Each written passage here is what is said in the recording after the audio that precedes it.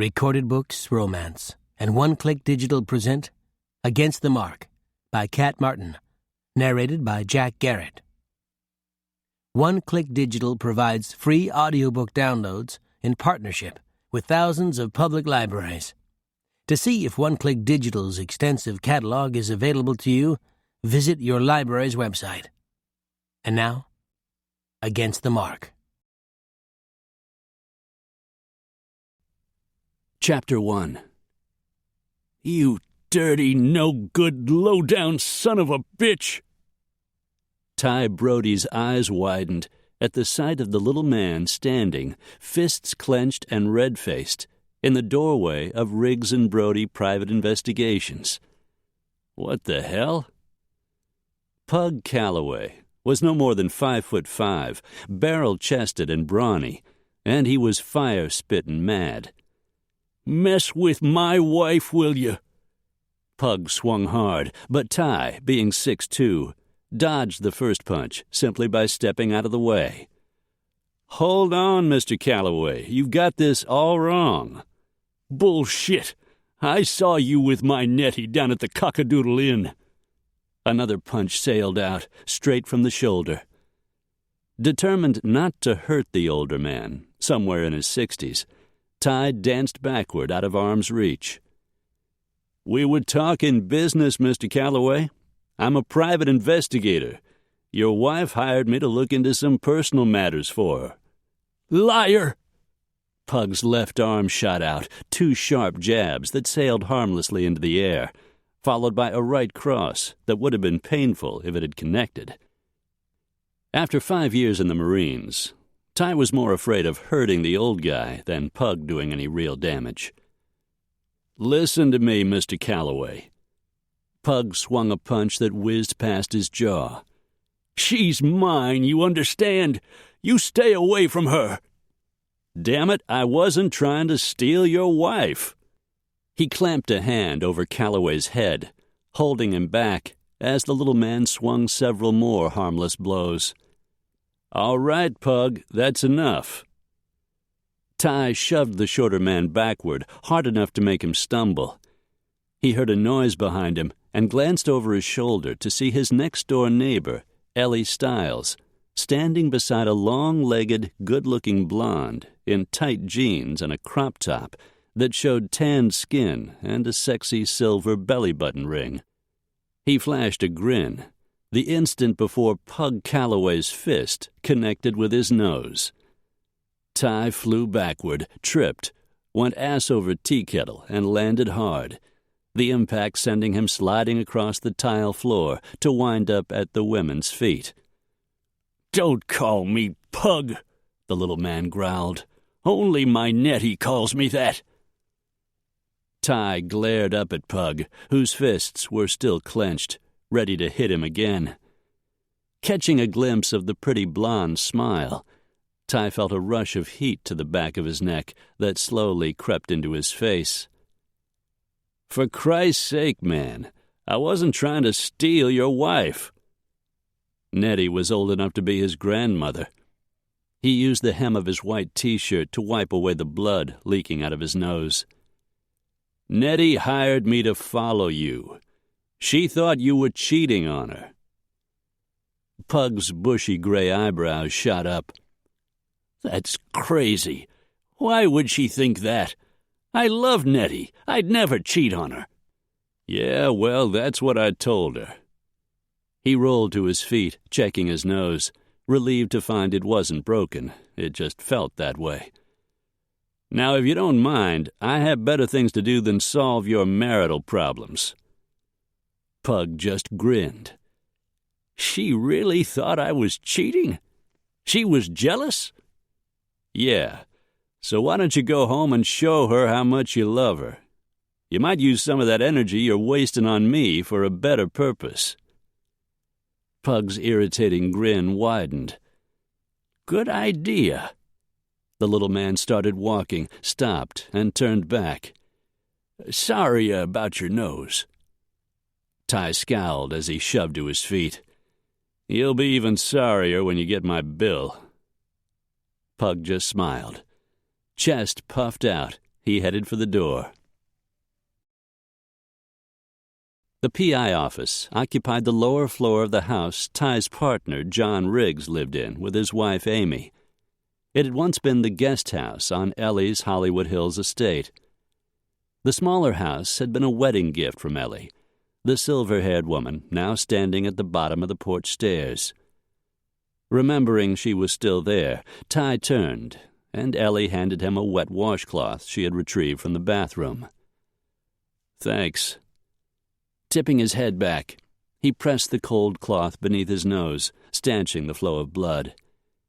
He tried not to look at the blonde, who was still grinning, digging a pair of dimples into her cheeks.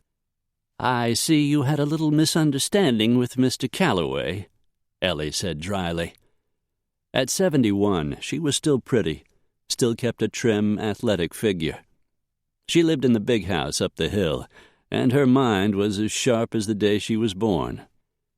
"I guess when you referred his wife to me as a client, you neglected to mention her husband was the jealous type." Ellie sighed. "Well, knowing Pug and Nanette for so many years, I suppose I should have said something." Ty grunted. "I suggest you make sure things get straightened out between them." "Oh, I will." She hid a smile as she turned. "In the meantime, I've got another client for you. Tyler Brody, I'd like you to meet my grandniece, Haley Warren. Haley's out here from Chicago. Her grandmother was my sister." Just to regain a little of his dignity, Ty let his gaze roam over her, starting at the frosted pink toenails peeking out of strappy, high-heeled, open-toed sandals, sliding up a pair of long legs in snug-fitting jeans, across that bare midriff with its glittering belly-button ring, over a set of nicely rounded breasts, to a pretty face, framed by long, softly curling honey-blonde hair. She had big blue eyes and an Angelina Jolie mouth that made him think of dirty sex. Maybe she read his thoughts, for a faint blush rose in her cheeks. Good. A little payback only seemed fair. Besides, she was a real pleasure to look at. Not beautiful in the classic sense, like some of the women he knew, but with those dimples and big blue eyes, she was way beyond cute. "Nice to meet you, Ms. Warren." The smile was gone, and she assessed him coolly. "And Ellie tells me you're a friend, as well as an investigator." "I like to think that's true." "Of course it's true," Ellie said. "That's why I know we can count on Ty to help us." Wariness slid through him. Ellie had a way of bringing him clients who were nothing but trouble. "How's that?" "Well, you see, 3 months ago, Haley's father died when his powerboat exploded." "I'm sorry for your loss," he said to her. Grief flashed in her eyes an instant before she glanced away. "Thank you." "At the time, everyone thought it was an accident," Ellie continued. "A gas leak of some kind that turned deadly. Haley's stepmother doesn't believe it. About a month ago, Betty Jean started emailing Haley, trying to convince her to come to Los Angeles and help her find out the truth." Ty focused on the leggy blonde. "And you think she's right because—" "I don't know if she's right or not. I've never met her. Before he died, my father and I had been estranged for nearly 5 years, ever since he left my mother and ran off with another woman." "Betty Jean," he said, just to make sure he was getting this straight. "That's right. After he moved to L.A., Dad tried to mend our relationship, but I couldn't get past his desertion." She glanced down, and her eyes misted. "Now my father's gone." Ty nodded, beginning to get the picture. "So your dad's dead, and you regret not mending your fences." "Yes, I do. Very much.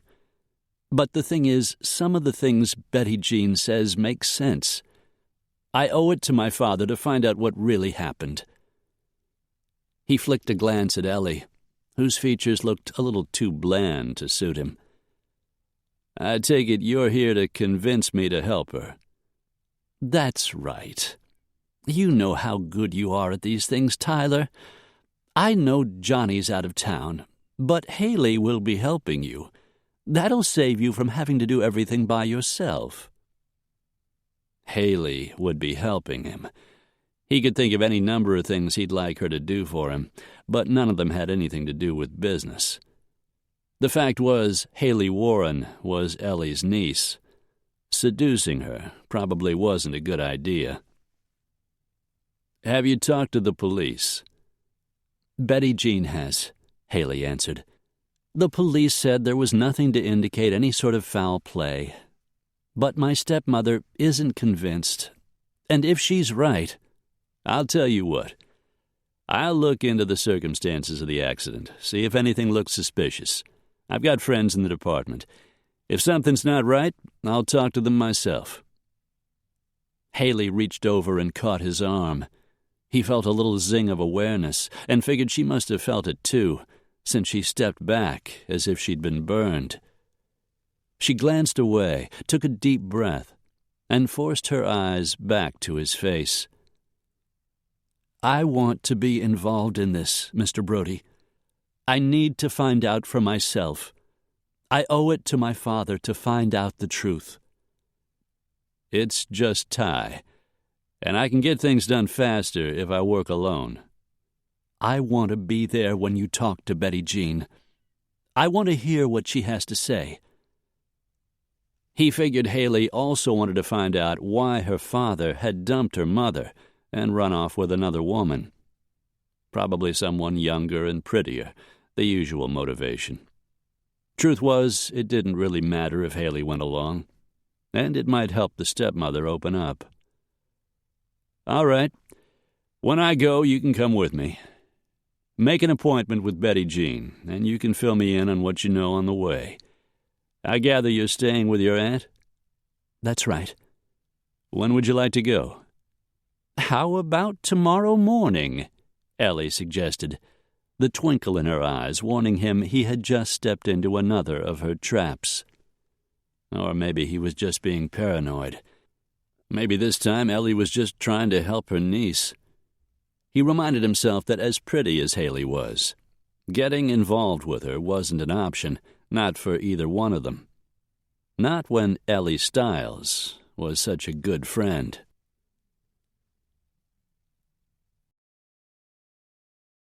Night had settled over the valley below the house by the time Haley got home after supper. Her Aunt Ellie had taken her to a little bistro called Le Petit Four on Sunset Strip, and though the food was excellent, Haley hadn't really been hungry. She hadn't had her usual appetite since she had received the news of her father's death, but she had already lost 4 pounds, so she'd forced herself to eat, and the broiled halibut with a Parmesan crust and lime butter had been delicious. With a tired sigh, she drew back the blue satin coverlet on her bed in the guest wing of her aunt's opulent Hollywood Hills home and slid between the Egyptian cotton sheets. The house was at least 8,000 square feet, perched on a hillside, modern in design, white stucco with dark brown trim, a flat roof and a 4-car garage. There was an infinity pool on the lower level of the yard, a deck off the living room, and bedrooms that stretched across the entire back of the house, with spectacular views of the L.A. basin. With its 12-foot ceilings, the inside was equally impressive, the decor also modern, a showcase for the valuable contemporary art collection Ellie and her late husband, movie mogul Harry Stiles, had amassed before his death. Haley hadn't been to visit her aunt since her parents divorced 5 years ago. At the time, she had just turned 21 and was finishing her degree in fine art at the University of Chicago. Art was an interest she and her parents had shared, kind of a family tradition that even her great-aunt and her husband Harry had enjoyed. Allison Warren, Haley's mother, had started taking her to galleries when she was just a child. Armed with both an art history degree and one in art design, for the past 4 years she'd been working at the Seymour Gallery in downtown Chicago. She'd hoped her dad would come to one of the openings she'd arranged for both up-and-coming and well-known artists. Her heart squeezed. She'd always believed that in time she and her dad would talk things out, breach the rift between them. But the years had slipped past, and now her father was dead. Not just dead, Haley amended. According to her stepmother, her father had been murdered. Haley thought of the woman she had never met. Betty Jean. She sounded like a waitress in an Alabama biker bar, or some kind of country bumpkin. Have you heard the joke about the traveling salesman and the farmer's daughter, Betty Jean? Just the whisper of her name at the back of Haley's mind made her stomach burn. The woman had to be some big-busted bimbo with bleached blonde hair and no morals. Just the sort a good man like James Warren would fall prey to. Nothing like her mother, who enjoyed the opera and symphony and was a patron of the arts. Her father had been extremely intelligent. Before the divorce, he had been working for her grandfather as president of the Wentworth Insurance Group. Then he'd met Betty Jean Simmons when he was in L.A. on business. 6 months later, he quit his high-powered job, left his wife, abandoned his daughter, and moved to California. Tomorrow, Haley would meet the woman who had destroyed her family. A light knock sounded at the door. Haley turned as the door cracked open and her aunt poked her head into the bedroom. "Oh, good, you're still awake. So, what did you think?" Haley scooted backward until her shoulders came up against the headboard. "What did I think about what?" "Why, Tyler, of course." She thought of the man her aunt had insisted accompany her in the morning, Tyler Brody. "He looks like a college boy, and he fights like a wimp." Ellie laughed. "He's 30 years old, and he's no wimp. Ty spent 6 years in the Marines before he moved here from Dallas. He just didn't want to hurt poor Pug is all." She remembered the punch Ty had taken and bit back a smile. Clearly he had been trying not to hurt the older man. "He's good at his job," Ellie added. "If the accident that killed your father was more than that, Ty will help you find out." Ellie had told her a little about Tyler Brody, that he was raised in Texas and had been working as an investigator for the past 3 years. She'd neglected to mention he was handsome as sin, with a body to match. Tall and rangy, with dark brown hair a little too long, and interesting hazel eyes that seemed to change color with the light. He had shoulders that would fill a door frame, and an impressive set of biceps that stretched the sleeves of his plain white T-shirt and hinted at the solid muscles underneath. He had a V-shaped body with a lean waist and long legs that ended in a pair of scuffed leather cowboy boots. "I hope he's as good as you say. I guess we'll know more after I talk to Betty Jean."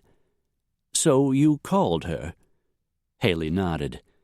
"We're supposed to be at her house at 10 tomorrow morning." Ellie smiled. "Then I guess I'd better let you get some sleep. Good night, dear. I'll see you in the morning." "Good night, Aunt Ellie." Her aunt closed the door, and Haley's thoughts returned to the man who would be taking her to meet her stepmother. Her girlfriends in Chicago would call Ty a hottie. Fortunately for Haley, she had never been one of those women who fell dumbstruck in the presence of a particularly virile male. The only reason she was letting him come along was that her aunt had insisted. Brody was a trained investigator.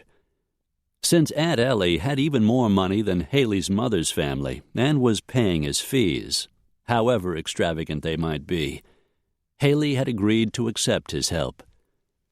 Besides, the thought of facing Betty Jean Simmons, now Warren, by herself was daunting. Haley closed her eyes, shutting out the distant spots of colored light blinking through the huge plate-glass windows on the far side of the bedroom. She should have closed the drapes, but the lights kept her mind off the meeting she dreaded in the morning, and any unwanted images that might pop into her head of Tyler Brody. Chapter 2.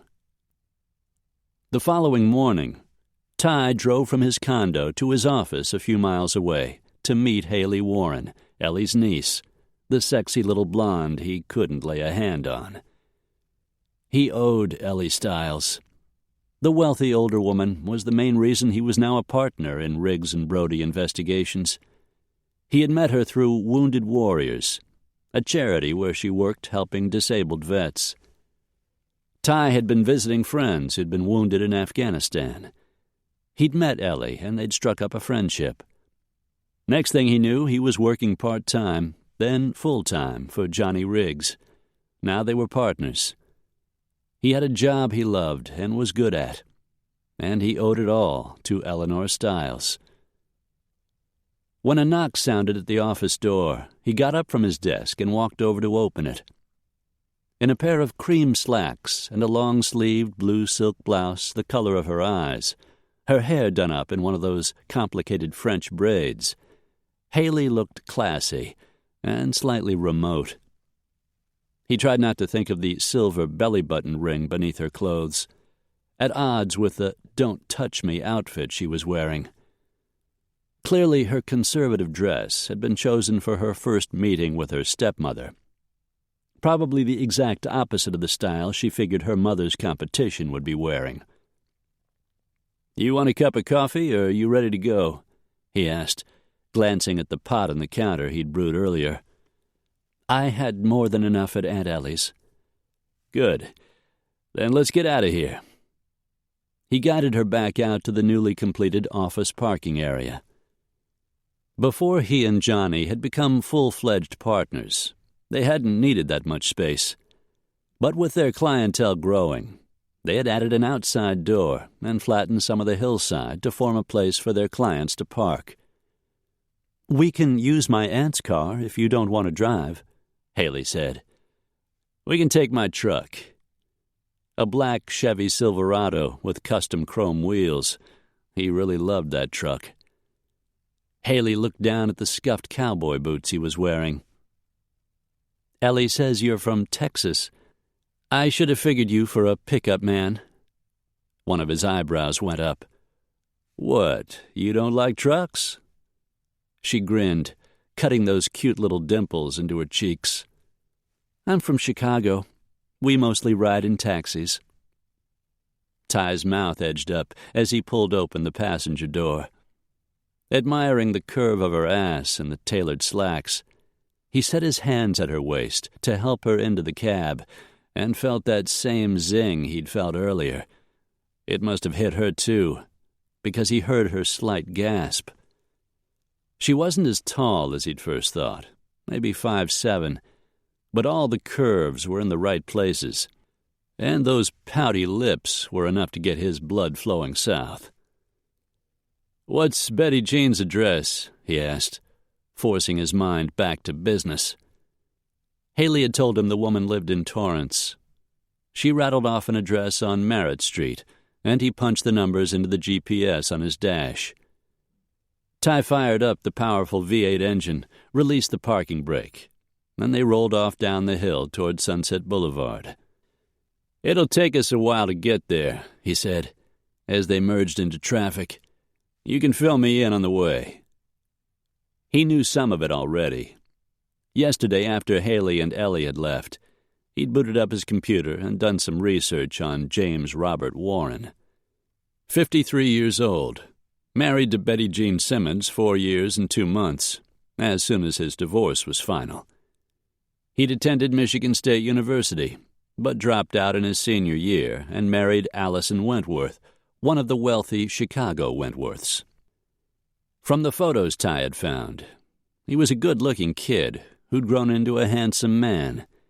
In school, he'd been athletic and popular, but none of that really mattered.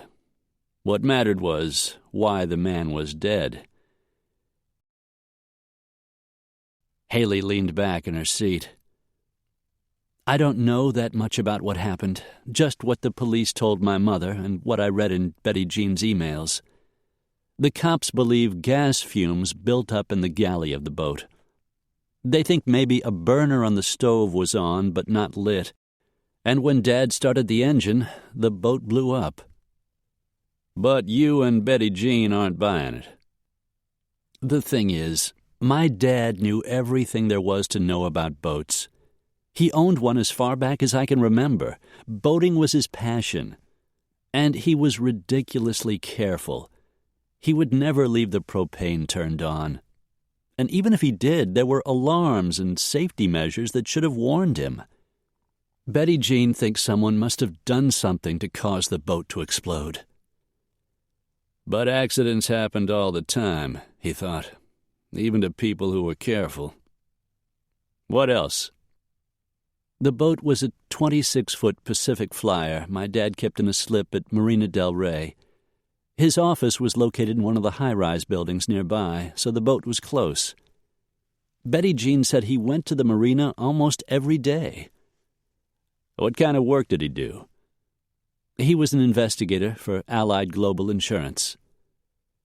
On the internet, Ty had run across his name on a roster on the Allied Company webpage. Dad was a police science major in college. Then he met my mother, and they fell in love. Instead of going into police work, he wound up working in the insurance business for my grandfather. That would be your mother's father, right? That's right. Dad was really smart, and it didn't take him long to become a vice president. Of course, it didn't hurt that he was married to the boss's daughter, he thought. When Grandpa got sick, Dad took over as president of the company. Then a few years later, he meets Betty Jean and quits, Ty said. Uses his background in insurance to get another job, but this time as an investigator.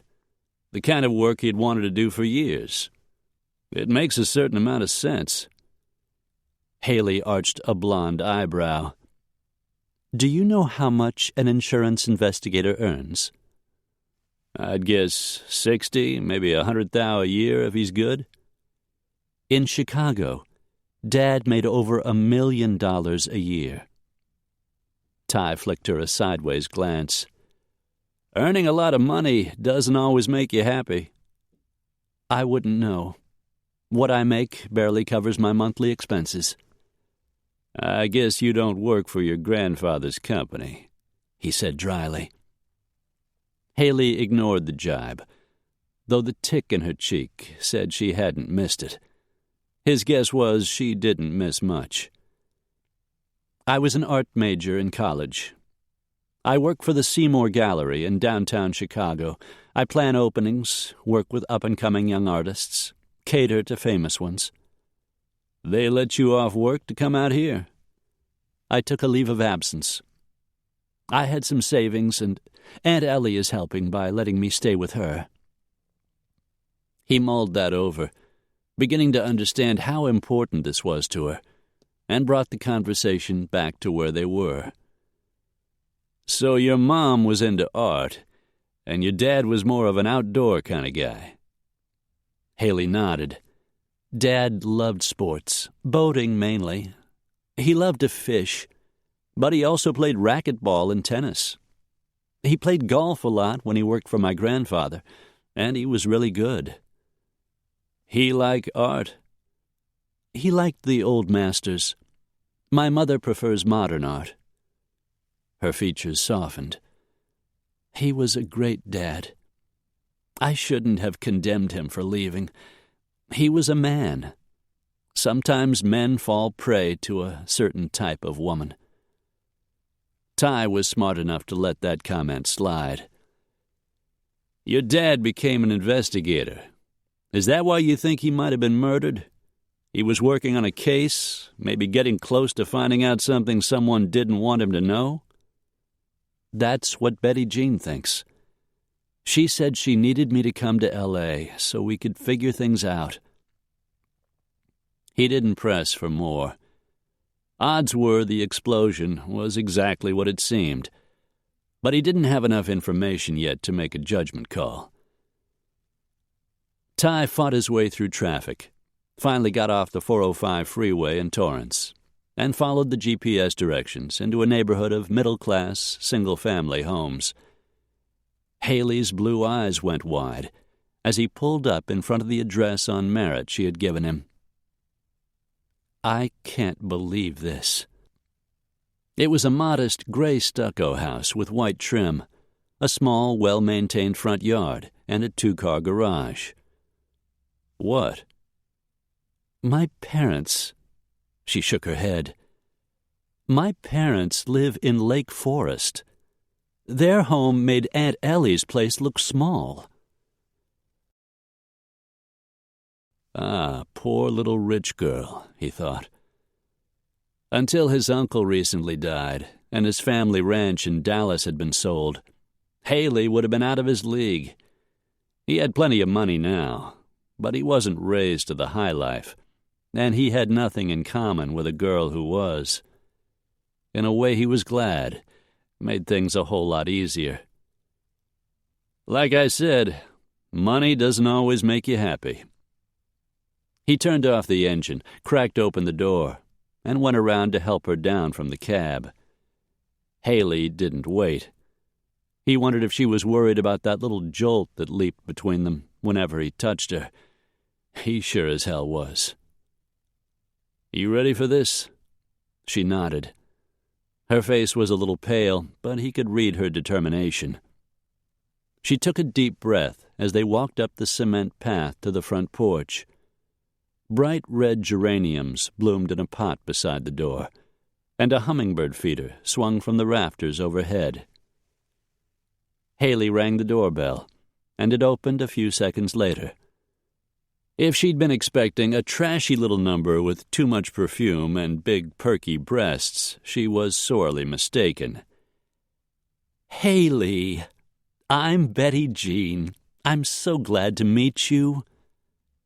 The woman threw her pudgy arms around Haley's neck, went up on her toes, and hugged her.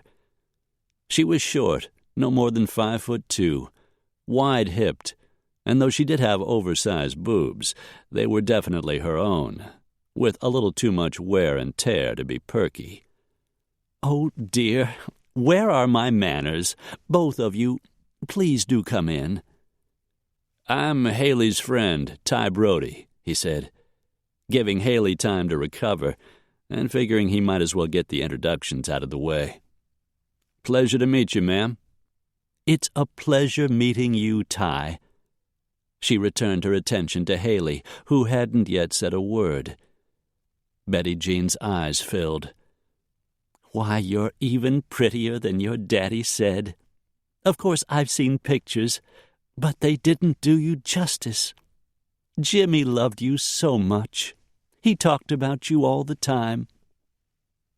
Haley swallowed. Her bottom lip quivered an instant, before her composure returned and her features hardened. Jimmy? You called my father Jimmy? Her stepmother's eyes rounded, as if she'd said something wrong. Why, yes. He never looked like a James, you know. We used to laugh about it. More tears welled and spilled onto Betty Jean's plump cheeks. You'll have to excuse me.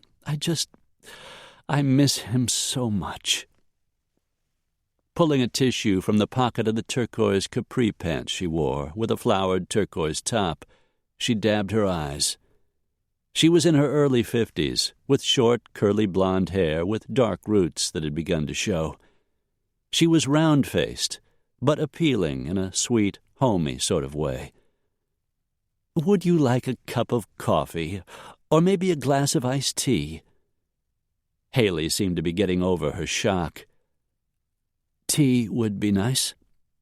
That'd be great, Ty said. They made their way through a living room that was clean but cluttered with knickknacks. everything from ceramic squirrels to Hummel figurines, into a modest kitchen with yellow ruffled curtains at the windows. Just sit right down and make yourself at home. Haley made no move, just stood there, staring in stunned disbelief as Betty Jean rumbled around the kitchen. Ty guided her into one of the captain's chairs at the maple table, and she sank down heavily. Ty figured if he wanted to get this over with, he had better take charge of the conversation.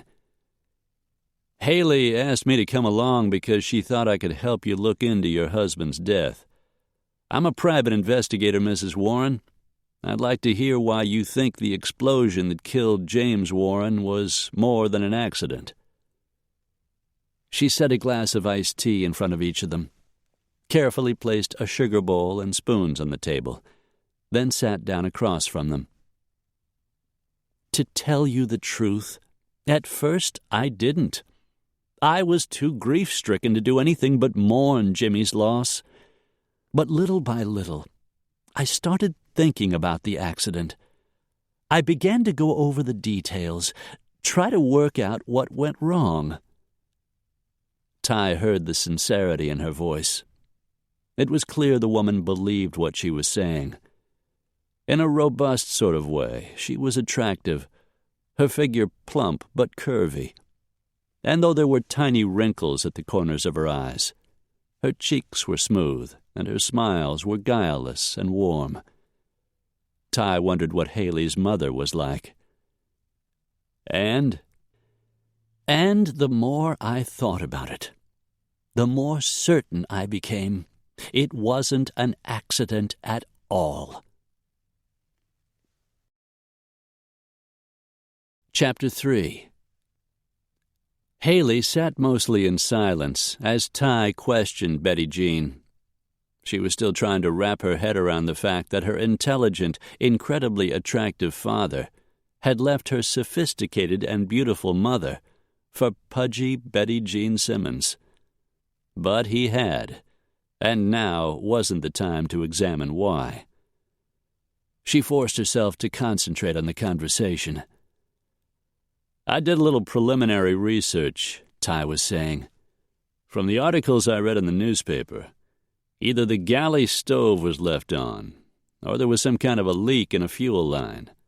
Fumes built up in the cabin. When your husband started the engine, the boat exploded. Betty Jean shook her head. Jimmy would have checked for something like that. Whenever we went boating, he was always very careful. Accidents happen, Mrs. Warren. Please, I'm just Betty Jean. And Jimmy told me there was some kind of alarm that warns about a gas buildup. That's right, but those things can fail. What about the fan? I know there's something that blows out the fumes if they build up, right? A bilge blower, in case there's a spark when the bilge pump turns on. But again, there are other things, Ty. Information the police won't believe because I don't have any proof. Haley's interest picked up. What kind of things are you talking about? It all started 3 years ago when Jimmy was called in to investigate a smoke damage claim at the Scarsdale Center. That's one of the more prestigious art galleries in town. There was a fire in the Old Masters section. The flames didn't do much damage. It was the smoke. The investigation was purely routine. The claim wasn't even that large, just the cost of cleaning the paintings. But as the work was being done, one of the experts working on the pieces began to suspect that 2 of them were forgeries. It didn't take long to prove she was right. So the claim went from a relatively small amount to a hell of a lot of money, Ty said. That's right. The pieces, a Titian and a Caravaggio, were insured, and they were valued in the millions. Jimmy worked night and day, trying to find out what happened, but he never did. The gallery people went back through the provenance, That's the chain that starts with the painting's origin and goes all the way to its current owner or location. Everything appeared to be completely in order. Which meant the real pieces arrived at the gallery, but were switched after they got there. That's right. But as hard as Jimmy worked, he never figured out how the original pieces were stolen and replaced with forgeries. There was nothing on the surveillance videos, Haley asked. Nothing in the background checks of the people who worked at the gallery. Not a thing. Just to give herself something to do, Haley took a sip of her iced tea. She was a little more impressed with Ty Brody than she wanted to admit. He actually seemed to know what he was doing. So what does any of this have to do with my father getting killed? Betty Jean sagged like a balloon leaking air. I don't know. All I know is that Jimmy took his failure very personally. He never completely gave up his investigation of the theft. I think lately something may have happened. He mentioned the old case several times.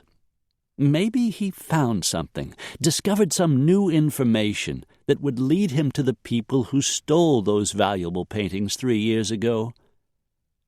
You think they killed him to stop him? Haley asked. It's possible. And if Jimmy was murdered, I want his killers brought to justice. The thought made Haley's stomach tighten. She would definitely want that too. So you've gone to the police with your suspicions? Brody asked. I spoke to a detective named Cogan. He gave me about 5 minutes, then told me I was just grieving, that in time I'd be able to accept what had happened. Charlie Cogan is an okay guy, but he's up for retirement. He isn't interested in doing much of anything right now besides running out his time and taking up residence in a rocking chair. Betty Jean's shoulders straightened. Detective Cogan didn't believe me. What about you? Brody seemed to be thinking over his reply. Haley watched him idly run a finger through the condensation on the outside of his glass. His lean hands were tanned and calloused, as if he was used to hard work. His scuffed boots and slight southern drawl made Haley wonder at his Texas background. At this point, what I believe, Mrs. Warren, is it's all just conjecture. As you said, there isn't any proof. Betty Jean. She flicked Haley a glance, but her attention returned to Ty. How much do you charge, Mr. Brody? I have a little money. Some Jimmy saved from his retirement fund when he quit his job in Chicago, but not a lot. Jimmy believed in enjoying life, and so we did. We bought a motor home and traveled around the country. We went on cruises. We even went to Europe once. Haley's mouth thinned. Gold digger, she thought. Her dad had left Wentworth Insurance with millions from his pension fund. Her mother would certainly have gotten her share in the divorce, but there must have been a lot left over. Now it was gone. Ty's fees are already being paid, Haley said a little tartly. I'm just as determined as you are to find out what really happened to my father. The older woman's features looked uncertain. Oh, well then, I won't worry about it. She turned, smiled warmly at Ty. I'm very happy that you'll be helping Haley and me. With all of us working together, I'm sure we'll be able to bring peace to Jimmy's memory. James, Haley corrected. Betty Jean flushed and made no reply. When Haley looked at Ty, his hazel eyes held a trace of pity. It made her feel oddly guilty. I need a recent photo of your husband and access to his belongings, Ty said gently. There might be something there that will give us a clue. Of course.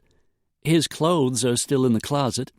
I wasn't ready to give them away. The stuff from his office and everything else is in boxes in the spare bedroom. There are some pictures in there as well." She sniffed and glanced away. Ty reached over and squeezed her hand. "I'll take a look, see if anything interesting turns up. You don't have to be involved." Betty Jean released a shaky breath. "Thank you." Ty cast Haley a glance. "You can come or you can stay here, whichever you want." Her chest tightened. She thought of sifting through her father's personal possessions, things he had amassed in a life she knew nothing about, and a lump formed in her throat. It didn't matter if she disliked the woman he had married. She should have called him, come to L.A. to see him, straighten things out. He was her father, and she loved him, and she had utterly failed him. "I'll come with you," she said. Taking a deep breath, she followed Ty down the hall.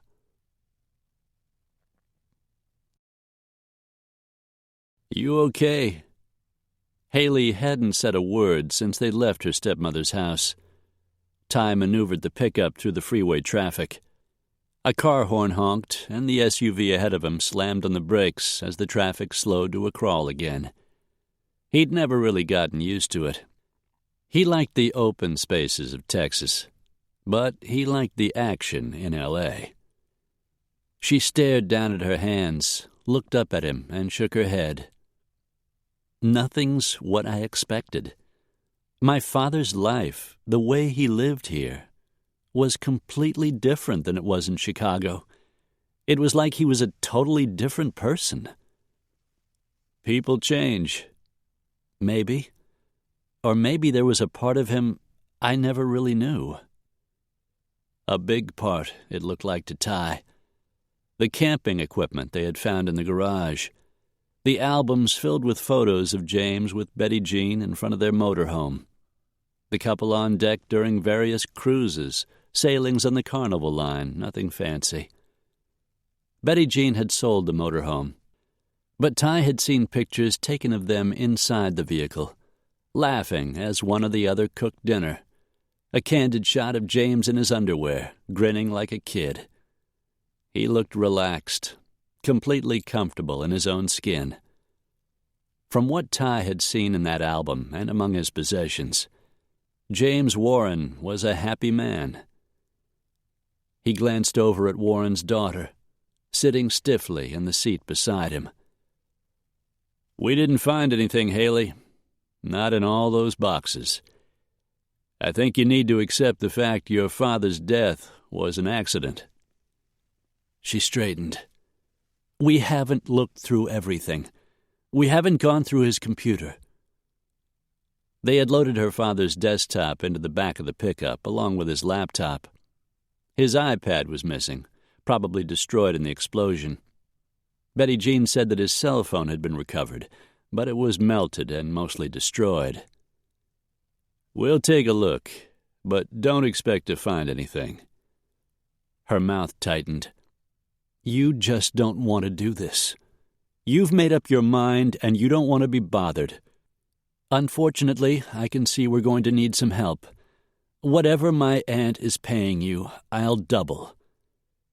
Irritation trickled through him.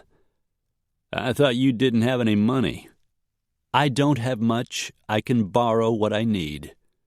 "From your mother?" Haley ignored his barb. "It doesn't matter where I get it. The point is, if you'll help me, I'll make it worth your while." Ty's jaw tightened. "I'm doing everything I can to help you, and for your information, sweetheart, I'm doing it gratis. Ellie's a friend. I'm doing this for her, and I'm not quitting till we know the truth." Haley fell silent, her features contrite. When she wasn't frowning, she was a pretty little thing. He hadn't missed the turmoil in her eyes when she had met her stepmother. She was determined to dislike the woman who had ended her parents' marriage. But a lady as warm and sincere as Betty Jean was hard not to like, and she had clearly been in love with her husband. Ty didn't think Haley was anywhere near ready to accept that. "Thank you," Haley said. "I appreciate your help." "No problem." "I've been thinking about the case. Is there any way we can get a look at the police file on the art theft 3 years ago?"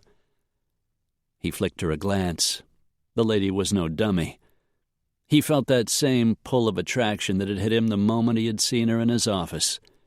And he admired her tenacity, even if it did mean doing a lot more free work. "I've got friends in the department. I can get a copy of the police report." She smiled, a wide, bright smile that showed her dimples. "That'd be great, Ty." She hadn't smiled all day, and it knocked the wind right out of him.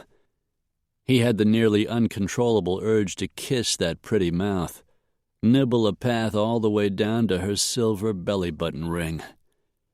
Damn. "Let's see what's on those computers first, okay?" "Okay." Ty didn't say more. All of a sudden, his jeans were fitting too tight, and he was trying to convince himself it didn't matter if she was Little Miss Chicago's socialite and he was down-home Texas country boy. Women had always liked him. On any given day, there were usually one or two ready to please him. He threw a sideways glance at Haley and knew she wouldn't be one of them. She treated him more like a hired hand than a man she considered her equal. Taking her to bed wasn't going to happen. Ty told himself it was a damned good thing. Chapter 4. Haley sat out on the deck of her aunt's sprawling Hollywood home. The L.A. basin stretched for miles below her, the view a little hazy this warm May afternoon. A jacuzzi bubbled next to the infinity pool below, beckoning her in that direction. She could use a little stress reliever. Maybe she'd try it later. She checked her watch. 3 o'clock. She'd been trying to do a little sketching, but her mind kept wandering. Charcoal drawings were her hobby. She loved art, but she had never been good enough to be a successful artist herself. Still, it was fun to dabble, and the process usually helped clear her head. Not today. Since Ty Brody had dropped her off at home and headed down to the police station, her mind had been on the report he was in the process of obtaining. She glanced up as the big glass patio door slid open, and her aunt stepped out on the deck. A petite young woman with a very pretty face and long, straight blonde hair walked out beside her. "You have a visitor," Aunt Ellie said. Haley set her sketch pad aside and rose from her lounge chair, certain who the woman was. "You must be Amy, John Riggs's wife. Aunt Ellie's told me a lot about you." Amy smiled. "I'm Johnny's wife. I've been looking forward to meeting you." Haley smiled back. "Me too." "I'm afraid I must run," Ellie said. "I've got a botanical society meeting. I'll be back in a couple of hours." "I hope I'm not intruding," Amy said. "Not at all. Why don't we sit at the table? Would you like a Coke or a glass of tea or something?" "I'm floating now." They sat down in one of the orange-striped chairs at the round, glass-topped table. "I hear you're working with Ty." Haley's stomach lifted. She had no idea why. "That's right. I imagine Ellie told you I came out to investigate my father's death." "Yes, I'm sorry to hear about your dad." Haley swallowed past the lump that suddenly rose in her throat. "I hadn't seen him in years, not since he divorced my mother.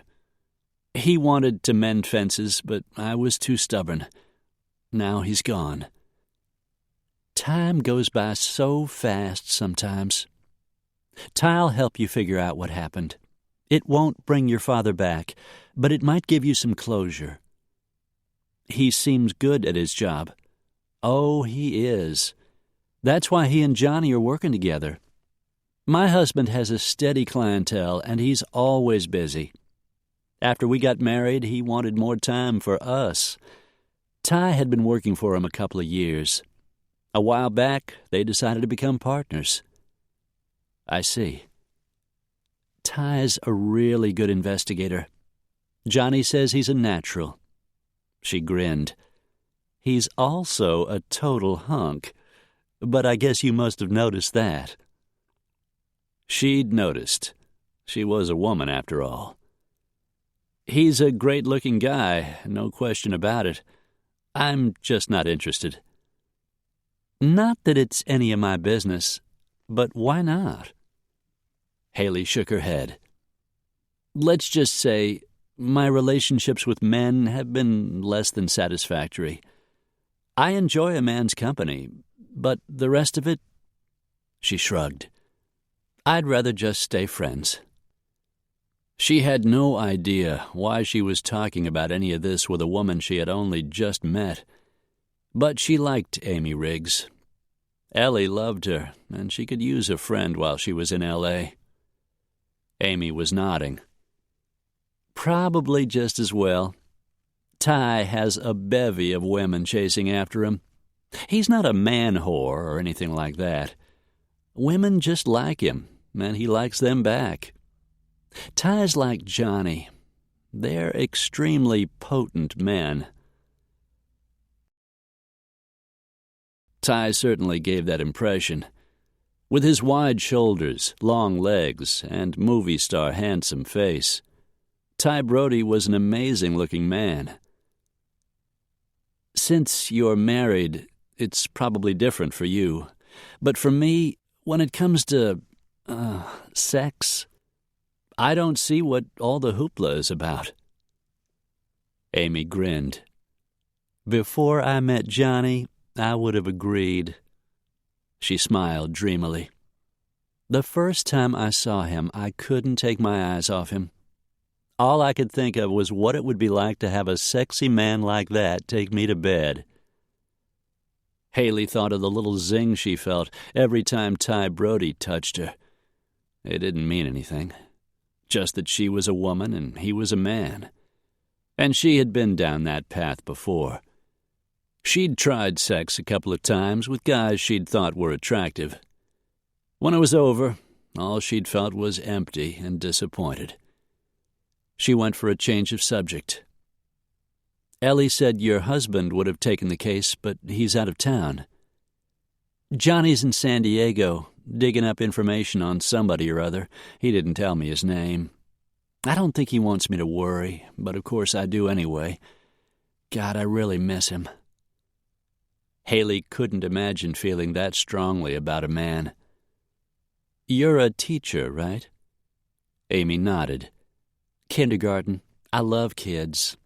I think Johnny and I might try to start a family next year. Haley made no reply. The subject of children bothered her. She didn't believe in marriage, and she was one of those women who felt kids deserved a traditional family. Since marriage wasn't in her future, kids weren't either. She looked up as the patio door slid open again, and Tyler Brody stepped out on the deck. Still wearing the jeans and yellow short-sleeved Izod pullover he'd had on that morning, he had clamped a blue and white Dodgers baseball cap over his head, making the ends of his slightly too long hair curl over the edges. He ambled toward them in that loose-limbed way he had of walking, like he had all the time in the world. Haley felt a little kick she hadn't expected and totally did not want to feel. I rang the bell, Ty said. When no one came to the door, I used the key Ellie keeps under the flower pot. Dumb idea, but she doesn't care if I use it, and I figured you'd be out here. He grinned at the petite blonde. Hey, Amy. Hey, Ty. Amy glanced from one of them to the other. Listen, I've got to run. It was nice meeting you, Haley. You too, Amy. Next time my sister Rachel comes by, I'll bring her over. You might recognize her. She plays Detective Reynolds on LAPD Blue. It was a new show last fall. So she's famous? Not so much. It isn't that big a part, but she's really good in it. I think you'll like her. I'm sure I will. Particularly if Rachel was anything like Amy. Rachel's getting married in a couple of weeks. If you're still in L.A., you'll have to come to the wedding. I'll probably be back in Chicago by then, but thanks. Amy waved as she hurried toward the sliding glass door. Her sister was getting married. It was easy to see how happy she was for her. Maybe it would work for Rachel. Haley had seen too many failed marriages to have any faith in the institution herself. She looked over at Ty. "Did you get the police report?" He shoved up the brim of his cap, exposing the sunstreaks in his dark brown hair. "I got a copy." He dragged out a chair, spun it around, and sat down facing her. "It's got the names of all the people the police spoke to about the art theft 3 years ago, but I didn't see anything that points to something that might be ongoing." "I was hoping, you know." "Yeah, I do. I also got a copy of the accident report, but the truth is, it's better if your father's death was exactly what it appeared. An accident is something you can eventually get past, Haley." "I need to be sure." "I can't argue with that. If it was my dad, I'd want to know too." Hearing that made Haley feel a little better. "I took a look at Dad's laptop, but I think it must have a virus or something. Nothing was working right. I couldn't get any files or programs to open." He frowned. "That's funny. The C drive was missing from his desktop. I figured he'd taken it in for repairs or something." "So both his computers are down?" "Yeah. That's pretty coincidental." "Yeah, and I'm not a big believer in coincidence." He got up from the chair, reached down and took hold of her hand. A little jolt ran up her arm. Ty's head came up as if he felt it too. "Come on," he said gruffly. "We'll go over to the office, take another look at the accident report. Maybe there's something I missed." Haley eased her hand from his. "I'll call Betty Jean, see if Dad was having trouble with his computers." Not something she wanted to do. Just hearing the woman's voice tied her stomach in knots. But they were working together, and there was information Betty Jean had they were going to need. "We've got his cell phone," Ty said, "or what's left of it. I'll get it to some forensic people I know. See if they can pull anything off it. It'll take a while, but they're good. They might be able to find something. Tomorrow's Saturday. On Monday, we'll go down to Allied Global. See what his co-workers have to say. And we should talk to the people who own boats around Dad's slip at the marina. See if anyone saw anything out of the ordinary." "The police talked to them." He grinned. "But it never hurts to ask twice." Haley's insides lifted alarmingly. She ignored that wicked grin. She didn't like the attraction she was feeling for Tyler Brody. And since she had a hunch he was feeling it too, she was going to put a stop to it. The sooner, the better. Chapter 5. Nothing stood out in the accident report. Just the date and time of the explosion, and various statements from eyewitnesses to the event. As Haley pored over the document, reading every line, Ty felt sorry for her. It would be better if she could just let her father rest in peace. But Haley was fighting personal demons, and she wouldn't be satisfied until she knew for certain what had happened. He knew the feeling. His own father had died in a car accident while Ty was in Afghanistan. He'd read the police reports, finally accepted the fact that the truck driver who'd hit him had fallen asleep at the wheel. It was an accident. There was nothing he could do to change it. Fortunately, at the time it had happened, his parents had been divorced for years, and though his mother had taken the news harder than he'd expected, their time apart had helped ease her grief. His own had taken longer. Then his younger brother had been killed in Iraq, a blow that had hit Ty even harder. Ty didn't want to think about that. "Look at this." Haley pointed to a line on the report. "The witnesses from the marina said the boat was just easing out of the slip when it exploded. If it was a propane leak from the stove, wouldn't it have exploded the instant the engine was turned on? Dad wouldn't have had time to move away from the dock." "Maybe the boat had begun to drift away. If the lines had been cast off, that would explain it. But it could have been something else. Most boat explosions are caused by gas fumes that settle in the bilge. When the bilge pump kicks on, something sparks, and the boat blows up. That's what the blower is for. When it works." Haley looked back at the report. "Maybe if we talk to the people down at the marina, we'll have a better idea what happened." "It's late to head down to the harbor today. There'll be a better chance of catching someone Saturday morning anyway. What time is good for you?" "How about 8? With the traffic, it'll take a while to get there." "Sounds good." He looked at his watch. "It's getting on towards supper.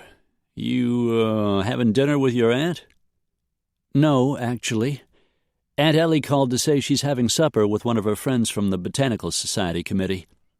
I think Aunt Ellie is seeing someone." Haley grinned, flashing her dimples and curving those plump pink lips.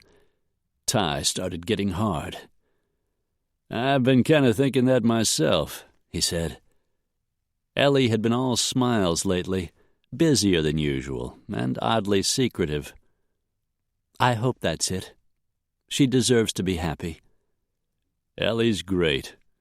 And you're right, no one deserves happiness more than she does." Ellie was the kind of woman who took people under her wing and gave them whatever help they needed. Once she called you friend, you could always count on her. "So you, want to get something to eat?" he asked, mentally kicking himself in the ass for asking. For God's sake, she was Ellie's niece. "Thanks, but no. I've got a date with a friend." "Old boyfriend?" he said as casually as he could, and his subconscious gave him another swift boot. "Old girlfriend. Lane Bishop. We went to college together in Chicago. Her family moved to L.A. her second year. We used to be really close." He relaxed a little, though he told himself he didn't give a damn how Haley Warren spent her nights. "Have a good time, then. I'll pick you up tomorrow at 8. Haley left his office and returned to her aunt's big house next door. Ty headed for his nearby condo, newly purchased with some of the money from the sale of his family ranch. His uncle had died last year, the last of the old Brody clan. The money from the sale was split among him and his cousins, and there had been plenty to go around. He had almost reached his truck when his iPhone started singing, "Alabama. If you're going to play in Texas, you got to have a fiddle in the band." He was more an L.A. guy now, but his Texas roots ran deep, and every so often his drawl slipped out. He held the phone to his ear. "Brody." "Hey, lover boy, it's Tiffany. I've missed you. I was thinking I might stop by, if you aren't busy." He tipped his head back, wishing he'd let the call go to voicemail. He wasn't in the mood for Tiffany or any other woman. He just wanted a nice, quiet evening at home watching TV. Well, maybe he could warm up to a hot night in bed with Haley Warren. He gave himself another mental ass-kicking for that.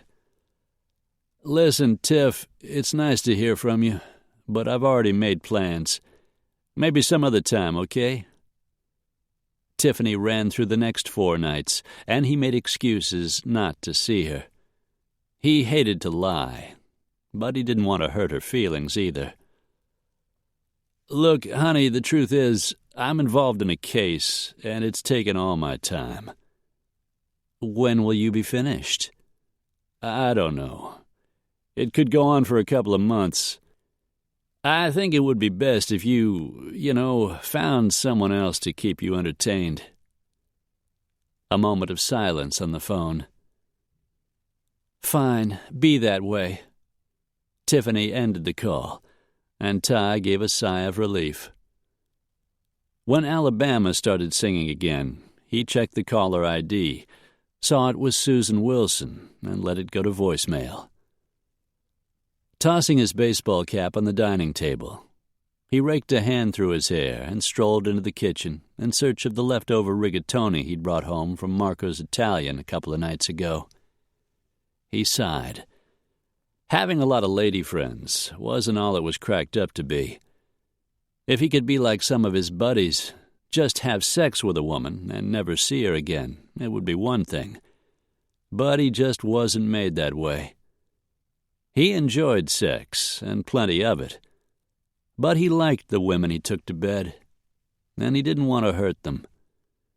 He'd take a break, he vowed. Tonight was a start. Ty refused to let his mind wander in the direction of Haley Warren. Ty was waiting in the entry the next morning as Haley hurried down the hall from her bedroom in the guest wing. He was staring at his wristwatch when he looked up and spotted her. The expression on his face said, "You're late, but you're a woman. I'm used to it." Damn it, she was only 15 minutes late. Earlier, she'd gone for a run, and the time had slipped away from her.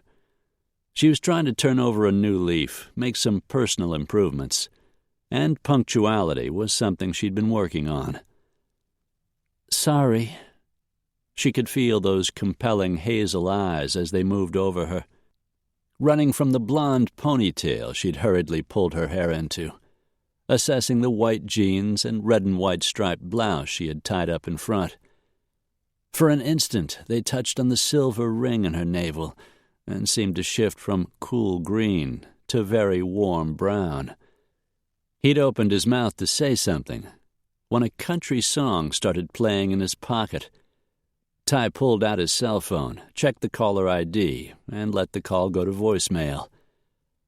"Aren't you going to answer it?" Color crept into his face.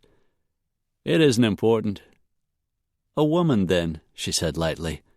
"One you're tired of." "It isn't like that. Well, not exactly." But of course it was exactly like that. With a face and body like his, the man had to be swamped with girlfriends. "You ready to go?" "I'm ready." Ignoring an urge to see if she could make those interesting eyes change color again, she slung the strap of her purse over her shoulder and preceded him out the front door. Her aunt had already gone for the day. Ellie hadn't said where she was going, only that she would be back in time for supper. Her aunt didn't cook much, but when she did, it was usually healthy and great tasting. Haley went around to the passenger side of Ty's pickup and opened the door. Her breathing hitched as his hands wrapped around her waist and he lifted her into the cab. "You don't have to do that. I can get in by myself." His gaze zeroed in on her. "I'm not trying to molest you, just helping you get in the truck." She started to say she didn't need his help, but he was scowling already, and it wasn't worth making him mad. They had a lot to do today, starting with talking to people down at the harbor. Clearly he liked country music. She could hear it playing low on the radio as he drove the pickup down the hill. His Texas background, she guessed. They didn't talk much as the truck rolled toward Marina del Rey. But as the minutes ticked past, a knot of dread began to form in her stomach. When they made the last turn, and she saw all the boats bobbing in their slips, the knot tightened to the point of pain, and a wave of nausea hit her. This was the place her father had died. It was the last place on earth she wanted to be, and the place she needed to be most. Ty pulled into a visitor parking space in the Village Harbor Marina lot and turned off the engine. "You okay?" he asked gently. Haley moistened her lips, which felt strangely numb. I need a minute." He reached over and caught her hand. "You don't have to do this, Haley. You can stay here and wait for me." His lean fingers warmed her hand, which had gone icy cold. Some of his strength seemed to penetrate the numbness. She took a deep breath. "I need to do this, Ty. I'll be okay." He nodded and let go. Sliding out of the truck, he made his way around to her side and opened the door. Before she had time to get out, he caught her arm and helped her climb down. This time, she just thanked him.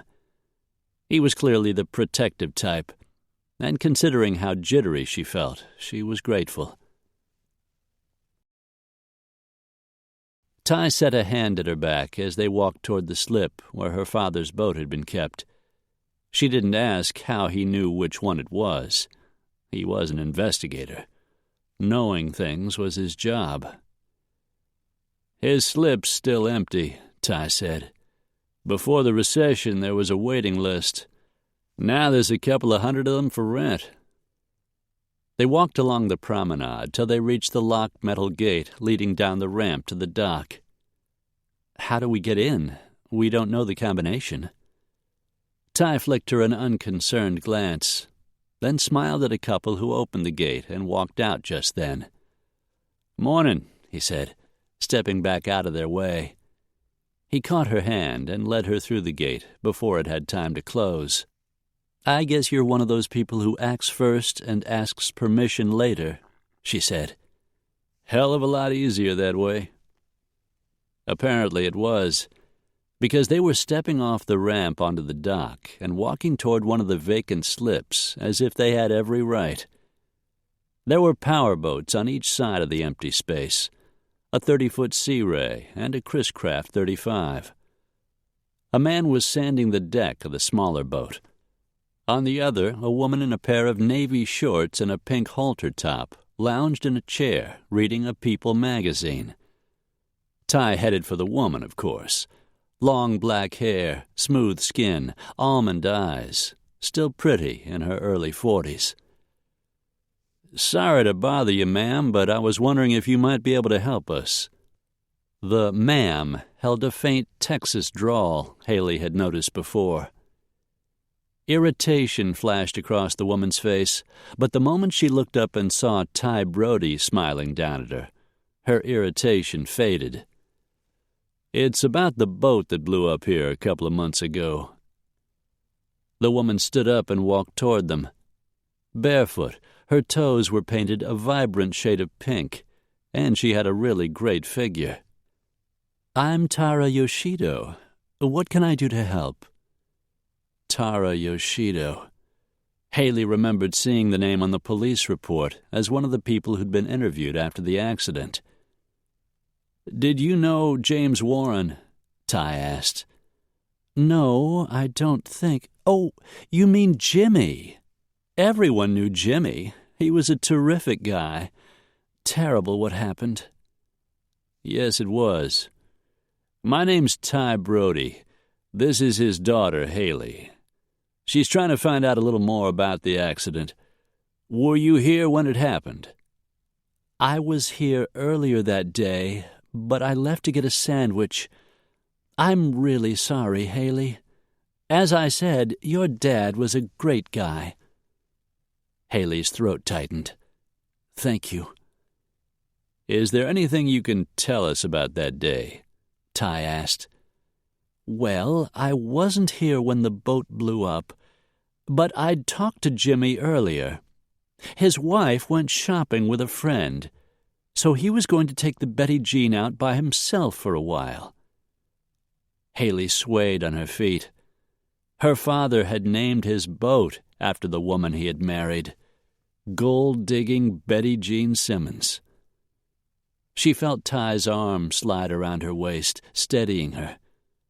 Haley allowed herself to lean against him long enough to pull herself together, then straightened away. "I'm sorry, Haley," Tara said. "I can only imagine how hard this must be for you." Harder than she ever would have imagined. "Did my father say anything about the boat having problems? A leak of any kind? Anything that would make you think it might be dangerous for him to take it out?" Tara shook her head, moving her long, straight black hair. "Jimmy was a boating fanatic. He kept the Betty Jean in perfect condition. The boat was about 10 years old, but it looked like it just came off the showroom floor." "And yet he didn't notice a gas buildup," Haley said darkly. Tara looked at her with sympathy. "The alarm system must have failed. I guess it was just his time." Or someone decided it was his time. But so far, nothing concrete actually pointed to that. "Thanks, Tara," Ty said. "We really appreciate your help." They continued walking along the dock, heading for the boat on the other side of the empty slip. Haley could barely look at the place her father's boat had been. When she did, she noticed some of the boards had been replaced and repainted, repairs after the explosion. It made her stomach churn. "Hello there," Ty called above the grating buzz of the sander the man was using on his deck. His skin was suntanned as brown as old oak, his features leathery and windburned. Haley would guess him to be in his early 60s. He turned off the sander. "What can I do for you folks?" "If you've got a minute, we'd like to talk to you about the boat that exploded here a couple of months back." The man set the sander down on the deck. "Real bad, that. Jimmy was a good friend. We all miss him." "I'm Ty Brody, and this is his daughter, Haley.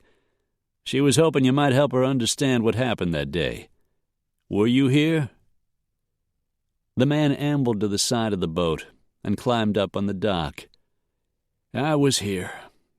Name's Wes Stoder." He extended a hand to Ty, and the men shook. He turned to Haley. "I'm real sorry about your dad." She managed a nod. "Thank you." "The explosion did some damage to the boats close by, including mine. I'm still trying to fix the last of it. Lucky no one else was hurt." "You said you were here when it happened," Ty said, "but I didn't see your name on the police report." "Didn't talk to them. After the boat blew, there were dozens of people milling around. Cops, firemen, EMTs. It was pretty chaotic. The police talked to a lot of people. I figured they got whatever information they needed."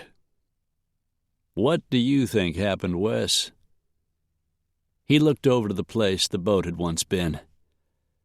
"Best guess, gas leak in the bilge. Spark must have ignited the fumes when the bilge pump kicked on." "That was my thinking. You a boater?"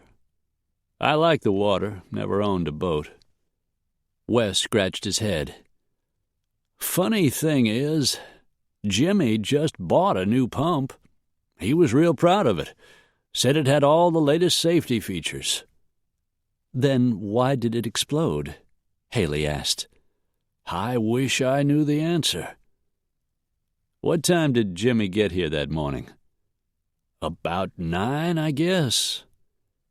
"Before that, did you see anyone around the boat you hadn't seen before?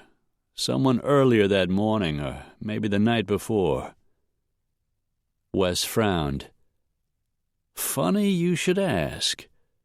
I slept on my boat that night. Sometimes I do that, you know, just to get away from the wife and grandkids, get a little time to myself." "What was it you saw?" I'm not sure. About 3 o'clock that morning, a noise woke me up. When I looked out the porthole, I thought I saw someone getting off the Betty Jean.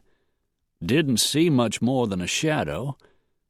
Still, after what happened, it kind of made me wonder. You tell that to the police? They didn't ask. Ty took out one of his business cards and handed it to Wes, who looked down and read the printing. You're a private detective? That's right. We're just tying up loose ends. You think of anything else, I'd really appreciate a call. Wes stuffed the card into the pocket of his Bermuda shorts. You got it. Thank you, Mr. Stoddard, Haley said. He just nodded and climbed back aboard his boat. The grating sound of the sander followed them as they walked away. They talked to a couple more people in the marina, but none had been at the harbor that day. Figuring they had done all they could for the moment, Haley let Ty guide her back to the truck. She didn't protest when he helped her climb in. She had enough on her mind, thinking about her dad. Chapter 6. Ty drove the pickup back toward his office, his mind running over the conversations he'd had with Wes Stoddard and Tara Yoshido. Nothing solid. Nothing he could take to the police. Instead of giving him answers, the information only stirred up more questions. They were halfway back to Hollywood before Haley started talking. Dad had just bought a new bilge pump, she said, bringing his mind back to Wes Stoddard's remarks. It shouldn't have sparked. And Mr. Stoddard said he saw someone on the boat the night before. Stoddard said he might have seen someone, or it could have been a shadow. Haley sat up a little straighter, tightening the seatbelt across her breasts and drawing his attention to their roundness and up-tilting shape. They were just the size he liked, not too big, not too small. He forced his eyes back to the road. I called Betty Jean about the computers, Haley said. My father never mentioned having any problems. She turned a little to look at him, tightening the strap again, making his palms itch to cup those sweet breasts. Don't even think about it, he thought. She said the laptop was only a few months old, and he was always saying how much he liked it. As far as she knew, the desktop was working fine, too. I was afraid of that. So if the laptop was working, and Dad didn't take the C drive out of the desktop, then someone else must have done it. That's right. And that someone would have to have been inside the house. Her eyes widened. You think it was someone he knew? Or someone broke in, screwed with the laptop, and took the C drive so no one could see what was on it. Call her back. Find out when we can come by. We need to take a look. Try to figure out if someone broke into the house. Damn it, we were already halfway there. Haley took her phone out, but didn't make the call. Instead, she gripped it tightly in her hand. Dad named the boat after her, Ty. I can't believe he couldn't tell what a gold digger she is. Ty glanced her way, careful to keep his gaze fixed on her face. Her pouty lips were thinned, her dark gold eyebrows drawn together. They weren't exactly living the high life, Haley. If Betty Jean was a gold digger, you'd think she'd want a whole lot more than a single-family home in Torrance and clothes that came from J.C. Penney. She must have spent the money. You're an investigator. Can't you look into her bank accounts, check her spending? You could find out what she did with the money Dad got out of his retirement. He must have had several million at least when he married her. I'm not doing that, Haley. I don't think Betty Jean is a gold digger. Haley seemed not to hear him. Oh, my God. I never even thought. What if she took out some big life insurance policy on him right before he died? If she did, maybe she had something to do with the explosion. Ty scoffed. That's the reason she emailed you. To get you to come to California and discover she was the one responsible for his death. Haley slumped back in her seat. She looked tired and a little too pale. You're right. That's crazy. I don't know what's the matter with me. What's the matter is you feel like your father abandoned you when he divorced your mother. You blame Betty Jean for taking him away from you. If your father was still alive, you could talk to him, figure things out. But he's dead, so you can't. She cast him a sideways glance. So now you're a psychiatrist. I didn't realize I was working with Dr. Phil. He almost smiled. I'm a detective.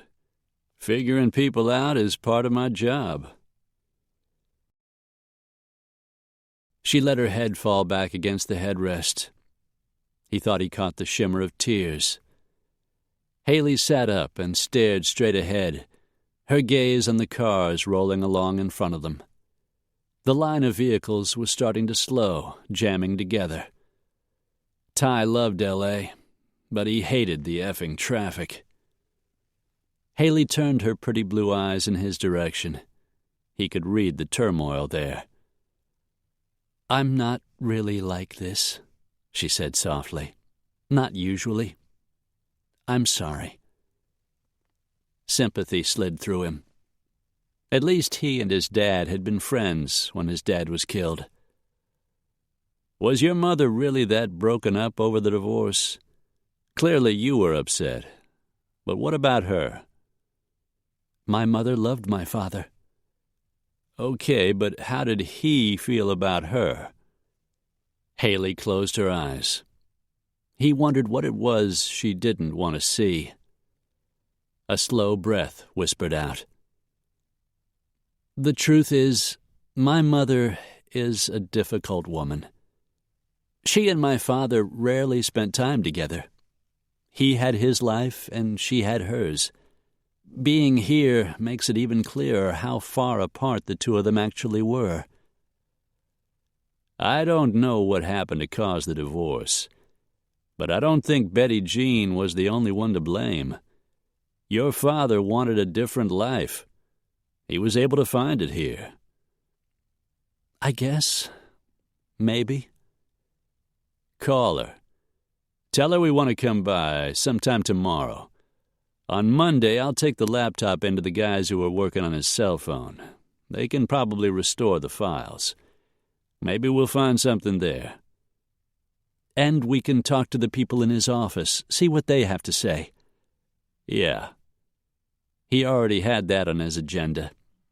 He didn't need to take Haley along, but he was realizing more and more how important this was to her. Haley made the call to set up the Sunday meeting. All right, after church then. She hung up the phone, looked at him. She and Dad went to church every Sunday. Nothing wrong with that. Haley swallowed. I didn't even know my father believed in God. Her face looked even paler. She was struggling to come to terms with a father she hadn't really known. Winding along Sunset, he turned up Laurel Canyon and wound his way up the hill toward his office. At the bottom of the drive, he entered the security code into a keypad. The automatic gate swung open, and he pulled on up the drive. So you think it might not have been an accident? Haley said as he turned off the engine. I don't know, he said, but we've definitely got a few too many loose ends.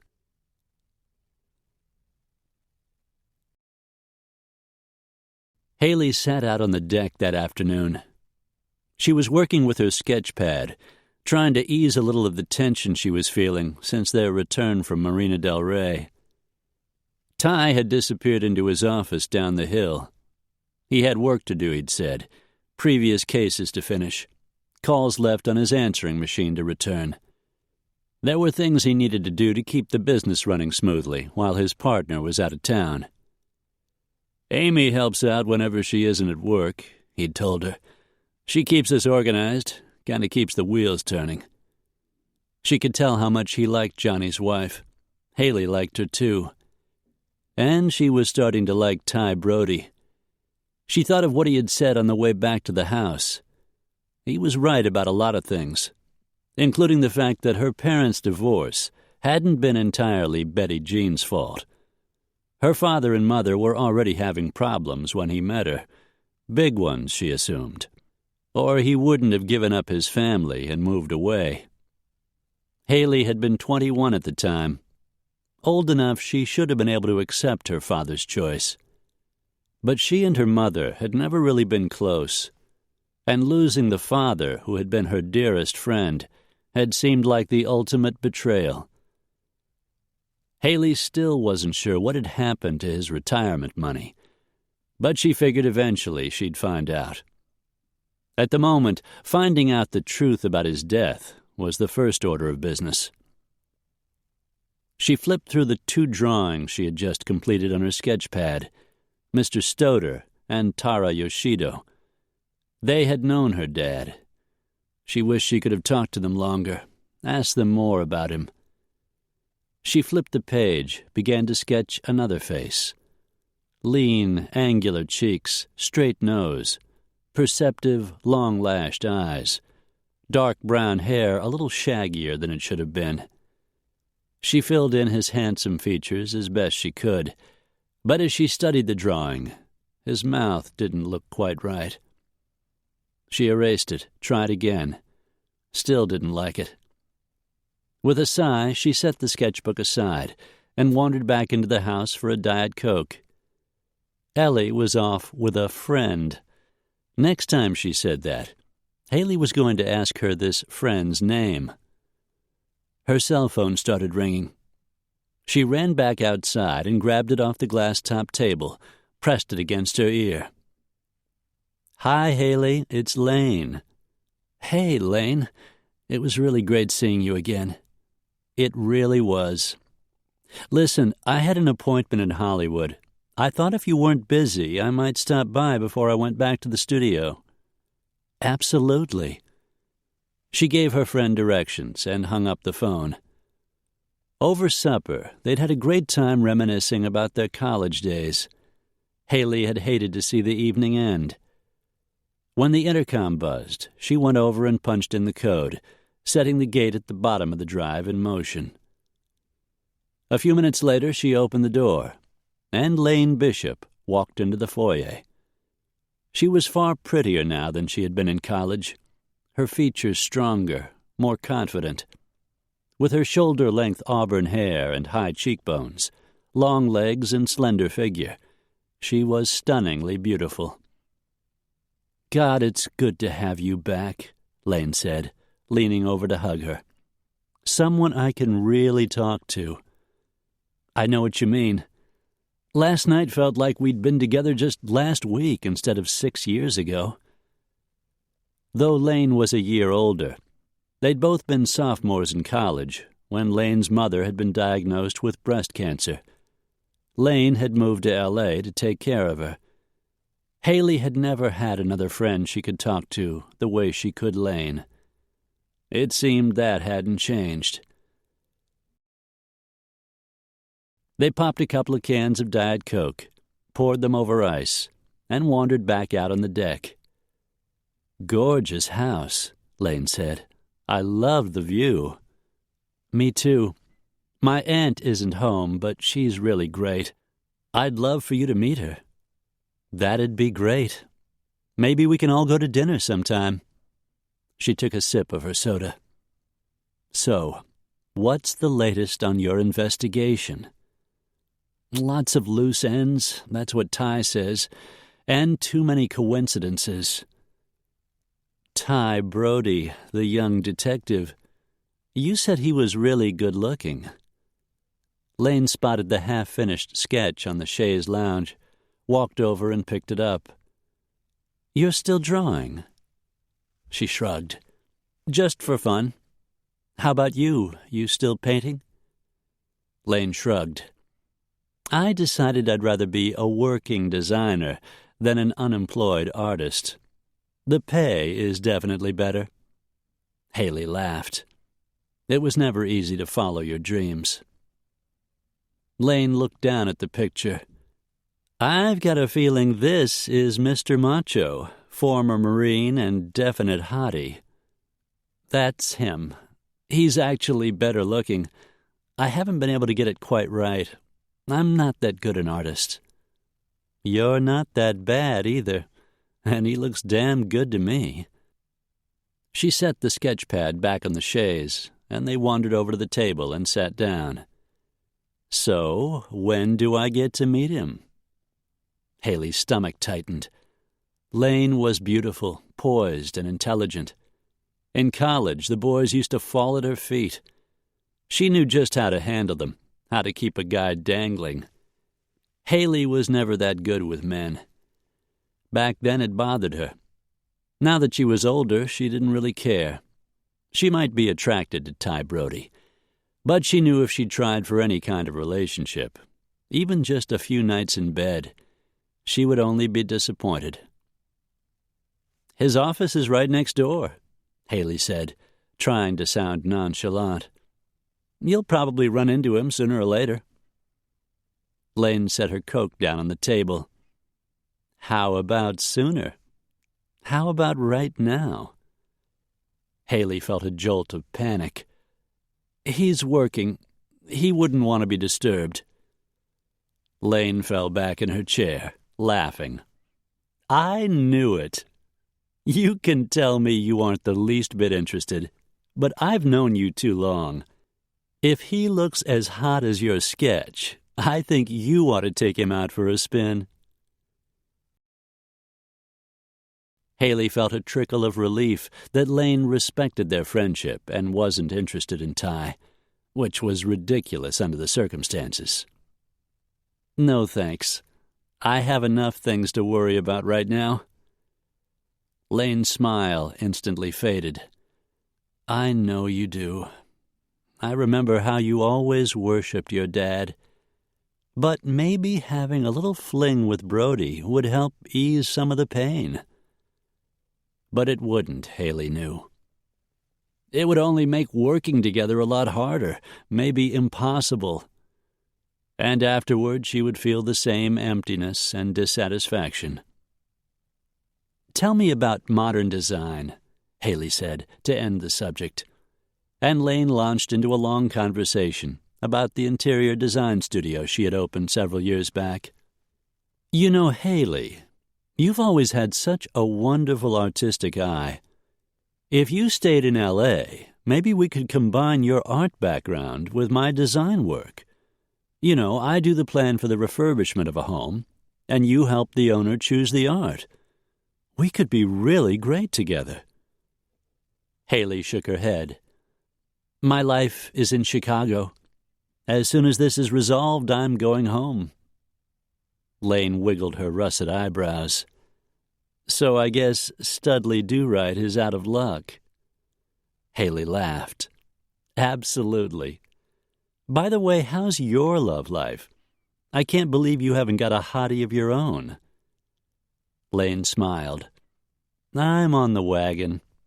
I was dating this guy for a while, but he turned out to be a major creep. Started calling me all the time, following me around. At the moment, he's in jail for assault. Beat some poor guy up after a Lakers game." "Sounds like you were way off on that one." "He was good-looking and smart. We only went out a couple of times before I figured out he was also really weird." "No wonder you're on the wagon." Lane smiled.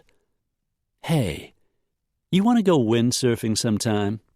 Remember how much fun we used to have out on the lake? You used to be really good." "I'd love to go, once all of this is settled. I'm a little rusty, since I kind of took up paragliding instead. But I don't think it would take me long to get back in the swing." "Great. We'll make a date." I'll keep you posted on what's happening with, the accident." Lane reached over and caught her hand, gave it a reassuring squeeze.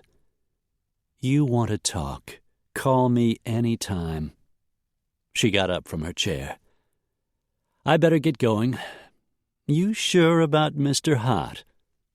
"I'm sure." But as she thought of Ty, and the little zing she felt whenever he touched her, she couldn't help a pang of regret that she wasn't more like Lane when it came to men. Chapter 7. "Come on in, you two."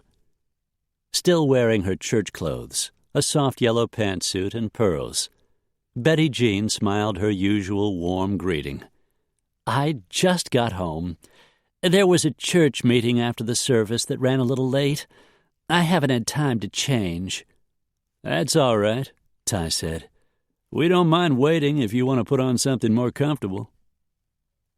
Betty Jean looked at Haley, standing quietly next to him. "Are you sure?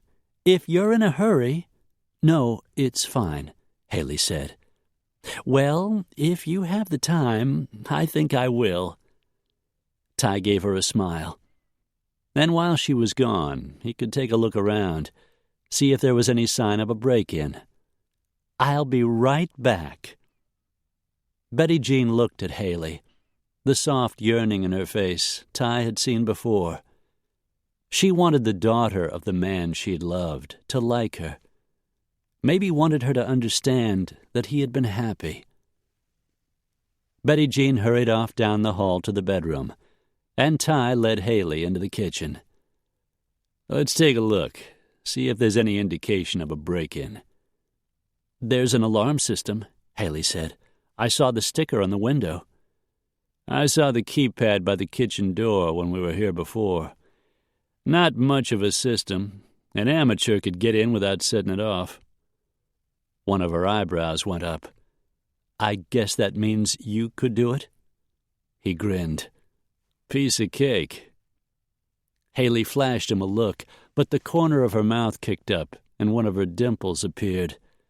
Ty felt an instant shot of lust. Not good. His resistance to the pull of those dimples was dwindling, and he couldn't afford to let that happen. Her smile slowly faded. It didn't show up that often. He had a feeling she felt guilty about enjoying herself so soon after her father had passed. Ty started moving around the kitchen, checking the back door for marks on the jamb, checking the window over the sink and the one in the breakfast nook for any hint that either had been forced open. When nothing turned up, he headed for the study, which, like the kitchen and master bedroom, faced the backyard. The window wasn't locked, he saw. Pushed tightly closed, but not locked. He caught Haley's hand, felt her knee-jerk effort to pull free. Then she relaxed and let him lead her back into the kitchen and out the back door. Moving along the outside wall, he paused when he reached the study window. "See this?" He pointed to a mark on the aluminum frame. "I don't see anything." He took out his flashlight and shined it on the bottom of the frame, illuminating the indentation he had spotted from inside the house. "Someone used something to pry open the window," she said. "Weather's been warm. Your dad probably opened it to let in some air. He might have shut it, but he didn't lock it. Whoever was looking for a way to get in found an easy avenue." "What about the alarm?" "Disabled it before they started searching for a way inside. We need to check for prints." "Fingerprints? How do we do that?" "I've got a kit in the truck. I'll be right back." When he returned, Haley was in the kitchen, having a somewhat stilted conversation with Betty Jean. At least they were talking. The older woman looked up at him. "Haley says you think someone may have broken into the house." She'd changed from the pantsuit into jeans and a purple flowered top. Unless at some time you climbed into the house through the study window, I'd say there's a distinct possibility." Her lips faintly curved. "No, I don't think I could do that on my best day." Ty thinks whoever did it came in to destroy the computers. He may have found something on the C drive. Instead of trying to erase it, he just stole it. Oh, my heavens. "You need a better alarm system, Betty Jean. I can recommend someone if you want." "Yes, all right." Ty jotted down the names of 2 security companies he knew were good, then went back outside, used a brush and powder to check for prints on the sill, but didn't find any. Back in the study, he found a couple of prints, used tape to lift them, then bagged the tape. He'd take the tape to the forensic lab, but from the position they were in, he had a hunch they belonged to James Warren. The women were quiet when he returned to the kitchen. "Either the intruder wiped the place down or he was wearing gloves. I got a couple of prints, but I have a hunch they belong to Jimmy." Haley frowned, and Betty Jean bit her lip. "Was your husband working a current case that might have been reason enough for someone to want him out of the way?" Betty Jean shook her head. "I don't think so. There was a burglary at a small boutique, but not that much was taken. Jimmy said the claim checked out. A couple of weeks later, he mentioned the old art theft again. Jimmy said he might have stumbled across something that could lead him to the people involved. He never stopped looking for them." "A Titian and a Caravaggio," Haley recalled. "The originals would have been priceless." "Even on the black market, they could have sold for tens of millions." "If Jimmy was close," Betty Jean said. "If he had picked up information that could bring the thieves to justice, they might have been willing to kill him to keep him from sending them to prison." Ty reached over and squeezed her hand. "We'll stay on this. We'll figure it out, okay?" "We won't quit until we find out the truth," Haley promised. Betty Jean looked at Ty, and her lips trembled. "Thank you." She turned to Haley. "You remind me of your father, so strong and determined. No wonder he loved you so much." Moisture flashed in Haley's eyes, then it was gone. Turning, she headed for the front door, pulled it open, and walked outside. Betty Jean sighed. "I don't suppose she'll ever forgive me." "From what I've seen, Haley's smart, and she's no fool. Sooner or later she'll figure things out. You just need to be patient." Betty Jean wiped a tear from her cheek. "You're a good man, Ty Brody. I'm glad you're helping her." "I'm helping both of you. That's what I do. I'll keep you in the loop." She nodded as he turned and walked out of the house. Haley was waiting beside the pickup when he pushed the electronic key and the locks clicked open. She didn't protest when he helped her climb into the seat. Ty took it as a good sign.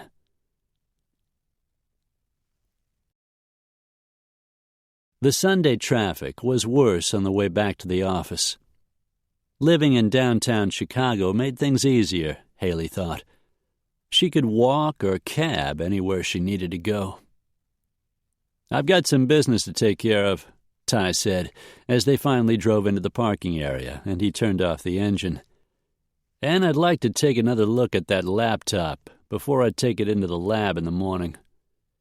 "We're also going to my father's office, right? Talk to the people at Allied Global who worked with him?" "That's right. Maybe we can get a look at the computer he was using." "Good idea." Haley left him there and headed up the hill to retrieve the laptop. She didn't really think he'd get the computer to work any better than she had, which was not at all, but it was worth a try. She went inside and got it out of her bedroom, walked back down to Ty's office, rapped on the door, and walked inside. Ty flicked her a glance. but his attention remained on the computer screen in front of him. "Why don't you set it up on the spare desk over there?" The office was roomy, maybe 2,000 square feet, the lower floor of the former guest house upstairs, with an entrance from above, and one Ty and his partner had added that led to the parking lot. Like the upstairs level, a wall of windows looked out over the valley, a similar view to the one her aunt had in the big house up the hill. There were 2 separate work areas and an extra desk. A line of hot car photos decorated the walls, a '57 Chevy, a couple of tricked-out Mustangs, a rebuilt El Camino pickup.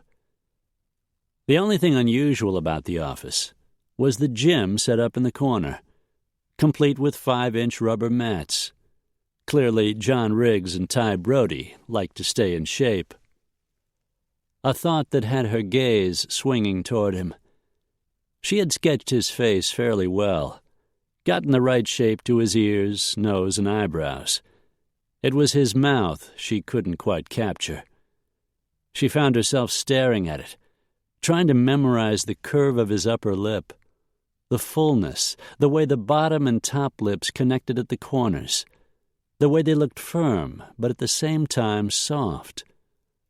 Though he was handsome, there was nothing soft about his features, except maybe for those lips. She couldn't seem to take her eyes off them. She hadn't realized he had turned and was watching her, just as she watched him. Not until she heard the sound of his chair sliding back, the heavy thud of his worn cowboy boots as he strode toward her. "You're staring at me," he said. Her gaze jerked up. Those changeable eyes were a hot, molten brown. I'm sorry. I did a sketch of you. Charcoal drawing's a hobby of mine." He was standing right in front of her, 6'2" of rock-solid male. For an instant, she thought of what Lane had said. But having a fling with Ty Brody wouldn't work. Just like it had never worked before. "I was trying to get your mouth just right," she said.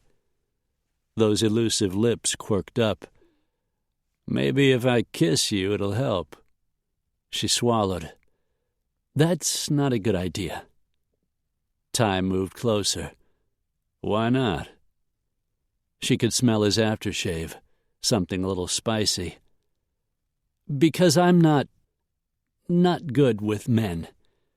In fact, lately, I've been wondering if I might be more comfortable in a woman-woman relationship."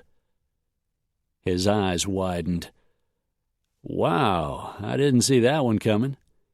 So you and your friend Lane, you're lesbians?" "No. Not that I have anything against that kind of thing. Each to his own and all that.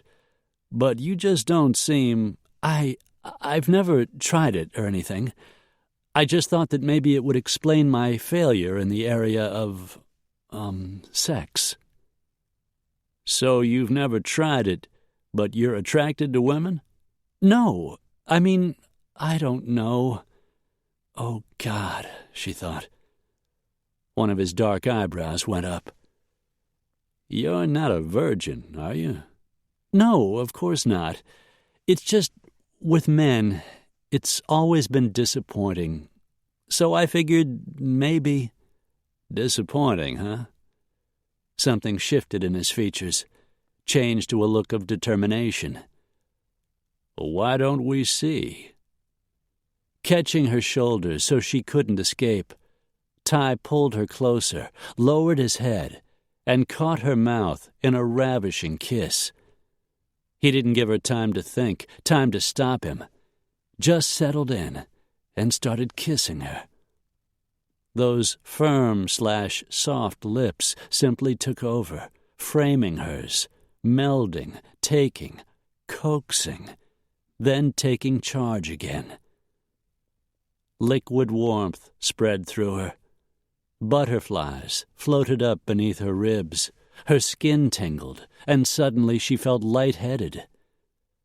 Ty didn't stop, just kept kissing her, teasing her lips apart, then sliding his tongue inside. A rush of heat roared through her, and she started to tremble. Her legs went weak, threatening to buckle beneath her, and he pulled her into his arms. If he hadn't been holding her up, she might have melted into a puddle at his feet. Ty was leisurely now, kissing her without the slightest hurry, the way he seemed to do everything else. Nibbling the corner of her mouth, nipping an ear, then taking her lips again. She couldn't remember when she slid her arms around his neck, didn't know when she'd leaned into him and started kissing him back. She only knew she felt like butter in the sun, her stomach flipping, her knees shaking, her head spinning. She wanted him to kiss her forever. A little whimper escaped the instant before he lifted his head to look down at her. "Wow," was all he said. Haley wheezed in a breath. I can't breathe. I think I'm going to faint." Ty grinned and eased her over to the chair at his desk. "Not a lesbian, I don't think." "What did you do to me?" His grin widened. "I just kissed you, darling. Sometimes it works, sometimes it doesn't." His smile slipped a bit. "I had a hunch this was going to work a little too well." Haley reached up and touched her lips, ran her tongue over them, tasted him there. "Oh, my God." "I want to take you to bed, honey. Show you just how good it can be. But Jesus, you're Ellie's niece." She looked up at him, tried not to focus on that amazing mouth and bring her pounding heart under control. It probably wouldn't be any good anyway. It never has been the times I tried before." "I have a hunch there weren't that many times, and maybe the chemistry just wasn't there. It's there in spades with us, sweetheart." She shook her head, which made her feel dizzy again. "We're working together." He stepped back, raked a hand through his hair. "Yeah, and besides, Ellie's your aunt and my friend. It wouldn't be right to take advantage." But Haley wondered if it wouldn't be the other way around, since she had already considered sleeping with Ty. "I'd better go." She tipped her head toward the laptop. "I didn't get it hooked up, but it's there if you want to take a look." She started walking, forced her wobbly legs to move toward the door. "I'll see you in the morning." Ty just stood there, his eyes still hot, hands propped on lean hips as he watched her leave. Haley didn't sleep well that night. At 3 a.m, she awakened in the throes of the hottest sexual fantasy she'd ever experienced. Ty Brody's hard body was on top of her, his erection moving inside her. His hands were fisted in her hair, holding her in place as he ravished her mouth in a kiss even more erotic than the one that afternoon. Teetering on the edge of climax, she gasped as she jerked awake, her body drenched in perspiration and shaking all over. Frustration gripped her, followed by the hollow ache of disappointment. With a sigh, Haley let her head fall back against the pillow. It had been that way since the first time she'd had sex. Mark Winters had been her high school sweetheart, the star quarterback. She had given him her virginity in the back of his father's Cadillac Seville, and been surprised to discover what a nothing experience it was. No stars bursting, no flashes of lightning behind her eyes. In fact, it had been over too fast for her to get any real sense of what sex was like. The times after that weren't much better. Not for her, and not really for Mark. They'd broken up when they were accepted at different colleges. She had dated Richard Marshall, an art student and aspiring artist, her last year of college. Being more friends than lovers, they were unable to create much passion. The relationship had ended, and neither had been particularly upset about it. She had tried a one-night stand, but it had left her even more dissatisfied, and she had realized she wasn't cut out for that kind of thing. Punching her pillow, she turned onto her side and tried to go back to sleep. At 6 a.m. she gave up and rolled out of bed, pulled on her running shorts, and took off up the hill, taking a lap around the dirt track that ran along the perimeter fence surrounding the property. She felt better when she got home, ready to face the day ahead, determined not to think about kissing Tyler Brody. Chapter 8. It was blue skies and California sunshine, a light breeze and off the ocean, as Ty headed for the parking lot the next morning, Haley walking beside him. She hadn't said 3 words since she'd arrived at the office. He figured she was trying not to think of the hot kiss they'd shared, same as he was. He wished he could wipe it completely from his memory, but so far it hadn't worked. His cell phone started playing before they reached his pickup. He pulled it out of his pocket, checked the number, saw it was Susan Wilson, and shoved it back into his jeans. "Same girl?" Haley asked, her pretty blue eyes on his face. Ty just nodded. Susan had always been persistent. "Did you call her last night after I left?" His head snapped up. "Hell no. I don't work that way." He'd thought about it, though, which was bad enough. Haley had left him so hard and aching, he'd considered making a booty call. Not his usual style. He was single-minded when he wanted a lady. Unfortunately, the lady he wanted was pretty much off-limits. Why not? She wasn't going to let it drop. Since he wasn't much good at lying, he might as well tell her the truth. "Because you were the woman I wanted. I wasn't in the mood for someone else." Her cheeks colored faintly. "Oh." He stopped beside the passenger door of the truck. "Look, Haley, I get that this attraction between us isn't going anywhere, so you don't have to worry. I'm not going to push you into doing something you don't want to do." Not that it wasn't tempting. She was so damned cute, with her hair pulled into the same blonde ponytail she'd worn to the harbor. It made her look like a high school student, which, considering his thoughts, should have made him feel like a pervert.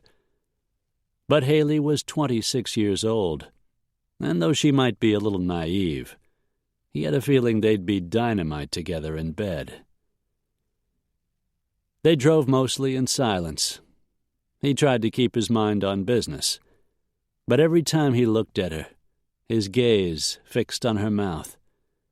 He remembered the exact shape and softness of those pouty lips, the way they fit so perfectly with his, and inside his jeans he went hard. With a silent curse, he pulled off the freeway. They had a stop to make on their way to her father's office at Allied Global.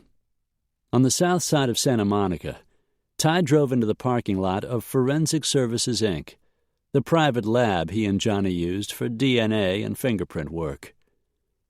The fee wasn't cheap, but the client was usually willing to pay a premium to speed up the investigation.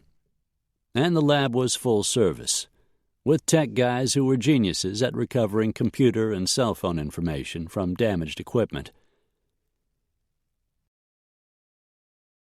Ty dropped the bagged fingerprint samples off at one end of the lab, then headed down the hall with the laptop in search of Ian Whitlow, one of the computer techs.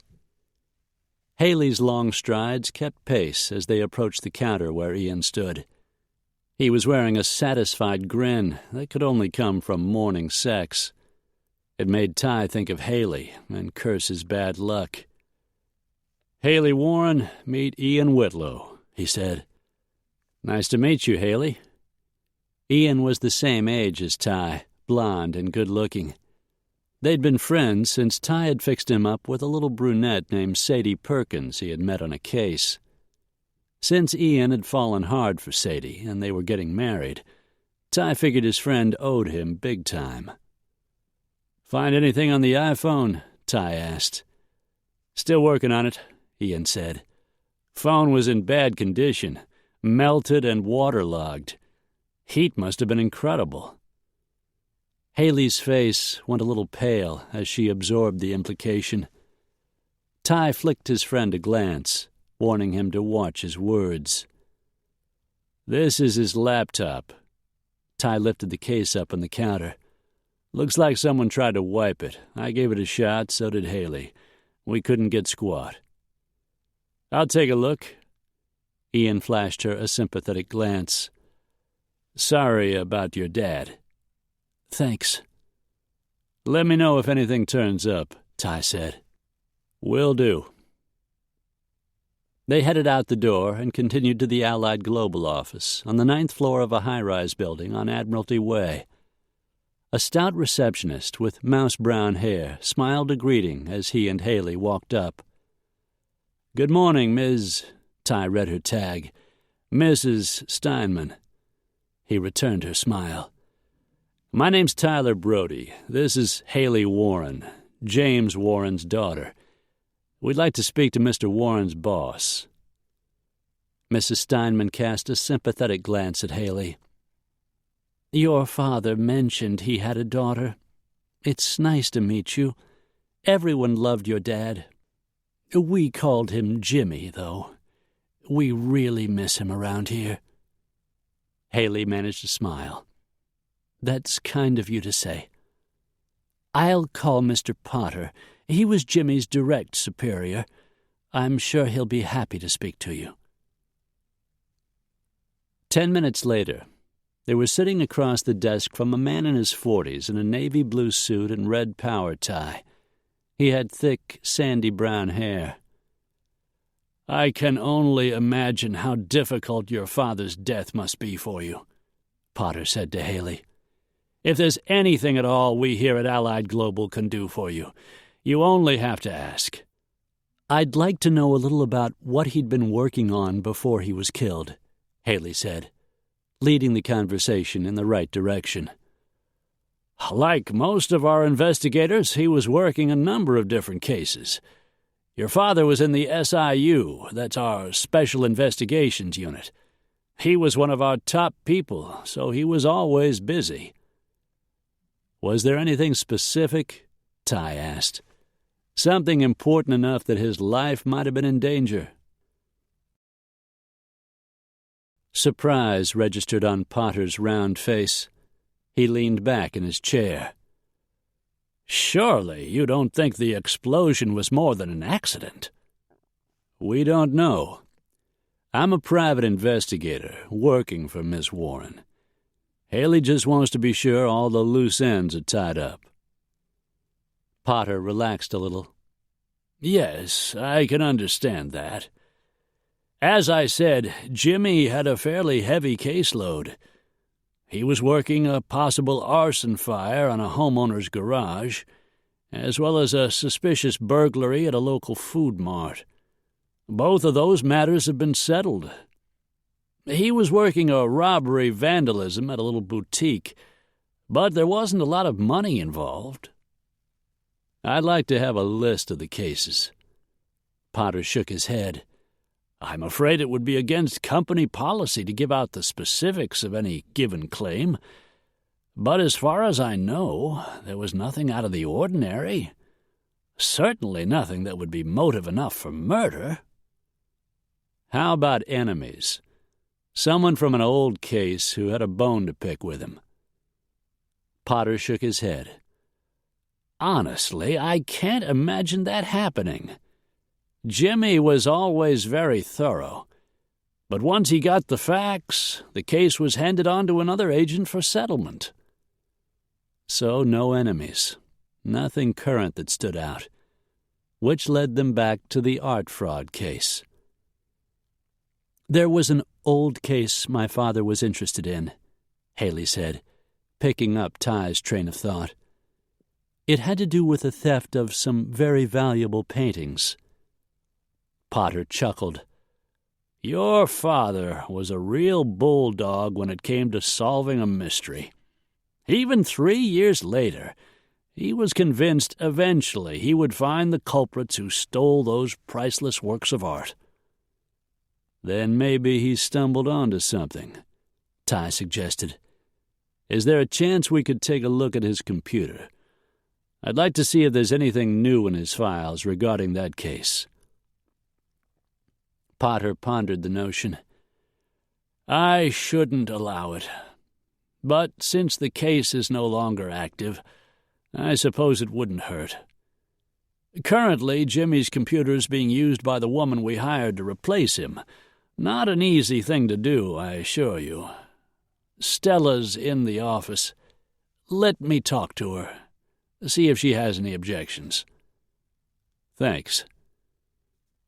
Sitting next to Haley in front of Potter's desk, Ty waited while the man went down the hall to speak to Warren's replacement. Haley looked both anxious and fiercely determined. The lady was a bit of a bulldog herself. Potter returned a few minutes later. "Stella's going to take a break while you look at her computer." "Thank you." "Try not to take too long." Potter led them down the hall into one of the private offices. A window looked out over the blue Pacific. "He must have been good at his job," Ty said, taking in the spectacular view of harbor and ocean. "Dad was good at anything he set his mind to. That's the way he was about art. When he and my mother got married, my mother was the one who was interested in art. But Dad knew how important it was to her, so he made a real effort to understand the subject. He never came to like modern art, but he really enjoyed the old masters." "Probably part of the reason he was so interested in the case." Ty walked over to the computer. It was already turned on when he sat down. A couple of clicks, and the menu popped up on the C drive, files that went back several years. He started checking dates, beginning a year ago and moving forward to around the time James Warren had died. One file snagged his attention. "Old Masters, February 2, 2012. A week before he'd been killed." Ty clicked open the file. "What is it?" Haley peered over his shoulder, standing so close he could smell her soft perfume. He clamped his jaw against a rush of heat headed straight for his groin. He looked at the screen. "The art theft file. All the information your dad uncovered on the original theft is in here. Names, dates, people he talked to, places he went trying to come up with a lead." He reached over and hit the print button, heard the printer click into gear. "I guess we're still acting first and asking permission later?" "We're not asking at all. Stick those papers in your purse." He thought she might hesitate, but she just reached over and grabbed them out of the printer, shoved them into her leather handbag. She went back to studying the monitor from behind him, standing close and driving him crazy. "Is there any information in the file that looks new?" she asked. "Hard to know for sure without reading it all the way through. We'll do that when we get back. From what I can tell, it appears to be just the information he'd gathered for the original investigation." Ty looked at her over his shoulder. "The interesting thing is the date." Ty moved the cursor so the date of the last viewing showed up. "February 2nd of this year," Haley said. "But the case was 3 years old." Her eyes locked with his. Dad was reviewing the file just before he was killed. Chapter 9. They spent the afternoon and early evening perusing the file, jotting down pertinent information. All of the entries would have to be gone over, calls made to the people involved, some of them interviewed. It was a big job, one that would take hours of labor. Haley wouldn't have been able to afford the cost, but Ty was working for free.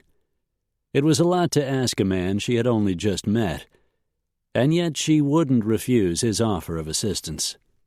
She owed it to her father to find out the truth. As the evening settled in, Ty ordered Chinese takeout, and they carried it up to the big house to share with Ellie. Her aunt supplied plates, and they all sat down at the kitchen table. Even the nook in the kitchen had a gorgeous view, the lights of the city beginning to flicker on in the valley below. Using chopsticks at Ellie's insistence, Ty forked in a mouthful of chow mein with amazing expertise, washed it down with a sip of hot green tea. So James, was working on the cold case art heist, or at least looking into it, right before he was killed. "You might as well call him Jimmy," Haley said with a sigh. "Everyone else does." His mouth edged up as if he approved. Then he shoved in a big lump of sweet and sour pork, and Haley had to tear her gaze away from his lips as he chewed. Ruthlessly, she tamped down the memory of the sexiest kiss she'd ever had, and took a mouthful of fried rice. "So you're starting to believe it wasn't an accident," Ellie said to Ty. "When you put it all together, it's a definite maybe not. Betty Jean says he mentioned he might have found a new lead on the cold case.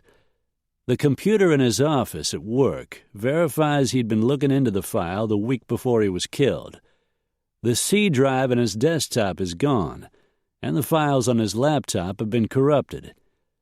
Add to that the coincidence that none of the alarms on his boat were working, and his brand-new bilge pump just happened to spark that same morning. And don't forget Mr. Stoder," Haley added. "He thinks there may have been someone aboard Dad's boat the night before it blew up." "Wouldn't the police have found some sign of a bomb or other explosive device when they investigated the incident?" Ellie asked. "Probably, but there are other, more subtle ways to cause an explosion." "Such as?" Haley asked. "The gas leak theory might be right on. The question is why it was leaking in the first place, and why were the sensors not working?" Ellie took a sip of her tea. "Still, you'd think the police would have run across something that would indicate foul play."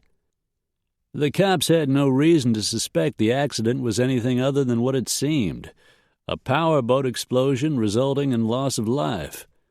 The arson squad would have been called in, but under the circumstances, they wouldn't have been looking too hard for evidence of murder." The word made Haley's stomach tighten. She forced herself to swallow the bite of chow mein she'd just taken. Would they have kept whatever was recovered from the water after the explosion? "Good question. There may be something in the boat salvage yard. I've got some friends. If there's anything there, I can probably get in to see it." Haley thought of the Betty Jean, bobbing peacefully in the water one moment, exploding into a ball of red-hot flames the next. The knot in her stomach went tighter. No longer hungry, she pushed her plate away. Ty's hand settled gently on her shoulder. "We can stop any time you say. We can let your father rest in peace." But he wasn't in peace. Not if he had been murdered. If she had been the victim, he would have searched till the day he died to find her killer. If he was murdered, someone's going to pay. Ty squeezed her shoulder as if he'd expected that answer. "Then we'll figure it out." For an instant their eyes caught, and the air between them seemed to sizzle with sexual heat. She thought of that mind-blowing kiss, and her breathing went faster. She had to drag her gaze away. They finished the meal. Ty shoved back his chair and began to gather up empty cartons. "I'll do that," Ellie said, carrying her plate over to the sink. "I'll take care of it," said Haley. Ty grinned and stepped back out of the way. "The old Tom Sawyer trick. Works every time." Haley arched an eyebrow in question. "Make it look like fun," Ty said. "So everyone wants to do it, and you're off the hook." She smiled. "You're a Mark Twain fan?" "I loved his books as a kid. I used to read them to my little brother." His smile slowly faded. "I'd forgotten that. Funny how time slips away." "So the two of you are close?"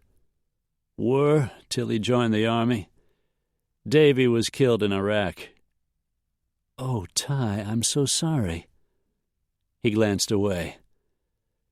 "After it happened, I made it my personal mission to avenge his death. I re-upped and went force recon." Ellie looked at Haley. "That's the Marine version of the Navy SEALs, dear." Haley's gaze shot back to Ty, but he was staring out the window. From the start, she had sensed some inner toughness, a core of steel that belied his easygoing manner. Now she knew what it was. She carried the empty tea mugs over and set them down on the counter. "Go ahead and go. I'm sure you have something better to do than dishes." His smile was back in place. "Actually, I do." "Late date?" she couldn't help asking. "Date with an old case file. Couple more things I want to check. If I find anything, I'll let you know in the morning." Not a woman, she thought. She shouldn't have been so relieved. "Good night, then." "Good night." "Night, Ellie. Thanks." Her aunt chuckled.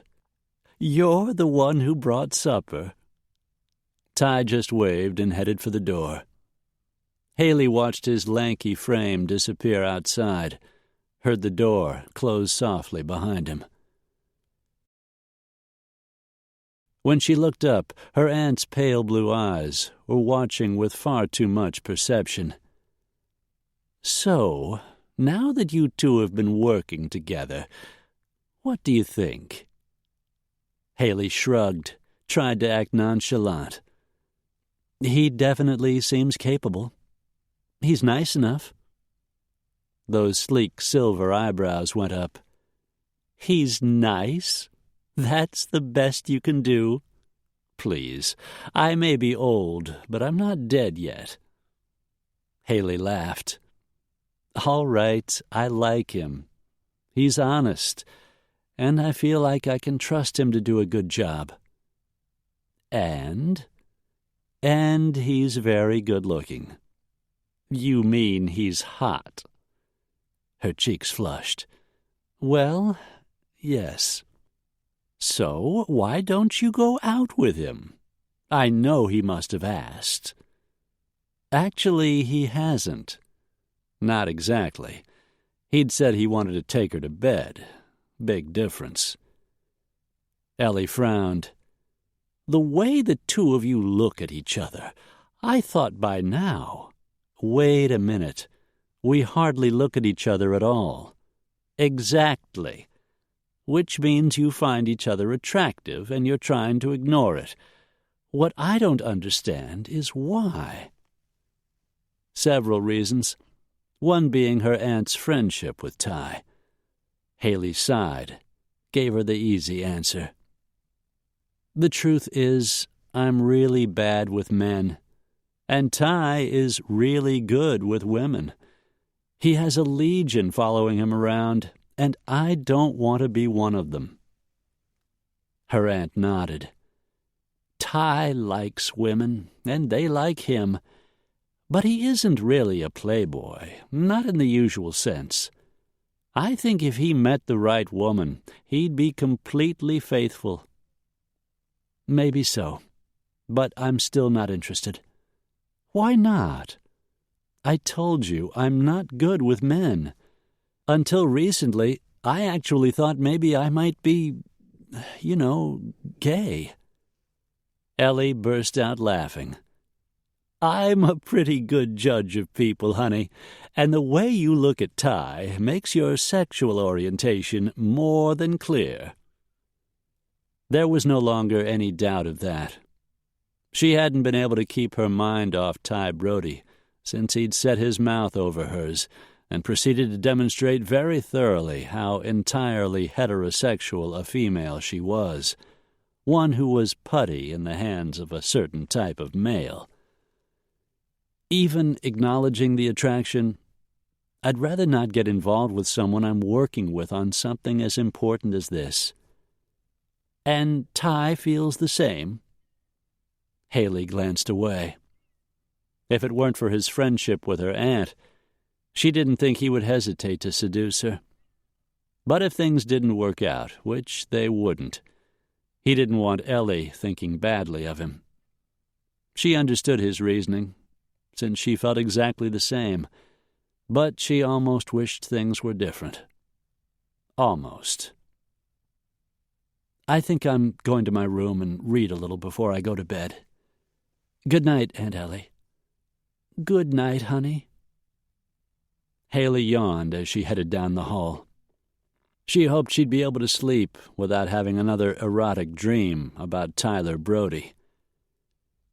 As the hours slipped by, she drifted off more easily than she'd imagined. It wasn't until 3 a.m. that she jolted awake, covered in perspiration, her heart trying to pound its way through her chest. But she hadn't been dreaming of Ty. She'd been racing toward the harbor, shouting her father's name, trying desperately to warn him, silently screaming in horror as his boat exploded into 1,000 pieces and burst into brilliant orange flames.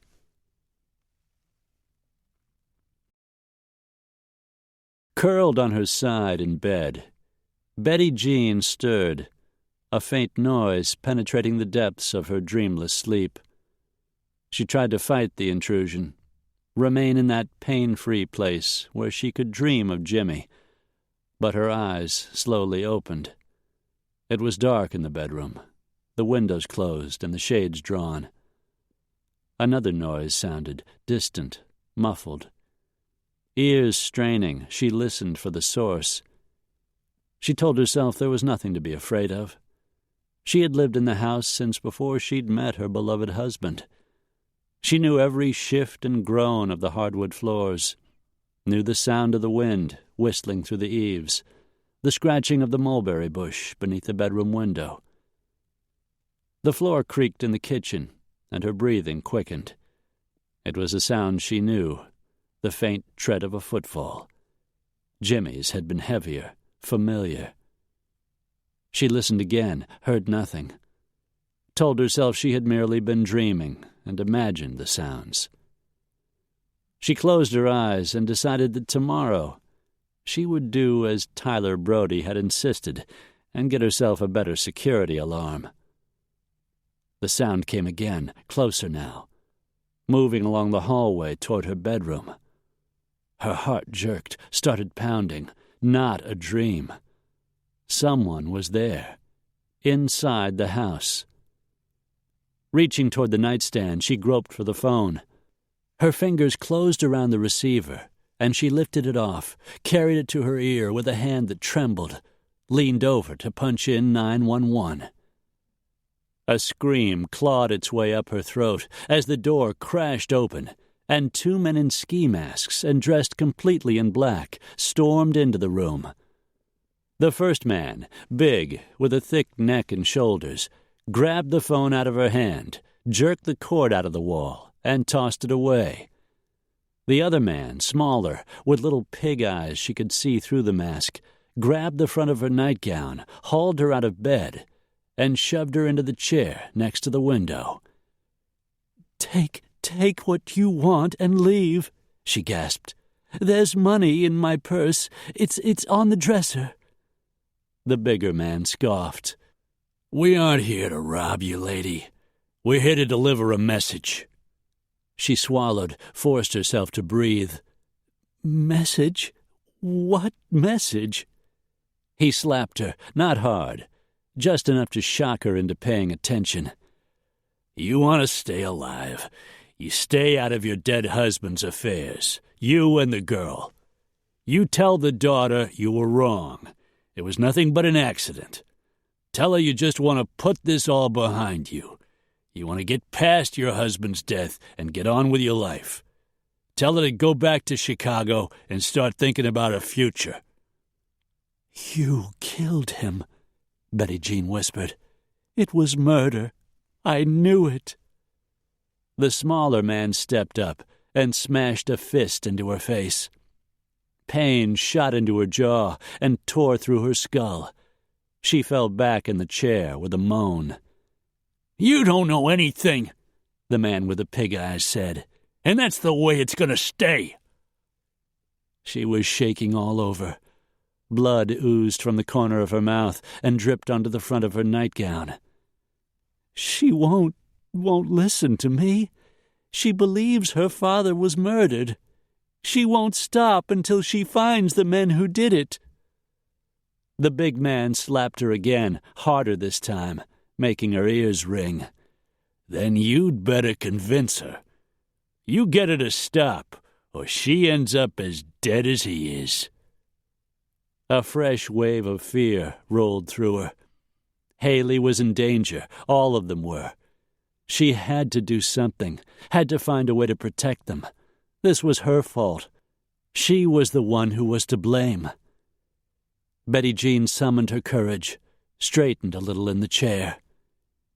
"Get out of my house. Get out before one of my neighbors calls the police." The big man's dark eyes narrowed. "You bring in the cops. She's dead.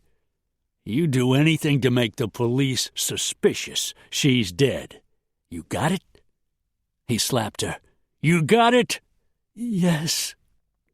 The smaller man punched her again, so hard the chair toppled over backward, and her head slammed against the corner of the dresser. Her vision blurred, and a wave of nausea hit her. "You stupid fuck," the big man said to his partner. "Now look what you've done. She'll be all right, and when she wakes up you can be sure your message will get delivered." Through a haze of pain, Betty Jean watched the man move toward the door. She had to reach Haley, had to warn her.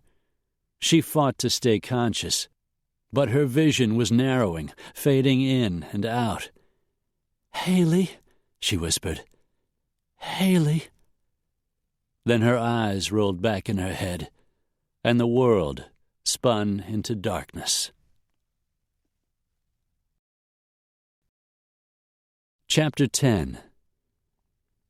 Ty stood in Ellie's fancy kitchen, drinking a cup of coffee as he waited for Haley the next morning. "She'll only be a few minutes more," Ellie said, when she caught him checking the time on his wristwatch. It was 8:15. They'd agreed on 8 a.m. Why was it a woman always tacked on a few extra minutes? Just to keep a man guessing, he supposed. She hurried in, looking a little flustered in a pair of jeans and a T-shirt that read, "Old artists don't die, they just paint away." Ty bit back a grin. "Sorry, I went for a run this morning to clear my head. I guess I need to start getting up a little earlier." "You run?" Ty asked, forgetting her tardiness. Haley nodded. "I'd try for 3 to 5 miles, at least 3 times a week. Gets me going in the mornings." "I wouldn't have pegged you for the athletic type." Although if he had seen her in a pair of shorts, he might have noticed the muscles in those long, sexy legs. He'd been too busy looking at her navel. "In the winter, I ski as much as I can," she said. "In the summer, I windsurf on the lake. If I could choose a favorite, I'd pick paragliding." He felt his eyebrows creeping up. "You paraglide?" "I started year before last when I came out to visit a friend in San Diego. She introduced me to the wing, and I was hooked." A woman who liked sports. He wasn't usually attracted to the athletic type. He was good at sports, but mostly he enjoyed them with other guys. He would definitely be willing to make an exception in Haley's case. Malibu's a good spot. I go up whenever I can find the time. We'll have to make it happen while you're here. Maybe, she said warily. But I plan on heading back home as soon as we're finished. Disappointment filtered through him. Better that way, he told himself, as he flicked a glance at Ellie. He wondered what the older woman would say if she found out he'd had erotic dreams about her niece. Probably take that old shotgun of her late husband's, fill it with buckshot, and shoot him. Listen, I was going through that cold case file of your father's last night, and it got me thinking. After the fire at the Scarsdale Center, they discovered 2 of the damaged paintings were forgeries. But the forgeries might never have been found if it hadn't been for the fire, which tells me they had to be damned good copies. That's right, Ellie said. For the museum staff not to notice something wrong with the paintings, they had to be very good. There can't be many people who could reproduce that caliber of work, Haley added. Your dad was pursuing that angle. He mentioned talking to a guy named Jules Weaver, but the lead didn't pan out. I checked on Weaver this morning. Painted in France after high school, studied the old masters there. But he never made it as an artist, and I guess he got desperate for money. Sold some forgeries to a gallery in San Francisco, got caught, and went to jail. Is he still there? Got out 3 years ago, a few months after the forgeries at the Scarsdale were discovered. They don't know when they were originally painted. Maybe Weaver did them. That's probably the reason your father talked to him. But Weaver was back at it again a year after he got out. Sold some forgeries to a gallery in Santa Barbara and got caught a second time. He's serving 7 years in San Luis State Prison. Not a very successful criminal, Haley said. Not very. Which, according to the notes in the file, is one of the reasons your father didn't think he was the guy. He just wasn't good enough, Haley said. There's another angle to consider, Ellie said. Not only would the paintings have to be as good as the originals, but they would have to be aged to look as if they were done in the correct time period. Ty nodded. That's definitely a factor. But someone managed to do it. And Weaver might know who that someone is. And San Luis isn't that far away, Haley said. She glanced up at the clock on the kitchen wall. We could be there by this afternoon. I checked visiting hours, Ty said. 10 to 4. We can make it if we get on the road. Then let's get going. Haley grabbed the strap of her leather bag, slung it over her shoulder. See you tonight, Aunt Ellie. Drive carefully, you two. She flicked Ty a glance. I'll understand if you get stuck there overnight. Ty's eyes widened. He felt a jolt of heat and bit back a groan. He couldn't think of anything he'd rather do than spend the night in bed with Haley Warren. Not gonna happen, dumbass, he thought. Ellie's trust just made it worse. Haley's phone started ringing before they reached the door. She pulled it out of her pocket and pressed it against her ear. He couldn't hear what was being said, but the blood was slowly draining from her face. He caught her as she started to tremble, eased her into one of the kitchen chairs. When did it happen? She asked. She looked up at him, mouthed the words, Betty Jean. Where is she? Torrance Community Hospital, she repeated, her fingers tightening around the phone. Okay, we'll be there as quickly as we can. She ended the call and looked up at him. What happened? Ty asked. That was Detective Kogan. There was a break-in at Betty Jean's last night, a home invasion, they think. The neighbor found her this morning, unconscious on the bedroom floor. Haley took a deep breath. Apparently, she'd mentioned me to the neighbor, and the woman told the police. They found my number on her cell phone. Haley swallowed, and her eyes filled. She's in a coma, Ty. They don't know yet how bad it is. Oh, dear God, Ellie said. I need to get down there. Haley brushed the tears from her cheeks. Whatever my issues with her are, my father loved her. He can't be there for her, but I can. Ty felt a rush of respect for Haley Warren. She might be fighting her own demons, but she wasn't letting another person suffer because of them. And she was smart enough to understand the way her father had felt about the woman he had married. I'll drive you down, he said. I'm going with you, said Ellie. We can take the Mercedes. Under different circumstances, he might have smiled. Silver Mercedes S550. He loved his pickup, but it wasn't a Mercedes. Let's go.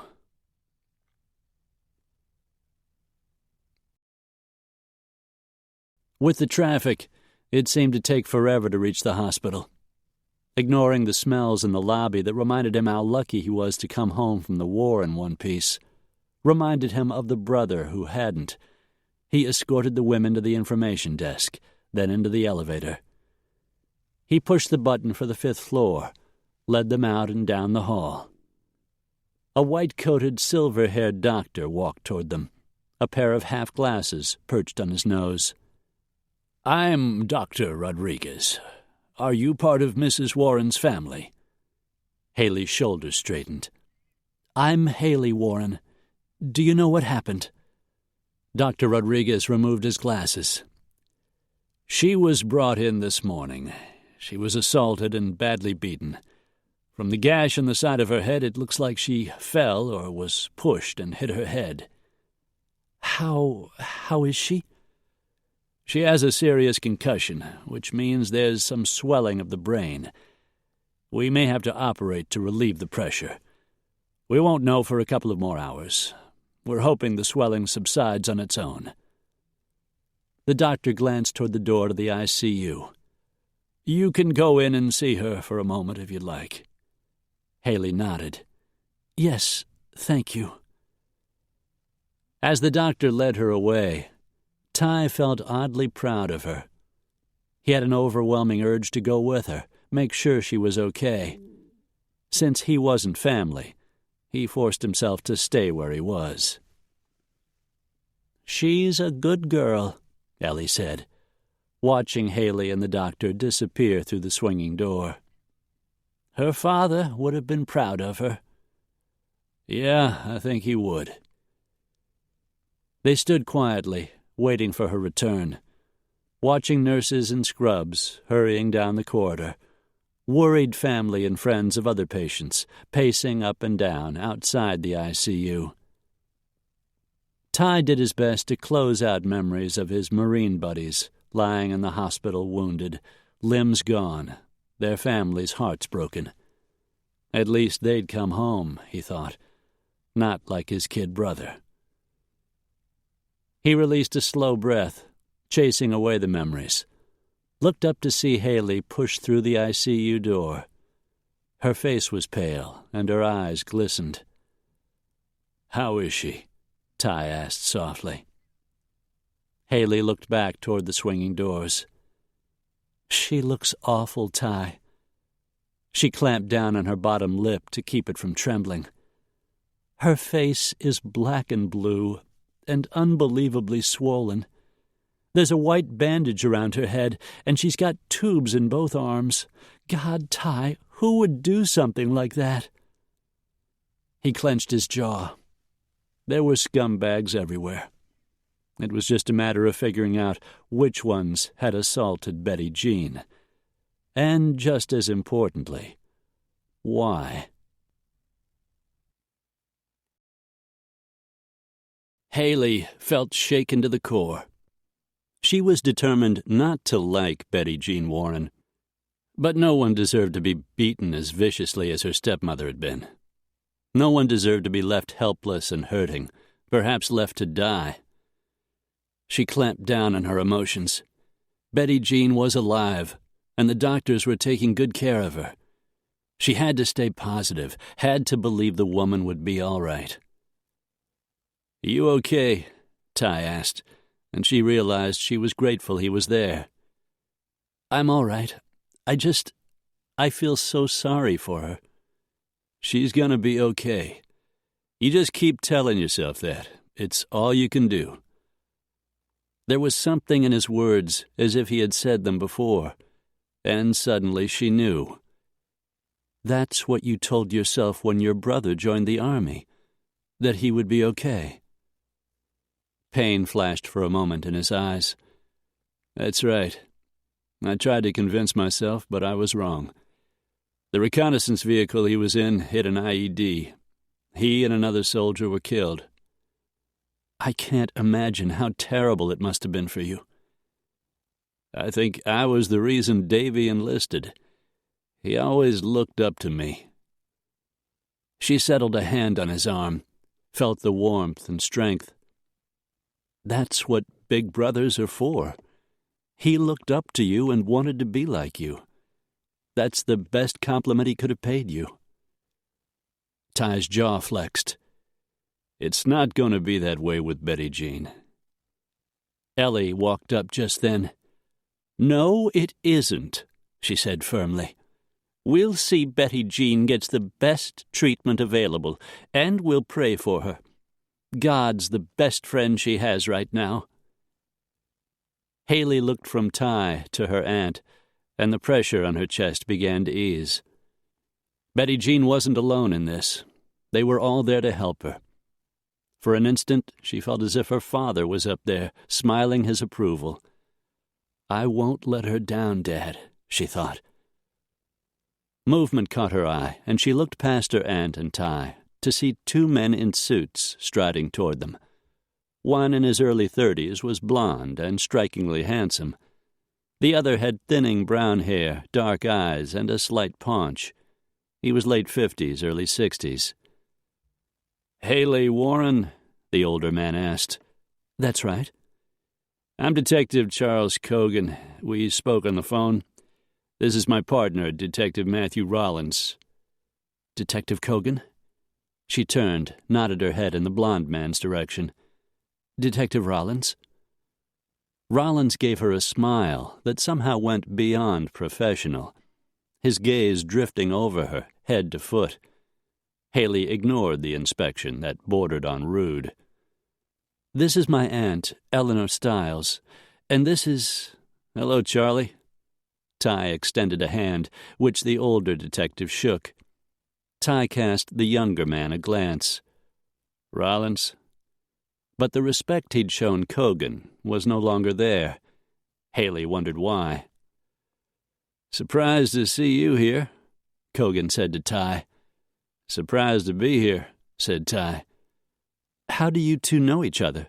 Haley asked. "Charlie works robbery homicide," Ty said. "Occasionally I do private retrieval of stolen merchandise."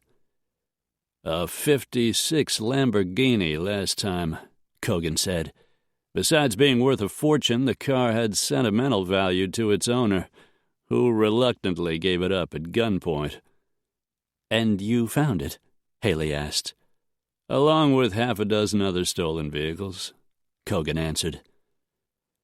"Couple years back, I worked with a guy named Dev Raines to uncover a car theft ring. Some of the names popped up again when I was looking for the Lamborghini." Cogan smiled. "Ty's got a nose like a bloodhound." "So what are you doing here, Brody?" the blonde detective asked. "I doubt Betty Jean Warren owned anything as valuable as a race car. Seems to me you prefer high-end cases." His gaze skimmed over Haley. "Unless you're getting another kind of payment." "Watch your mouth, Rollins." "Take it easy, Brody. Just wondering what you're doing here." "I work for Miss Warren and Mrs. Stiles. We're looking into the death of Haley's father." Rollins's lip curled into a sneer. Haley didn't like the way the testosterone level was ratcheting up.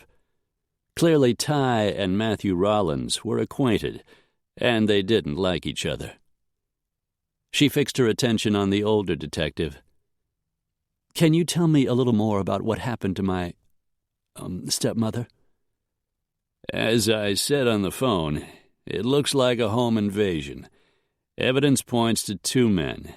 Came in through the back door and rushed the victim while she was in bed.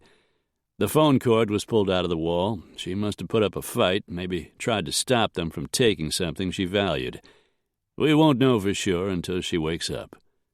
"What about the alarm system?" Ellie asked, speaking up for the first time. "Ty said she had one. He wanted her to get a new one." "She had one, all right. Must have forgotten to set it that night. None of the neighbors heard it go off, and it wasn't armed when we got there." "What did they take?" Ty asked. "They rifled through her purse, dumped the contents, took whatever money was in her wallet, took the jewelry in her jewelry box. They vandalized the house, presumably looking for something they could sell. Mrs. Warren will have to tell us exactly what's missing." Haley's stomach knotted. What if Betty Jean never woke up? What if she died from the assault? She glanced over at Ty. "Do you think this is connected to my father's murder?" Cogan's dark eyes swung in her direction. "Unless you know something we don't, this was a clear-cut robbery assault." "Or maybe not," Ty said. "We don't have much on Warren's death, but there's enough unanswered questions to make things interesting. Now Mrs. Warren's in a coma. You have to wonder why that is." "You have to wonder," Cogan drawled, "why some people can't accept the facts, which say Warren's death was an accident and completely unrelated to what happened at the house." Ellie spoke up just then. "It might be best if we heard what Mrs. Warren has to say first." Cogan just grunted. He returned his attention to Ty. "Anything else you want to add?" "Not at this time." "How about you?" he asked Haley. "No." Haley watched the men head off down the hall, Cogan's step a little slow, Rollins's almost cocky. When they disappeared behind the closing elevator doors, she turned to Ty. "You're not happy with Cogan, and you don't like Rollins at all. Why is that?" He shrugged. "Cogan's a good cop, but he's just marking time until he retires." "And Rollins?" "I don't like the way he treats women." She arched a brow. "In general, or someone you know?" "In general. He's the kind of guy who gives men a bad name." "He's abusive?" "Just dishonest. In a way that's damn near as bad." In a way it was. A man who would lie about his feelings to get a woman in bed. It had happened to her once. Fortunately, it was one of those relationships that never really got off the ground. They started toward the elevators, Ty walking between her and Ellie. "Do you think it's possible whoever killed my father thought Betty Jean knew something about the art theft and didn't want her to tell?" "If they wanted to silence her, they could have killed her." "Or maybe it was a home invasion," Ellie said as they stepped into the elevator. "Just like the police believe. Maybe it was only a coincidence that the house they picked belonged to Betty Jean." The doors opened on the ground floor level, and Haley picked up her pace as they headed for the glass exit doors. "Or maybe whoever did it read about the accident in the papers, or saw my father's obituary and knew Betty Jean was living alone. I've heard criminals do that." Ty's eyes went from green to a dark, turbulent brown. "Anything's possible." "But you don't believe it," Ellie said. "I don't believe Betty Jean forgot to set the alarm. I think whoever went into the house knew how to disarm it, same as before." Haley's mouth went dry. "So what were they after this time?" "I wish I knew." "I wonder if they found it," Ellie said as she shoved through the doors and stepped out into the sunlight. "Maybe we should take another look," Haley suggested, following her out. "Oh, yeah," Ty said as he walked out behind her. "We're going to look, and tomorrow I'm going to St. Louis to talk to Jules Weaver." Ellie's gaze fixed on Ty's face. "So you really think James was murdered?" "I think Betty Jean may be lucky she's still breathing." Chapter 11. Ty drove the Mercedes back to Ellie's house, left the women there, and walked down the hill to his office. He was sitting at his desk when Amy Riggs came down the inside stairs, Johnny pounding along beside her. Ty shoved back from his desk and stood up smiling. "You're home. Good to see you, partner." John Riggs was 6 feet tall, barrel-chested, with powerful arms and legs. He had very dark hair, dark eyes, and a punch that could send a man to his knees. A former Army Ranger, his specialty was digging up information, knowing everything that happened in the L.A. underworld. "Good to be back," Johnny said, a thick arm resting possessively around his tiny wife's waist. Ty fought a grin. His friend had been a dedicated bachelor until he'd seen Amy one night at the Kitty Cat Club, a local strip joint where Johnny had gone to catch a bail skip. That night he'd run into Angel Fontaine, a sexy little blonde pole dancer who was searching for her missing sister. Unfortunately for Johnny, or fortunately, as the case turned out, she wasn't a stripper and she wasn't Angel Fontaine. Amy Brewer was a kindergarten teacher. The woman John Riggs had fallen for, married, and was still crazy in love with. "How's Mrs. Warren?" Johnny asked. "Amy's been talking to Ellie," he explained, when Ty flashed him a how-do-you-know look. "She's been keeping me filled in on the case." "Betty Jean's still in ICU. They're hoping to know more by tonight." "Haley's really had a lot to cope with lately," Amy said. "Yeah, and it's beginning to look like it's all connected." "So you think Warren was murdered?" Johnny said. "Looks that way. What do the cops have to say?" Ty scoffed. "Cogan's working the case, he and Matt Rollins." Johnny frowned. "Cogan's a short-timer, and all Rollins cares about is getting laid." And he didn't care what bullshit story he told to make it happen. "Cogan's determined to take the low road. Says we don't have anything but a bunch of unlikely coincidences. No real reason to suspect foul play." "Any chance he's right?" "I wish. Unfortunately, I don't think so."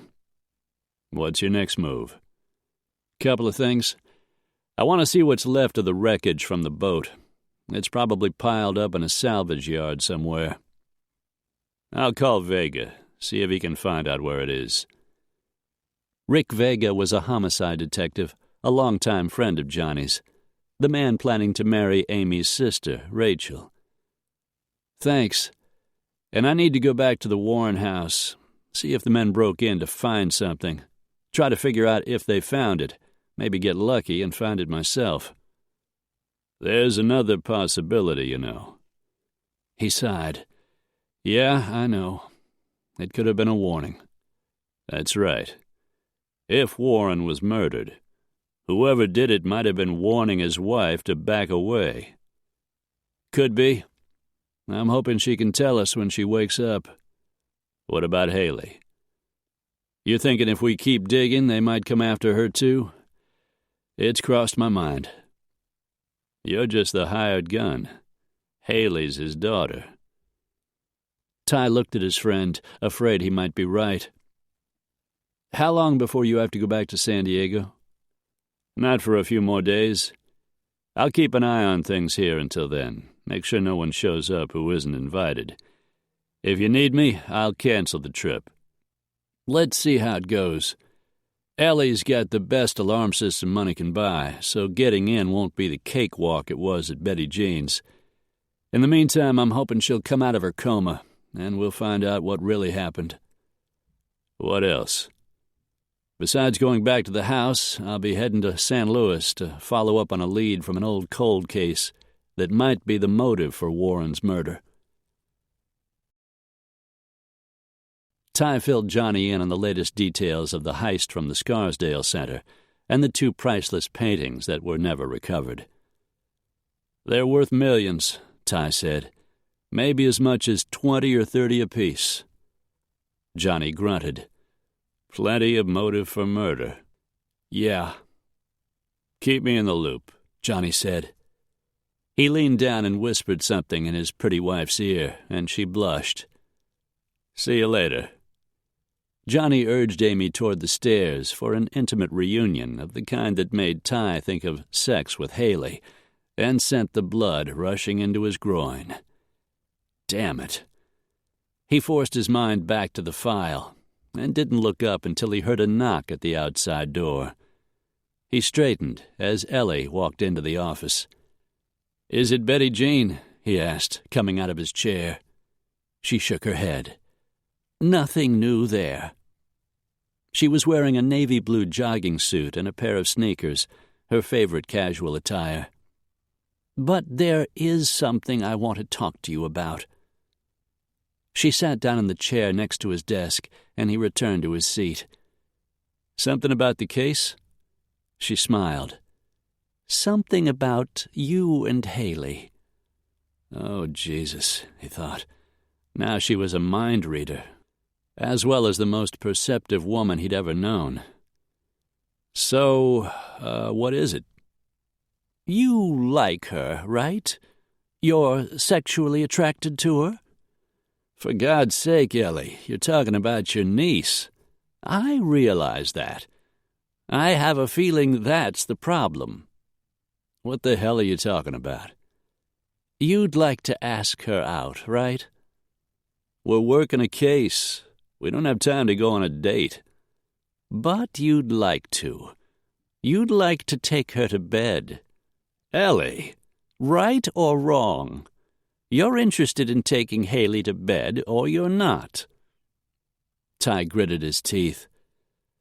"This is not a conversation we should be having." Ellie arched a silver eyebrow. "Okay, she's pretty and she's sexy and I like her. I'd love to take her to bed, but I won't do it. I give you my word, okay?"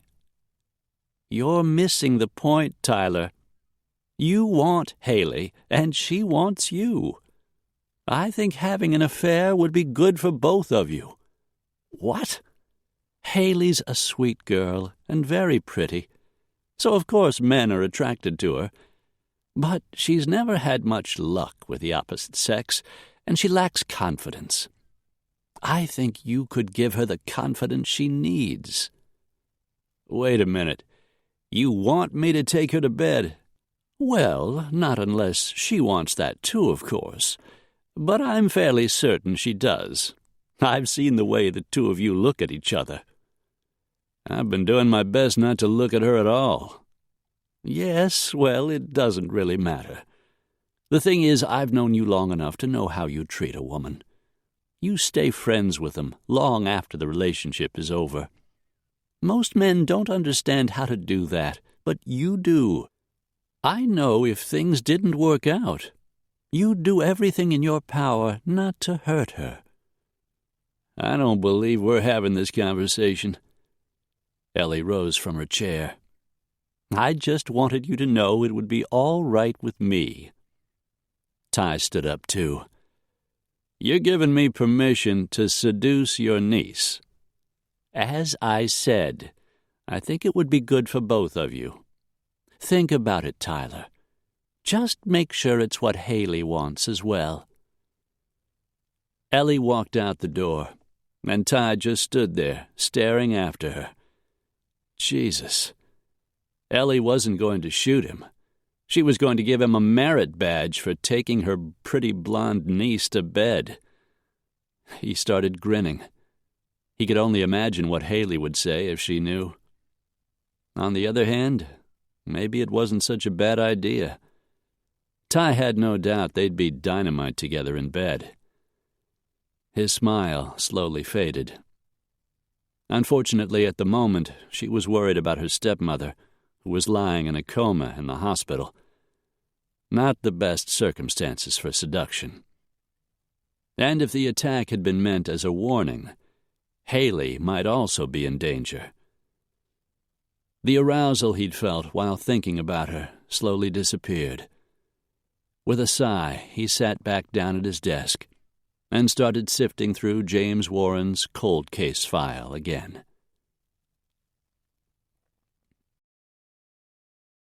Haley walked down to Ty's office the next morning. By midnight last night, Betty Jean's condition had improved enough she wouldn't need surgery. Though she hadn't come out of her coma, the swelling in her brain had gone down, and the doctors were optimistic. Maybe the prayers Haley and her aunt had said had helped in some way. As she pushed through the office door, she spotted Ty working out in the gym in the corner. Apparently, he took advantage of the weights she had noticed before. Bare-chested, in a pair of running shorts, he lay on a padded bench, lifting a bar loaded with weights. Tall and lean, his body drenched in sweat, he was solid muscle, his shoulders wide, his chest banded in sinew, a ladder of muscle across his ribs. For a moment, Haley couldn't breathe. "What are you doing here?" he said, his impressive biceps bulging as he set the weight bar back on the rack above his head and rolled to his feet. For the first time, she noticed his tattoo. A strand of barbed wire circled his upper right arm, just high enough not to show beneath the sleeve of a T-shirt. He grabbed his towel off a hook and started mopping his face and chest. "I thought you were going to the hospital." Haley fixed her eyes on his and worked to keep them there. "Betty Jean's, improving, but she isn't awake yet. You said you were going to the salvage yard. If you are, I want to go with you." He nodded, mopped his face a little more, and slung a towel around his neck. "Rick Vega fixed it up. He's a homicide dick, a friend of Johnny's. He's engaged to Amy's sister." "Handy guy to know." "Rick's great. Perfect for Rachel."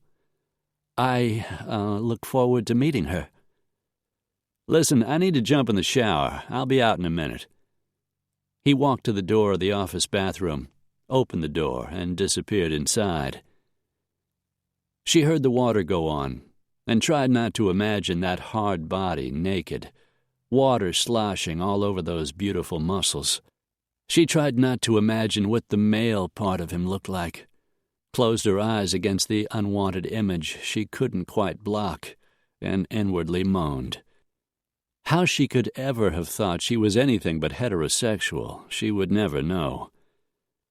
10 minutes later, Ty emerged from the bathroom, dressed in his usual jeans and T-shirt, this one with the L.A. Kings crown logo on the front. His damp hair curled against the nape of his neck, and the T-shirt stuck to several damp spots in his skin, outlining the six-pack muscles across his stomach. Haley forced herself to concentrate. "So, can I go with you to the boatyard?" "Be better if you kept a low profile till we find out what actually happened to Betty Jean." A chill slipped through her. "You're thinking the men who attacked her might come after me?" He shrugged those wide shoulders. "You're asking questions about a possible murder. Someone might want you to stop." "Is that what you believe happened? They wanted Betty Jean to stop digging into my father's death?" "She went to see Cogan. Told him she thought her husband was murdered. She talked to us, probably told other people. Like I said, anything's possible." Worry filtered through her. She looked over at Ty. He was amazingly handsome, But under the lazy grins and easygoing manner, his strength and confidence had a way of seeping through. Haley smiled. "Then it's a good thing you're here to protect me." His eyes drifted over her, from the blonde hair she'd pulled up in a ponytail, to the swell of her breasts beneath the blue scoop-neck top she was wearing. She felt a little curl of heat as his mouth edged up. "The thing you need to ask yourself is, who's going to protect you from me?" Desire slipped through her, settled low in her belly. Those changeable eyes had turned from cool green to hot brown, and there was no doubt what he was thinking. "I thought we'd decided it wasn't a good idea to get involved." Situations change. He took her completely by surprise when he closed the distance between them, hauled her into his arms, and his mouth came down over hers. The kiss was hot and wild, deep and erotic, and it set her on fire. Just when she was about to combust, he slowed, started nibbling and tasting, as if he had all the time in the world. Haley whimpered. She didn't remember locking her arms around his neck, didn't remember sliding her fingers into the hair curling at the nape of his neck. She could feel those rock-hard muscles beneath his T-shirt, remembered the sexy way they looked, and it was all she could do not to yank the shirt over his head. Instead, she just kept kissing him. She could feel his erection, thick and hard, pressing against the front of his jeans. It should have been a warning, but it only made her want him more. With a groan, Ty eased away, and Haley swayed against him. For a moment, the hard arm wrapped around her waist was the only thing holding her up. He stepped back, raked a hand through his hair. Jesus, Mary, and Joseph. Haley touched her kiss-swollen lips. Good heavens, where did you learn to kiss like that? He only shook his head. Damn. She released a shaky breath. The blood was returning to her head, thank God, and she was finally able to think. Whatever just happened, we can't afford to get sidetracked. I know. I wanted to see if maybe I was wrong. Were you? He grinned. No way. That grin, combined with the memory of a second steamy kiss, made her stomach float up beneath her ribs. Even if she wanted to find out if sex would be different with Ty, now wasn't the time. We need to get going. He gave her a last slow perusal, picked up his ball cap and settled it on his head, ambled over to the door and pulled it open. After you, darling. Haley ignored a flutter in her stomach and walked past him out the door. Just as Ty stuck the key into the ignition, a fiddle started playing, telling him a call was coming in on his cell phone. He dragged the phone out of the pocket of his jeans and checked the caller ID. Lisa Johnson, a girl he had dated a few months back. He didn't want to talk to her, especially when he was still trying to recover from that mind-blowing kiss with Haley. But Lisa was a friend of Ian and Sadie's, a blind date that had gone from tepid to hot in 48 hours. The relationship had lasted just about that much longer. Still, she was a nice girl, and he didn't want to hurt her feelings. He let the phone go to voicemail and made a mental note to call her back later. Same girl? Haley asked with a lift of an eyebrow. He shoved the phone back into his pocket and shook his head. Old friend. Old girlfriend, right? He shrugged. Lisa and I went out a couple of times. It didn't work out. Does it ever? Ty flicked her a glance. A couple of years back, I was involved with someone. We went together for about 10 months. I expected the relationship to be exclusive, Lindsay wasn't ready to settle down. We parted friends. Were you in love with her? I thought I was. As I look back on it, I figure it didn't hurt enough when it was over to be the real thing. He studied her face. How about you? You said you weren't good with men. Does that mean you've never been in love? Haley sighed and leaned back in the seat. I'm not sure I even believe in love. My parents were married. My mother loved my father, but he didn't love her back. They fought all the time. Half my friends' parents are divorced. I don't know anyone who's truly happily married. What about your aunt? She and her husband had a really solid marriage. At least that's the way she tells it. Harry's been dead for years. Maybe she remembers it different than it really was. Maybe. My parents got divorced. Doesn't mean I don't believe in marriage. Johnny and his wife are over-the-top happy. I think if it's right between two people, it can work. I'm not convinced. Before he could reply, Ty's cell interrupted again, this time chiming the arrival of a text. He pulled out the phone and checked the message that ran across the bottom of the screen. Got something for you. Ian. Ty jammed the phone back in his pocket. That was Ian Whitlow at the lab. He cranked the engine on the truck. We need to get down there. The boatyard's in San Pedro, so the lab's kind of on the way. I hope it's something we can use. So do I. They needed a lead. They needed to get a line on what was happening before someone else got hurt.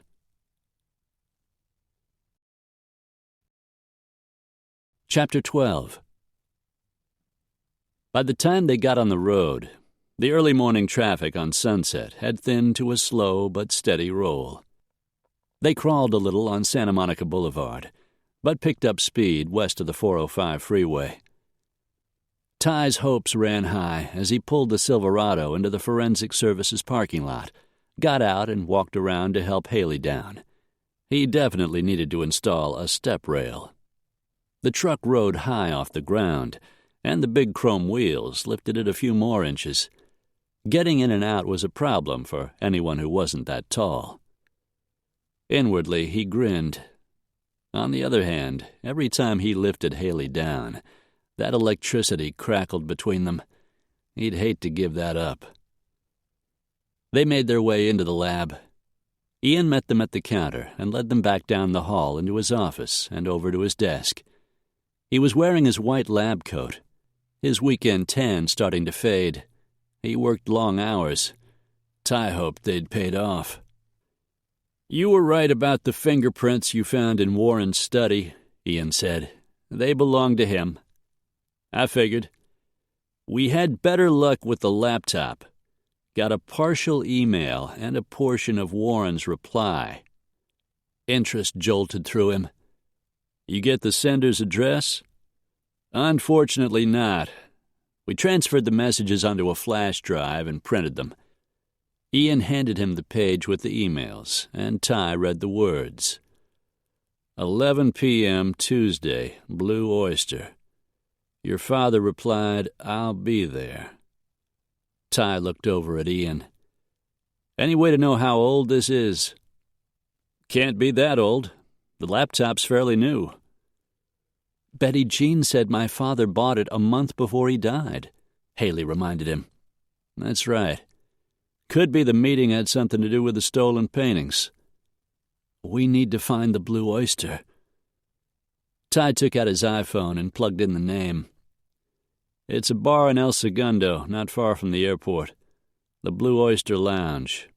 I'll go down there tonight, ask a few questions. I want to go with you. Ty shook his head. It's a bar, so not this time. It's a bar, so what? You think I've never been in a bar? Look, that area's pretty mixed. Might not be the best neighborhood. I'm not taking any chances. Haley's lips tightened, but she made no reply. Ty turned back to Ian. What about the phone? Got a couple of partial numbers. They won't do you any good unless you come up with something to cross-reference. Ian handed him another piece of paper. No area code, just the last 6 digits of each. 124356 and 637764. Ty handed the papers to Haley. We'll show this stuff to Betty Jean, see if anything looks familiar. I wonder how she's doing, Haley said. Why don't you call the hospital and find out? Haley nodded. Pulling out her cell, she walked over to the corner to make the call, leaving them to finish their conversation.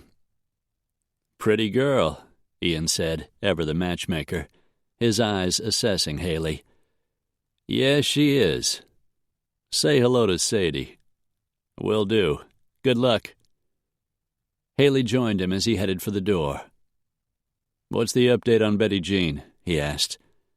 The nurse says she's responding very well. They think it's only a matter of time till she wakes up. That's good news. We'll stop by the hospital after we go to the salvage yard. That'd be great. They headed back down the hall to the front door, Haley holding the printouts in her hand. There wasn't much to go on, but little by little they were assembling information. Sooner or later, something would turn into a solid lead. Maybe they would find it at the boatyard.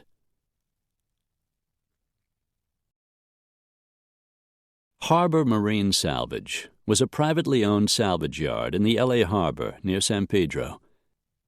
Haley walked next to Ty through a jungle of wreckage, derelict ships, recovered sunken boats of every design and size, and all their miscellaneous pieces and parts. It bothered her to imagine her father's prized Betty Jean discarded among the mountains of debris. Her chest tightened. She was glad she'd never been aboard. Glad she had no memories of her dad smiling as he steered the boat through the harbor. Only those she conjured in her imagination. Still, she couldn't block images of what it must have been like to see a man and his boat explode into thousands of burning pieces. She shuddered. You sure you don't want to wait in the truck? Ty asked gently. I'm okay. She wasn't, but she needed to be there. Had to see this through, along with everything else. A small, wiry man with a short-cropped white beard and neatly trimmed white hair walked toward them.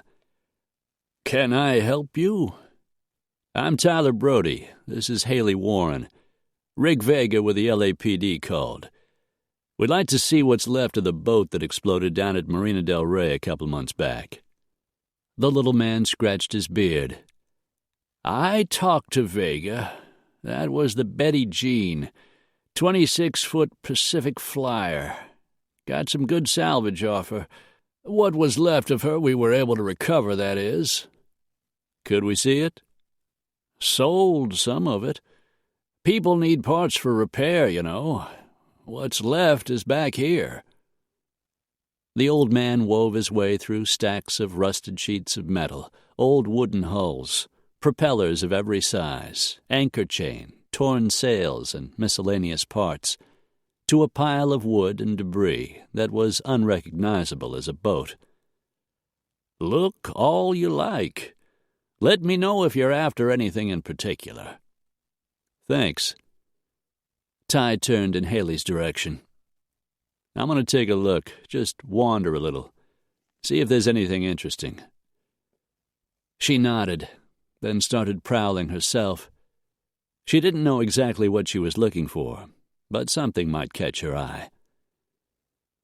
They dug among the debris for nearly an hour, the sun beating down, the days getting warmer as May marched toward June. In Chicago, she would be gearing up for the tourist season, working with various artists, setting the dates for summer shows in the Seymour Gallery. She missed her job a little, missed seeing her friends. But what she and Ty were doing was more important. She owed it to her father. And if the terrible beating Betty Jean had suffered was connected to her father's death, she owed it to the woman he had married. Haley looked over a 4-foot stack of rubbish to see Ty lifting off a chunk of what appeared to be decking and setting it aside. Haley returned to the task at hand, bending down to pick up a piece of metal that turned out to be a burner off the galley stove. There was nothing unusual about it. So far, there'd been nothing unusual about any of it. Haley tossed the burner away and moved on, picking up smaller pieces of wood and metal, looking for burn marks, anything that might indicate what had caused the explosion. She shoved aside a couple of pieces of padded blue vinyl attached to plywood, part of the banquette seating in the dining area, and a piece of metal glinted in the sunlight. Next to it, a length of rubber tubing was wedged between two pieces of wood. If she hadn't moved the banquette, she would have missed it. Ty walked up just then. "I didn't find a damn thing. How about you?" "I'm not sure." She pointed to the length of thick rubber tubing. "I think that might be part of the fuel line. What do you think?" Ty studied the piece of rubber that had been roughly severed at both ends during the explosion. "Yeah, I think it is." Ty helped her work the 2-foot section loose from where it was stuck between the boards. "This is what caught my eye." She pointed to a perfectly circular spot about a 1/4 inch in diameter. "Look at that hole. It doesn't look like it was punctured. It's too perfectly round. It looks like it was drilled." Ty took the tube from her hand and examined it closely. "It was drilled, all right. I can see the marks the drill bit left behind." He glanced out at the blue water sparkling in the harbor. "There was definitely a leak in the gas line. But it didn't happen by accident. Somebody wanted that boat to explode." The 2-foot length of fuel line torn from the boat in the explosion cost Ty $1.50. The old man at the salvage yard seemed happy with the sale. "What do we do with it?" Haley asked as they walked toward the truck. "Take it to the police?" "We could tell Cogan what we found, but there's no way to prove it actually came from your father's boat. The salvage yard isn't part of the crime scene." "I thought of that, but the evidence is starting to stack up. Pretty soon they won't be able to ignore the truth any longer." As they reached the truck, he heard Haley's cell phone ringing and the purse she'd left locked inside. Ty hit the auto locks and opened the door. Haley grabbed her purse, pulled out her smartphone, and pressed it against her ear. "This is Haley." She looked up at him, listened, and started nodding. "We're on our way." "What is it?" "The hospital's been calling. Betty Jean woke up an hour ago. She's been asking for me." "Let's go." It took a while to get from San Pedro to the community hospital in Torrance. Ty checked in at the nurse's station, learned that Betty Jean was doing well and had been moved to a private room. He wondered if Ellie Stiles had been behind the upgrade. The halls were a little less crowded on the 11th floor, but the smells were just the same, irritatingly pungent and filled with unpleasant memories. He could hear the soft squish of a nurse's shoes, the rattle of a medicine cart as it rolled along. He pushed open the door to room 1108, waited for Haley to walk inside, then let the door close slowly behind them. "She's sleeping," Haley said softly. But the sound of her voice was enough for Betty Jean's eyes to crack open. They were black and blue, puffed nearly closed. Her short, curly blonde hair was matted, and her skin looked pale. Fluid still ran through tubes into her veins, but there was no oxygen flowing into her nose. Haley walked over and sat down in the chair beside the bed. She managed to smile. "We've all been so worried. I'm glad you're doing better." Betty Jean swallowed.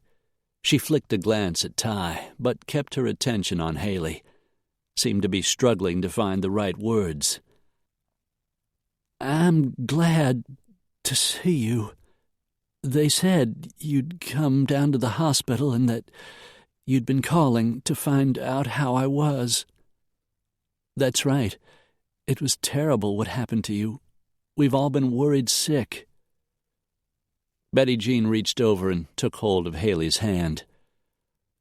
I appreciate you coming. I appreciate a lot of things. While I've been lying here, I've had time to think about all of this, make some decisions. Life is precious, Haley. Too precious to spend worrying about the past.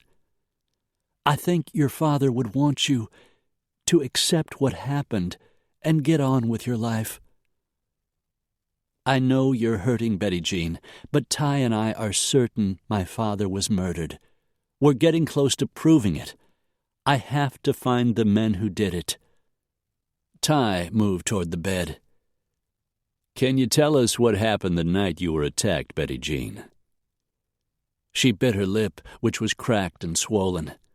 She took a breath, let it ease out.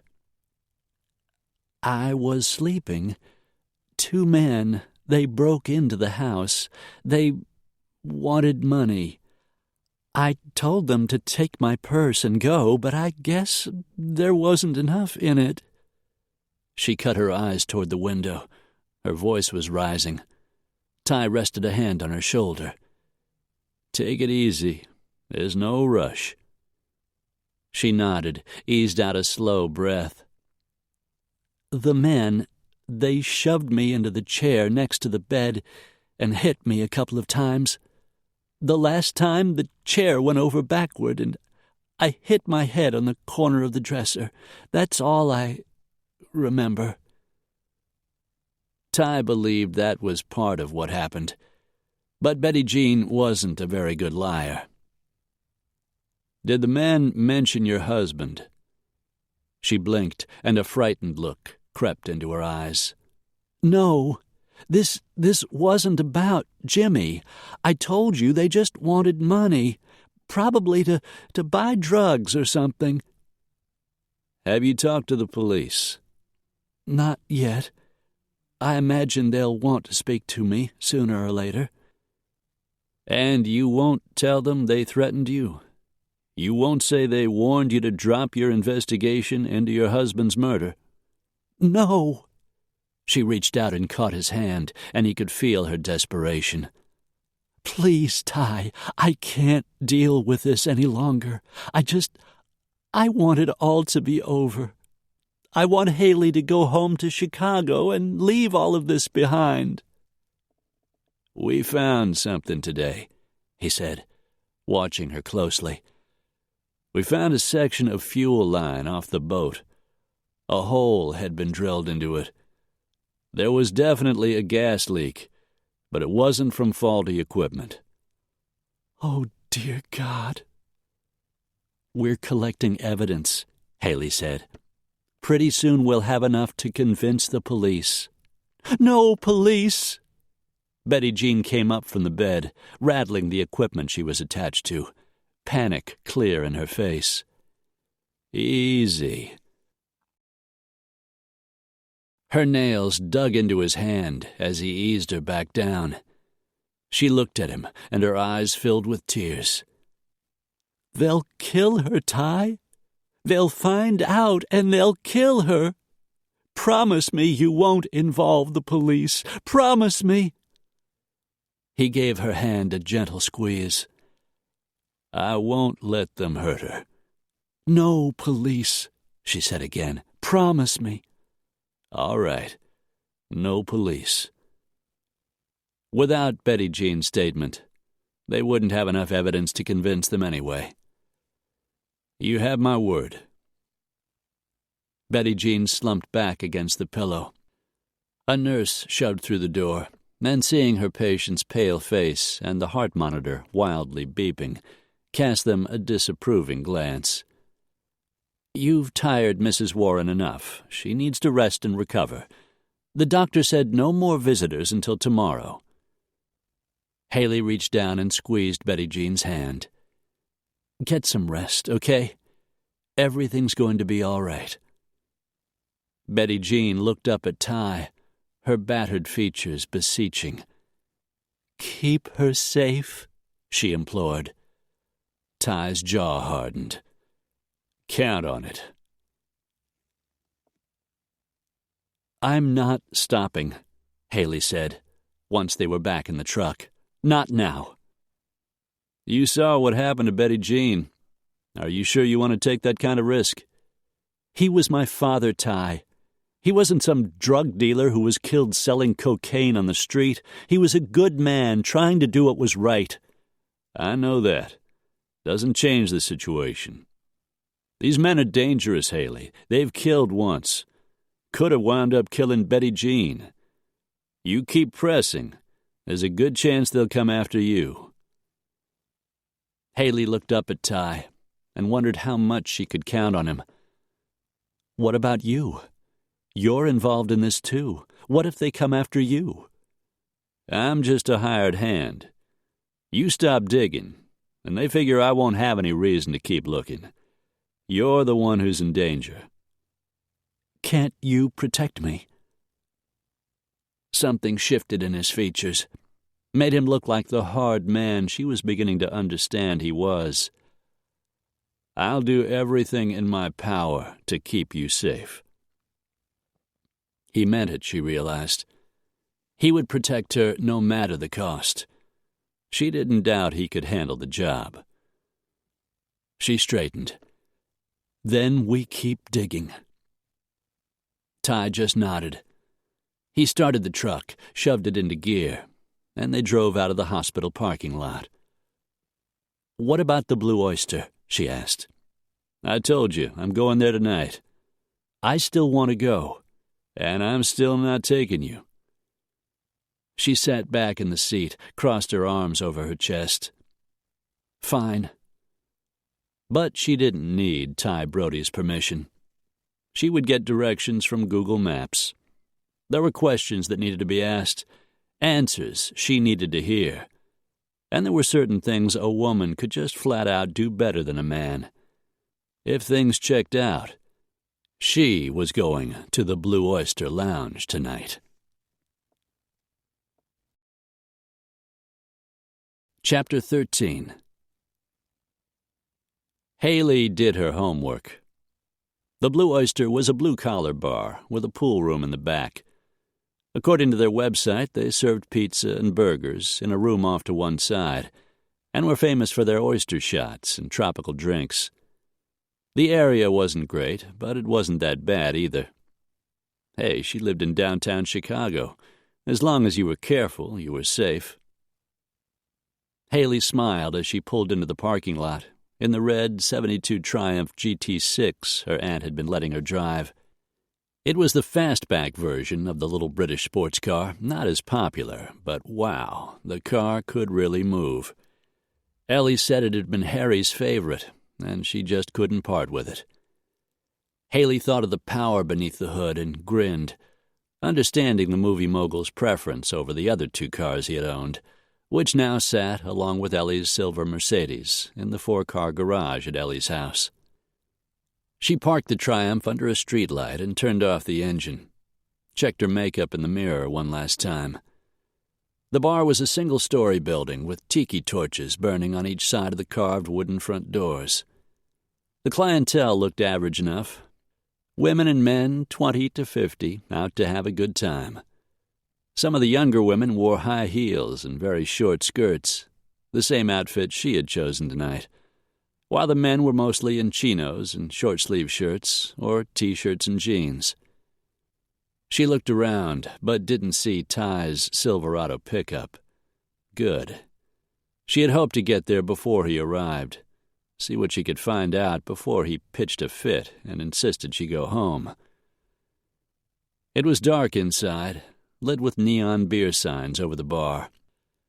A row of palm fronds formed a roof above a row of round cocktail tables where patrons sat drinking pitchers of beer or fancy Hawaiian drinks with little umbrellas. A digital jukebox was playing in the corner, next to a small stage area that was empty tonight. Her eyes began to adjust as she made her way toward the bar, surveying the customers, trying to figure which ones, aside from the bartender, might be the most helpful. She took her time crossing the room, and finally sat down on the only empty bar stool between an older couple and a bald-headed man watching sports on a muted TV screen. Haley smiled at the bartender, early 30s, short, dark, Hispanic, and good-looking. She read the drinks menu, just to have something to do. "I'll have one of those Mai Tais you guys are famous for." He gave her a flashy smile. "You got it, sweetheart." He turned to the task, and she tucked away the name on his shirt pocket, Raphael, for later. Her drink arrived in one of those big glass buckets, the contents the color of a pink and orange sunset. It really did look good. But she was there on business, not to party. She scanned her surroundings, noticed the place was a little more than half full. Since the bartender was busy, she turned to the bald guy next to her. "I'm in from out of town," she said with a smile. "I'm looking for a friend of mine. His name is Jimmy Warren. Any chance you know him?" The bald man shook his head, kept his attention on the screen. "Afraid not. No help there." She turned to the bartender, who was mopping the bar with a towel in front of her during a lull in the drink ordering. "How about you, Raphael? I bet you know everyone who comes in here." "What's the guy's name?" "Jimmy Warren. Some people call him James."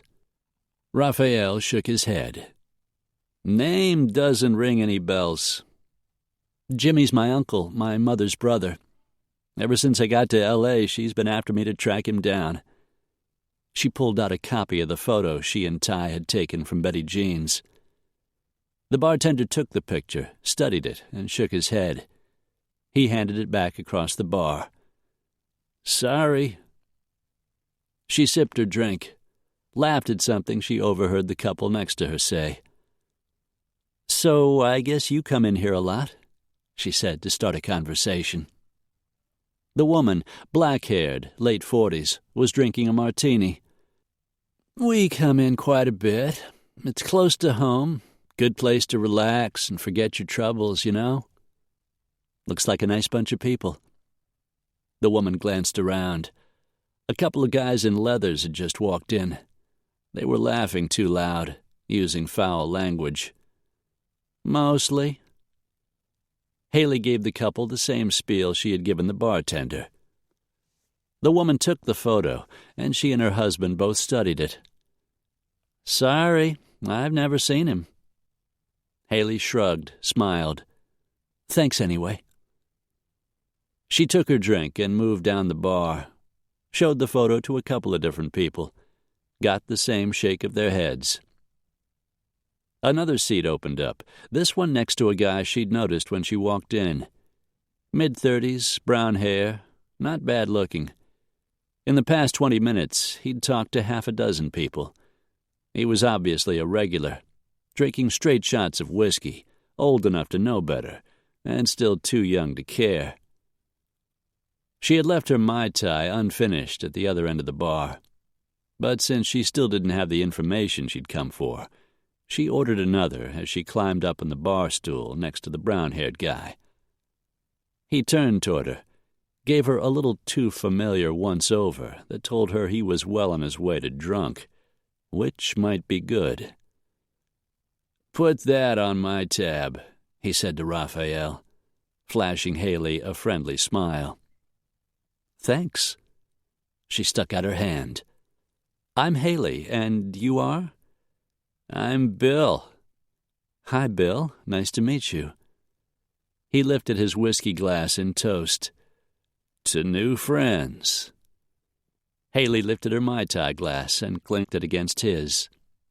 New friends. But she didn't like the way Whiskey Bill was looking at her, and for the first time she glanced toward the door, almost hoping she'd see Ty walking into the bar. Almost.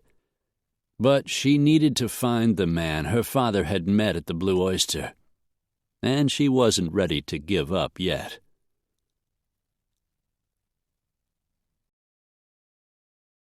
Ty stood in the shadows, trying to hang on to his temper.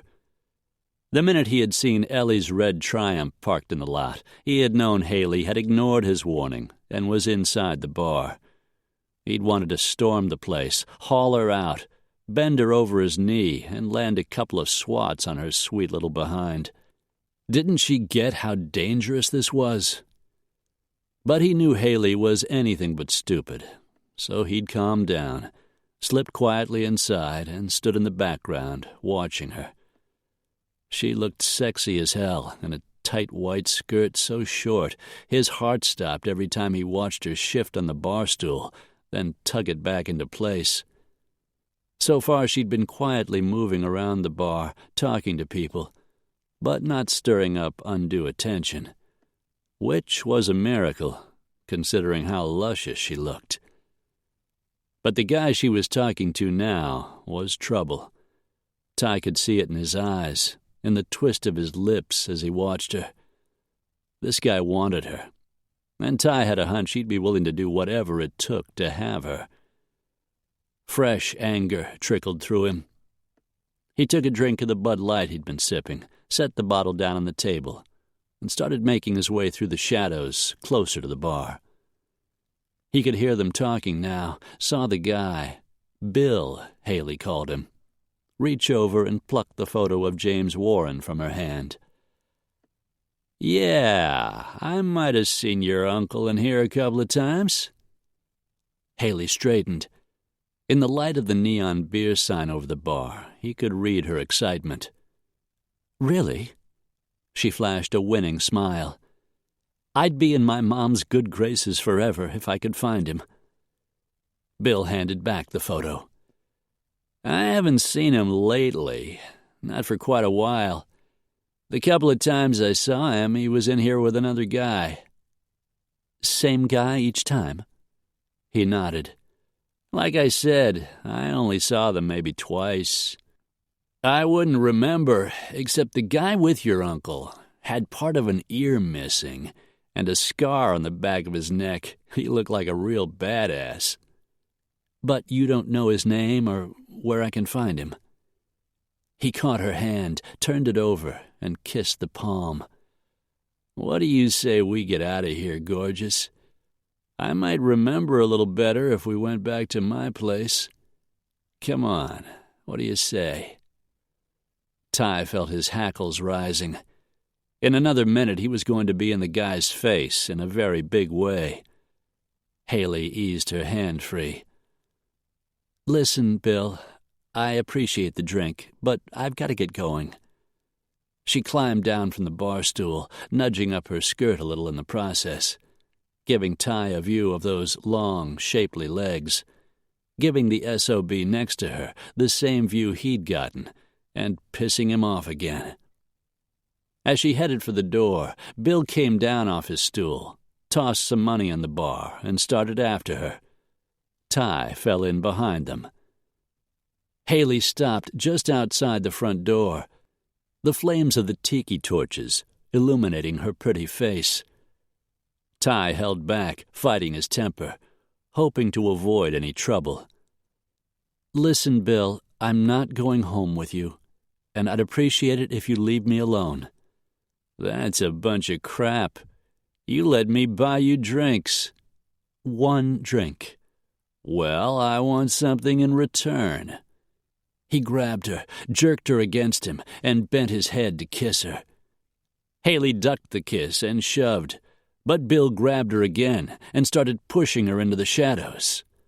"Let me go, damn it!"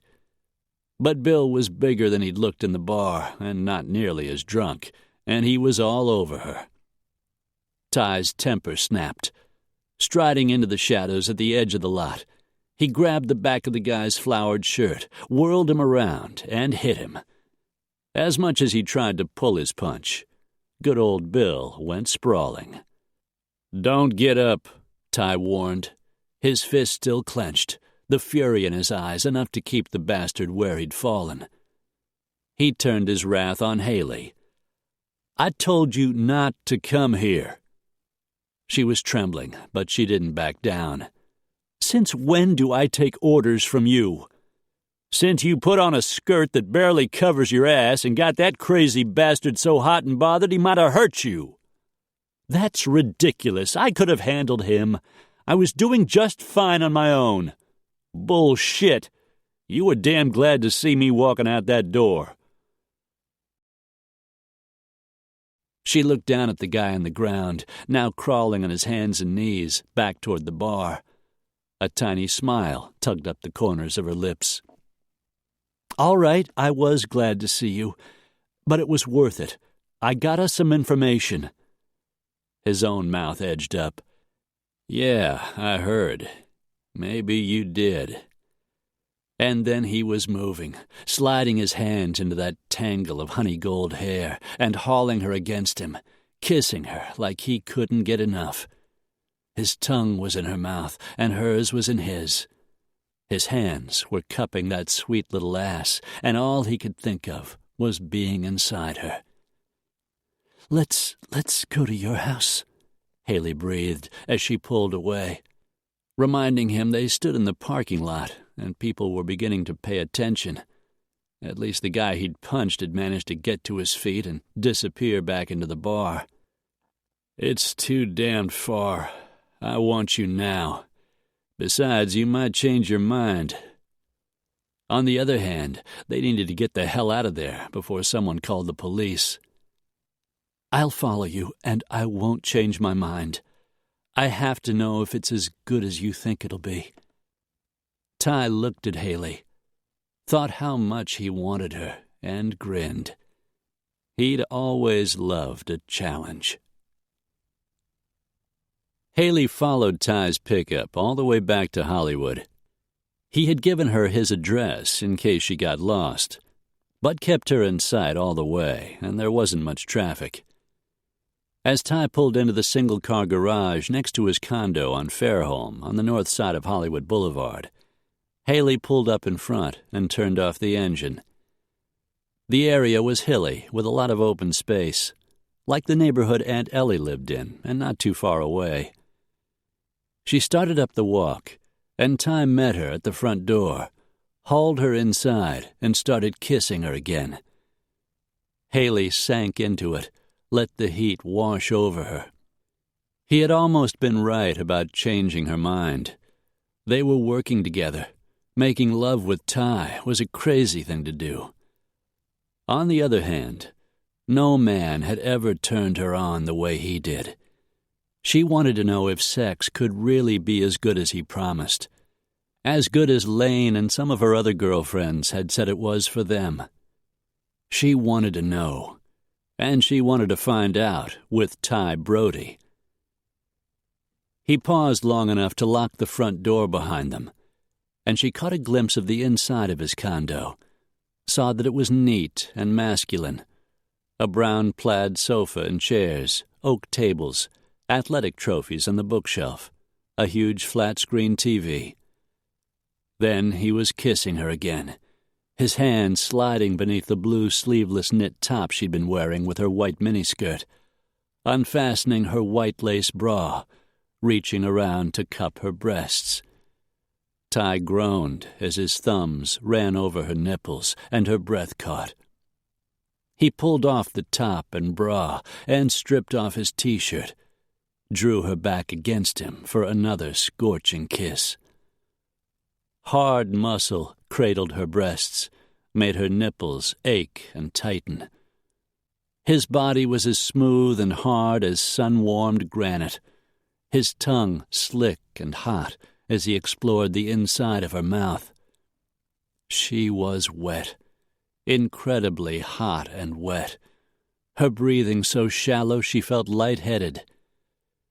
"Easy," he said, pressing his mouth to the side of her neck, gently biting an earlobe.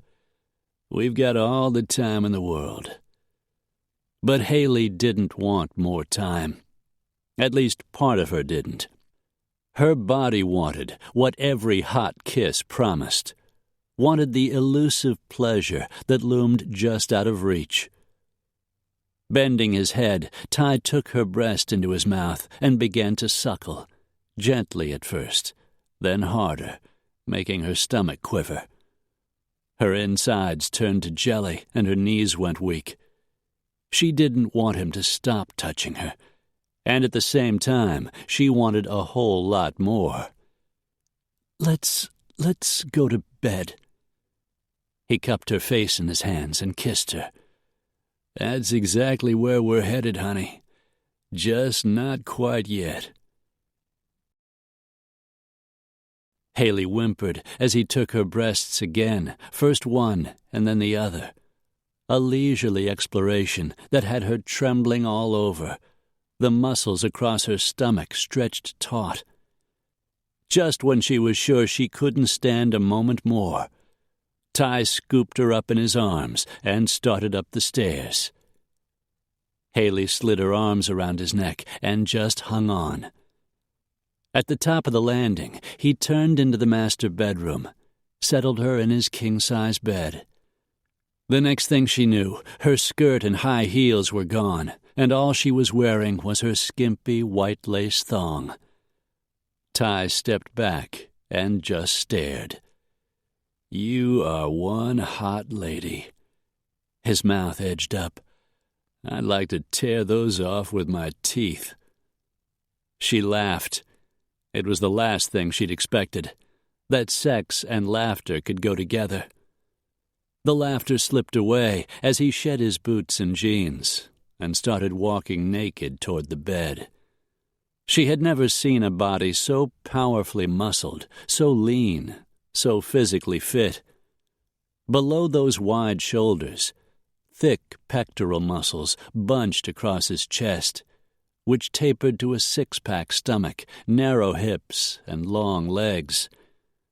She was still staring when he came down on the bed and started kissing her again, settled himself between her legs.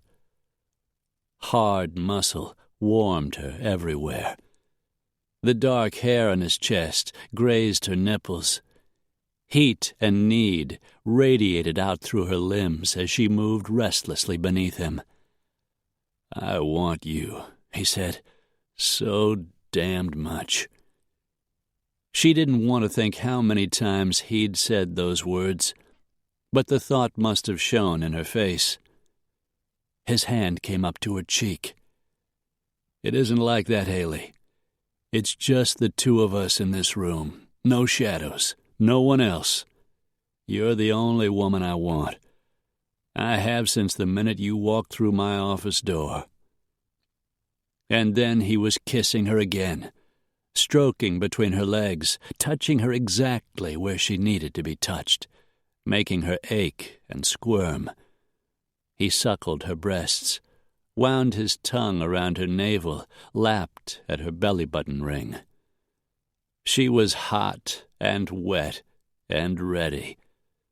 It seemed the most natural thing in the world when he peeled off her thong, sheathed himself, and slid his heavy erection deep inside, exactly right when he started to move. Then her mind shut down and her body took over, arching, taking him deeper, responding to the fierce, penetrating thrusts that pushed her toward climax. In and out, powerful, relentless.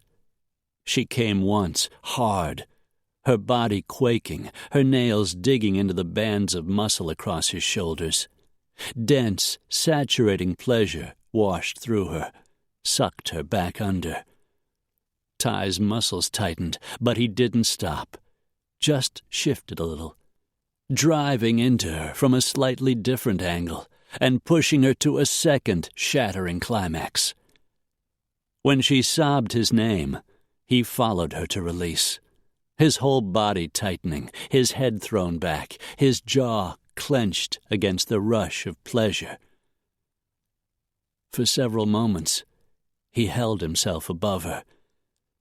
Then, with a sigh, he settled himself beside her and eased her into his arms. She thought he'd say something, make light of the moment and the feelings still washing through her, rising and falling like a tide that had crested and now washed back to sea. Instead, he gently kissed her one last time and didn't say a word. Chapter 14. The red numbers on the digital clock beside the bed glowed in the darkness, ticking off the seconds, then minutes that passed. Ty was still trying to get his bearings after the most earth-shattering climax he could recall. He'd been right about the chemistry between them. More than right. He told himself that's all it was. "You need to call your aunt," he finally said, the last thing he wanted to think about at the moment. "She'll be worried." Haley shoved back her heavy blonde hair. "I told her I'd probably be late, but I'd better go home." He caught her wrist as she tried to get up and brought her down on his chest. "I want you to stay." Haley shook her head. "I don't think so. Not tonight." "Disappointed?" A quick flash of moisture appeared in her pretty blue eyes. "No, it was wonderful. You were wonderful. I've never felt anything like it." "We were good. I knew we would be." Haley started to rise, but he pulled her back down in bed and came up over her. When he kissed her, she didn't resist, just started kissing him back, squirming beneath him, and he was once more sheathed and buried deep inside her. He tried to pace himself, to go as slowly as he could. He prided himself on his skill at pleasing a woman. But he'd wanted Haley badly, and it took more willpower than it should have. As soon as she reached release, he followed, pounding into her and riding out the pleasure. He felt her hands sliding over his back as he eased himself off her, took care of the condom, and settled himself beside her, waiting for their heartbeats to slow. She ran a finger through the curly, dark hair on his chest. "You make sex seem so easy." He just shrugged. "When it's right, it's right. There's nothing hard about it." She grinned, dimples digging into her cheeks. "Oh, I think maybe there is." His mouth edged up. He was getting hard again just thinking about it. Haley scooted backward until she came up against the headboard. Ty was grateful she had pulled the sheet up, covering her luscious curves. "So, who do you think my dad was talking to in the bar? Bill said the guy had part of an ear missing and a scar that made him look like a badass. Why would my dad be meeting a guy like that?" Ty settled himself beside her. "The Blue Oyster's the kind of place I'd pick if I wanted to have a conversation that would go unnoticed, but still feel fairly safe. Nondescript neighborhood, dim lighting, semi-crowded, music loud enough to muffle whatever was being said. Your dad was an investigator. I think he was talking to an informant." Her eyebrows went up. "You think it could have been someone who knew something about the art theft?" "Hard to say. He was working other cases, and that one's 3 years old. Maybe something new came up." "You think we can find him?" "I'll do some digging. And Johnny's still in town. With those physical scars, if the guy's an informant, Johnny might know him, or someone who can find him." Haley swung her legs to the side of the bed. "I really have to go." He didn't want her to leave. He hadn't had enough of her, not even close. "You sure?" She spotted his bathrobe draped over the back of a chair, grabbed it and slipped it on. She freed her hair and rose from the bed, the robe trailing on the floor as she grabbed her skirt and sexy little white thong. "We're still working together," she said. "That needs to come first." Haley headed out of the bedroom to collect the rest of her clothes. As Ty pulled on his jeans, he could hear her in the bathroom downstairs. She was dressed when he reached the living room. He figured her thong was back in place, tried not to imagine grabbing it with his teeth, and told himself he was a dumbass for wanting her again so soon. "There's one more thing," he said, and she flashed him an uncertain glance. "When you went off by yourself earlier, you could have been followed. You could have wound up like Betty Jean. Or worse." Her gaze locked with his. "You can't think they're watching Ellie's house." "I think it's possible. I promised Betty Jean I'd take care of you, to say nothing of what your aunt would do to me if I let you get hurt." "I suppose you're right." "Don't do something like that again." She just nodded.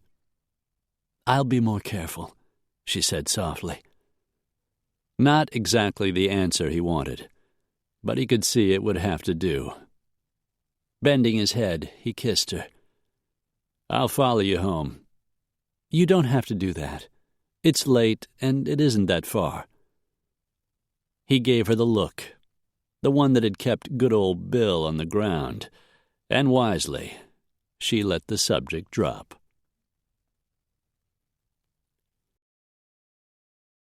Ellie was asleep when Haley got back to the house.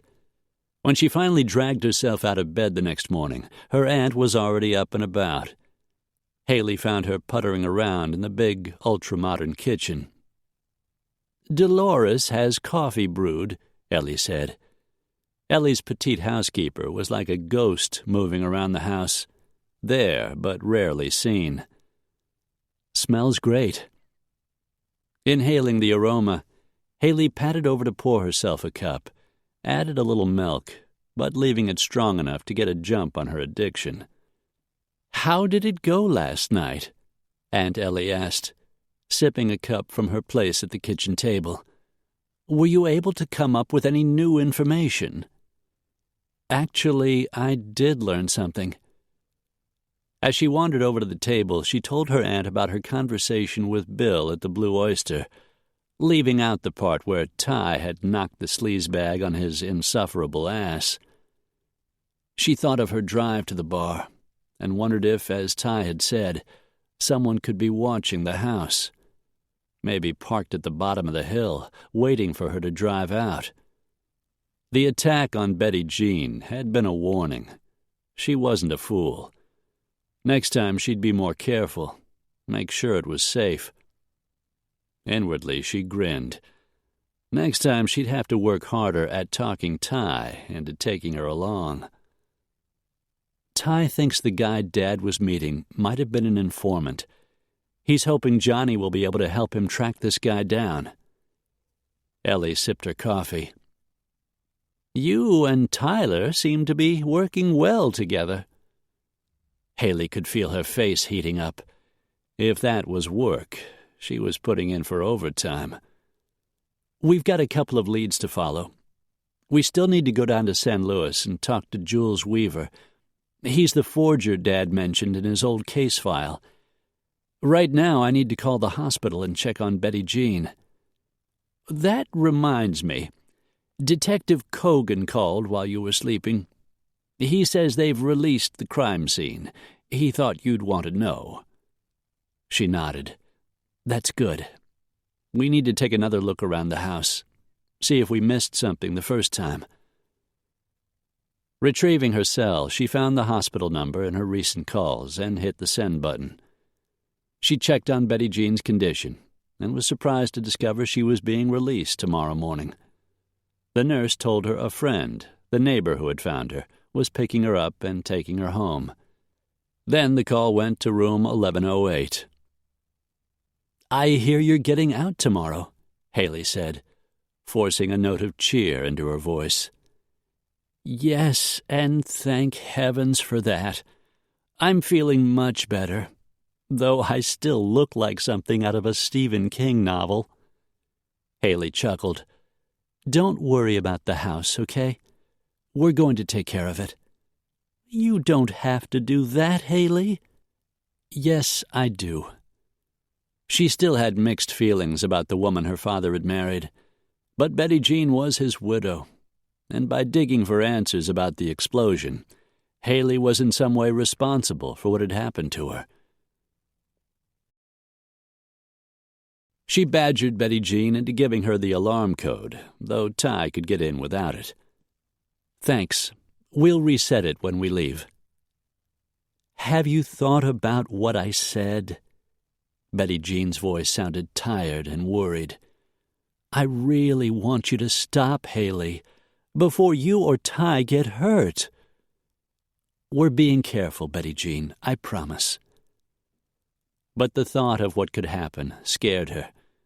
She ended the call and looked up to see her aunt watching her closely. She wants you to stop investigating, doesn't she? Haley nodded. She's afraid someone else will get hurt. Namely, you, I imagine. Are you sure it's worth it, dear? I'm doing what's right, Aunt Ellie. That's what my father always taught me. Doing what's right may be what got him killed. She lifted her chin. I'm not stopping. Ellie shook her head. I shouldn't have let you go out last night by yourself. It never occurred to me it could be dangerous. Ty was there. We just didn't go together. He didn't want you to go, did he? Not at first, but he changed his mind after I got the information. Well, sort of, she thought. Promise me you'll do what he says from now on? Of course I will. Within reason. But I have a life, too. I'm not going to sit around waiting for him to play bodyguard when I have things to do. Ellie tapped a finger against the side of her coffee cup. Then her head came up. For heaven's sake! Why didn't I think of it? I'll call Kurt Stryker. He used to work for Harry. He's a chauffeur and bodyguard. He can protect you when Ty is busy doing something else. I can't afford. Don't be silly. I can certainly afford to make sure my niece is safe, and it won't be forever. Just until this mess gets straightened out. It was an interesting idea. Ty was extremely protective of her, but there were things he needed to do besides help her. Haley had a brain of her own, and she intended to use it. She walked over to the window just as Ty's pickup pulled into the lot next to his office and watched him go inside instead of come up to the house. Haley wondered if last night had been nothing more to him than a one-night stand. But it was hard to imagine Ty being the kind of guy who was strictly into the conquest. Then again, she'd been wrong about men before.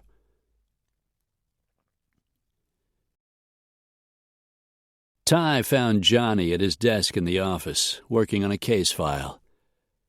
"There's coffee," Johnny said, his dark eyes glued to the screen. "Thanks." Ty meandered toward the aroma coming from the pot on the counter and poured a cupful of the thick, dark brew. "Amy talked to Ellie this morning," Johnny said. "I guess you and Haley went to the Blue Oyster last night." "I went. Haley was already there. I told her to stay home, but she can be pretty mule-headed." Johnny chuckled. "Can't they all?" Ty found himself smiling. Though it was a dangerous thing to do, he couldn't help feeling proud of the way she'd handled herself. Well, up until good old Bill decided he ought to get a piece of tail in exchange for the Mai Tai he'd bought her. She managed to find out something about who Warren met at the bar. Johnny looked up. "Good for her. She get a name?" "No, but the guy's a real standout. Piece of his ear missing, Scar on the back of his neck. Ring any bells?" Johnny thought it over, shook his head. "I can't place him, but I can ask around, see if I can get a name. A guy like that leaves an impression. I've got some people who might know something. I'll talk to them." Ty looked up as Haley knocked on the door, then walked into the office. Her gaze slid over Johnny, then sliced to Ty. "I hope I'm not interrupting." Ty set his coffee mug down on the counter. "Haley, this is my partner, John Riggs." Johnny gave her a once-over, taking Haley's measure. She looked sweet as sin in jeans and an orange tank top, her blonde ponytail swinging with every move. Johnny's gaze went back to Ty, and his lips twitched. Clearly he'd assumed Haley was more than just a client. How much more remained to be seen. But after last night, he definitely wanted to find out. "Nice to meet you. My wife has said good things." "That's nice to hear. I really like her." Johnny grinned. "Yeah, me too."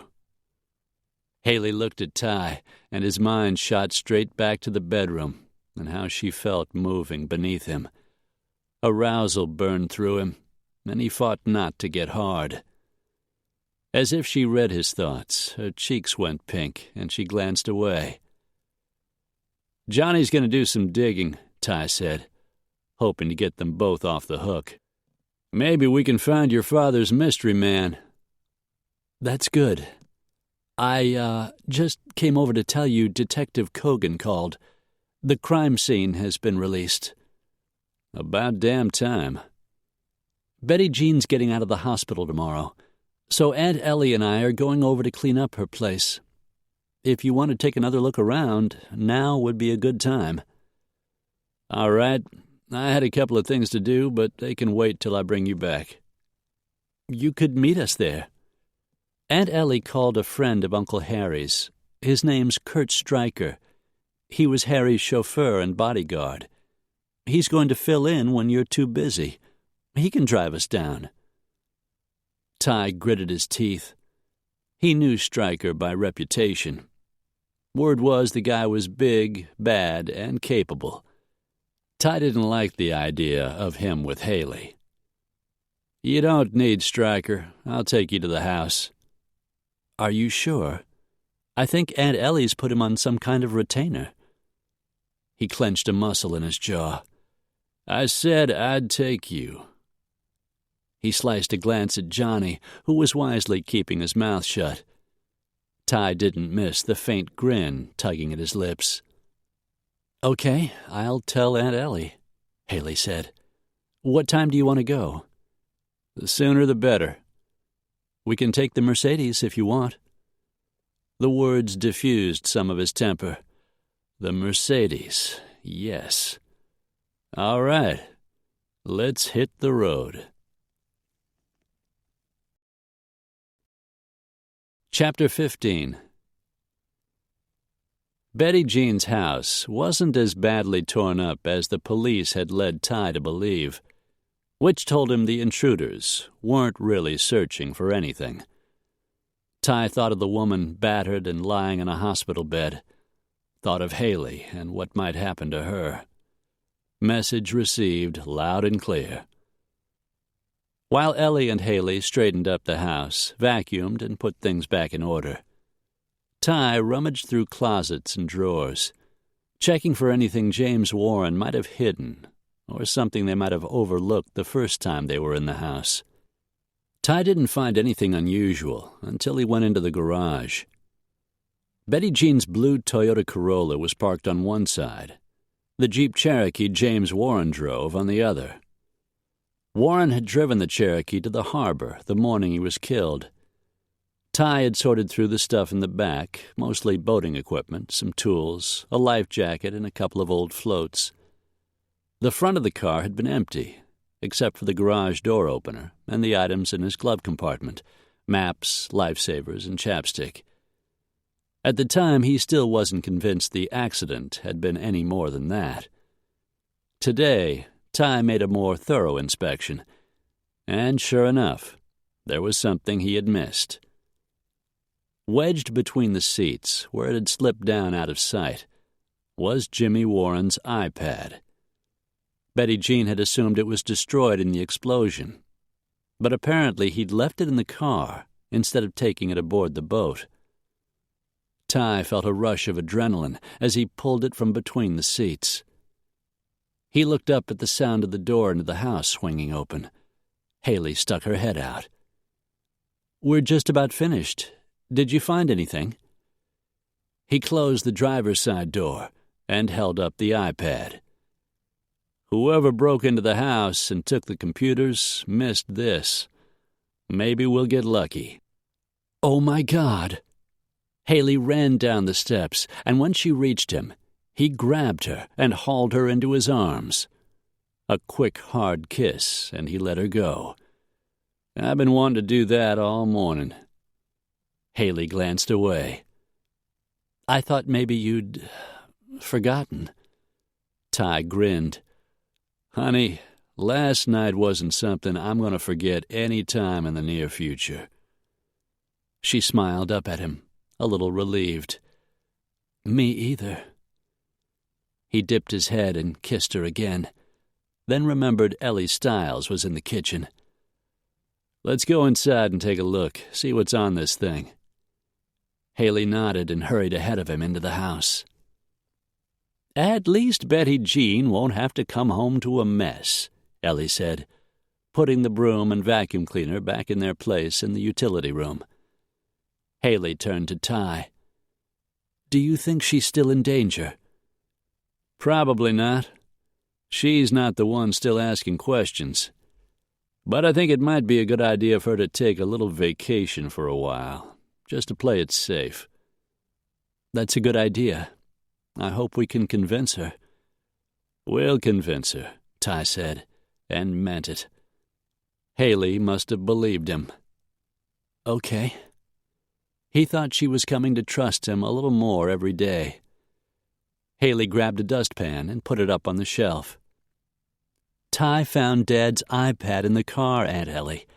We're going to take a look, see what's on it." "Well, that sounds promising," Ellie said. But her canny eyes shifted between the two of them, and he thought she had a good idea what was going on. They huddled around the kitchen table as he turned on the device and waited for it to start. The screen lit up. Ty went into the menu and scanned the names of the files, but there was nothing obviously pertaining to the art theft. "I don't see anything right off. Looks like he mostly used it on the road. I need to go deeper, see if there's something in one of the files. That'll take a little time." Haley sighed glumly. She was getting discouraged, but Ty had been on the job long enough to know they were making progress, even if it didn't seem like it. "We're moving forward, Haley, one step at a time. It just takes a while." Ellie squeezed Haley's hand. "Ty will figure all of this out, dear. You just have to have faith." She released a slow breath, summoned a smile. "You're right. We just have to keep searching." Which meant he needed to get Haley back to the house, where she would be safe and he could get to work. At least with Stryker on the job, he wouldn't be as worried about her. He shook his head. The hell he wouldn't.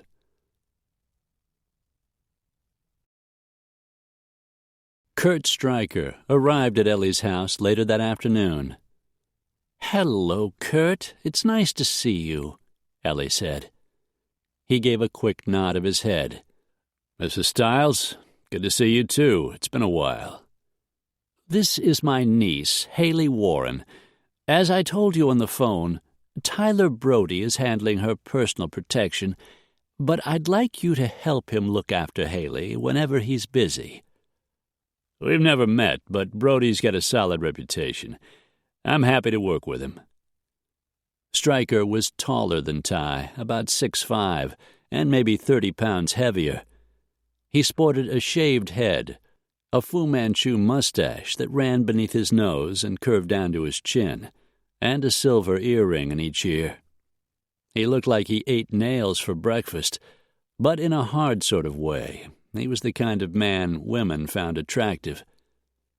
Haley also noticed the slight bulge beneath the brown leather sport coat Stryker was wearing, obviously a weapon of some sort. "Ty's busy working on something this afternoon," Haley said. "I need to get out of the house for a couple of hours." She was climbing the walls, waiting for him to get home. He was looking for the man who was missing part of his ear. He said that in the places he'd be going, she'd be more hindrance than help. For once, she agreed with him.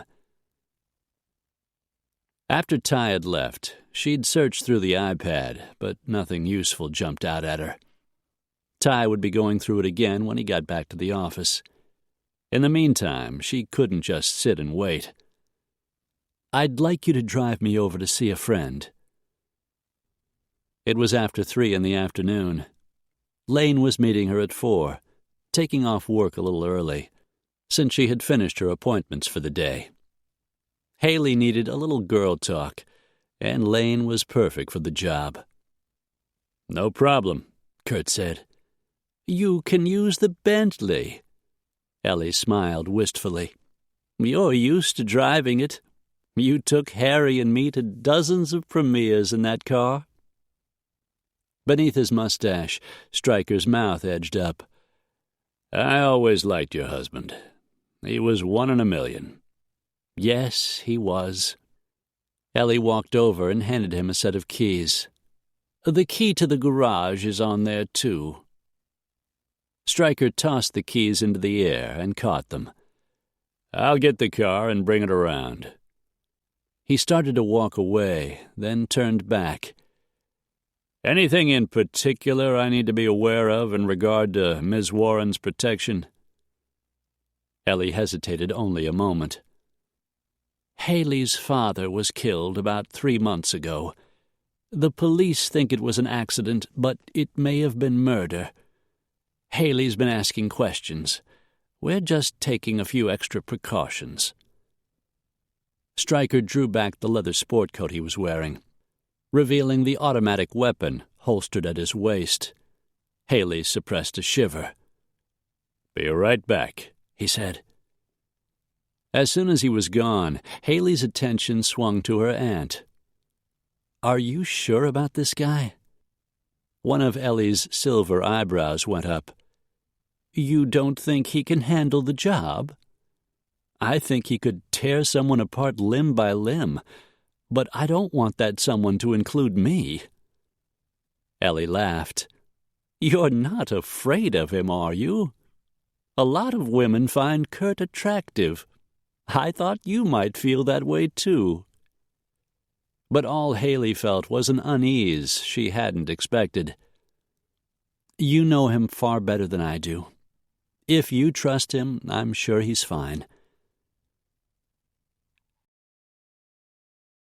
They left the house in Harry Styles's dark green Bentley, a beautiful car, but showy, with Stryker in the driver's seat, Haley in the back. She had to admit the man seemed the consummate professional, handling the car with ease and not saying a word. At Lane's small Spanish-style house in Beverly Hills, he waited in the living room while Haley and Lane sat out on the patio at the rear of the house. The house itself was not at all what Haley had expected from her vibrant friend, but it was amazingly homey. The interior, decorated with heavy Spanish accents, had cream sofas with autumn-toned throw pillows, gilt mirrors, and California Impressionist paintings on the walls. It was a combination of old and new that was unique and somehow perfectly Lane. Clearly her friend was a very talented interior designer. Another surprise was the huge dog that ran up to greet them when she and Lane walked outside. "Oh, my God!" Lane just laughed as the dog loped up beside her and stuck his head beneath her hand for a scratch. "This is Finnegan." She rubbed his coarse fur. "He's an Irish wolfhound. A male usually weighs about 120 pounds. But Finn was the runt of the litter. He only weighs 100. Haley's eyebrows went up. Only? You're the last person on earth I would have figured to own a dog. Lane smiled and stroked Finn's head, got an adoring look from his big brown eyes. A friend of mine went to the animal shelter to get a puppy for her little boy. I was just supposed to keep her company, but there was Finn. If no one took him, they were going to put him down. He was just so cute. What else could I do but take him home? The dog stood placidly as Haley walked over and ran a hand over his rough coat. "He seems very well-mannered," Haley said. "Aren't you, Finn?"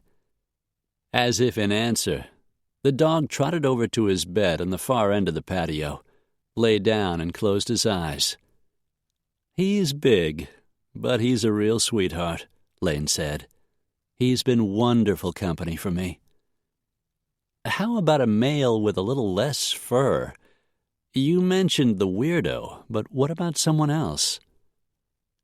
Lane poured 2 glasses of white wine from the chilled bottle she'd brought outside, and they sat down at the heavy wood and wrought iron table beneath the covered patio. "I date, just not all that much. I know it's crazy, but every time I get close to having a relationship, I feel like I'm betraying Jason." Lane had told Haley about her fiancé, Jason Russell, who had died 3 years ago in a motorcycle accident. Apparently, she had never really gotten over his death. "Have you heard anything from the guy who went to prison?" Haley asked. "No, thank God. He's in there for at least 6 more months. Hopefully, by the time he gets out, he'll have forgotten all about me." Obviously, he wasn't the one. But someday you'll meet someone who can make you think of the future instead of the past. Lane made no reply, which was a reply in itself. She tipped her head toward the living room. "I can't believe your aunt hired a bodyguard." "If you'd seen Betty Jean Warren, you'd understand." Lane lifted her wineglass. "Well, he certainly looks like he can do the job." Haley thought of the hulking giant who was in charge of her safety. "Do you, find him attractive?" Lane shrugged, took a sip. "I can see where some women might. He's certainly masculine, but no, he's not my type." "Mine either." Lane lifted her glass, eyed her over the rim. "There's something different about you today. I'm not quite sure what it is." Haley thought of last night, the deep, erotic kisses, the feel of Ty's hard-muscled body moving over her, inside her, driving her to climax. She tried to will the memory away, but faint color crept into her cheeks. "Oh, my God, you got laid! It was Studley Do-Right, wasn't it?" Lane laughed. "I knew you were hot for him." Haley sipped her wine, tried to act nonchalant. "It just happened, you know? I didn't plan it or anything." "So, how was he?" "I got the impression most of the guys you've known have been more into themselves than you." An interesting thought. Haley wondered if it might not be true. She leaned back in her chair and couldn't keep a slow smile from creeping across her face. It was amazing. He was amazing. Lane started nodding. "I had a feeling. That sketch you did of him seemed, I don't know, somehow revealing, like he was more than just a pretty face. Ty has this underlying strength, you know? I can't exactly explain it. It's so much a part of him, I don't think he'd be who he is without it." She ran a finger through the condensation on her glass. "And there's this danger. like a leopard asleep in the shade. On the surface, he looks sweet and mild-tempered, but underneath? Lane laughed. Kind of your own personal Clark Kent? Haley smiled. Yeah, I guess so. You should have seen him at the Blue Oyster last night. This guy in the bar was giving me a pretty hard time. He followed me out of the club, started pushing me around. I'm not sure what would have happened if Ty hadn't shown up when he did. He grabbed the guy and spun him around, hit him once, and pow, it was over. How bad did he hurt the guy? Oh, he was fine. I think Ty held back. He seems to have a great deal of self-control. Lane grinned. I think I'm going to like him. Haley looked at her beautiful friend, and alarm bells went off in her head. Lane must have sensed it. She leaned over and caught Haley's hand. If this guy is as good as you said, odds are he's really into you. He's not going to be putting the moves on one of your friends. Haley sighed. He gets calls from women all the time. It's like he's the Pied Piper of women. Lane's russet eyebrows went up. You think he's just notching his bedpost? Oddly enough, I don't. I trust him. I probably shouldn't, but I do. Lane relaxed. My advice is to follow your instincts. I have a feeling you've got good ones. I don't know. They haven't been great in the past. You're older now and wiser. Maybe. But I'm not about to get in too deep, and Ty probably doesn't want that either. In the meantime, I've got more important things to worry about. Lane flicked a glance toward the living room. Like staying safe. Haley nodded. And finding my father's killer.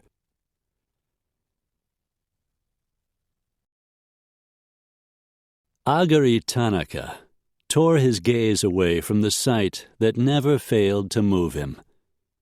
The painting, with a beam of light from a hidden track light in the ceiling, seemed to shine with an inward glow, ethereal, timeless. He'd purchased the painting 6 months ago, a priceless work by an artist he had admired since he was a boy.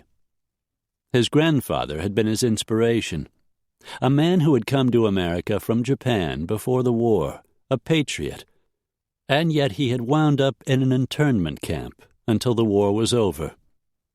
His father had been a successful businessman, a small-time art collector, but he had never amassed the level of wealth that Agari had. His grandfather and father were gone now, and with them, their stifling, antiquated beliefs in a code of honor no one else bothered to follow any more. Agari had made billions in the electronics industry. He loved fine art and sculpture, collected beautiful pieces from all over the world. After a particularly good year, he had rewarded himself with the purchase of this piece. He had hung it on his study wall with great pride, where everyone could see it. Many of his guests had admired the portrait.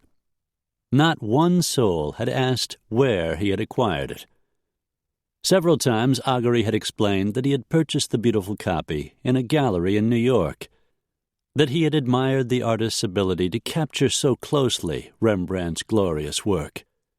It was a total fabrication, of course. The painting itself was the original. Any fool could see that. No one else could achieve the perfect balance of light and shadow, the way the subtle shades of taupe and fawn, the faint hints of amber, captured the aging pallor of the old man's face. Nothing could compare with the dark, flowing lines of his robe, the texture and rich scarlet hues of the sash at his waist. But to the rest of the world, the 17th century painting hung in a place of honor on a wall of the Pfizer Foundation. Hundreds of tourists and schoolchildren admired the fake every day. Augury smiled. People were so easily duped. And yet there were always those whose agenda might lead them here, who wanted to ask difficult questions. Someone was digging into an old art theft file. Names were turning up, people who knew people who might be dangerous to Augury. But it was nothing to worry about. It was being taken care of. All would be well very soon. Chapter 16. Ty spent all day and night, until after the bars closed, talking to people he worked with, people he paid to come up with information. Pimps and hookers, down-and-outers, drunks and drug dealers. None of them knew anything about the man missing a chunk of his ear. He went home tired and restless, frustrated in more ways than one. He sat up watching an old John Wayne Western until he finally fell asleep. He'd awakened with a hard-on, faintly recalled he'd been dreaming of Haley, dragged himself out of bed, showered and dressed, and headed over to the office. Fortunately, his partner's luck had been better. "I found him," Johnny said when Ty walked in, yawning and still half asleep, trying not to think how good he'd felt the morning before, after his hot night with Haley. "That's great." Ty padded over to pour himself a cup of coffee. "Who is he?" "Name's Ray Farrell. Lowlife who used to run a bar called the Dandelion till he drank up the profits and wound up on the street." Ty inhaled the robust smell of the rich brew. "How do I get to him?" "Farrell's down on his luck, way down. I waved a Benjamin in his face, promised him a couple more if he showed, and he agreed to meet you." "Where?" Johnny grinned. "Kitty Cat Club. Someone's always got your back when you're in there." That was the truth. Since Johnny's wife, Amy, had worked the club while she searched for her missing sister, the employees, the dancers, the huge Asian bouncer, Bo Jing, and Tate Waters, the owner, had become Johnny and Amy's friends, which meant they were Ty's friends, too. "Good choice. When?" "Tonight, 11 o'clock. Should be good and noisy in there by then. You want me to go with you?" "Might be less intimidating if I go by myself." Johnny chuckled. Sometimes Ty's laid-back, easy-going manner got him further than Johnny's dark, overbearing presence. Sometimes it worked better the other way around. "Call me if you need me," Johnny said. "Will do." Ty checked his watch, yawned again. It was a little past 10, late enough to make a house call. He'd phoned Haley last night, just to check on her, make sure she was okay. Make sure she wasn't off somewhere with Kurt Stryker. He wondered if Stryker was Haley's type. He couldn't really see it, but as much as he thought he knew about women, they continued to surprise him. He finished his coffee, set the mug on the counter, and glanced out the window toward the big house up the hill. "I need to talk to Haley, see if she found anything on Warren's iPad. I'll see you later." Johnny just nodded. As Ty headed out the door and started up the hill, he spotted a shiny new canary-yellow Camaro parked out front of Ellie's. First guess, Kurt Stryker. He climbed the porch steps and rapped on the door, smiled when Haley pulled it open. "Hi," she said, smiling. "Hi yourself." He kissed her, taking a little longer than he should have. With any luck, Stryker would be looking out the window. Haley stepped back. "Come on in. I just got off the phone with Betty Jean. She should be going home late this morning. I told her you thought it was best if she left town for a while. She wasn't that hard to convince." Amazing what a stint in the hospital will do to clear your head. She says she's been wanting to visit her sister in Michigan anyway. She's got enough air miles she can fly for free. She's leaving tomorrow, so we won't have to worry about her. Smart lady. I also asked her about the partial phone numbers and the Blue Oyster Lounge. She said neither the numbers nor the bar sounded familiar. He'd expected that. He had a feeling Jimmy Warren kept his work pretty much separate from his home life. He liked the cozy nest his wife made for him. He didn't want anything to intrude. What else did she say? As they walked across the marble-floored entry, Haley hesitated. When he leveled a stare at her, she sighed. She begged me again to give up the investigation, okay? I told her I couldn't do that. Be the wisest thing to do. I know. But you aren't going to stop. No. He'd known she would say that. She was just as mule-headed as he'd told Johnny she was. Why he liked that about her, he had no idea. Johnny found our man. Name's Ray Farrell. I'm meeting him tonight. I want to go with you. Ty shook his head. Not a chance. We're meeting at the Kitty Cat Club. It's a strip joint. I'm not about to take you there. She looked like she wanted to argue, but didn't. Maybe she was learning to pick her fights. Did you find anything on the iPad? He asked, hoping to deflect the conversation. There wasn't much on it, period, and nothing about the stolen art. But I think you should take a look, in case I missed something. All right, where is it? In my bedroom. Ty grinned. Too bad Stryker and your aunt are in the house. His gaze traveled over the snug jeans and yellow midriff top. He remembered the metallic taste of her belly-button ring against his tongue, and heat slid into his groin. As if she read his thoughts, a flush rose in her cheeks.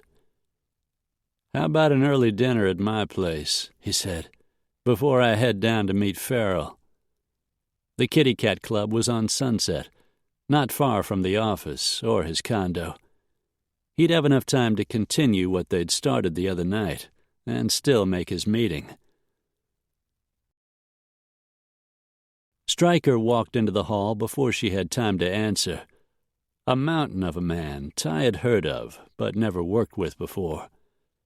But Ellie vouched for him, and he had a reputation for being good at his job. The only things that should have mattered. Stryker? Brody? Ty extended a hand, and the two men shook. Stryker didn't pull the old power squeeze, just kept the meeting friendly. Stryker turned to speak to Haley. Looks like you won't be needing me today. Not today, Haley said. Her lips curved in what didn't quite pass for a smile. She had moved a couple of inches closer to Ty as she talked to Kurt. A natural female reaction, he figured, to a man who could break a woman in two. Ty didn't like the notion. Why don't you go get the iPad, he told her, giving her a gentle nudge toward the guest wing. She glanced from one of them to the other, turned, and hurried away. Ty tipped his head to where Haley disappeared down the hall. She's hands off, you understand? She belongs to me. Anything happens to her, you and I are going to have a problem. Stryker's bald head and silver earrings gleamed beneath the modern beveled glass light fixture in the foyer. His mouth edged up, as if he couldn't believe what he was hearing. Then he looked into Ty's face, read the threat, and just nodded. No worries. Good. Then we'll get along just fine. Stryker's dark eyes remained on his face. I heard you were Force Recon. That true? Been a while. Stryker nodded, getting the picture. I'll keep that in mind. Has Ellie got you staying here at the house? I'm in the apartment over the garage. Good, Stryker handed him a business card with his numbers on it. Ty dug one of his out of his wallet and did the same. "Let me know if you need me for anything." Stryker turned, strode toward the door. Ellie walked out of the kitchen. "Everything okay?" "Peachy," Ty said, thinking of Haley and staring at Stryker's broad back. "Good. I've got to get going. I've got a busy day." Ellie waved as she hurried off toward her bedroom at the other end of the house. Ty waited another minute for Haley to return. When she didn't, he started down the hall into the guest wing. Ellie had given her consent to a relationship, however brief, between him and Haley. But he didn't think she would appreciate him taking her niece right there in the house. He grinned. He didn't have to think twice to know how shocked Haley would be at the thought. Still, it was tempting. Her bedroom door stood partially open. He nudged it the rest of the way with his boot, and found Haley bent over a small table against the wall, studying her computer screen. His gaze ran over her perfect ass, and it was all he could do not to drag those jeans down over her hips and take her from behind. Inwardly, he groaned. Now, every time he looked at her, he'd fantasize about doing just that. Haley straightened, turned toward him, and smiled. "Come and take a look." She moved aside so he could see the screen. Ty ignored the hard-on throbbing beneath his jeans and managed to return her smile. "All right, let's see what we've got." "About dinner tonight," Haley said, returning his thoughts to the dangerous place they had been before. "Why don't I come over and, cook for you? I'm a really good cook. And afterward we can go to the kitty cat club together." It was bribery, pure and simple. He thought about bending her over the arm of the sofa in his living room. It would almost be worth it. "Sorry, darling. As tempting as that offer might be, I'm not taking you to a strip club. Your aunt would have my head." Haley just shrugged and looked embarrassed. She was new at this game they were playing. He had a feeling it wouldn't take her long to figure out the womanly advantage she held over him. He pulled her into his arms, kissed her long and deep. He was starting to weaken, thinking maybe it wouldn't be so bad if she went to the club with him, when his cell phone started fiddling, snapping him back to his senses. Ty pulled it out of his pocket, recognized the number that belonged to his ex-girlfriend, Lindsay Rosamond, and swore a silent oath. Ty let the call go to voicemail. At least his big head was functioning again. He wasn't sure whether it was a blessing or a curse. Haley knew without asking that the phone call had come from a woman. Who was it? Old flame number 1 or 42? Ty flashed her a look. "It was Lindsay, the girl I told you about. I haven't talked to her since we broke up, actually. That's been more than 2 years. At least he didn't dodge the question. That was a plus. "Sorry, it's really none of my business." "It's your business. I'm not interested in anyone but you. And as long as we both feel that way, it's important to be honest." The pressure in her chest eased. She couldn't believe she'd tried to proposition him into taking her to the club. How brazen could she be? She wanted to go, of course, but the real truth was she wanted more of Tyler Brody. She wanted him to give her the same amazing pleasure as before. "You feel that way, right?" he asked her, his gaze on her face. "You're not interested in Stryker or some other guy?" Her eyebrows shot up. "Stryker? Are you kidding? And no, there isn't anyone else." He bent and softly kissed her. "Let's take a look at the iPad." Then he grinned. Unless you want to cook for me right now. Haley laughed. He had a way of doing that, lifting her mood and making her smile. I'm not cooking in here. Aunt Ellie's in the other room. Tyler reached for her, eased her back into his arms. I want more of you, honey. A lot more. But a strip club can be dangerous, and I don't want you getting hurt. Haley slid her arms around his neck, went up on her toes and kissed him. No wonder all those women keep calling. I'm not interested in them. I'm interested in you. Now, we had better get to work before your aunt has to come in and play chaperone.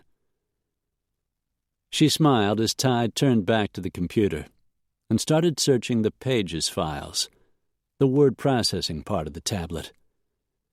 You went through all these? He asked, opening each file and scanning the contents. I didn't see anything that had to do with the art theft. But maybe Ty would see something she missed.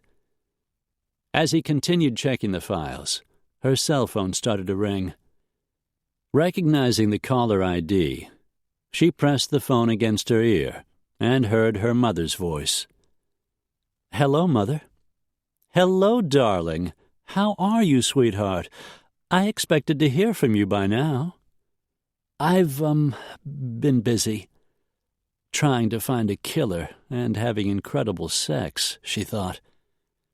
When are you coming home, darling? People are starting to wonder where you've gone. You've missed some wonderful parties. The Stanfields and the O'Connors, the Brighton girls' wedding. There's a big benefit at the country club in 2 weeks. Michael Stanfield is going to be there. You remember him, Avery's son? He's a couple of years older, graduated from Harvard. He'd be perfect for you, darling. Haley looked at Ty, who was still searching through files. So masculine and handsome, it made her heart beat faster just to look at him. I'm not finished here, Mother. Her mother's voice sharpened. I'm trying to be patient, Haley. I realize you and your father were close at one time, but James ran off with some little tramp and left us. You don't owe him anything. She thought of Betty Jean, beaten and lying in a hospital bed.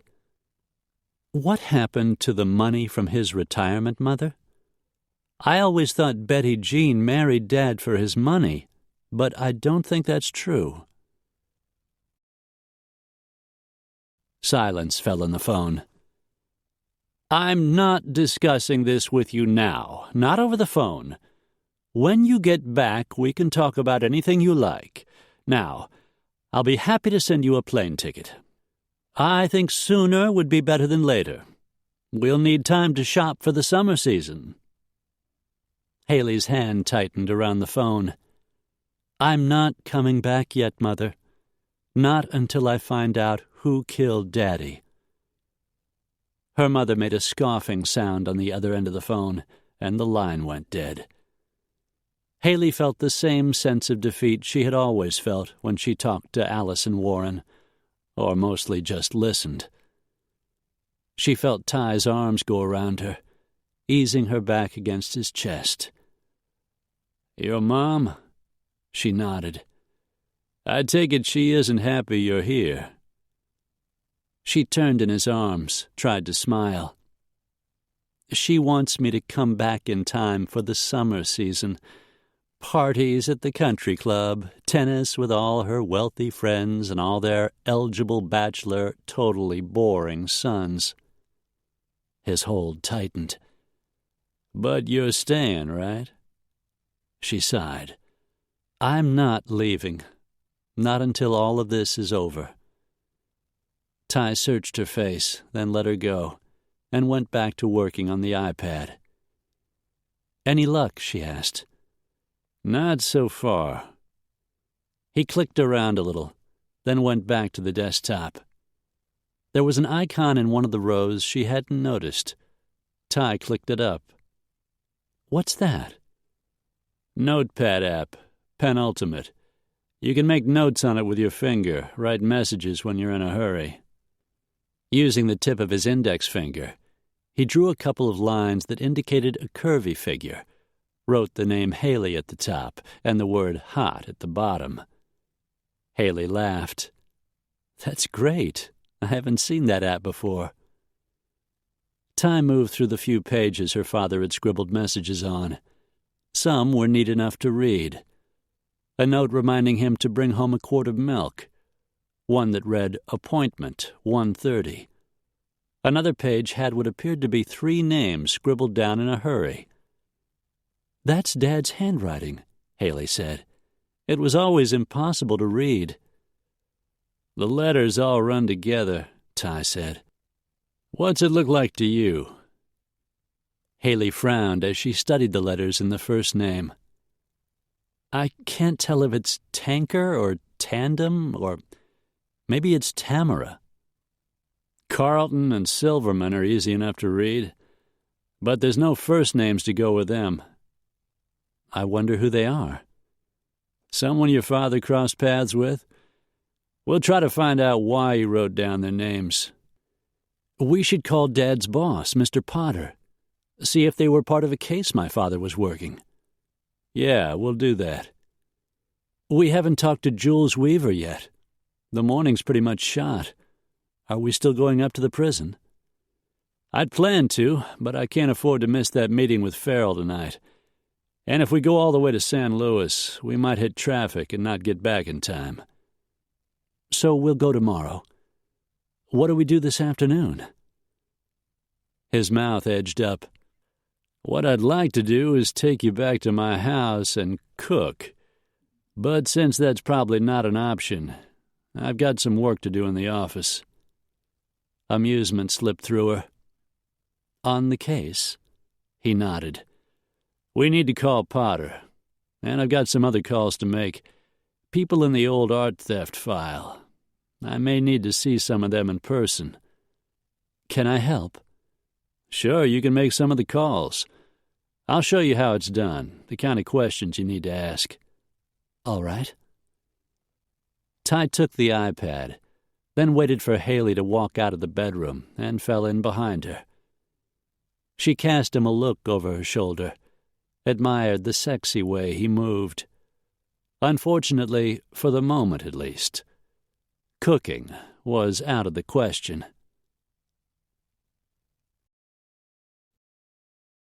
Chapter 17.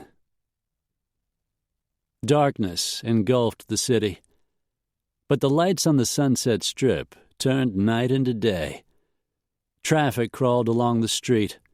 Music blasted from a string of restaurants and bars, and pedestrians in leather and spandex, tattoos and piercings, meandered the sidewalks in full party mode. The Kitty Cat Club was already noisy and crowded when Ty walked in. He was an hour early for his meeting with Ray Farrell. He wanted to check things out, find a place in the back of the room where it was dark and a little more private. People talked more freely when they could hide in the shadows. It was dim inside the club, except for the neon signs behind the bar and the glow of lights over gilt-framed photos of 1950s strippers that hung on the walls. The Kitty Cat, one of the more upscale strip clubs on Sunset, was always busy. The owner, Tate Waters, was cop-friendly and ran the kind of place where out-of-town businessmen could have a little fun and not get into too much trouble. Ty glanced toward the stage at the opposite end of the room. A hot little red-headed pole dancer strutted her stuff in the colored spotlight. Ty watched her limber movements. She was naked except for the red pasty she wore over her nipples and the red thong cutting up the crack of her ass. Too much makeup and too well used to interest Ty. But the thong reminded him of the little white scrap of lace Haley had been wearing. Damn, the lady had gotten under his skin, that was for sure. He didn't quite know what he planned to do about it, but he was sure he wanted more. Well, if it isn't Mr. Tall, Dark, and Handsome. Ty grinned at the cocktail waitress approaching his table. "Hey, Babs, how's it going?" Babs McClure was taller than average, with a curvy figure and chin-length dark brown hair. Tonight she wore it shoved up beneath a hot pink wig. She had been Amy's roommate when she had worked the club. "It's pretty much same old, same old." She held her tray up and cocked a hip. "How's Amy? Haven't seen her in a while." "Still married, still in love with Johnny, and vice versa, from what I can tell." "Good for her. I got a guy I've been seeing lately. Tell her he's real nice, will you? Tell her I might even marry him." Ty smiled. "She'll be happy to hear it." "So what can I get you, hot stuff?" "Bud Light'll do. And tell Dante where I'm sitting." Dante was the bartender, second in line to Waters. "I'm expecting someone. He'll be looking for me." "You got it, cowboy. Be right back." Babs brought his beer a few minutes later and took off to another table. Ty leaned back in his chair, settled in to wait, ignored the smell of stale beer and the sound of heavy breathing. Around him, men sat at small round tables, sipping whiskey or nursing a brew, grinning at the redhead up on stage. The bottle was cold in his hand as he took a drink. After he'd found the names on Warren's iPad, he and Haley had spent the afternoon making calls, one to Warren's boss, Fred Potter, but Potter didn't recognize the names. Late in the afternoon, they had driven downtown to the Scarsdale Center to talk to some of the people who were working there when the paintings were stolen. Some of the employees had quit and moved on to other jobs. Some were new and had only heard about the incident. No one they talked to had any suspicions before the fire that the paintings had been stolen and replaced with forgeries. No one recognized the names on the iPad. Or at least that's what they'd said. In the end, it was too late by the time they got back to the office for Haley to come to his house for supper. As much as he would have enjoyed a quickie, he wanted to take his time, make it good for both of them. Ty leaned back in his chair and nursed his beer, kept an eye on the front door. At 11:15, it opened for the umpteenth time, and in the brief flash of light coming in off the street, a lone man walked into the club. Ty watched him move toward the bar. The man ordered a beer. Dante slid it over to him and pointed in Ty's direction. Ray Farrell was about 6 feet tall, medium build and brown hair. As he wove his way across the crowded room, Ty shoved a chair out with his boot. Farrell grabbed it and sat down. Even in the dim light, Ty could tell the bottom part of his ear was missing. "You Brody?" "That's right. I appreciate your coming." Farrell took a drink of beer. "So, what do you want?" "Same thing everyone else wants. Information." Ty drew a $100 bill out of his shirt pocket and slid it across the table. "I want to know why you were meeting Jimmy Warren." Farrell tipped up his beer, took a long draw. "I worked with Warren for a couple of years. He came to me for information. He paid well, so I did my best to give it to him." "When was the last time you saw him?" "About a week before he died.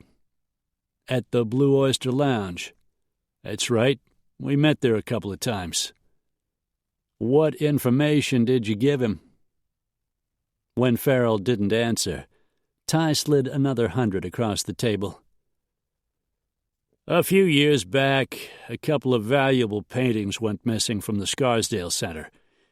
Warren was on the case. He asked me to dig around, see what I could find, but I never came up with anything. Warren refused to quit. He told me if I ever heard anything to give him a call. A few months back, I heard some rumors. I needed money, so I called. Warren set up the meets at the Blue Oyster." So you came up with new information just before he died. That's right. Ty slid another 100. What was it? Farrell fingered the bill, set it neatly on top of the others. There was another heist. Happened a few months before I heard about it. Ty straightened in his chair. He hadn't expected that one. Puts it back about 6 months ago. That's right. Rumor on the street was the second heist was even bigger than the first. 3 paintings this time, all of them priceless. From the Scarsdale Center? I don't know, but I don't think so. Ty pointed toward the hundreds lying on top of the table. I can make that stack grow if you can give me names. Farrell released a slow breath, took a long draw on his beer. I know there was big money involved, real big, but I don't know who stole them. After what happened to Warren, I can't say I'd want to know. He finished the beer in a couple of long swallows, picked up the hundreds, and got up from the table. See you around. Ty watched him leave. Another burglary. More forgeries substituted for original art? 3 paintings of the caliber that had been stolen before could mean tens of millions, maybe more. Ty's thoughts went from Jimmy Warren's death to Haley, and unease filtered through him. Instead of going back to his condo, he found himself driving toward the office. He wanted to check out the house, make sure it was secure. He phoned Kurt Stryker along the way, told him he was coming in. Told him to take a look around, make sure everything was locked up tight. But he didn't know Stryker, and though Ellie trusted him, he wouldn't be able to sleep without checking things out for himself. And the thick rubber gym mat on the floor in the office made a pretty decent bed.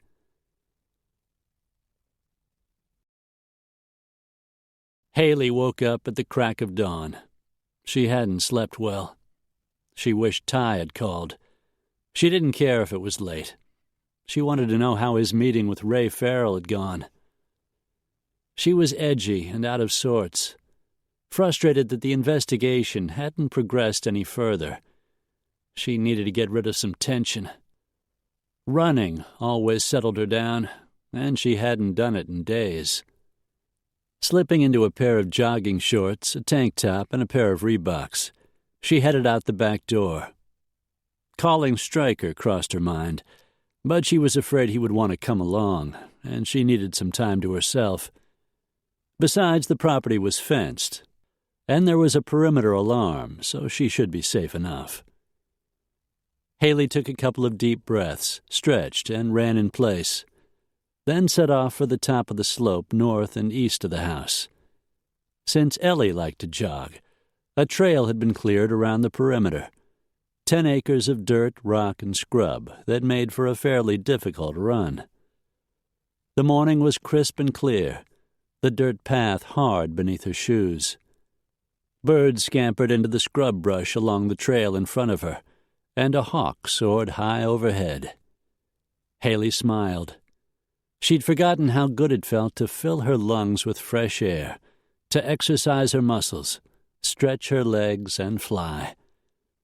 She increased her pace, settled into a rhythm. Little by little, her mind began to clear, her thoughts to focus. The mountains around her were scarred with ravines and dry stream beds, covered with prickly pear cactus.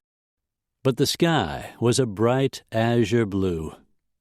For the first time in days, she was able to forget the guilt she had been carrying, the regret that she hadn't mended the rift with her father before it was too late. She had failed him before, but she wouldn't fail him again. She was doing the right thing in finding out who killed him.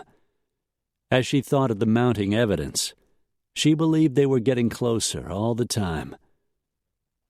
Haley rounded the path at the top of the slope and started the loop back down.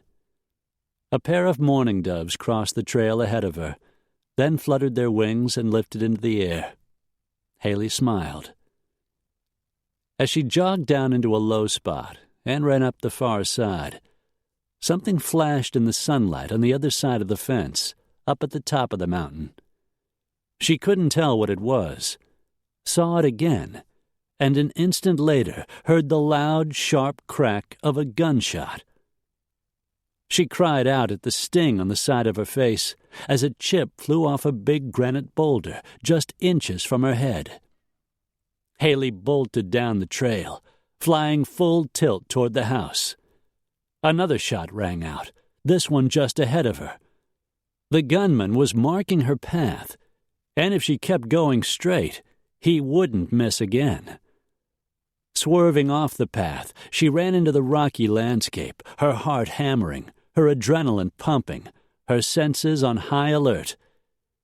Keeping low, she darted from boulder to boulder through the uneven terrain, dodging cactus and sagebrush, never moving in a straight line, racing downhill toward the house, praying Kurt Stryker or someone else had heard the shots and was on his way to help her. At the sound of the gunfire, Ty dropped the towel he was using to dry his hair and shot out of the bathroom. He grabbed his pistol, an M9 Beretta, from the drawer beside his desk and raced out the door. Wearing only the jeans and boots he'd had on the night before, his chest bare and his hair still wet, he raced up the hill to the house. He spotted Haley on the jogging path, heard the echo of another shot, and his heart slammed hard against his ribs. As he bolted past the back of the garage, Kurt Stryker ran out of the second-story apartment and charged down the stairs. But Ty was leaner and faster, and in seconds he'd left Stryker behind. Up the hill, Haley had darted off the path along the fence into the rocky landscape. She was running a zigzag pattern, heading downhill, crouching low, racing toward safety. His chest tightened. "Baby, I'm on my way." Another shot rang out, and he caught the glint of a rifle barrel near the top of the mountain. Ty fired 3 cover shots, saw Haley duck behind a boulder, fired off another 3 rounds. "Stay down," he commanded as he reached her, diving on top of her, pressing her into the dirt. He could feel Haley trembling beneath him, hoped like hell he hadn't hurt her. "Easy, baby," he said, searching the rocks and outcroppings above them for any sign of the shooter. He eased himself off her, drew her up behind his body, shielding them both behind the boulder. In the distance, he could hear the scream of sirens racing up Laurel Canyon Boulevard, turning up the road that wound toward the front gate and the drive up to Ellie's house. "You okay?" he asked, still standing in front of her. When she didn't answer, he turned, saw the blood streaming down the side of her face. The muscles across his stomach contracted. "Jesus! I'm okay. A piece of granite flew off a rock and hit me. It's really not that bad." He pushed her back a little farther, saw Kurt Stryker running up the hill, a .45 semi-automatic in his beefy hand. He was breathing hard by the time he reached them. "Cops are on the way." Stryker handed him the binoculars he had been using. "Looks like our shooter's gone." If he's smart, Ty thought, fighting to control the fury burning through him, feeling Haley tremble again. Ty fitted the binoculars against his eyes, scanned the mountainside, checked the cluster of boulders where the shots had come from, saw nothing, and lowered his pistol. He eased Haley out from behind the boulder. "Can you make it?" She was shaking, but she nodded. "I'm okay." "Let's get out of here. We need to see how bad you're hurt." With a last glance up the hill, he wrapped an arm around her shoulders and started guiding her back to the trail leading down to the house. Haley leaned into him, seeking his protection, and Ty softly cursed. He should have been there. should have figured something like this could happen. When they got to the house, Ellie was standing just inside the back door. She caught Haley's arm. "Oh, my Lord, you're hurt." Haley touched the gash on the side of her head, came away with bloody fingers. "It was only a rock chip. I'm a little shook up, but I'm okay. Come inside and we'll take a look." Ty stuck his pistol into the waistband of his jeans and stepped back as Ellie led Haley into the kitchen. His adrenaline was still pumping, his blood rushing. Unconsciously, his hand balled into a fist. He told himself to stand down, that the battle was over, at least for now. But his years of training kept him on high alert, made him far too conscious that things could have gone the other way, that Haley could have been killed. He turned to see Johnny striding toward the back door, shoving his pistol in the shoulder holster he wore over a black T-shirt. Dust puffed from the bottom of his heavy leather boots. "Shooter hightailed it. I picked this up from his location." Johnny handed Ty a shell casing. Ty fingered it, felt the heat of the sun-warmed brass. "Winchester 30-06, deer rifle. I would have figured maybe a 308. Not a sniper rifle, but plenty of power to do the job. Yeah. I saw some footprints next to a rock in the open space farther up the mountain, maybe a couple of 100 yards out. Some dry grass matted down where he'd been watching the house. Tracked him to the road up above, but he was long gone." Ty released a slow breath, raked back his damp hair. "I was afraid they might be watching the house, waiting for one of us to drive out, but I didn't figure them for a direct assault. You can't figure everything." Amy opened the back door and rushed in, long blonde hair flying around her. She hurried over and handed Ty a clean white T-shirt. "I saw you out the window. Johnny told me not to move until it was over." She managed to smile. "I've learned to trust what he says." "Thanks." Ty pulled the T-shirt over his head, his gaze going to Haley, sitting in one of the kitchen chairs while her aunt cleaned the gash on the side of her face near her temple. Ty walked over and pressed the button that opened the gate at the bottom of the drive, and police cars swarmed up the hill. Johnny had called them and updated them on the situation, told them the threat had lessened and that the three of them were legally armed. He also told them the perp had escaped. Unless a patrol car in the area made a lucky stop, the shooter had gotten away clean. Ty's stomach churned. Since he'd driven out of the parking lot of the Kitty Cat Club, his instincts had been screaming. He'd slept in the office last night so he could be close, but it hadn't been enough. He went over to Haley. "I had a bad feeling something was off. I should have told you not to go out." "There's no way you could have known. I thought as long as I stayed inside the fence, I'd be okay." He worked a muscle in his jaw. "You'll be okay from now on. I promise you." Stryker walked through the back door, big, brawny, and powerful. "Sorry, brother. I should have been paying closer attention. We both should have." Stryker looked at the blood on the rag Ellie was using to clean the wound near Haley's temple. His gaze zeroed in on Ty. "I think maybe it's time you filled me in." Ty studied the man with a shaved head and earrings, a man who could kill Haley with his bare hands. But then Ty was capable of that same thing. He reminded himself that Ellie trusted Stryker, and that two of them guarding Haley were better than one. The intercom buzzed. While Ellie went to the door to welcome the police, Ty filled Kurt Stryker in on the case he and Haley had been working. An investigation that involved a fortune in stolen art, murder, and a deadly attempt on Haley's life.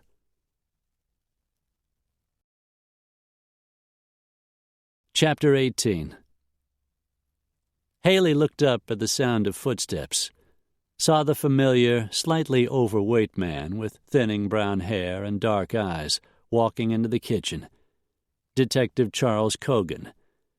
His partner, overly cocky and a little too handsome, Matt Rollins, sauntered in behind him.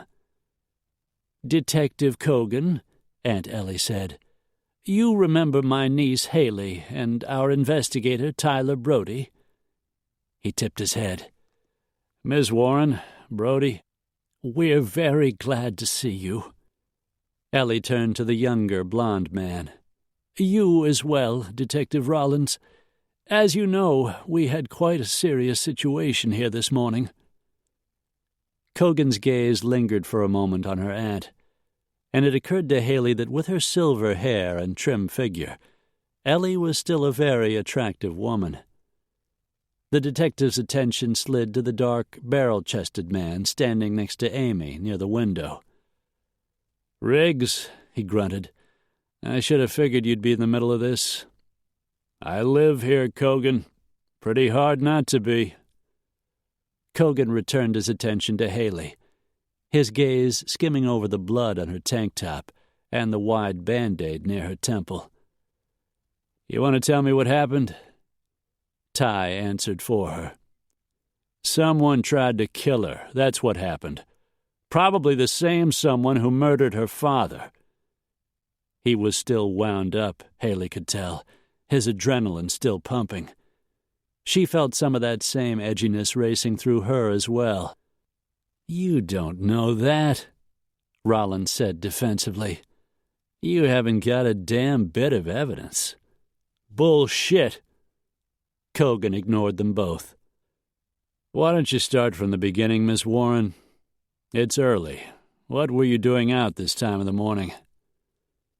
Haley took a deep breath and started in, beginning with the idea of going for a morning run. Over the next few minutes, she told her story, start to finish, then turned to Ty, who picked up the tale from the moment he'd heard the gunshots and come racing up the hill. Johnny added his point of view, and Stryker came in from outside to fill out the picture. "Before we go any further," Cogan said, "we need to take a look at the crime scene." "Unless you've managed to destroy it," Rollins muttered. Ty's jaw hardened. "When we get back," Cogan continued, "I'll need statements from all of you, including Mrs. Stiles and Mrs. Riggs."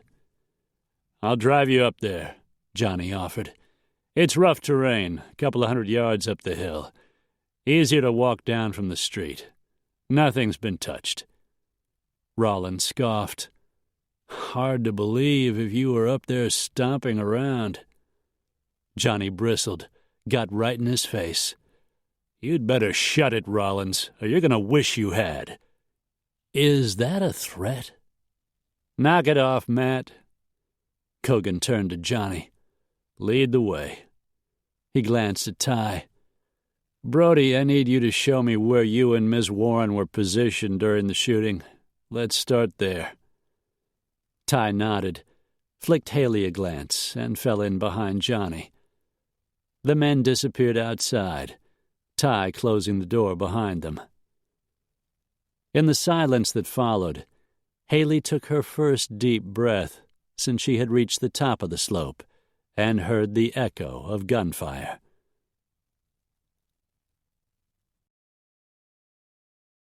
Ty stood next to Johnny, watching Cogan and Rollins descend from the upper road to the spot where Johnny had retrieved the shell casing. The morning was slipping past, the sun beating down, doing nothing to cool the fury still pumping through his veins. Sometimes after a mission he'd been like this for hours, the adrenaline still flowing, his mind going over every detail of what had happened, sifting and sorting, looking for mistakes, filing the information away in case he needed it again. He closed his fist, remembering the pressure of the pistol against his palm, though it now rode beneath his T-shirt in the waistband of his jeans. Cogan and Rollins examined the site, then turned and started back up the hill, Kogan carrying the rest of the shell casings in an evidence bag, all but the one Johnny had retrieved. The detectives stopped when they reached the two men. Rollins jiggled the bag. 30-06 casings. Hunting rifle. Good chance the guy was a poacher. Ty's blood pressure shot up. Have you lost your fucking mind? Take it easy, Brody, Kogan warned. Lots of deer in the area, Rollins said. They wander around in the open space at the top of the mountain, meander down the hill. Guy probably saw something, got buck fever, and took a couple of shots, missed the target, and came close to Ms. Warren. This guy was no deer hunter, Johnny said darkly, and both of you know it. What the hell's going on? Ty turned the possibilities over in his head, shot a glare at Kogan. I get it. You blew the original investigation into Warren's death, and you haven't done squat about his wife's assault. That could look real bad for you, and you don't want it to go into your file. Look, Kogan said, I've only got a couple of weeks, and I'll be out of there. Whoever was up at the top of the hill is gone. We can beef up our patrols in the area. That ought to keep anyone from getting near the house. That's the best we can do. That isn't enough, Ty said. Haley could have been killed out here this morning. Rollins's lip curled. She's paying you to protect her, right? You and Stryker? Just do your jobs and she'll be fine. Why don't you do your job and find the guy who killed her father? That case is over and done, Kogan said flatly. Haley needs to go back to Chicago and forget all this. Put it all behind her. Why? So you can retire with a perfect record? Kogan stiffened. Watch it, Brody, or I'll haul your ass in for interfering with a police investigation. There is no police investigation, Ty said. That's the problem. He felt Johnny's hand on his shoulder. Take it easy, partner. These guys are busy. Let's let them get back to work. Fuck them, Ty thought, but didn't say it. Turning, he started back to the road at the top of the mountain, heard Johnny's heavy boots plodding along behind him. Clearly, they were on their own. But then they had been, since all of this started.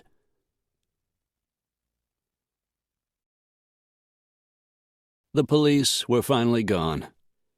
Johnny and Amy had returned home. Stryker was somewhere outside, and Ty sat brooding on one of the stools at the breakfast bar. Aunt Ellie had brewed a pot of coffee. Haley took a sip from the mug in her hands, but the coffee had gone cold. At least she'd had time to change out of her bloody clothes into jeans and a pink scoop-neck top. The Band-Aid was annoying against the side of her face. There's a clinic just down the hill, Aunt Ellie said, as Haley absently reached up to touch it. Are you sure you don't want to have the doctor take a look? I'm not going to the doctor, not for something as insignificant as this. I've had worse scrapes out hiking. Ellie looked over at Ty and shook her head. Haley glanced in his direction. Images returning of the man who had raced up the hill half-naked, every muscle tense, firing a steady stream of bullets at the assassin trying to kill her. As he sat on the stool, any trace of the smiling, easy-going Texan who'd been in the kitchen yesterday was gone. There was no smile today. Instead, the muscle in his jaw was clenched so tight it looked painful. His dark brows drew into a scowl, and his mouth was a thin, angry line. This was no soft-spoken country boy. This was a Marine, a hard, capable man who, like the sleeping leopard, had just been awakened. You did good out there today, he finally said. You did just what you should have. Ran a zigzag pattern, kept your head down, stayed focused. She managed to smile, but it didn't feel quite right. I've watched a lot of old Stallone movies. His eyes were dark and stormy. The only thing you did wrong was to go out there in the first place. She stiffened. I told you, I thought... I know. He sighed. It wasn't your fault. He glanced out the window, then back. It's just, you really scared me.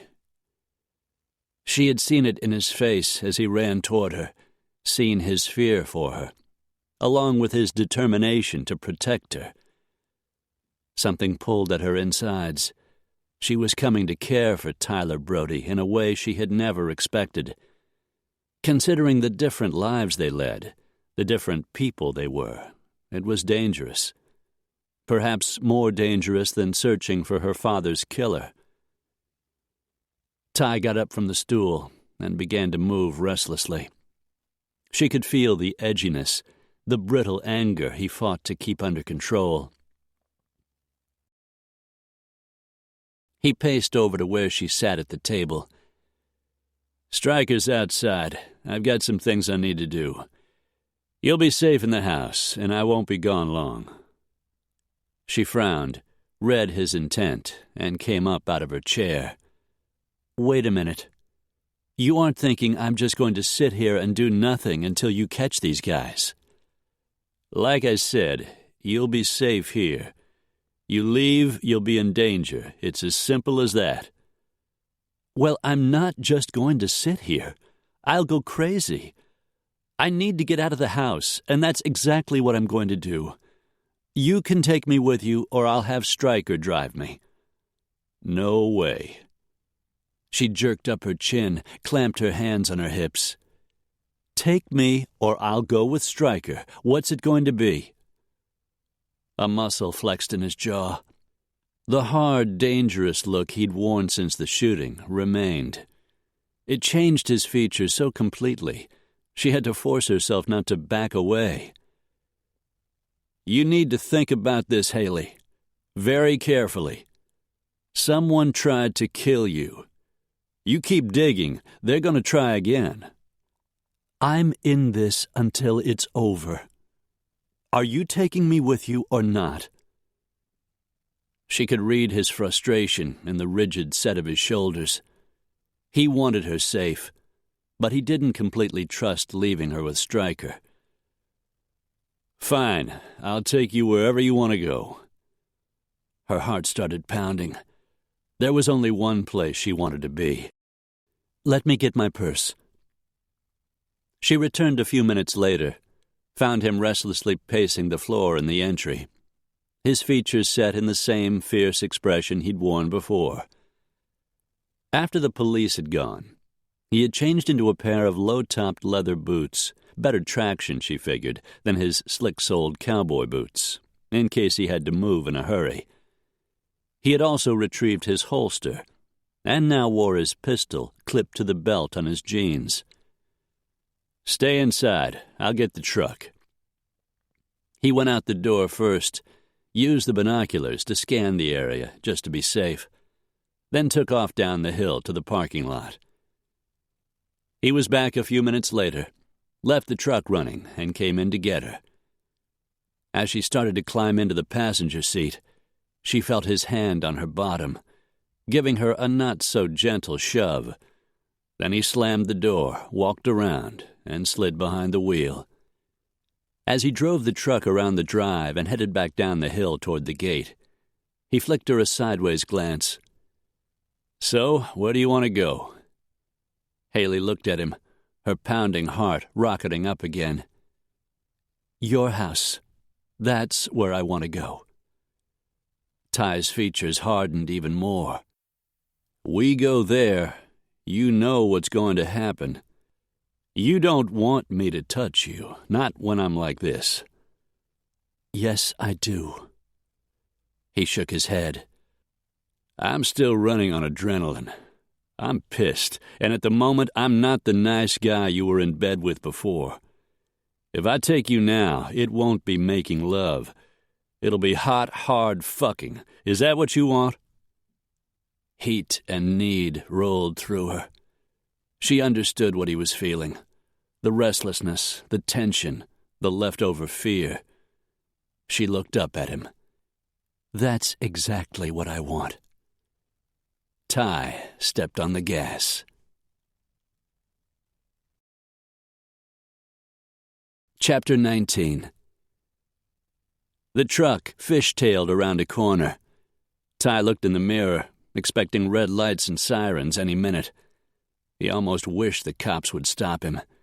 He didn't trust himself with Haley. Not when he was in one of his dark, turbulent moods. She hadn't said a word since they'd driven out the gate, heading for his condo. He'd taken a circuitous route to make sure they weren't being tailed, but the police were working the area, and he figured whoever had been up on that hill had gone to ground, at least for a while. His place was just up ahead, a townhouse in the hills that gave him a feeling of privacy in the sea of people around him. He glanced over at Haley, thought of the man or men who had tried to kill her, and another shot of adrenaline rolled through him. He was jacked up and rolling, and just looking at her made him hard. If she didn't stop him now, it was going to be too late. "You sure you're ready for this?" She ran her hands nervously over the front of her jeans, and he wondered if she was feeling some of the same tension that was coursing through him. Her eyes locked with his. "More than ready," she said. Hunger gnawed at him, hot and fierce. He pulled into the garage, turned off the engine, and hit the button on the automatic door, sealing them inside. As he got out of the truck and started around to the passenger side, Haley jumped down from the seat. Ty reached her, swung her up into his arms, slammed the truck door, and carried her into the house. He was breathing a little too fast when he set her on her feet in the kitchen, walked over and reset the alarm, giving her a last few seconds to change her mind. When she made no move, just stood there looking at him, as if she dared him to take her. He laced his fingers in all that golden hair, and dragged her mouth up to his for a deep, wet, ravaging kiss. Haley gripped his shoulders.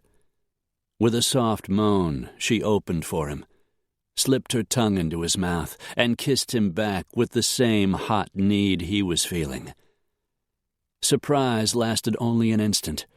Then he was deepening the kiss, sinking into those soft, full lips, driving his tongue into her mouth and taking what he wanted. Her fingers dug into the muscles across his shoulders as he walked her backward to the kitchen counter. Peeling her little pink-flowered top over her head, he reached for the hook at the front of her white lace bra and unsnapped it, tore the bra off and tossed it away. His gaze ran over her breasts, apple round and tilted slightly upward, the rosy tip contracting beneath his hot stare. Haley reached for him, took his face between her palms, and kissed him. Kissed him like she'd die if she didn't. A low growl came from his throat. Breaking the kiss, he bent and flicked his tongue over her nipple, opened to take in the fullness, suckled and tasted, bit down a little harder than he should have on the tight bud at the crest. A soft gasp slipped out, and she pressed herself more fully against him, rubbed herself like a sexy kitten over the erection throbbing beneath his zipper. She wanted it, wanted him, and he was more than ready to give her what she wanted. He popped the button on the front of her jeans, unzipped and dragged them down over her hips. Lifting her up, he set her down on the kitchen counter and stripped off the rest of her clothes. Haley jerked his T-shirt over his head and kissed him, a hot, deep, erotic kiss that begged him to take her. Jesus, he was so ready. Buzzing down his zipper, he freed himself, gripped her hips, and dragged her to the edge of the counter. When she locked her arms around his neck and wrapped those long legs around his waist, he buried himself to the hilt. For an instant, he just stood there, heat burning through him, his erection turning to steel. Fighting for control, he slid himself out and thrust hard back in. Out and then in, setting up a rhythm, hunger driving him, lust pouring through every cell in his body. He needed this, needed her. He drove into her again and again, pounding hard, gripping her hips, taking her until she cried out and her slender body shook with the force of her climax. Still he drove into her, taking her and taking her, until the hunger exploded inside him and he couldn't wait a moment more. Haley climaxed again at the same time he did, and they clung together, both of them trembling with the loss of control. For long seconds he held her against him, absorbing the warmth of her body, feeling the rightness of being inside her. Time slipped past. With a sigh, he set her on her feet, turned and dealt with the condom he didn't really remember putting on. Breathing hard, Haley watched him, her pretty face still flushed with pleasure. Standing naked in his kitchen, those beautiful blue eyes languid and yet still burning with heat, she looked so damned sexy. He wanted more. Dragging her back into his arms, he kissed her again. He'd warned her, told her what would happen. "I'm not done with you yet," he said, his voice deep and rusty, and a soft little whimper came from her throat. Lifting her high against his chest, he carried her upstairs to the bedroom and lowered her to the middle of his bed. It only took a moment to strip off the rest of his clothes and sheathe himself again. Ty drove deeply, felt her arch to take more of him. In seconds, Haley had reached another shaking climax. But Ty didn't stop, just kissed her and fought to hang on to his control. But the hunger was driving him, forcing him to the crest and pushing him over. He thrust into her a couple more times, then came with a rush of pleasure so fierce, so sharp, every muscle in his body tightened and seized. Slowly, he relaxed, slumping for an instant on top of her, his mind completely empty, his body still pulsing with the warm feel of her gloving him so sweetly. With a long, slow breath, he pushed himself up on his elbows, lifted away, and settled beside her on the bed. The hunger was gone. The need pushed back into the dark place it had come from. Haley had done that. Helped drive away the angry frustration inside him. He looked into her softly feminine features and felt a rush of guilt for treating her so roughly. With a long, slow breath, he shook his head. "I'm sorry. I didn't mean to hurt you. I don't know what else to say." Haley turned to him, her eyes lambent and her body relaxed. "I know what to say." She ran a finger down his cheek. Then she smiled so wide, her dimples popped out. "Thank you. That was amazing, Ty." He laughed, relief and admiration sweeping through him. He drew her back against him, spoon fashion, content in a way he hadn't expected. "Sometimes after a mission, I'd be this way, you know. Still working off an adrenaline high, jacked up and ready for more. Seeing you out there on the hill taking fire, it was like being in the war all over again."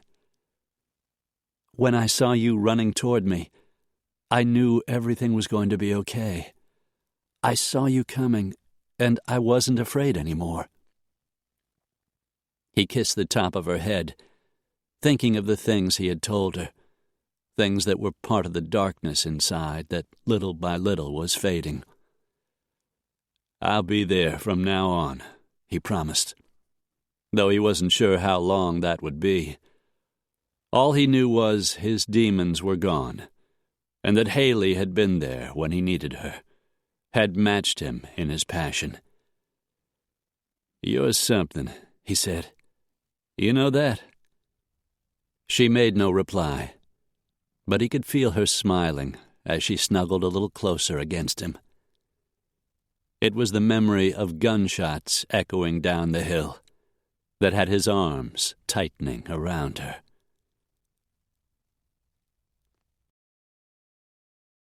Nathan Silverman walked out on the deck of his Swiss chalet, the smallest yet favorite of the 3 homes he owned in different parts of the world.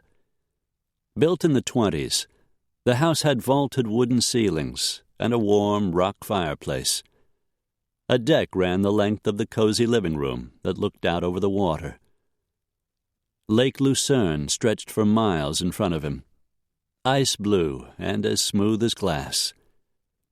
In the distance, the Swiss landscape rose up from the valley floor, brilliant green, grass-covered grazing land, dotted with tiny yellow flowers, rising to sharp white alpine peaks, still deeply buried in snow.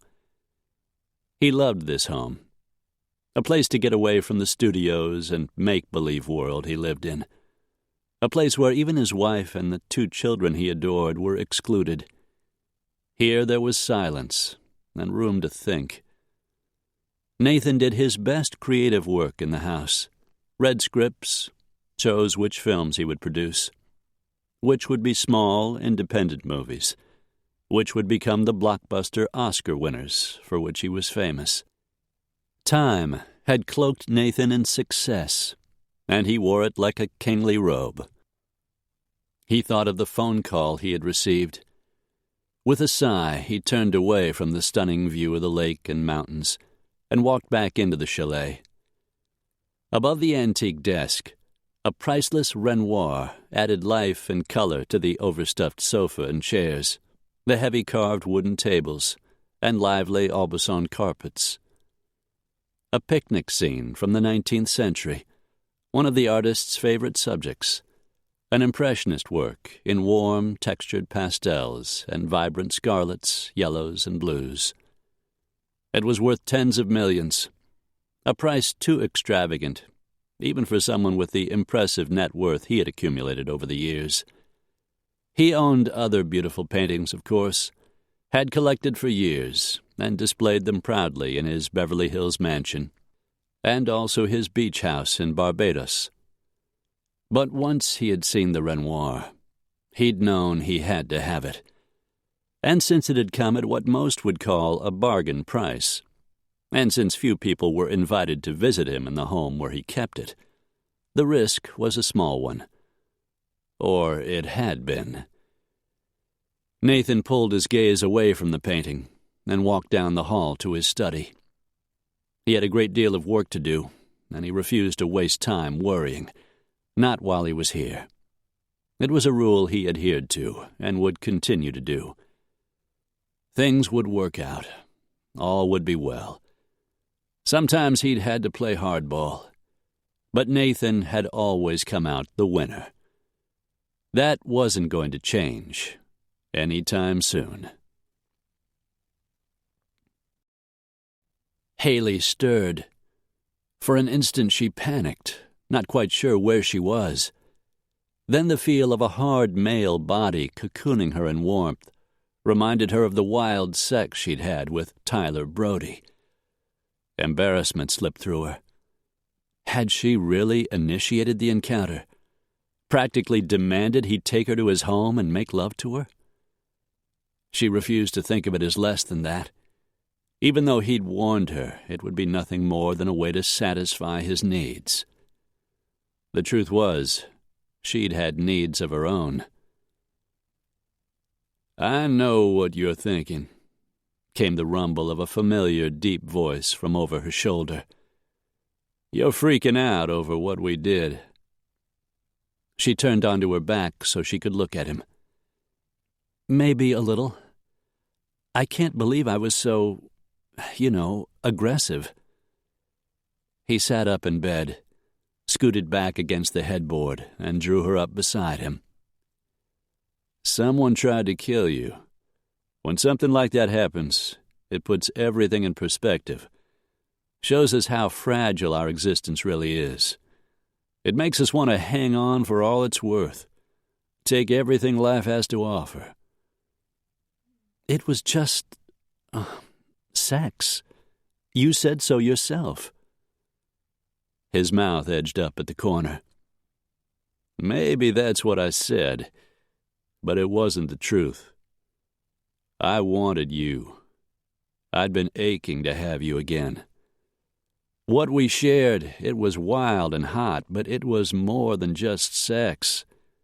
At least for me." She leaned over and kissed him softly on the lips. "I've never done anything quite so..." "Much fun?" She laughed. Ty grinned. "Stick with me, and it won't be the last time." The tightness eased inside her. There was something about Ty Brody that always reassured her. It was okay to be wild, he made it seem, at least when she was with him. He unwound his lanky frame, got up and padded over to retrieve his T-shirt, tossed it to her on the bed. "I need a shower." He flashed her a grin. "We could save water if we took one together." But she was completely wrung out, still trying to deal with the shooting, the hot sex, and her uncertain feelings for Ty. She pulled on his T-shirt and shook her head. "I don't think so." Ty seemed to understand. "In that case, you can use the bathroom at the end of the hall." "Thanks." She watched him amble off naked, not the least bit self-conscious, the muscles in his sexy behind tightening as he walked out of the room. With a sigh, she climbed out of bed, made her way downstairs to retrieve her clothes, then came back up to shower and dress. 10 minutes later, they both walked into the hall at the same time and headed downstairs. "You still haven't told me what happened last night at the Kitty Cat Club," Haley said when they reached the kitchen. "What did Ray Farrell have to say?" Ty walked over and started a pot of coffee, taking down a bag of Starbucks and measuring it into the machine. "Farrell said he met with your father the second time about a week before he was killed. He'd heard rumors. Word on the street was there'd been another theft, 3 paintings this time, all of them priceless." Her hand froze as she reached for a pair of mugs. "Oh, my God. Were they stolen from the Scarsdale Center?" Farrell didn't think so. She took the mugs down and set them on the counter. 3 more stolen paintings. Since we haven't heard anything about it, they must have been replaced with forgeries that haven't yet been discovered. That would be my guess. 3 paintings. 3 names scribbled on Dad's iPad. I wonder if they could be the men who bought them. It's kind of a stretch, don't you think? Farrell told Dad about the burglary. Once he knew, he would have been looking for the men who bought the pieces. I guess it's possible. So what do we do next? We still have 2 ways to go. Find out who's painting the forgeries, or find out who bought them, which would include running down those names. We need to talk to Jules Weaver, Haley said. Ty looked at his watch. We've missed visiting hours again today. We'll have to try to see him tomorrow. She looked up at him, felt a little shiver of renewed sexual awareness. It was insane. She had never really been a passionate woman. At least she hadn't thought she was. We could drive up tonight, she heard herself saying. Talk to Weaver in the morning. Hazel eyes zeroed in on her blue ones. If we were careful, made sure we weren't followed, we could get a nice room someplace, have the evening to ourselves. We could, she said a little breathlessly. We'd take it slow this time. No hurry. She knew what he meant, knew this time it would be lovemaking, not just sex. But she had recently discovered she liked both ways. We could order room service instead of going out. Yeah. His eyes looked darker, hotter. Have an appetizer first, then dinner, then dessert when we finish the meal. Ty pulled her against him, kissed her softly. You need to get permission to visit an inmate, but I know someone up there. I'll call her. Make arrangements to see Weaver tomorrow morning. Her? Carol Foster, not a girlfriend, just a friend. Haley slid her arms around his neck. I need a few things. Do you think it's safe for me to go back home? No one followed us here. We'll make sure no one's watching your place when we leave. We need to tell your aunt where we're going, and let Stryker know you won't be needing him until sometime tomorrow. Don't tell him where we're going, okay? A dark eyebrow went up. You don't trust him? It isn't that. The fewer people who know where I am, the safer I'll feel. A muscle jumped in Ty's cheek. The game's changed now. We know for sure they're coming after you. They come again, we'll be ready. Haley didn't say more.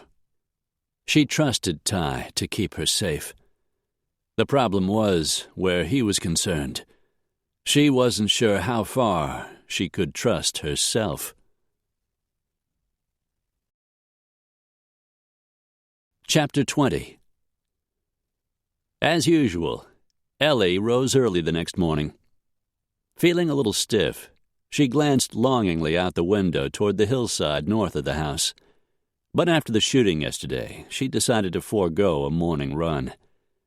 She found herself smiling. Last night, Haley and Ty had driven to San Luis Obispo. This morning they would be speaking to Jules Weaver, the man in prison for forgery. They were sleeping together, she knew. She would never divulge that she had been matchmaking when she'd introduced them. But she had always been good at reading people, and she'd had a hunch they would be good for each other. Still, there were lots of obstacles to overcome, and she wasn't arrogant enough to be certain things would work out between them. But finding happiness, she believed, was worth the risk. Heading into the expensive marble bathroom that Harry had custom designed for her, she showered and put on a little makeup. She was towel-drying her short silver hair when the phone started ringing. Ellie walked over and picked up the receiver. "Good morning. Mrs. Stiles." "Yes, this is Eleanor Stiles. May I help you?" "This is Betty Jean Warren. I hope I'm not calling too early. I forgot about the time difference until I already dialed." "I'm always up early. I hope you're feeling better." "Yes, much better. I'd like to speak to Haley, if it's convenient." "I'm afraid Haley isn't in at the moment. Perhaps I could help you, Mrs. Warren?" "Oh, please, call me Betty Jean. You see, the police just phoned. Detective Cogan. He's the policeman who looked into my husband's death. He called to follow up on a shooting that occurred at your house yesterday. He said he believed it was just an accident, someone hunting deer or something. But Is Haley all right?" "She's safe, if that's what you mean." "I don't believe it was an accident, Mrs. Stiles. I think someone was trying to kill her. I can't let that happen. I'm coming back to Los Angeles. I'm catching a flight first thing in the morning. I already have my ticket. I'm the one who got Haley involved in this, and now she's in danger. I've got to talk to her, convince her to stop her investigation." "I don't think there's anything you can say that will stop her. She has her mind set, and she can be very stubborn." Ellie thought of her late sister, Haley's grandmother on her mother's side. Stubbornness definitely ran in the family. "Either way, I'm coming back. I can't let her handle this alone." "You'd be safer if you stayed in Michigan." "I'm coming back. Please tell Haley." "Wait." Ellie's fingers tightened on the phone. "Don't hang up, Betty Jean. I have an idea. We have 2 bodyguards working here at the house. This morning I hired a security company to patrol the grounds. The house is quite large, so why don't you stay here? You would have your own room and bath and complete privacy. You would be safe here as you might not be in your home." "I couldn't possibly intrude on you that way." "You wouldn't be intruding. You're Haley's stepmother. Your family." I don't think Haley would like it." "Definitely not, at least not at first." "You 2 don't really know each other. But I know one thing for certain. Haley wouldn't want anything to happen to you. If you're here, you'll be safe." A long pause ensued. "I'd love for Haley and me to get to know each other. It's what her father always wanted." "Staying here would give you a chance to make that happen." "Yes, I guess it would. All right, then. I accept your hospitality, Mrs. Stiles." "It's just Ellie. And I'll have a car waiting for you at the airport when you arrive. A man named Kurt Stryker will be driving. He's a bodyguard. He's quite impressive. You'll know it's him right away." "Thank you. I look forward to seeing you tomorrow." With a smile, Ellie hung up the phone. She always knew when she had made a good decision. A feeling of rightness settled deep in her bones. Haley would get to know the woman who had loved her father, and Betty Jean would be safe in Ellie's house. She turned back to the mirror to finish putting on her makeup. She had a lunch date today. Jonathan Hammond would be picking her up at 11:45. They had met at a meeting of the Botanical Society. Since then, they had been seeing each other at least twice a week. She had never thought she would ever find someone who could replace Harry. They had loved each other so much. But time had passed, and she had become a different, more self-sufficient woman. Ellie smiled at her image in the mirror. It was time to let that woman have the chance for a life of her own.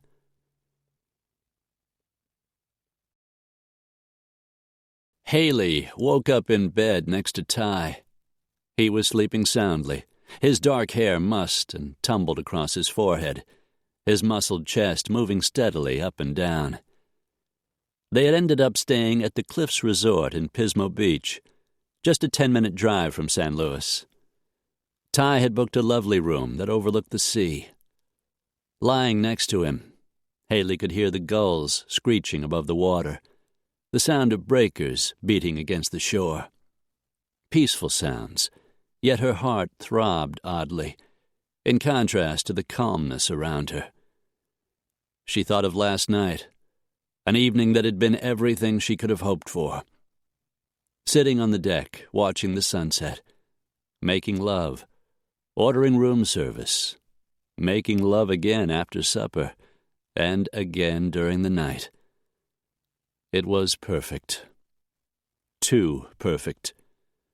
She wasn't good at relationships. Sooner or later, she would say the wrong thing, do something Ty wouldn't like. Or she would find out something she didn't like about him. Even if that didn't happen, as soon as they caught the people who had killed her father, the men who had tried to kill her, she would be leaving, returning to her life in Chicago. Long-distance relationships never worked out. All they ever led to was heartache. And marriage? She thought of her mother and the terrible years after the divorce. Better to stay single, avoid the pain of a doomed relationship. In the meantime, she had to be careful. Had to keep her distance, or she was going to fall in love with Ty, and that would be a disaster. As if to prove the point, his cell phone started ringing. Ty groaned and stirred, reached over to where the phone rested on the bedside table and picked it up, cracked open one eye and looked at the caller ID. He shoved the phone under his pillow, letting the call go to voicemail. But the damage was done. The caller was clearly a woman, a reminder of the uncertain relationship she and Ty shared. Haley got out of bed and headed for the shower. As the water rained down on her, she told herself she knew the kind of man Ty was, that he would do his best not to hurt her. But the only fidelity he truly owed her was for the time they were together. The bathroom door opened, and Ty walked in. But instead of inviting him to join her, she turned off the spray and stepped out, grabbed a towel off the rack and wrapped it around her, tucked it beneath her arms. "I need to get dressed," she said brusquely, and left him in the bathroom. She heard the shower running again as she put on her makeup in the mirror above the dresser, brushed out her hair, and plaited it into a loose braid. Ty appeared with a towel riding low on his hips, his jaw set and his features dark. He hadn't bothered to shave, and he looked like sin personified. Haley ignored a shot of lust that was beginning to feel downright familiar. Ty walked over and caught her shoulders, turned her around to face him. "I'm sorry about the call. I should have picked up. It was a girl named Tiffany. I should have told her not to call again. I should have said I was seeing someone." Haley glanced away. "It doesn't matter. Sooner or later this'll all be over, and your life will go back to normal." "It does matter. And now that I've met you, I'm not sure what normal is anymore." Bending his head, he very thoroughly kissed her. "We need to ride this out, darling. See where it leads. Nothing in life is ever a sure thing." "I have a life in Chicago, Ty. A life I enjoy. I'll be leaving. You'll be staying. That's as sure as it gets." Ty made no reply, but she could tell he wasn't happy. He pulled on a clean pair of Levi's and a light blue, short-sleeved button-down shirt, while Haley dressed in beige slacks and a turquoise silk blouse. They didn't talk as they left the hotel. Haley told herself it didn't matter that he was the Pied Piper of women, that she would be heading back to Chicago, back to the life she'd made there. But it didn't make her feel any better.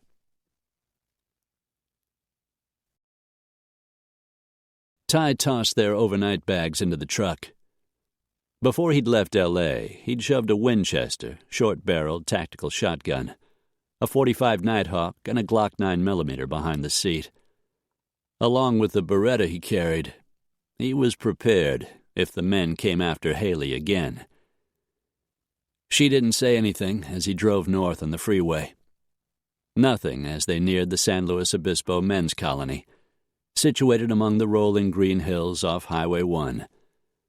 The place was huge, with thousands of inmates housed in dozens of cell blocks, arranged by different levels of crime. Jules Weaver was housed in the minimum security West facility.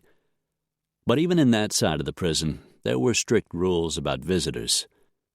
Fortunately, Ty's friend in the system helped them cut through some of the paperwork and arrange their visit with Weaver.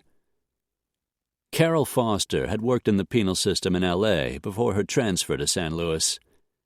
She held a high-level position in the prison administration department, and she was good at her job. Ty had taken her out a couple of times before she'd relocated, and they had wound up friends. He flicked a glance at Haley, who had finally relaxed back in her seat. He had a lot of women friends, not all of them former lovers. No matter what happened with Haley, that probably wouldn't change. The difference was, if he was involved with a woman, he was completely and totally committed. Cheating wasn't an option. True, he had never found a woman he was willing to make a lifetime commitment to, but he hoped that would happen someday. His glance went back to Haley. Maybe it already had. Ty forced the thought away. It was too soon to be thinking like that, way too soon. "Are we okay?" he asked her. She turned, and a faint smile tipped up the corners of those pouty lips. "We're okay. I was being an idiot this morning. Last night was really terrific. This morning, maybe I was feeling a little jealous. I'm not usually that way." He liked her honesty. Feeling a little jealous? He took it as a good sign. "That's okay. I'm not crazy about you being with Stryker." She laughed. "Stryker? That's almost funny." "Yeah, how's that?" She just smiled and shook her head. The prison appeared up ahead. He slowed and signaled a left turn, just as his phone started ringing. Praying it wasn't another of his former girlfriends, Ty pulled over to the side of the road and dragged out his cell. Recognizing the number as one he'd called yesterday, he pressed the phone against his ear. "Brody." "Ty, this is Carol. Weaver's in the hospital. He was stabbed early this morning. He's in critical condition, and they don't know if he's going to make it." Son of a bitch, he thought. I thought he was in the minimum security section. How could that happen? Did they catch the guy who did it? "We don't know how it happened. Someone found him lying on the floor in the laundry this morning." "I need to see him, Carol. Can you get me in?" "Sorry, Ty. Only family." He glanced over at Haley. "I've got his, sister with me. If he doesn't have much time, she needs to see him." "What's her name?" "Haley Warren. She's his half-sister." "All right, I'll get her in. Bring her directly to the hospital. It's in the East facility." "I know where it is. We're almost there now."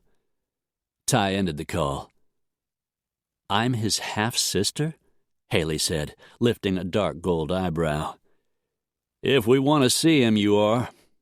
Weaver was shanked this morning. They don't know if he's going to live." "Oh, my God." Ty began weaving his way around the long rows of bland, stucco three-story buildings, found the one that housed the hospital, and pulled the pickup into an empty parking space. Carol was waiting for them when they got to the door. A little redhead, she was a few pounds heavier than when he'd last seen her, but smart and very pretty. The look Haley was giving him made him glad he'd never taken Carol to bed. She started leading them down the hall.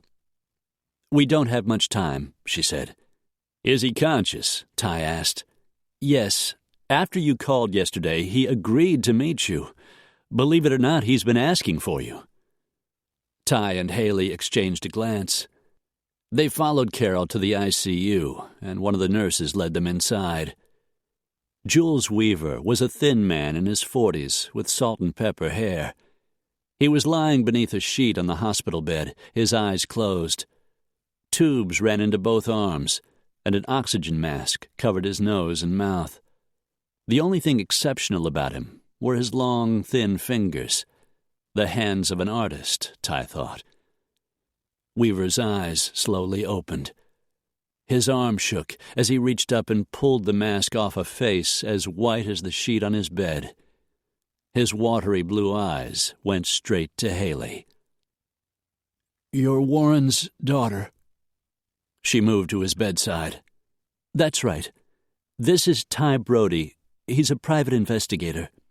We're trying to find out who painted the forgeries that were found in the Scarsdale Center. My father talked to you about it. Now he's dead." He just nodded. His eyes slid closed again. He was so quiet that for a moment Ty thought he'd stopped breathing. Then he opened his eyes and looked directly at Haley. "Abigail McQueen," he wheezed. "She painted them. I would have kept her secret, but I won't die for her." Then his eyes closed, and a doctor strode forward, while a nurse started pushing them out the door. Carol waited in the hallway. "Did you get what you needed?" Ty thought of the man lying near death and shook his head. "Weaver didn't know anything after all." "We really appreciate your help," Haley said, managing to smile. Carol nodded, started leading them back to the front of the building. "Better luck next time," she said. Ty gave her a wave as he pushed open the door, and he and Haley walked outside. Ty led Haley out to the parking lot and helped her into the truck. "Do you think Weaver's going to die?" she asked. "He didn't look good." He closed her door, walked around to his side of the pickup, and climbed up behind the wheel. "From what I could find out, if he lives, with good behavior, he'll be out in less than a year." "You tried to protect him." He shrugged. "He did what was right. That's worth protecting." Ty said nothing more. Finding Abigail McQueen was his first order of business. He pulled the pickup onto the freeway and started back to L.A. Chapter 21. By the time Haley got back to her aunt's house, she was exhausted. Weaver had been near death. The attempt on his life had obviously been an effort to silence him. Yesterday, someone had tried to kill her to stop her from investigating the case. Odds were, whoever had done it would try again. Things were heating up, the danger increasing. And yet she could not stop. She sighed as Aunt Ellie opened the front door and stepped back to welcome her and Ty inside. "You made it. I was starting to worry." "I'm sorry, Aunt Ellie. I should have called." "Weaver was stabbed this morning," Tyler explained as they walked through the entry. "The good news is he gave us the name of the artist who painted the forgeries."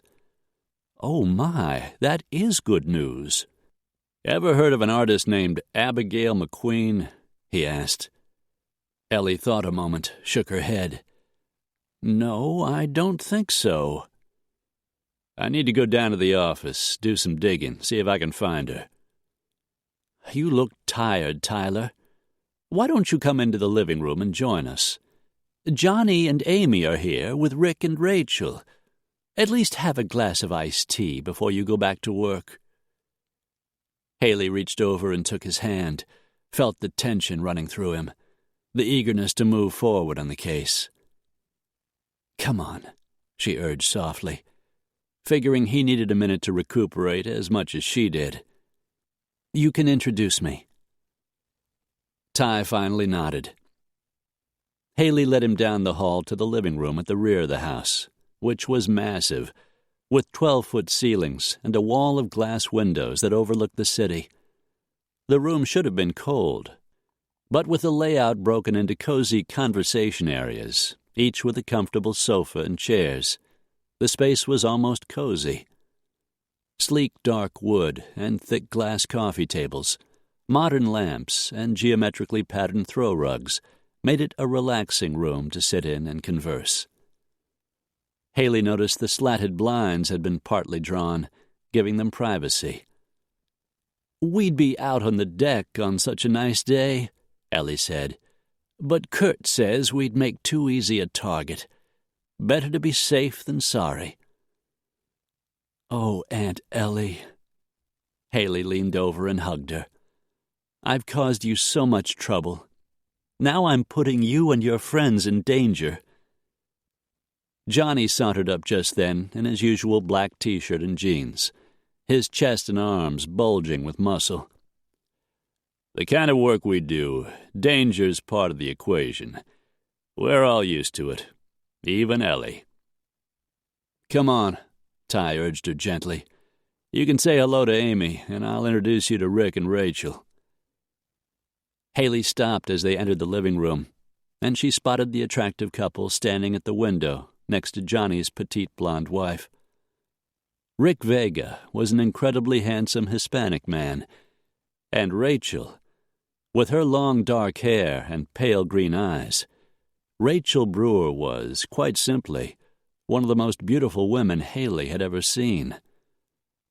"Rick and Rachel," Ty said, leading her toward them, "this is Haley. It's past time you all met each other, especially since Haley's going to be my date for your wedding."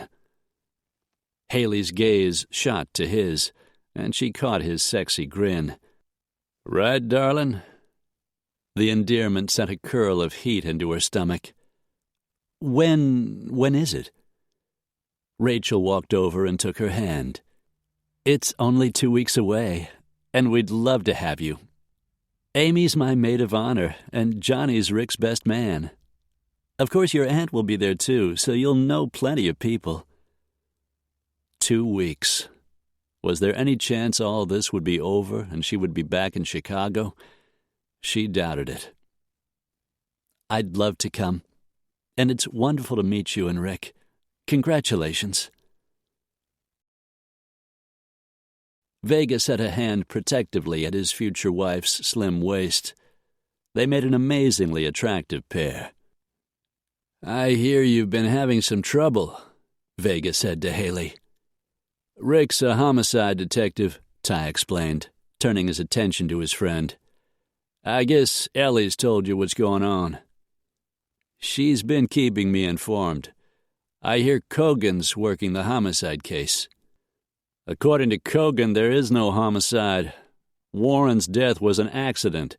Betty Jean's assault was a home invasion, and the shooting here yesterday was a hunter trying to poach a deer. Cogan's riding out his last weeks in the force. He wants to leave with a clean record. I get that. But what about Rollins?" "Rollins is a slacker. Always has been. From now on, keep me in the loop. This doesn't fall in my jurisdiction, but if there's any way I can help, you know I will." "I know. Thanks, Rick." The men began making small talk, while Haley, Amy, and Rachel got acquainted. All the while, Vega kept Rachel in his line of sight, watching over her as if he were her guardian angel. And clearly Rachel adored him. The secret smiles they shared couldn't be mistaken for anything but a deep and abiding love. Still, marriages rarely worked, at least in Haley's estimation. She had always been sure getting married wasn't for her. But watching these people, feeling their joy, she hoped it worked for them. "If you have a moment," her aunt said, as her guests departed and Ty walked them to the door. "I've asked Dolores to bring us some tea in the library. I have some news, dear, and it's nice and quiet in there." Haley sighed. "All right, but I hope it's good news for a change." Aunt Ellie led the way down the hall to the wood-paneled library, and they sat down on the brown leather sofa in front of the fireplace. It wasn't lit this time of year, but held a vase of large yellow chrysanthemums. Dolores, a small Hispanic woman who had worked for Ellie for years, arrived with a silver tea tray. Apparently, news of the shooting hadn't been enough to keep her away. Dolores set the tea tray down on the coffee table and disappeared silently out of the room. "So what's going on?" Haley asked, as Aunt Ellie poured tea into a pair of gold-rimmed porcelain teacups. "Your stepmother called me this morning." Haley straightened, worry slipping through her. Betty Jean? Is she okay?" Ellie handed her a cup that held a cube of sugar and a little cream. The fragrant scent of jasmine floated into the air. "She's fine, just worried. She's coming back to Los Angeles, darling. Apparently Detective Kogan called to talk to her about the shooting. She was very upset. She wants you to call off the investigation." Haley balanced the teacup on her knee. She was used to the afternoon ritual that was among her mother's favorites. "I'm not stopping. And to tell you the truth, Aunt Ellie, after what happened to Jules Weaver, I'm not sure it would matter." A noise sounded in the doorway as Ty walked in. "Haley's right. We're in too deep to stop now. Jimmy Warren's dead, Betty Jean was nearly killed, and Jules Weaver's in critical condition in the prison hospital. We need answers. This won't be over until we get them." Ellie poured a cup of tea for Ty, adding cream and sugar and handing it over. The delicate cup looked ridiculously out of place in his strong, calloused hand. "I had a feeling you'd say something like that," Ellie said to him. "And that is the reason I invited Betty Jean to stay here at the house." "What?" Haley nearly spilled her tea. "You can't do that. If my mother found out, she'd never forgive me."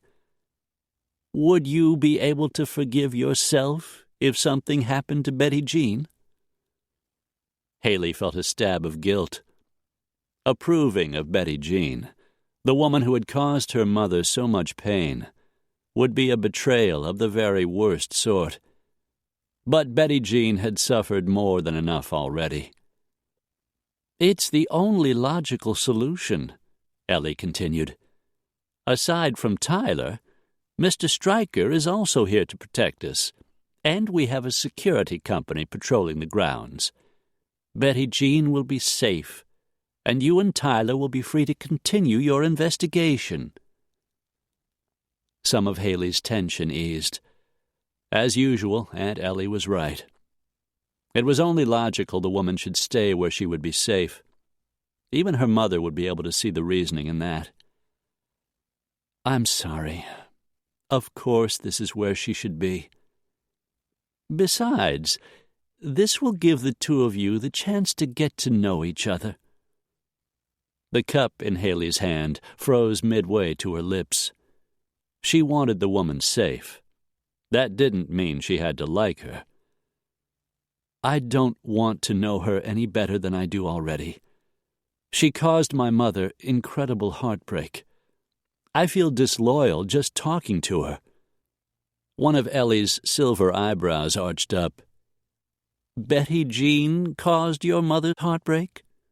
Or did your mother cause her own?" Haley's hand trembled. Very carefully, she set the cup and saucer down on the coffee table. "What are you saying?" "I'm saying that you're looking for the truth about your father's murder. Perhaps there are other truths you need to discover as well." "And you think I can find them with Betty Jean?" "Perhaps." Haley didn't say more. She looked over at Ty, who had finished his tea far too quickly to be polite. "I've got to go," he said. "I need to find Abigail McQueen." He walked over and hauled Haley to her feet, pressed a quick kiss on her mouth. "Don't go anywhere by yourself." "All right." "I'll let you know what I find out." Haley just nodded. Her gaze followed him out of the room, and she realized her heart was beating a little too fast. He was so unbelievably handsome, and she was so damned attracted to him. "I can see the two of you are getting along." Her eyes swung back to her aunt, the words sobering.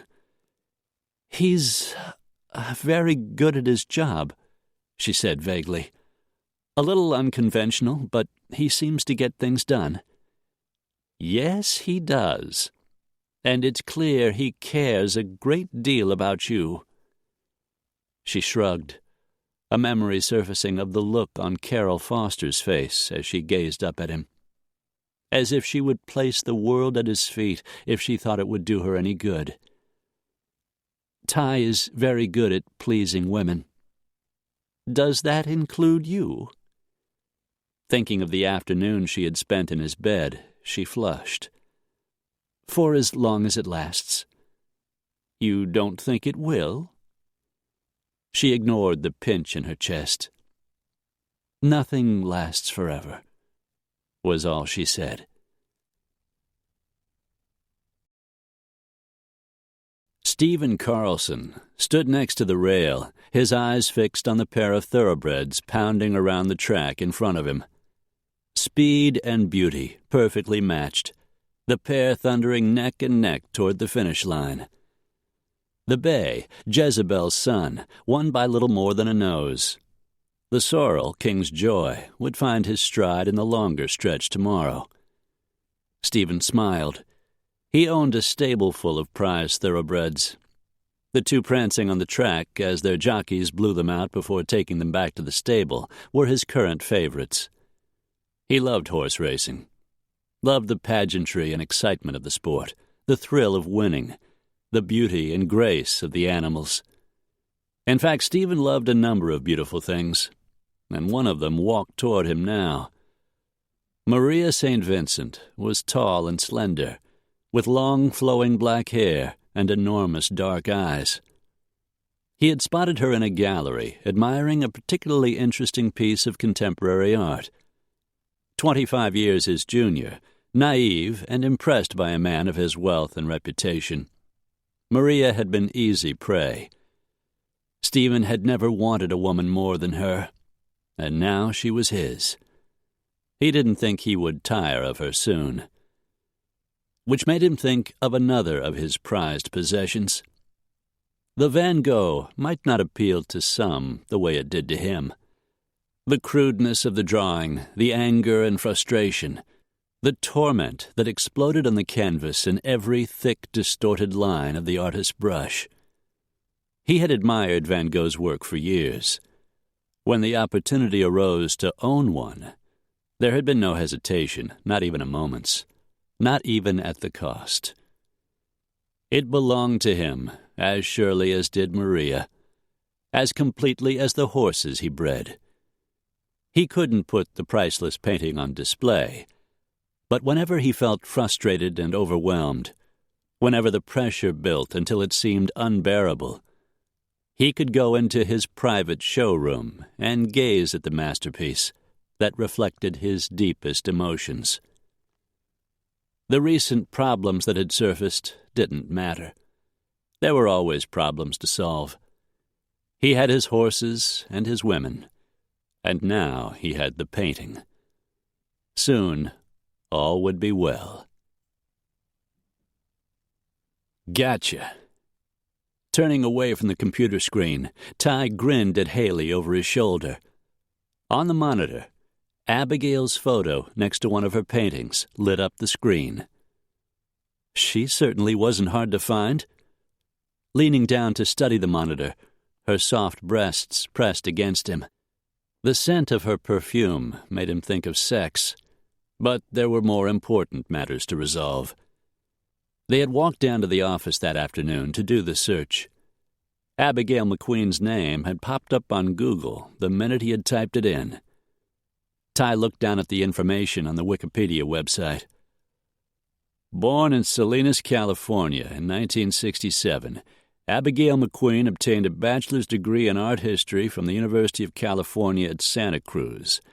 In the years following, she studied at the Sorbonne in Paris and also in Italy at the Florence Academy of Art. She certainly has the right background. Here's the good part. Works by Ms. McQueen can be seen at the Windswept Gallery in Carmel, California. He turned to Haley. Looks like I'm off to Carmel. I'm going with you. Don't even think about telling me I have to stay here. He'd known this was coming. The thing of it was, he felt better having her with him than leaving her for Stryker to protect. And Haley knew the art world, she could be a very big help. He kept his expression unreadable. "If I say yes, what do I get in return?" Haley gave him a slow, sexy smile. Bending down, she bit the lobe of his ear. "I'll think of something," she whispered. Ty hissed in a breath as his blood began to head south. "Not good enough." He pulled her down on his lap and kissed her. "I've got this fantasy. It involves you and the arm of my sofa. That's what I want." Haley blushed. "I don't know what you're talking about." "Good. Then you can imagine all the things I might do to you. You want to come with me to Carmel? Agree to my fantasy." He grinned. "A simple yes will do." It was blackmail of a sort, but it was also a lot of fun. Haley glanced away, her cheeks still pink. "All right, fine. You can have your fantasy." His mind went straight to the gutter. Jesus God. "First, Carmel," she said primly. "What's the best way to get there?" "Private plane. I use reliable air charter out of Burbank. We'll leave first thing in the morning. In the meantime, we need to find out everything we can about Abigail McQueen." Chapter 22. Carmel by the Sea was a sleepy little California coastal village that had become a tourist favorite. Located on a forested hillside, with its tiny shops, gourmet restaurants, charming seaside homes, and beautiful ocean vistas, the town had somehow been able to retain its old-world charm. It remained a desirable place for locals, attracted artisans of varying passions and degrees of talent, and travelers who wanted to get out of San Francisco. The village itself was a mecca for art enthusiasts, with over 100 galleries in the area. The Windswept on Ocean Avenue, the town's main street, specialized in seascapes and currently featured the work of 6 different painters. One of them was Abigail McQueen. The shop had opened at 10 o'clock that morning. It was still quiet at 11 when Haley and Ty walked through the door. The gallery itself was fairly small, but the track lighting was well directed to highlight the gilt-framed seascapes against the stark white walls. The charcoal carpeting and the small, overstuffed dove-gray sofa in the reception area gave the place an air of elegance without being intimidating. "Over here," Haley said, calling Ty over to a grouping in a front corner of the showroom. Since she worked in the field, she had agreed she should take the lead. She stopped in front of a 36 by 24 oil-on canvas titled Ocean Rage. It was a violent painting of the sea curling onto a barren stretch of rocky shoreline during a storm. The waves were a deep cobalt blue that slowly changed to sapphire, then azure, with a fierce, foaming white at the crest. The sky was streaked with ominous blue-gray clouds, a hint of sunlight fighting to pierce the turbulent weather. It was an incredible painting, stunning in its intensity, framed in weathered barnwood instead of ornate gold, matching the mood of the piece. As good as it was, the price tag read only $1,500. It was the common plight of an undiscovered artist. Unless you found a patron with enough clout to promote you, becoming famous or even well-known took years. And the pay wasn't much. If Ocean Rage found a buyer, the gallery would take 50%, leaving the artist with $750. After the cost of materials, it wasn't much for all the hours of hard work. "Good morning." A well-dressed woman in a yellow linen suit and low-heeled pumps walked toward them. Early 40s, auburn hair pulled into a neat chignon. Well-defined features and a warm smile made her attractive. "I'm Sarah Browning. Welcome to the Windswept Gallery." Haley returned the smile. "I'm Haley, and this is Tyler. We're both art lovers, and we couldn't help noticing this particular artist's work. Could you tell us a little about her?" The woman's interest sharpened. "Why, yes, of course. Abigail McQueen is one of the gallery's finest painters. She works in oil as opposed to acrylic. As you probably know, oil is a much more difficult medium, but Abigail handles it beautifully. She's been painting for more than 20 years, but it was only 6 years ago that she began to exhibit her work." The woman pointed to the seascape, one of half a dozen large paintings that included several sunset ocean scenes, one of the water beneath a waning moon, one of the sea pounding against an Arctic wall of ice at the base of the mountains, the others portraying the ocean in its various moods. "I'm interested in the one called Ocean Rage," Ty said. "I wonder if there's a way we could meet the artist." Sarah Browning took in the cut of their clothes.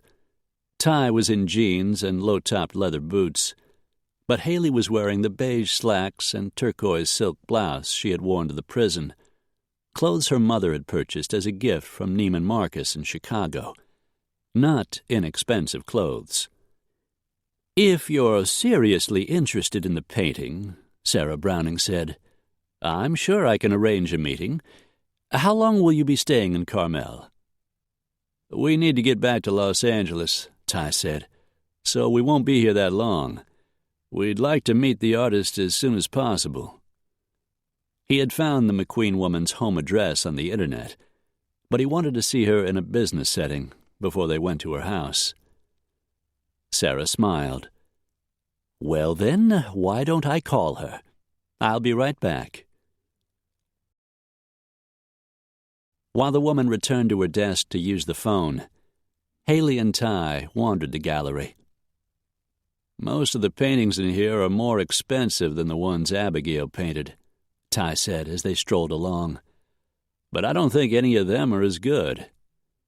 "Not even close," Haley agreed, surprised he would notice what could be fairly subtle differences.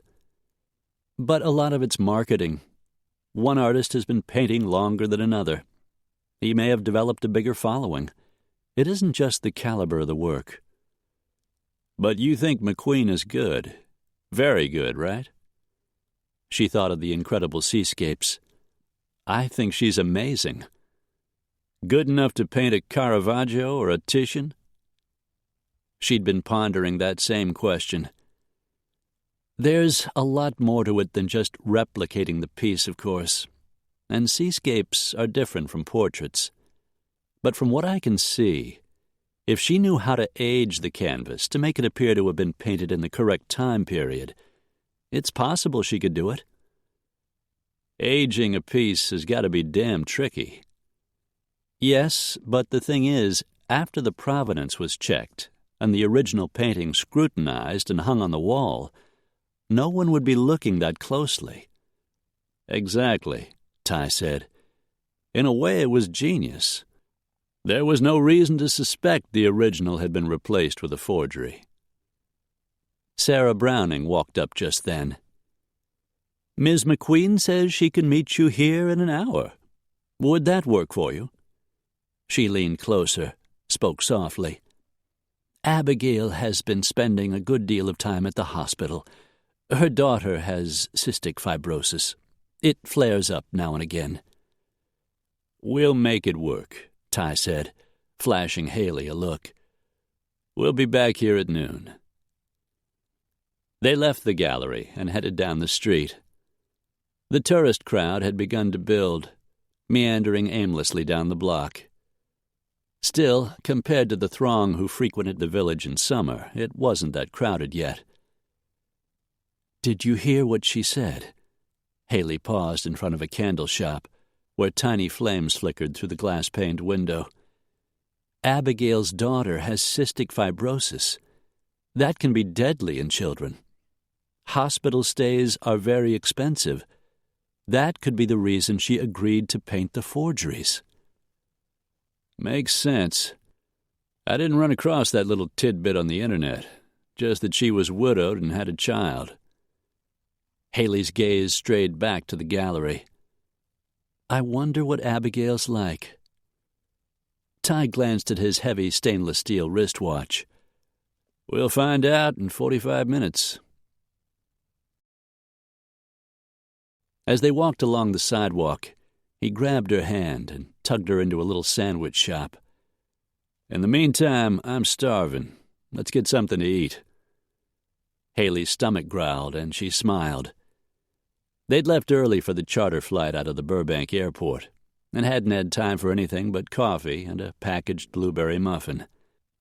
Walking up to the counter, they ordered chicken paninis and iced tea, then sat down at one of the outdoor picnic tables to eat.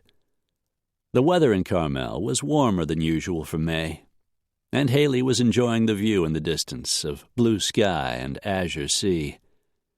At least until she thought of the seascapes Abigail McQueen had painted, and the forgeries, and the men who had tried to kill her. Are you going to ask Abigail flat out if she knows Jules Weaver? She took a bite of her sandwich, which smelled delicious and tasted even better. Ty wiped his mouth with a paper napkin. Maybe. I'll have to see where the conversation leads. Her nerves on edge, Haley only ate half her sandwich, then waited while Ty finished his and most of her leftover half. Picking up their paper plates, she carried them over to the trash. I'm ready if you are. Far more relaxed than she, Ty sauntered out of the sandwich shop in his loose-limbed gait and started along the sidewalk. He was wearing a nylon windbreaker over his T-shirt, his pistol clipped to the waistband of his jeans. As he waited for the time to pass, he stopped at a couple of galleries and asked about Abigail McQueen. And though some of the people knew her and others had heard of her, he didn't come up with any useful information. Abigail McQueen was waiting when they got back to the windswept gallery. A thin, fragile-looking woman of average height, her posture slightly brittle, with short, light brown hair and mud-brown eyes. She was about the same age as the gallery owner, but not nearly as well dressed, wearing loose-fitting jeans and a short-sleeved sweatshirt with spots of yellow paint on the front. Sarah Browning made the introductions, then left the three of them to talk. We love your paintings, Ms. McQueen, Haley said, meaning it. You're an amazing talent. The woman softened, relaxing a little with the compliment. Thank you. I plan to buy Ocean Rage, Ty said, to Haley's surprise. But I was wondering if you painted anything other than seascapes. I paint portraits by commission. I used to do still life pieces, but there wasn't much call for them. The seascapes seemed to sell best, at least in Carmel. Have you ever heard of an artist named Jules Weaver? Ty asked casually. The woman's expression changed, turned wary. The brittleness was back in her posture. I met him a few years back. I haven't heard his name in years. Why do you ask? I bought a couple of his paintings. He's kind of disappeared. I just thought you might know him. As I said, it was years ago, and I hardly remember him. Her cell phone started to ring, and she dug it out of her purse like a drowning man grabbing a rope. If you'll excuse me, I have to take this call. No problem. Ty walked over to Sarah Browning. I want the painting. I'd like it shipped to my house. He gave her his American Express card and his home address. Tell Ms. McQueen we appreciate her time. I certainly will. Sarah Browning was still smiling as Ty led Haley out the door.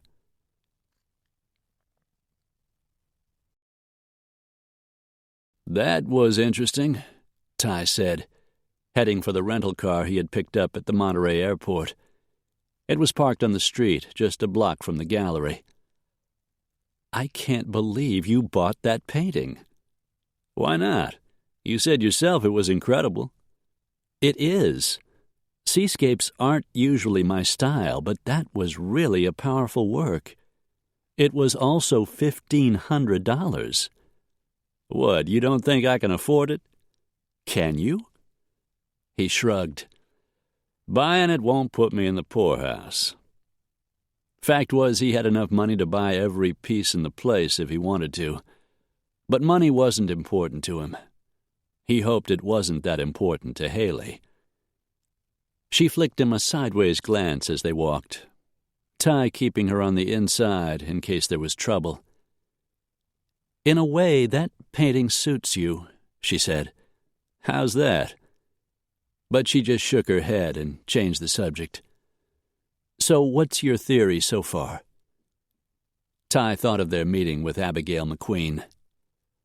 McQueen knew Weaver. My guess she and Weaver were a pair at one time. He's maybe a few years older. Not bad looking before someone tried to kill him. Weaver was willing to protect her, but only to a point. At least he's still alive. Ty had called Carol at the prison that morning. Found out Weaver was still breathing, but his outcome remained uncertain. They reached the rental car, a nice little silver Audi, and both of them climbed inside. Ty stuck the key in the ignition. If Abigail McQueen painted the first 2 forgeries, and the 3 that haven't been discovered, she was paid a boatload to do it. You wouldn't know that from the way she was dressed. Hospitals soak up money like a blackjack table in Vegas. We need to take a look at her bank accounts, see what's going in and out. Haley lifted an eyebrow. How exactly do you plan to do that? I know someone in Houston. He's a real whiz at that kind of thing.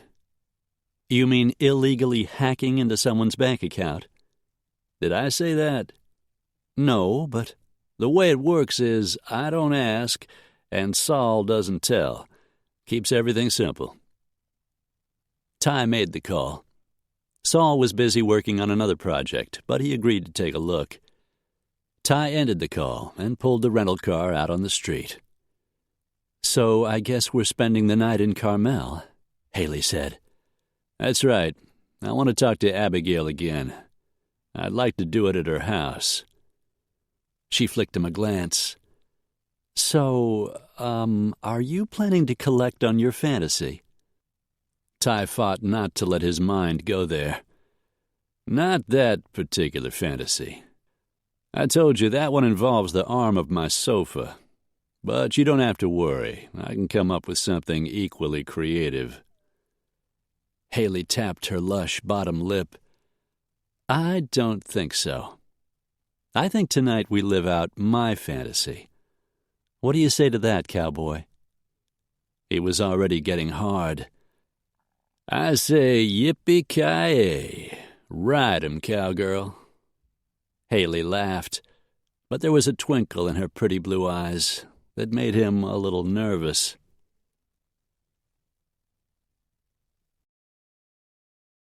I'm not letting you tie me up. No way. Forget it. I'm supposed to be protecting you. How can I do that if my hands are tied to the headboard? Haley started laughing. She couldn't help it. They'd been arguing for the past 10 minutes. Ty was so serious. He was standing there in his briefs, his hands propped on his hips, looking like God's gift to women. Haley was wearing her little shorty lavender nightgown with nothing underneath, running a silk scarf back and forth over her palm, and telling him bondage was her fantasy. She was only teasing. She had no intention of actually tying him up. But Ty was completely convinced. And he was freaking out. She laughed harder, and he finally realized she was just having fun. You're kidding, right? She grinned so wide, her eyes teared, and she had to wipe away the wetness. You think that's funny, huh? You think making me feel like a fool is funny? He started stalking her, and the look in his eyes sobered her. She had seen him in one of his dark moods, and the memory drove her a couple of steps backward. It was just a joke, okay? A joke? I'm worried someone might break through the door and shoot us while I'm tied to the bed, and you think it's a joke?" She took another step backward. His eyes had changed from green to a smoky brown. He moved toward her as silently as the leopard she'd once called him. He wasn't smiling or laughing as she had imagined, and she was growing more and more uneasy. "I didn't mean to upset you." "You think I'm upset?" She squealed as he grabbed her, dragged her over to the bed, sat down, and pulled her across his lap. Jerking up her shorty nightgown, he delivered 3 hard smacks to her bare bottom, and fury rolled through her. When he let her go, she sprang to her feet, and Ty casually stood up too. The fact he was grinning like an idiot only made her madder. You, how dare you spank me?" She swung back to slap him, but Ty caught her wrist. His grin spread even wider across his face. "I guess we were doing my fantasy after all." Her bottom was still stinging, and it suddenly occurred to her that her entire body was humming with lust. With a soft, feline growl, she leaped toward him, grabbed his face between her hands, and dragged his mouth down to hers for a scorching, wet kiss. Ty groaned deep in his throat, lifted her up, and she wrapped her legs around his waist. Haley drove her tongue into his mouth, and they fell on the bed in a tangle of arms and legs. All she could think of was having him inside her. She wanted to climb on top of him, wanted to rub her nipples against that muscular chest. She wanted to ride him until she climaxed, then start all over again. She felt his hands on her breasts, felt him lifting her astride him as if he had read her thoughts. Then suddenly he went still. "Someone's here," he said softly. Silently, he lifted her away, tension thrumming through every muscle in his lean, hard body. "Get in the bathroom, and don't come out till I say." He nudged her in that direction, and she hurried inside, pulled the door mostly closed, but left it cracked open enough to see. Her heart was racing, threatening to pound its way out of her chest. Ty pulled his short-barreled shotgun out from under the bed, moved to the right of the door, and held the weapon in his hand with an ease that said he had done it 100 times before. His pistol lay in easy reach on the nightstand. She wasn't sure what had alarmed him until she heard the creak of footsteps in the hall. Their room was on the 2nd floor of the motel, so there was only one way inside. Haley screamed as a blast of gunfire splintered the wood and the door crashed open. A heavy-set man, bull-necked and ugly, fired a barrage of shots into the room, and Ty pulled the trigger on the shotgun. It roared, and the man flew backward, his chest covered in blood. Ty ducked and rolled, at the same time pumping another shell into the chamber. Haley stifled a cry as a second man, shaved head and just as ugly, fired a deadly spray of bullets into the room, and Ty's shotgun roared again. The man with the shaved head went down, blood flying as he hit the floor. The room fell silent. Haley couldn't breathe. Ty's alive, she thought, trying to control the fear for him that threatened to choke her. He's alive. He's alive.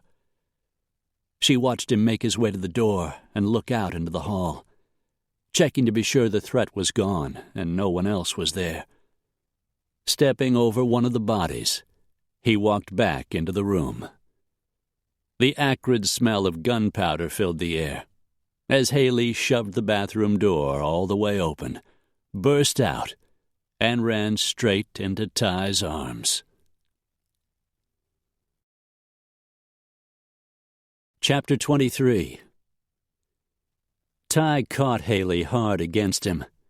His adrenaline was pumping, the shotgun still in his hand. "It's okay, baby. It's over." "Oh, God, oh, God, oh, God." She pressed her face into his shoulder, shaking so hard he could hear her teeth chattering. His jaw hardened. The dark mood was on him, the bloodlust. They could have died in this room. He drew Haley a little closer, and the warmth of her body penetrated the haze of his rage. "It's all right. They can't hurt us now." He took a couple of deep, calming breaths, inhaled her soft, sweet scent, and some of his tension eased. They were safe. It was over. Haley trembled. Fear and adrenaline made her legs go weak, and she sagged against him. Ty eased her over to the bed, sat her down, and pushed her head between her knees. "Take a couple of deep breaths, honey, and you'll feel better." Grabbing his cell phone off the bedside table, he punched in 911. He could hear doors opening and closing down the hall, people beginning to talk in whispers as he gave police dispatch the details of the shooting, then set the phone back down on the nightstand. Still trembling, Haley looked up at him, her eyes glistening with tears. "They could have killed you." Some of his anger returned. If he hadn't heard them coming, he and Haley would both be dead. Ty drew her up from the bed and into his arms. "They tried. Now they're dead." How did they find us? Did they follow us from L.A.? He shook his head. "I'd have spotted a tail on the way to the airport. They must have had the gallery staked out. We only drove a couple of blocks from there to the motel. It would have been easy to follow us in the traffic." Word had gotten out about their visit to Weaver. Someone on the inside had relayed the information. He should have figured they might put someone on the gallery. The bad news was whoever had hired the two men to kill them would be panicking now, scrambling to find a way to get to them before it was too late. As bad as things were already, the danger had just ratcheted up another notch. The sound of sirens reached him. "Cops will be here any minute. We'd better put on some clothes." She looked down at herself as if she had forgotten the sexy lavender nightgown she wore, then hurried over to her suitcase. What should we say?" "We tell them the truth. That's what we've been doing all along." For all the good it had done. "Two men are dead. We don't have any other choice." By 1 a.m, they had given the police their statements and were sitting in the small office behind the check-in counter of the Fireside Inn, waiting to talk to detectives from nearby Monterey. 10 more minutes passed before the door opened and 2 men in suits walked in. "You Brody?" "That's right. I'm a private investigator from L.A. Ty pulled out his badge wallet and flipped it open. "This is Haley Warren, my client. I'm Detective Margolin, and this is Detective Salazar." Margolin was tall and fit. Salazar was Hispanic, with straight black hair cut short and obsidian eyes. "Your forensic guys have my shotgun," Ty said. "Officer Whitaker has my pistol." He didn't mention the 2 semi-automatics that were still behind the seat in his truck. He wasn't sure how all this was going to play out, and he might end up needing them. They seated themselves at a small round table in a corner of the office. The door was closed, but the motel manager had been awakened and sat in the lobby outside. "I read your statement," Margolin said to Ty. "You believe this is connected to an attempt on Ms. Warren's life made at her home in Los Angeles 2 days ago?" "That's right. A detective named Kogan is in charge of the case." Not that he was doing his job. "I think it would be best if you start from the beginning. Detective Salazar will speak to Ms. Warren." She flashed Ty a worried glance, but let the detective lead her out of the room.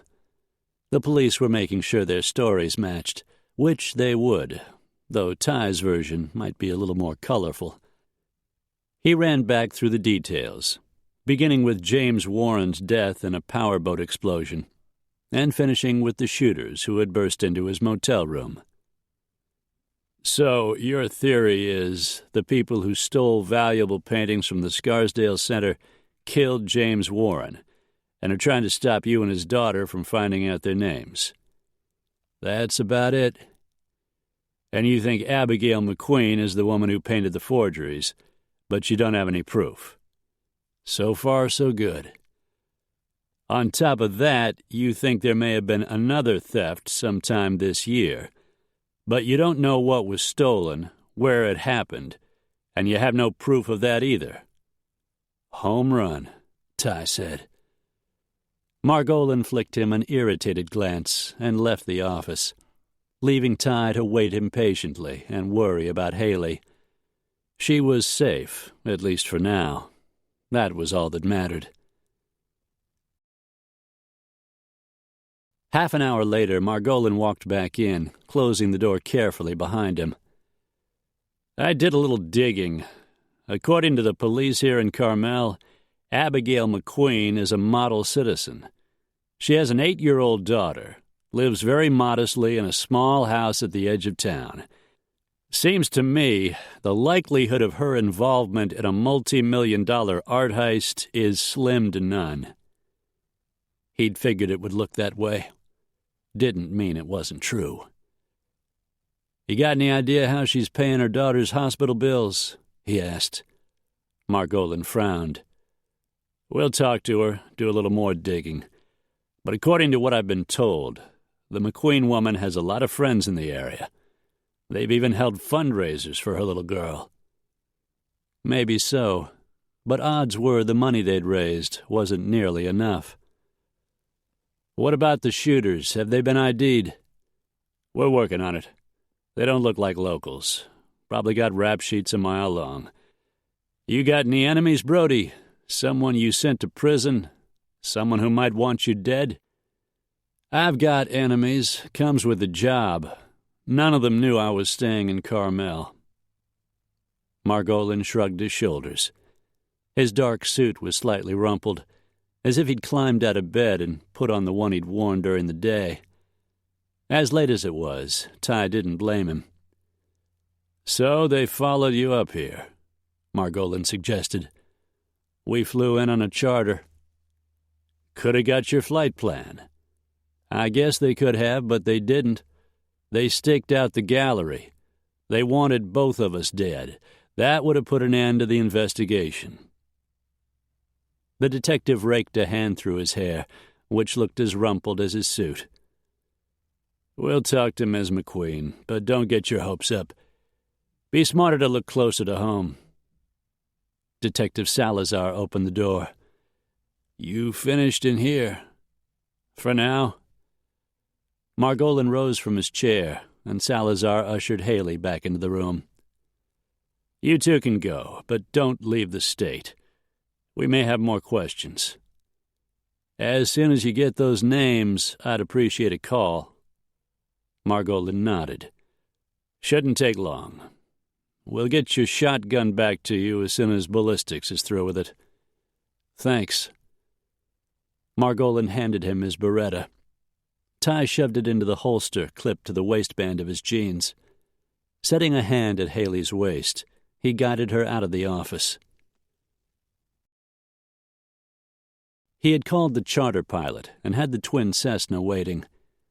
He wanted to talk to Abigail McQueen, but now was not the time. Not with detectives banging on her door. Odds were she would clam up tight when she saw them, and there wasn't enough evidence for a warrant to search her house. Where are we going? Haley asked, when they reached the rental car and he had belted her into her seat. Home. Her head came up. What about Abigail McQueen? We need to talk to her, but not today. The cops will be asking her questions, but I don't think they'll push it, since they don't believe she was involved. We need to let things die down for a while. Besides, he needed to get Haley back home. She still looked pale, her features drawn. She hadn't said much since the shooting. just answered the detective's questions in a dull monotone that told him how shaken she really was. It wasn't every day you saw two men blown in half in front of you. What if she gets scared and runs? Her kid's in the hospital. She isn't going anywhere. You could call the people she worked for, assuming she was really the forger, but there was nothing new she could tell them. They already knew he and Haley had been to see Weaver. Once the two of them had shown up at the gallery, they knew Weaver had given them Abigail's name. The question was, what information did the McQueen woman have that might lead to the men who had set up the burglaries? Haley turned in the passenger seat. You don't think whoever came after us, you don't think they'd hurt her? It's possible. Depends on how much she knows. But if she painted those forgeries, she's a gold mine. That kind of talent isn't something you find down at the local artisan center. No, she has a very special talent. Her skill as a painter, combined with the knowledge it would take to age a canvas to the correct time period, makes her extremely unique. As the car rolled toward the airport, Ty checked his rearview mirror, made another couple turns, and checked again. He drove several miles out of the way, made a few more turns, but saw nothing that looked like a tail. It took a while longer to reach the airport, but the extra time was worth it, and they encountered no trouble along the way. "You okay?" Ty asked, as they boarded the plane and settled themselves in their seats. "I've had better days." Haley fastened the buckle in her belt, and Ty fastened his. "Yeah, me too." He caught her hand, noticed her skin felt cold and clammy. "The sun'll be up pretty soon. Why don't you try to get some sleep?" Haley looked up at him. "I'm scared, Ty." His jaw hardened. Of course she was scared. She'd damn near been killed twice in the past 2 days. "I won't let anything happen to you." But the cold truth was, something could always go wrong. After dozens of missions, he knew that for sure. "I'd stop if I thought they'd leave us alone," Haley said. "They won't, not now. We've got to keep going till we find out who's behind all this." She just nodded. As the plane taxied down the runway, she leaned her head back and closed her eyes. Ty figured there wasn't a snowball's chance in hell she'd be able to sleep.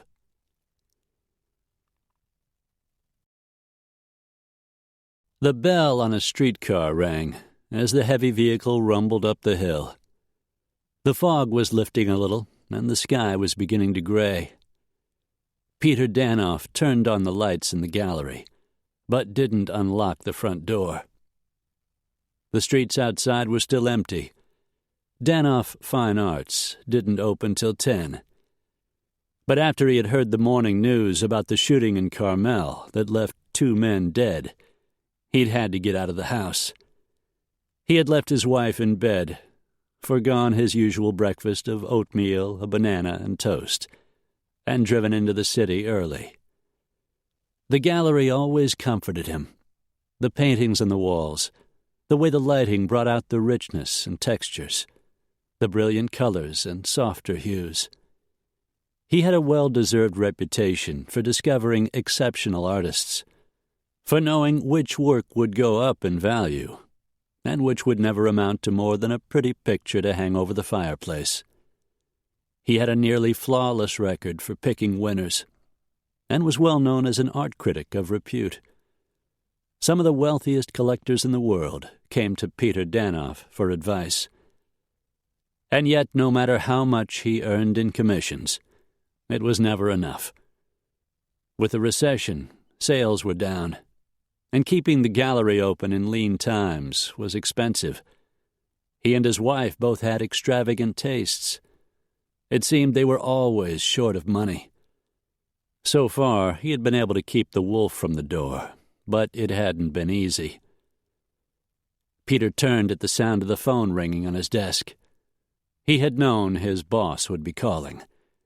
His hand shook as he picked up the receiver. "Did you take care of the problem?" His stomach began to churn. "I'm afraid not, sir. The men I hired, well, they're dead, sir, both of them. Brody killed them." His voice faintly trembled. "I thought they could handle it. I had someone watching the gallery. He followed Brody and the girl to the motel. I relayed the information, told the men where they were staying. They said they would take care of everything. Instead, they're dead. You're a fool, Danoff. I don't have time for fools. I told you to hire someone competent, someone who could get the job done. You should have called Sloan. He's an expert, not some gangsters off the street. Sloan costs a fortune. Yes, and he's worth it. Call him. Tell him what we need." What about Abigail McQueen? What if she goes to the police, gives them my name?" "She won't talk. She knows what will happen to her kid if she does. Now call Sloan and finish it." The phone went dead, and Danoff plucked a tissue out of the box on his desk to wipe the sweat off his forehead. Sloan. It wasn't even the man's real name. He was a ghost, a mercenary of some kind. He was also an expert. Quentin Sloan had rigged the explosion that had killed James Warren, and done it without leaving a trace. But $100,000 was a lot of money, and Peter would be expected to come up with a good portion of it. His share of the profits was a lot smaller than his boss's, and much of it had already been spent. The Bellamy brothers had tried to kill the girl in L.A., but bungled the job. Now they had botched things again. Peter couldn't afford to wait any longer. He thought of what could happen and how much he had to lose. He shuddered to think he could end up in prison. Peter picked up the phone. Chapter 24. Haley sat out on the deck behind her aunt's house, a quiet spot around the corner, a place Stryker said would be out of the line of fire if anyone was on the hill. She hadn't seen Ty since they got home from Carmel yesterday. He had gone to work, she knew. Ty was talking to his contacts on the street, trying to dig up information about the men who had attacked them. The Bellamy brothers. Detective Margolin had called yesterday with their names. 2-bit hired criminals, the detective had said. Ty was trying to come up with information that could link the brothers to the first art theft, or to Abigail McQueen, or to a second theft that hadn't yet been discovered. She knew he planned to talk to Ray Farrell, the guy with part of his ear missing, but Ty had warned her that he didn't think Farrell would be much help. Haley hadn't pressed him to take her along. She needed time to recover from the horror of the shooting, the awful images her mind hung on to and refused to let go of. The echo of gunfire, blood on the floor, and bodies sprawled in the hallway. Police sirens, and those moments when she'd thought Ty was going to die, that both of them were going to die. Something inside her had shifted in those moments. Something that allowed her to glimpse, just for an instant, her deep feelings for Ty. She was falling in love with him. Until that night, she'd been able to pretend it was something else, something that didn't threaten the life she had built for herself, her happiness, her entire future. But those moments of clarity could not be undone, and she needed time to figure things out. Exhausted, Haley closed her eyes. But the minute she did, she saw images of blood and death. She hadn't slept on the plane, nor when she got home, nor even last night beneath the fluffy down comforter on her bed. It didn't help that there were so many people around. Ty was gone, but Stryker was there, looming like a villain in a low-budget movie. Aunt Ellie had been hovering, and there was Betty Jean. So far, Haley had been able to avoid her, but as she glanced across the deck, she saw that was about to change. Setting her coffee mug down on the round glass-topped table next to her chair, she studied her stepmother as she hadn't allowed herself before. The woman looked far better than when Haley had seen her lying battered and pale in a hospital bed. Today her color was back to normal, the bruises on her face mostly faded. She was pretty, Haley realized, in her inexpensive bright blue paisley blouse and blue polyester pants. Short blonde hair curled softly around a smooth, nearly unlined face. Instead of detracting from her appearance, her full figure gave her a hint of sensuality. For the first time, Haley saw beneath the surface, beneath the prejudices that had colored her vision to the woman who had appealed so strongly to her handsome, successful father. "Haley, it's so good to see you." Betty Jean sat down in the chair on the other side of the table, perched nervously on the edge as if she might need to run. "After what happened, your aunt said you needed a little time to yourself, so I didn't want to intrude." "I'm all right. Just a little tired is all." "Oh, Haley, I'm so sorry I got you involved in all this. If I could do it over, I would leave everything alone." "It wasn't your fault, Betty Jean. If you want to blame someone, blame my dad." She managed to smile. It was his bulldog attitude that started all this. If he'd given up finding the people who stole those paintings like anyone else, none of this would have happened. Betty Jean's lips curved. "Your father believed in justice." "So do I. But the truth is, I'd stop if I thought it would keep all of us safe. Ty doesn't think it will, and neither do I." Betty Jean glanced off toward the city, spread out below them. "The two of you have made a great deal of progress, but the cost has been high." "Yes, it has. Unfortunately, we can't stop now." Haley leaned back in her chair, her gaze going to the woman beside her. Her aunt had hinted that Betty Jean had the answers to questions about her father. Maybe it was time to find out. "There's something I've been wanting to ask you, Betty Jean. I haven't had the courage until now. What happened to my dad's retirement? I'd really like to know." Betty Jean looked surprised by the question. "I thought I told you. We bought a motor home and traveled. We went on some cruises. Your father took extra weeks off work so we could do things together." "You spent millions of dollars on traveling?" Betty Jean laughed.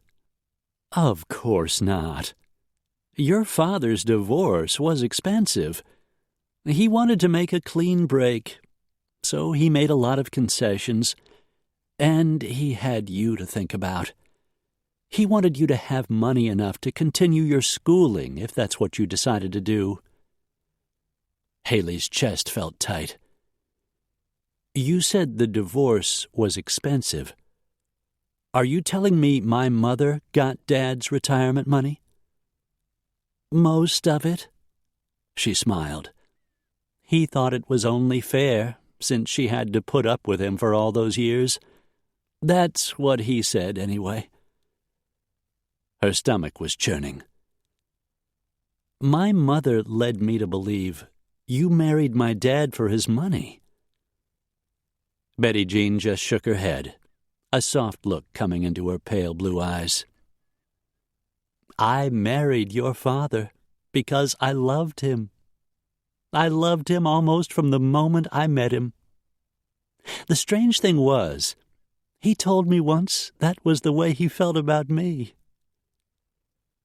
A lump began to form in Haley's throat. She'd been unfair to Betty Jean, and to her father. I'm sorry for thinking the worst of you.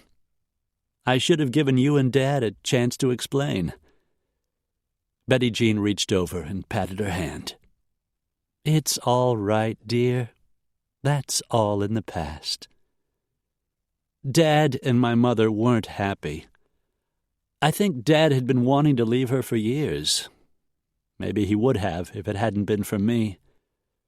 Meeting you gave him the courage to do what he wanted. Betty Jean wiped a tear from her cheek. He was happy while we were together. We both were. She sighed. Perhaps if Jimmy had married your mother under different circumstances, they would have had a better chance at happiness. Haley frowned. Dad met Mother at college. What do you mean? The color slowly drained from Betty Jean's face. I'm sorry. I didn't say that right. What I meant was that if they had, come from more similar backgrounds, then things might have been different. She glanced down at her watch and rose from the chair. My, look at the time. I'd better go. I didn't mean to stay this long. Please promise me you and Ty will be careful. Haley just nodded. Her mind was replaying the stricken look on Betty Jean's face. What circumstances was she talking about? What else had happened that her mother had never bothered to tell her?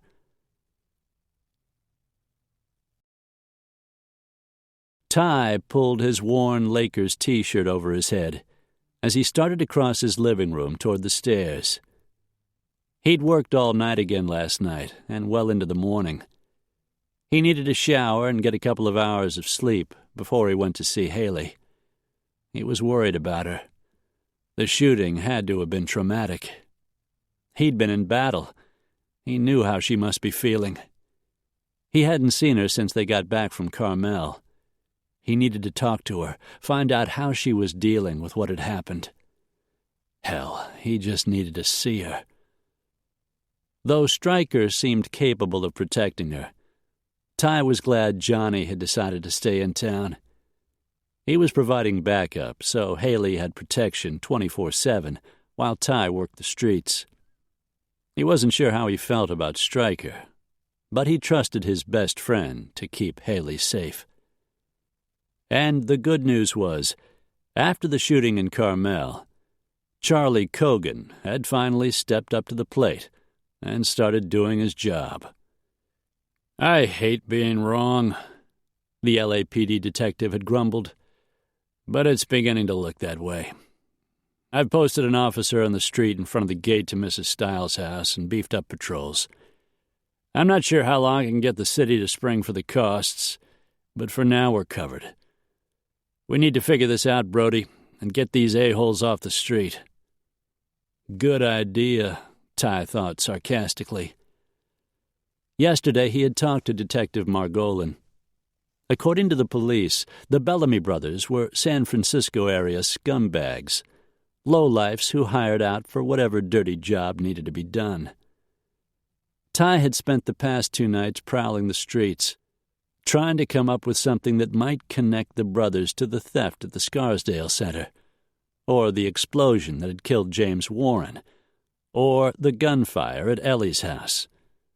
So far, he'd come up with zilch. He needed to go back to Carmel, talk to Abigail McQueen.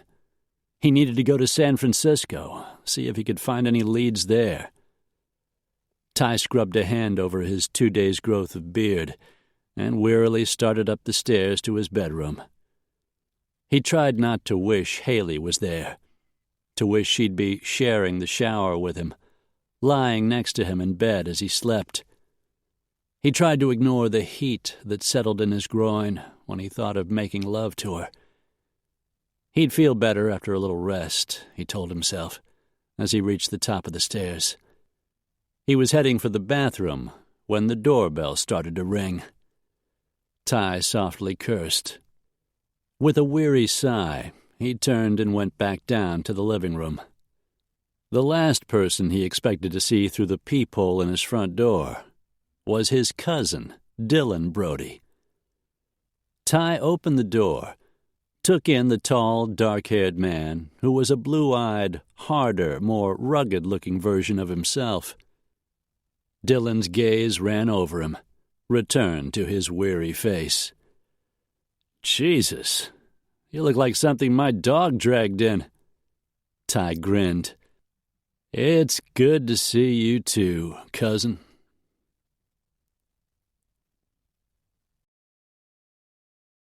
Haley couldn't summon the energy to move off the deck. Instead, she picked up the sketch pad she had brought out with her that morning and curled up in her chair. She hadn't worked on the picture of Ty since the day she had finished it. She had never been satisfied with the drawing. The mouth wasn't right, she knew. Something about the curve, or the way the corners hinted at a smile that wasn't quite there. She had never been able to get it right. Haley closed her eyes and imagined his face, imagined him smiling. She imagined the way his eyes darkened when he pulled her into his arms, then let the memory of his kiss sweep over her.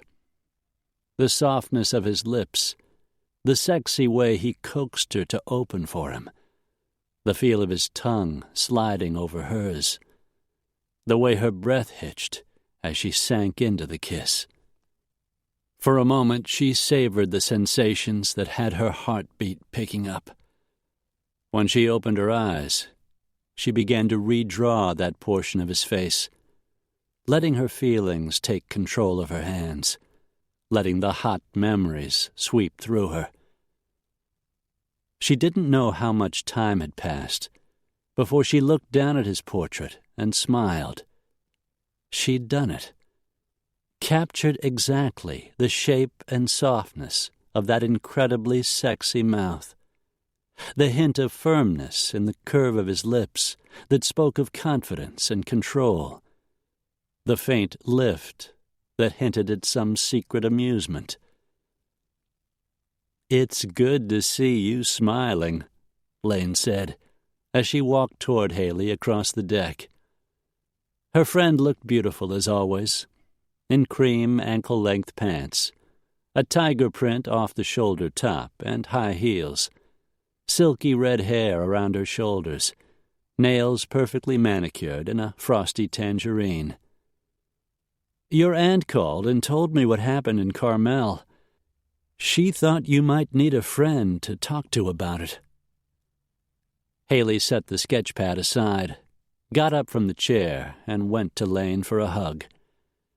"God, I'm glad to see you." Lane hugged her back. "You want to talk about it, or would you rather just try to forget?" "I'd rather forget, but so far that hasn't happened." And so she told her friend in detail about the clues they had pieced together that led them to Carmel, about Abigail McQueen's stunning artwork, and the bloody shootout that had ended with 2 men dead. As the story came to a close, they poured themselves glasses of iced tea from the pitcher Dolores brought out and set on the table. Then Haley added a last few details she had forgotten.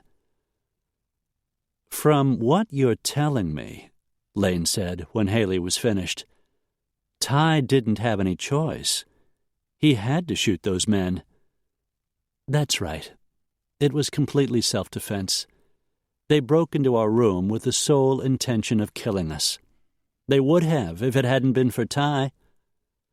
I knew I was going to like him." Lane set her glass of tea on the table and picked up the drawing Haley had set aside. "My God, you're right. He's even more handsome the way you've redrawn him." Lane's green eyes turned shrewd. "But maybe you're seeing him in a different light, now that you've fallen in love with him." Haley's smile faded. I'm not in love with him. Why would you say that? Because I've been sitting here listening to you talk about him for the past half hour. There's no mistaking the way you feel. Haley glanced away. Lane was right. She was in love with Ty. She'd fought against it, tried to deny it, determinedly ignored it. But it was completely true. It doesn't matter. First of all, I have no idea what Ty feels for me. He has more women than he can count. He doesn't need another one. Has he been seeing anyone else? He hasn't really had time. Do you think he wants to? Haley sighed. I don't know. I don't think so. He's very protective, and I think when he's with someone, he's completely loyal. But the thing is, Lane, I have a life in Chicago, a career. It's a completely different kind of life than Ty has here in L.A. My mother is there, my friends. If you love someone, you work around it. And if I stayed, how long would it last? Sooner or later, Ty would be ready to move on. It's just the way life is. Lane didn't argue, though she looked as if she wanted to. If you really love him, she said, when it's over, it's going to hurt. Haley's gaze fixed on her friend. Lane knew about pain. She had never really gotten over the death of Jason Russell, the man she had loved. I'll deal with it when it happens. Right now, we need to find the men who stole those paintings and killed my father. Until we do, none of us are truly safe.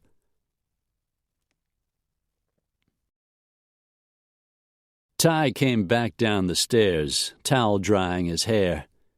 He'd meant to shave, but now his cousin was here, and he was anxious to see Haley.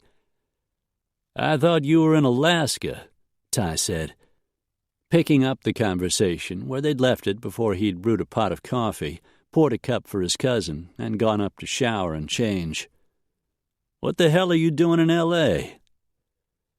The deal closed on that fishing lodge I've been wanting to buy. Dylan smiled, tiny lines fanning out at the corners of his blue eyes. I'm the proud owner of 500 acres in the middle of nowhere, Alaska, and an old hunting lodge that's barely standing. I'm finally in business for myself, and I'm here to buy a plane. Dylan was a bush pilot. Owning a float plane, running his own guided fishing business, was a lifelong dream. 3 years older than Ty, Dylan and his two brothers, Rafe and Nick, lived in Alaska. Their father, Ty's Uncle Clay, had been the first partner in the Brody family's 200,000-acre Texas ranch to pass away. It wasn't until the last partner, Ty's dad, Seth, had died last year that the ranch had been sold, and the cousins had all come into money. None of the Brody boys had been raised with wealth, but all of them were way more than comfortable now. Fortunately, they'd also inherited a strong set of values that included hard work, loyalty to friends and family, and a belief in controlling your own destiny. And all three of the Alaska branch of the Brodys were tough as nails. They talked for a while, Ty filling his cousin in on his current case, and the leads he'd been following that had led him to Carmel and almost gotten him killed. Sounds like you're in this one up to your ears, and unless I'm reading you wrong, the lady you're protecting is a lot more to you than a client. Ty took a drink of coffee from the mug he'd just poured. I'm heading up there now. If you got the time, I'd like you to meet her. One of Dylan's dark eyebrows went up. Sounds like this could be serious. Could be, if I can manage to keep both of us alive and catch the bastards trying to kill us. Dylan's wide shoulders straightened. He was wearing a pair of jeans and a red plaid flannel shirt, though the weather in L.A. was a whole lot warmer than Alaska. I'll be in town for a while. Maybe I can help." Ty downed the last of his coffee and set the mug on the counter. One thing about the Brody clan: they were always there if he needed them. Dylan was smart and tough, and Ty trusted him completely. His cousin knew his offer would be putting him in danger. Ty wasn't about to turn him down. "Come on, I'll drive." He pulled open the kitchen door and led Dylan into the garage. They climbed into the pickup truck. "If we run into trouble, there's a Nighthawk 45 behind my seat and a Glock 9mm behind yours. You don't have a permit to carry, but it's better to have a weapon than be dead." Ty grinned. "You got it. Let's go." Chapter 25. Lane looked out over the L.A. basin as she sat quietly next to Haley and finished her iced tea. The sun was shining, and the air was crystal clear. The afternoon had been pleasant. Two close friends sharing their thoughts and concerns, helping each other through whatever problems they were facing. Haley's bodyguard, Kurt Stryker, had come out to check on them every now and then. Lane had noticed him prowling the grounds below, keeping an eye out for trouble. He seemed to keep a professional distance, which told her he was probably good at his job. Lane hoped so. Clearly her friend was in danger. If it weren't for Ty Brody, she could be dead. Of course, if it wasn't for Ty Brody, she wouldn't be knee-deep in an investigation that might end up getting her killed. Lane looked up at the sound of heavy footsteps on the deck, expecting to see Stryker, spotting two other men instead. Both of them were tall, at least 6'2", with rangy builds and dark brown hair. Their features were similar enough to tell her they were related. Straight nose, strong jaw, white teeth, all nicely put together. She recognized Tyler Brody immediately from Haley's drawing, the man her friend had fallen in love with. Even unshaven, he was amazingly handsome. It was the hard look in his eyes that warned he was no pretty boy. This was a man who could handle himself, one who knew his capabilities and wasn't afraid to use them. Still, as attractive as he was, it was the man with him who snagged her attention. In a different, more hard-edged way, he was equally handsome. His features were more chiseled. The tanned forearm showing beneath his rolled-up sleeves looked rawhide tough, as if he spent a good deal of time outdoors. The men stopped, and Ty's hazel eyes went straight to Haley. His hard look softened as she came to her feet, and Lane stood up too. "I've missed you," Ty said a little gruffly. Then he hauled Haley into his arms and kissed her as if he'd been gone 2 months instead of only 2 days. Just watching the heat ignite between them made Lane's stomach contract. "I'm Dylan Brody," the other man said with a hint of amusement. "You'll have to ignore my cousin. He's got other things on his mind than remembering his manners." Lane smiled and extended a hand. "I'm Lane Bishop. I'm a friend of Haley's." "Pleased to meet you," Dylan said. She could feel his eyes on her, as blue as the sky. They made his suntanned face look even darker. "Nice meeting you, too," Lane said. Ty ended the kiss, and faint color rose beneath the bones in his cheeks.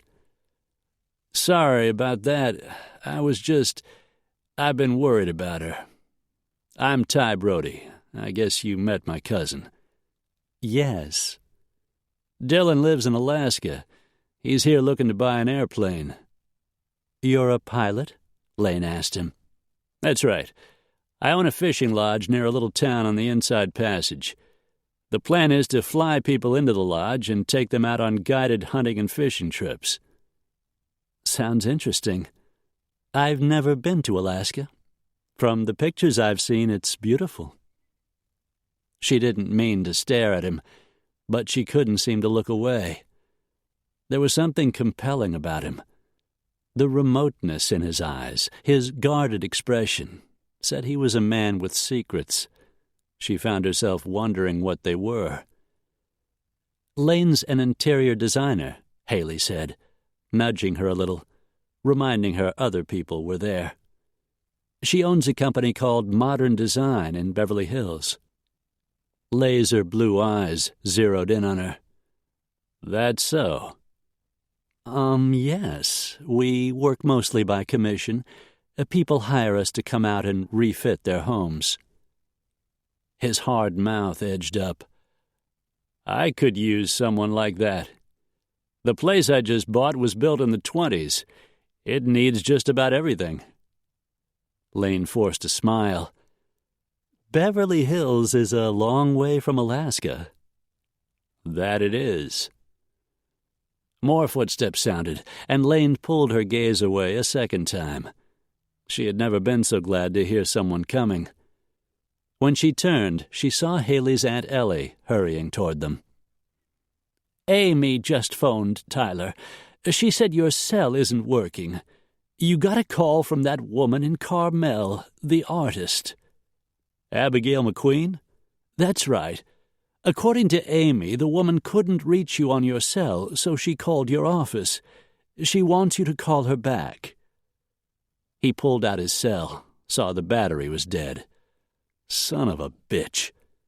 "Why don't you use the phone in the library? It's nice and quiet in there." Ty grabbed Haley's hand and tugged her off toward the house. Lane glanced back at Ty's cousin, standing a few feet away. There was something in the way he looked at her, something that made him seem dark and forbidden, like eating chocolate at midnight. She had never felt such a shot of lust in her life. "Why don't I bring us out a fresh pitcher of tea?"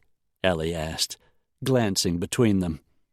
Lane wondered if she could feel the heat. Lane shook her head. "I've got to run. I should have been back hours ago." She turned. "It was nice meeting you, Dylan." "You too." His gaze ran over her. "I'm in town for a while. Maybe our paths will cross again." "Maybe." But Lane was determined that wasn't going to happen. This man was trouble. She could see it in those blue eyes. In the past few years, she'd had more than her share of trouble. Lane hurried through the house as if the hounds of hell were on her heels. She didn't take an easy breath until she was in her car, driving back down to her studio in Beverly Hills.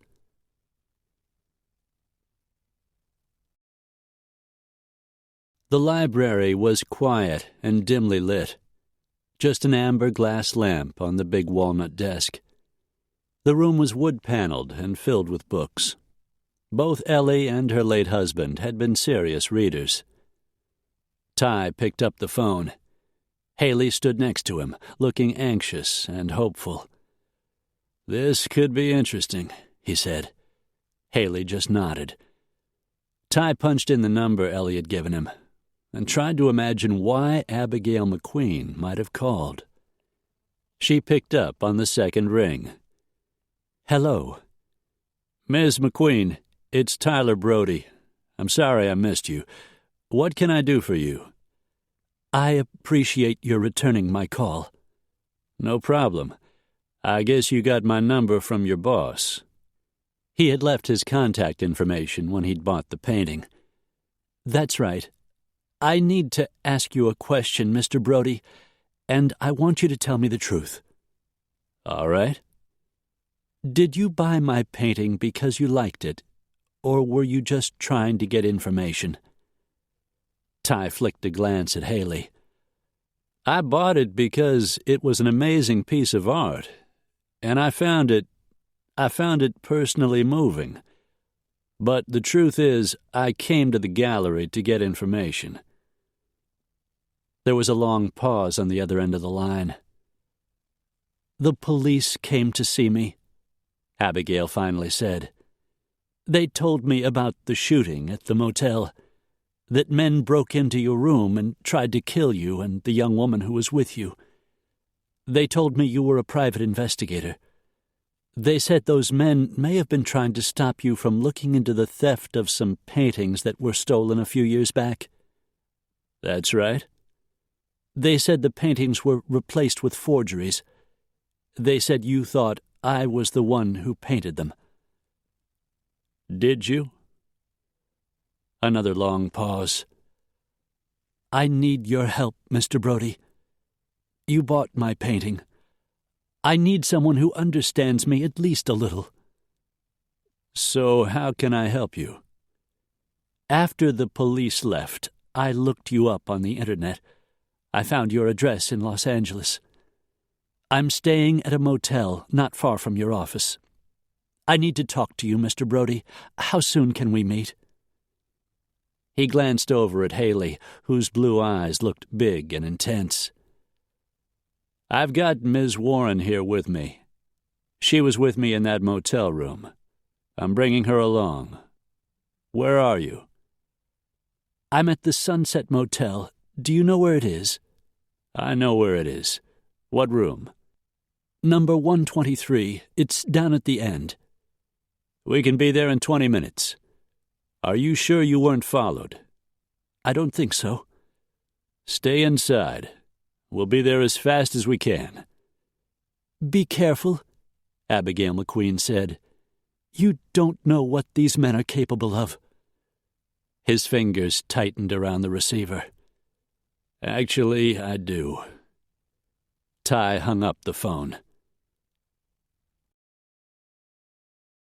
Haley grabbed hold of Ty's arm. "Oh, my God. Abigail's here in L.A.?" Ty nodded. "Sunset Motel. It's just down the hill." He started leading her toward the door. "You want me to come with you?" "That's right." He stopped in the hallway, turned her to face him. "You don't have to go. I just figured after what you've been through, you deserve to be there. If you want to stay here, it's probably a better idea." "No way. I'm going." "I figured. Come on." Ty led her on down the hall, but instead of heading for the door, he turned toward the deck, and they walked back outside. "I see you ran off the redhead," Ty said to his cousin, who turned away from his conversation with Ellie. Lane was nowhere to be seen. "She's gone," Dillon said. "For now." Haley had no trouble reading the hot look in his eyes. Lane always had that effect on men. "You mean what you said about helping?" Ty asked. "You know I did. I could use some backup. The McQueen woman is in L.A., a motel not far away. Sounds like she's ready to talk." Dillon gestured toward the sliding glass doors. "Lead the way." Johnny was out following a lead. That left Stryker to watch the house. Haley noticed Ty didn't tell him where they were going. She wondered why he had taken his cousin instead of the big, tough bodyguard. Then again, his cousin looked plenty tough himself. Ty helped Haley into the pickup and went around to the driver's side. Dillon reached behind the passenger seat, pulled out a big black handgun, stuffed it into the waistband of his jeans, and pulled his flannel shirt out to cover it. Ty plugged his cell phone into the car charger as they drove toward the automatic gate. He waited for the gate to swing open, drove through, then waved at the officer in the patrol car parked on the opposite side of the street. As they drove down the hill, he and Dillon both watched closely for anyone who might be following. Ty made a number of turns, blew through a yellow light, and kept on driving. "Far as I can tell, we're in the clear," Dillon said. "Looks that way." It didn't take long to reach the Sunset Motel. Ty pulled into one of the spaces in front of room 123, and all of them got out. Dillon settled himself near the edge of the building, where he had a clear view of anyone coming into the parking lot, but could still keep the room in sight. Haley's nerves were jumping. She could feel Ty right behind her, shielding her with his body. Images popped into her head of the door flying open and gunfire spraying into the room. She remembered the fear for Ty that had nearly overwhelmed her. As he reached up to knock on the door, a wave of dizziness hit her, and her knees felt suddenly weak. "You okay?" Haley took a deep breath, pulled herself under control. "I'm all right. Go ahead."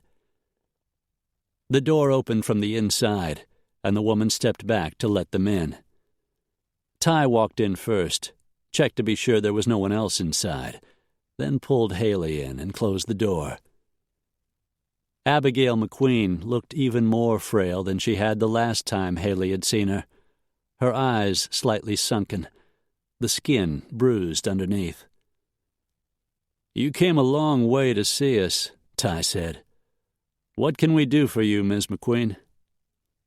She tried to smile. "I think it's time we used first names, don't you?" Ty smiled back, but there wasn't any warmth. "All right, Abigail. Why don't we sit down and you can tell us why you're here?" Haley took his cue, and she and Abigail sat down at the cheap formica-top table that only had 2 chairs, while Ty sat down on the edge of the bed a few feet away. Abigail fidgeted with a wrinkle on the front of her black slacks. There were traces of paint around her cuticles. "You asked me on the phone if I painted those forgeries. I think we both know I did. I'm here because I don't want to go to prison. I can give you the name of the man who commissioned those paintings, but I need you to keep searching. Find the men behind all of this." "Why not give the name to the police? Let them handle it. You might be able to make a deal for clemency. Maybe even turn state's evidence and walk if you testify against them." "I'm hoping to do that eventually. At the moment, it wouldn't work." "Why not?" "Because the man who commissioned the paintings doesn't know who's behind the theft. He told me he has no idea who set all of it up. He just talks to a voice on the phone and follows instructions. He's paid a commission for handling the sales." "So he knows the buyers, but not the people at the top, the ones who set up the heist." "That's right. Will you help me?" "If the guy who brokered the sales doesn't know who's behind the thefts, I don't have any choice. The man at the top is the one who's calling the shots. Until we find him, none of us is safe. What's the name of the man who commissioned the paintings?" Abigail hesitated. "Will you help me make a deal?" "When the time comes, I'll do what I can." "His name is Peter Danoff. He owns a gallery in San Francisco. It's the only name I know besides Jules. The problem is, Peter Danoff died of a heart attack this morning." The room fell silent. "I didn't want to do them," Abigail rushed on. "My daughter needed medical attention, and I had no money.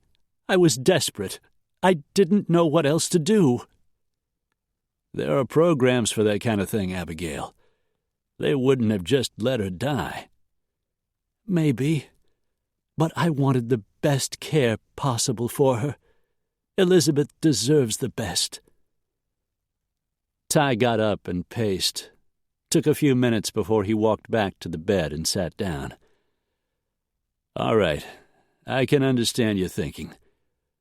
Why don't you start from the beginning? Tell us exactly how all of this happened."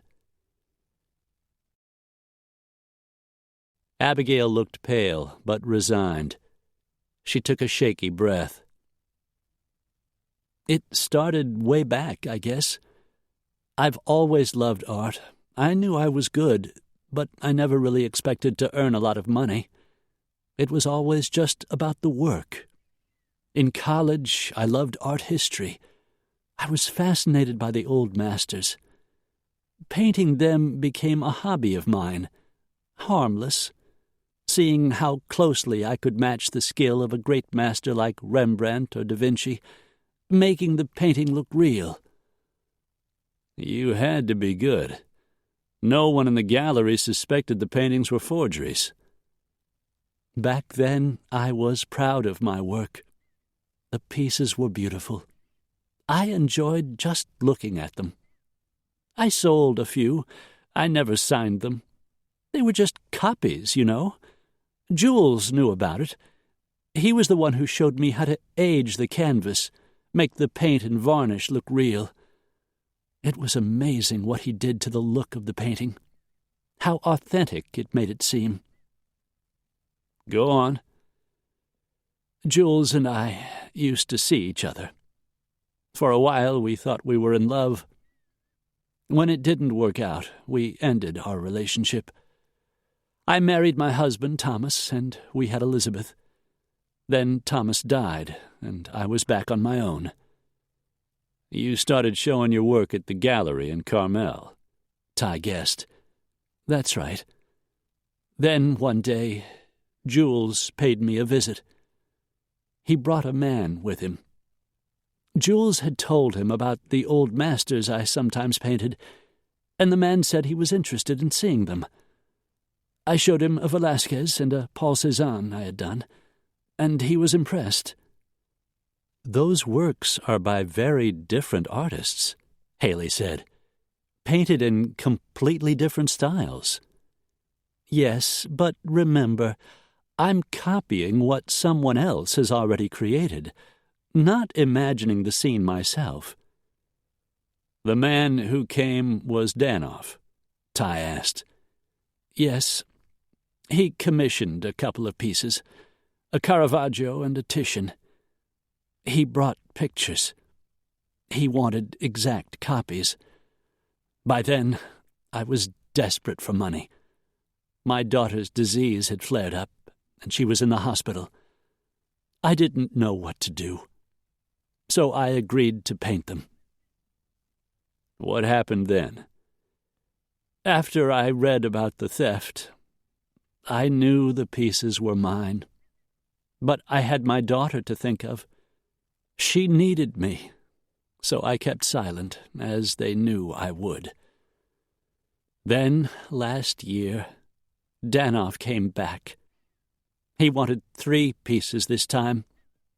The Rembrandt would be extremely difficult, but the Renoir and Van Gogh wouldn't be quite so hard. He offered me even more money. But this time I refused. That's when he threatened Beth. He said the man who wanted the paintings would kill my little girl if I didn't paint them. I took the money and did the forgeries. I had no other choice. I need the names of the pieces you painted. Tears welled in Abigail's eyes and began to slide into the hollows of her cheeks. If I had known what would happen, I never would have done it. People are dead. She looked at Haley. Your father. Those men in the motel. Now they've threatened my daughter again. If I go to the police, those men will kill her, just like they did your father. She turned to Ty, her eyes glistening. You have to find the people behind this. Write down the names of the paintings. He walked over and grabbed a notepad and pen off the nightstand, brought it back and tossed it down on the table. Abigail's hand shook as she wrote down the titles of the priceless artwork she had copied and pushed the notepad back across the table. Haley picked it up. Rembrandt, Old Man in Shadows. Renoir, Fête dans le Jardin. Van Gogh, self-portrait in front of the mirror. She stuck the paper into her purse. I don't know what happened to them, Abigail said, wiping away the wetness on her cheeks. I don't know if the real ones were actually stolen. If they were, I don't know who bought them." Ty caught the woman's thin shoulders, forcing her to look up at him. "Listen to me, Abigail. Here's what I want you to do. You go back home to your daughter. You pretend you were never in L.A., and hope to hell they don't find out you were." She started nodding. I've got a flight back this afternoon. I was going to catch a cab to the airport." "All right. Is there somewhere you can go, a place far enough away you and your daughter will be safe?" "I've got friends in Arizona. They live in an artist colony. It's way off the grid. Elizabeth is being released tomorrow. I've already talked to my friends about a visit." "Go as soon as you can, and don't leave a trail. Once you're out of town, go to the market and buy a disposable phone." Haley listened as Ty explained that Abigail should purchase a throwaway phone, then call him with the number. She was to use that phone whenever she talked to anyone, so no one would be able to trace her whereabouts through the calls. He told her he would be in touch if he had any new information. As they stood up to leave, Abigail turned to Haley. "I'm sorry for what happened to your father. I know it isn't enough, but I am." Haley just nodded. Abigail had done what she had to do in order to save her daughter's life. It wasn't right, but the woman was a mother, not a murderer. Haley flashed her a sympathetic glance as Ty led her out the door. Chapter 26. Ty led Haley over to the pickup, where Dylan joined them. "Peter Danoff," Ty said to his cousin, helping Haley into the truck, seating her in the middle between the two men. "He's the one who brokered the sales. The bad news is Danoff's dead, and even if he were alive, according to Abigail, he didn't know the name of the guy who set up the heist." "The security in an art gallery that exhibits priceless art has to be top-notch," Haley said as she fastened her seatbelt across her lap. "Stealing it would require an amazing amount of preparation." "And not just by a single person," Dylan said, "but a whole group of operators. And a money man," Ty added. "Someone to finance the deal. Someone with brains and connections. That's the guy who's running the show. Until we find him, going to the cops with what little we know is only going to muddy the waters." "And maybe put Abigail and her daughter in danger," Haley added. Ty flicked her a glance. Yeah, maybe he and Haley, too. They needed to stay below the radar as much as possible until they came up with something concrete. "So what do we do next?" she asked as Ty pulled out of the parking lot. "We need the names of Danoff's buyers. He's bound to keep a list of his clients. We need to see that list." "How do we get it?" "His gallery's in San Francisco. I need to go back and see if I can find it." Dylan flashed him a look.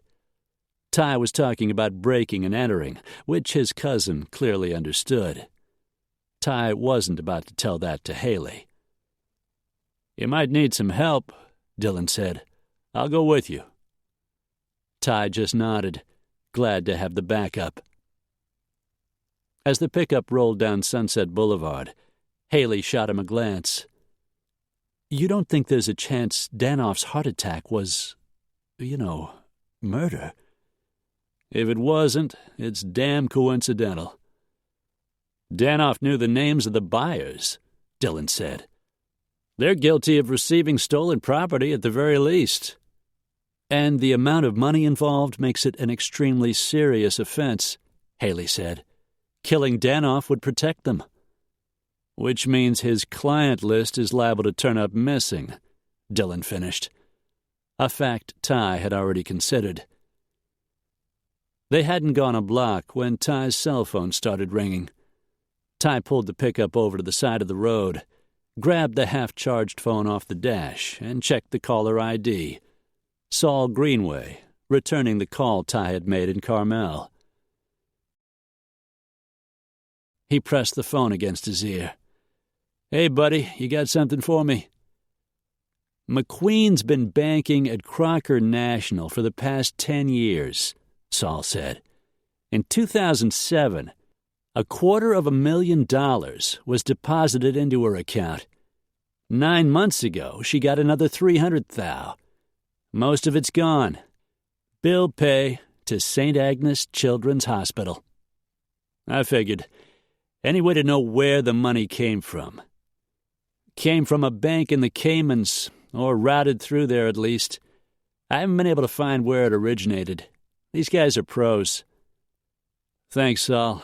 I really appreciate the help. After the way you stepped up for Iceman, I figure I owe you. Ty had helped a friend of Saul's, Ben Slocum, rescue his son. "If there's anything else you need," Saul said. "Actually, there is one more little thing." Saul chuckled. "Always is." "There's a place in San Francisco, the Danoff Gallery. Peter Danoff just died, but I'm wondering if he might have been keeping records online. It's the thing to do these days, you know." "You mean in the cloud?" "That's right. I'm looking for a list of Danoff's clients. The guy was involved in moving some very heavyweight merchandise. I figure he might have used the cloud as a way to store information he wanted to keep secret. That list might be the key to a couple of murders, maybe even his own." "Interesting. Okay, stay cool. I'm on it." Saul hung up the phone. "I take it that was your hacker friend?" Haley said. Ty grinned. "He prefers to be called an internet investigator." She rolled her pretty blue eyes. "Listen, baby, I gotta get going. I've got some work to do." "So do I," Dylan said. "I've got to see a man about a plane." Haley smiled at Ty. "I'll be busy, too. Abigail gave us the names of the paintings she forged. I'll find out where they are, or at least where they're supposed to be. See what else I can find out." "Great. We'll drop Dylan back at my house so he can pick up his rental car, and then I'll take you home." Ty drove the short distance from the motel to his condo, pulled into his garage, and closed the door behind them. Haley waited while he made a quick check to be sure no one had been in the condo. Then he walked Dylan out to his rented SUV. "You're welcome to stay here," Ty said to him as he pulled open the door of a dark brown Ford Explorer. "But it might be smarter if you stayed somewhere else till this is over." "Good call. You might try taking your own advice." "I'll be staying at my office. Good security up there, and you're close to your lady in case there's trouble." Ty grinned. "That too." "I like her." He nodded. "And her friend Lane, I'm thinking?" "Her too." Dylan opened the door of the Explorer. "Call if you're going to San Francisco." "Will do. Thanks, cuz." Turning, Ty went back inside, stuffed some clean clothes into a canvas bag, grabbed Haley, and headed for the truck. A few minutes later, he was pulling through the wrought iron gate, driving up the hill to the parking area outside his office. "You might as well use the extra computer in my office to dig up those names," Ty said. "Could save time if you turn up something interesting." "All right." While Haley got to work on the computer, Ty went upstairs in search of Johnny. Dressed in his usual black jeans, a black T-shirt stretched over his barrel chest, Riggs was striding down the hall when Ty spotted him. "Got a minute?" Ty asked. "Sure thing. I saw you pull in. I need to talk to you, too." "You first." "I got a lead on that case I've been working in San Diego. I need to get down there. But I wanted to make sure everything was covered here before I left." "I'll be staying in the office till this is over, so you're good to go." Johnny nodded. "This shouldn't take long. With any luck, I'll be back tomorrow. Your turn." Ty spent the next few minutes updating his partner on the case and his conversation with Abigail McQueen. "I've got Saul working on getting a list of Danoff's clients. but I can't afford to wait. I'm heading up to Frisco myself. What else? Haley's downstairs locating the paintings Abigail says she copied. A Rembrandt, a Renoir, and a Van Gogh. Haley says they won't be hard to find. Paintings of that value? Probably find them on Google. Probably. But it's important to Haley to be involved, and this is something she can do to help. Amy's at work, Johnny said. Keep an eye on her while I'm gone, will you? You got it. Johnny waved as he headed out to his flashy black Mustang, and Ty headed back downstairs. He still hadn't had any sleep, but he felt too restless to try. He rubbed his face as he reached the bottom of the stairs, saw Haley sitting in the chair in front of the extra computer. For a moment, he just stared. God, she was beautiful. With her full lips and dimples, her shiny, honey-gold hair. He liked so many things about her. Her intelligence, her tenacity, her toughness, her femininity, her passion. The last thought drove a hot flood of memories into his head, and his blood began to simmer. He hadn't had her in days, not since before they went to Carmel. He had forced himself to leave her alone, to focus on protecting her. But the security alarm was set, and no one was home upstairs. His body was pulsing, need rolling through him. Hunger for her clawed at his insides. She turned as he moved silently toward her, his blood hot, his erection throbbing, pressing against the fly of his jeans. Her eyes widened as she read the look on his face, and she came up out of her chair. I thought you said your fantasy had something to do with your sofa.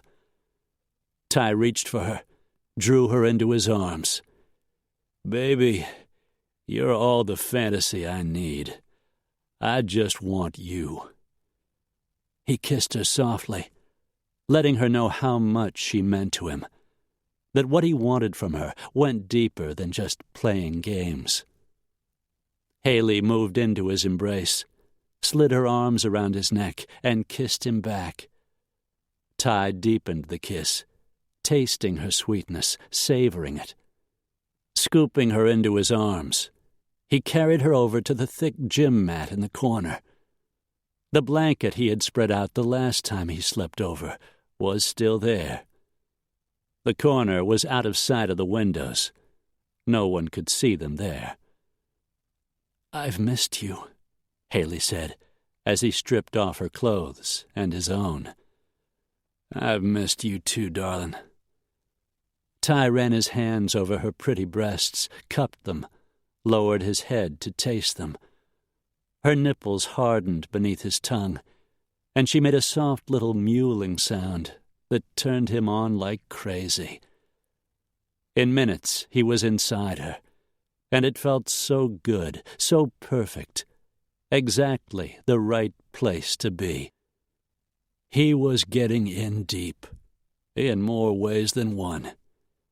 Ty kissed her and started to move. Heat swept through her. Desire so hot and thick, Haley could barely breathe. Only Ty could make her feel this way. Only Ty could give her this kind of pleasure. Until she had met him, she had never known this all-consuming need for another person. The feelings terrified her, reminded her of the dangerous paths she traveled and where it would lead. For an instant, the heat turned cold and a shiver ran through her. Then he was kissing her again, lifting her hips and moving deeper inside. Sensation burned through her, shut down all but the thought of him. Ty drove into her, taking what he wanted, giving her what she wanted too. The hunger returned, sweeping in, devouring her. Haley arched beneath him, taking him deeper still, her nails digging into the muscles across his shoulders. Ty's heavy thrusts quickened as he pounded into her, taking her with him, both of them climbing toward the peak. "Come for me, baby," he whispered. "Let yourself go." His words pushed her over the edge, her muscles seizing, sensation washing through her, pleasure so sweet she could taste it on her tongue. Haley didn't fight it. Once she was home, she might never know this depth of passion again. She told herself that after they parted and she was back in her old life in Chicago, she would have something to remember, something no one could ever take from her.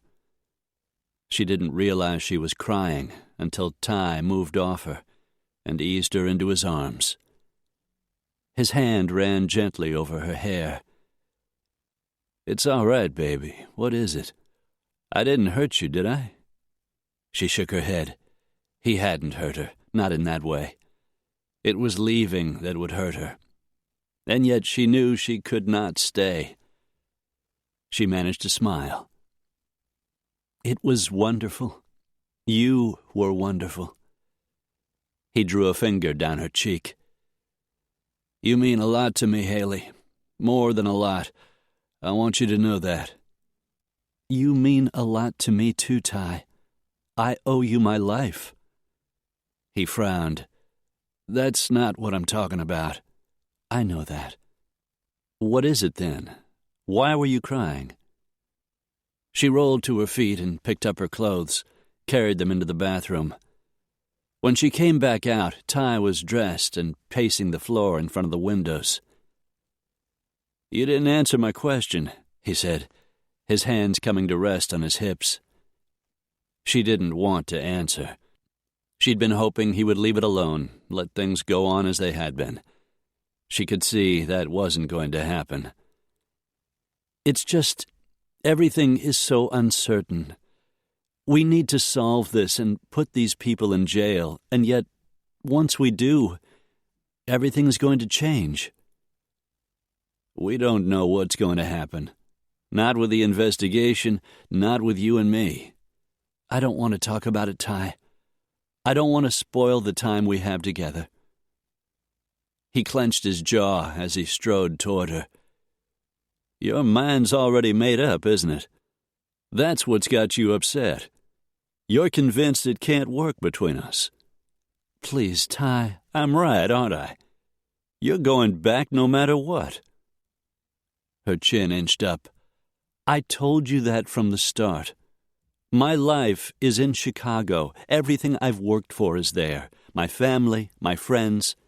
And even if that weren't true, you and I would never make it." "Why the hell not?" "For the same reason it didn't work with my mother and father.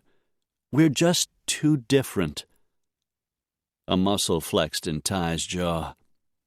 "We aren't so different, Haley. Not in the things that matter." He paced back to the window, stopped and turned. "But you're right. For now, we need to focus on catching the bad guys before someone else gets killed."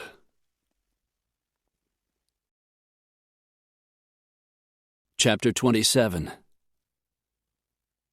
Once Haley got on the computer, it didn't take long to find the paintings. Old Man in Shadows by Rembrandt van Rijn, Renoir's Fête dans le Jardin, and the Van Gogh self-portrait with a mirror, Portrait de l'Artiste, important because it was the last work he painted before he severed his ear. The answer to where each was located came up the same. They're all owned by the Pfizer Foundation. Haley studied the screen, the blue and gold website, PfizerFoundation.com. It's on Wilshire Boulevard, Gallery Row, it says, between Fairfax and Highland. You know where that is? They call it the Miracle Mile. L.A. County Museum of Art is there. Same area as the Scarsdale Center, a number of others. It fits that the paintings would all be in one place. That was the way they did it before. That's right. They can put their team in place, make the exchange, and steal the paintings whenever they're ready. So what should we do? First we talk to the staff, find out if the paintings are real or Abigail's forgeries. But we can't do it yet. We need to make sure McQueen and her daughter are somewhere safe. That might take a couple of days. If they're fakes, the gallery is going to call the police. Maybe this time they'll be able to figure out who stole them. The police haven't come up with anything in the past 3 years, Ty said darkly. His mood had been sour since they'd argued. Her own wasn't any better. It was exactly what Haley had hoped to avoid. If we can't pursue the paintings, what do we do in the meantime? As soon as Johnny gets back, I'm going to San Francisco. Finding something in the cloud is a long shot. We need to get our hands on that list of names. We can't afford to wait. Haley didn't push to go with him. She needed some space, needed to accept the fact she was going to lose him and give her heart a chance to recover. She didn't think Ty would mind. She could already feel him pulling away. Lane was working in the back of the studio when the intercom next to the front door buzzed. She and the 2 other designers in the shop only worked by appointment, and she wasn't expecting a client or a delivery. Leaving the fabric samples she had been studying, she crossed the studio and peered out the small paned window under Robertson Boulevard. Her heart jerked at the sight of the tall man in the plaid flannel shirt standing in front of the door. Unconsciously, her hand crept to the base of her throat. If he hadn't just spotted her through the window, she might have slipped into the back room and pretended she wasn't there. With a sigh of resignation, she unlocked the deadbolt and pulled open the door. "I wasn't sure you'd be here," Dylan Brody said, his eyes sweeping from the top of her head to the open-toed sandals on her feet. Lane ignored the little jolt of heat that slow perusal caused. "I usually meet clients by appointment. I work on projects here or at home. What can I do for you, Dylan?" She kept her voice brusque. She didn't want to encourage him. "Mind if I come in?" "I'm really busy, actually." But he was already pushing past her, closing the door behind him. "This won't take long." "All right, then. What is it you need?" He glanced around the studio, taking in the stacks of fabric in every texture, from the softest cashmere to the heaviest length of canvas, in vibrant reds, yellows, blues, and 100 pastel shades. At the samples of floor tiles, squares of granite for countertops, and paint chips of every possible hue. His gaze returned to her face. "I think I mentioned I just bought a fishing lodge." "Yes?" He glanced around again. With his rugged good looks, heavy leather boots, and flannel shirt, he looked as though he had stepped out of another century, a man out of place and time. "I don't suppose you do much of that kind of thing," he said. "I mean outdoor rustic stuff. Log houses, things like that." She couldn't help bragging. "Actually, I've done a great deal. A number of the Hollywood rich and famous own second homes in the Northwest. I did the interior design for a log home in Jackson Hole for a friend of Harrison Ford's, and a remodel of an old ranch house outside Bozeman, Montana for Dennis Quaid. I've done several mountain homes near the ski hill in Sun Valley." "Busy girl." "I've been at it a while." "You like it?" She thought of the work she was good at, and the satisfaction she got from completing a project, though she missed the leisure time she had once valued so highly. "Yes, of course." "Got any pictures?" She looked at that masculine face and those blue, blue eyes, and felt a twinge that went straight to her womb. "What?" "Pictures. Photos of the work you've done." Why was it so hard to breathe?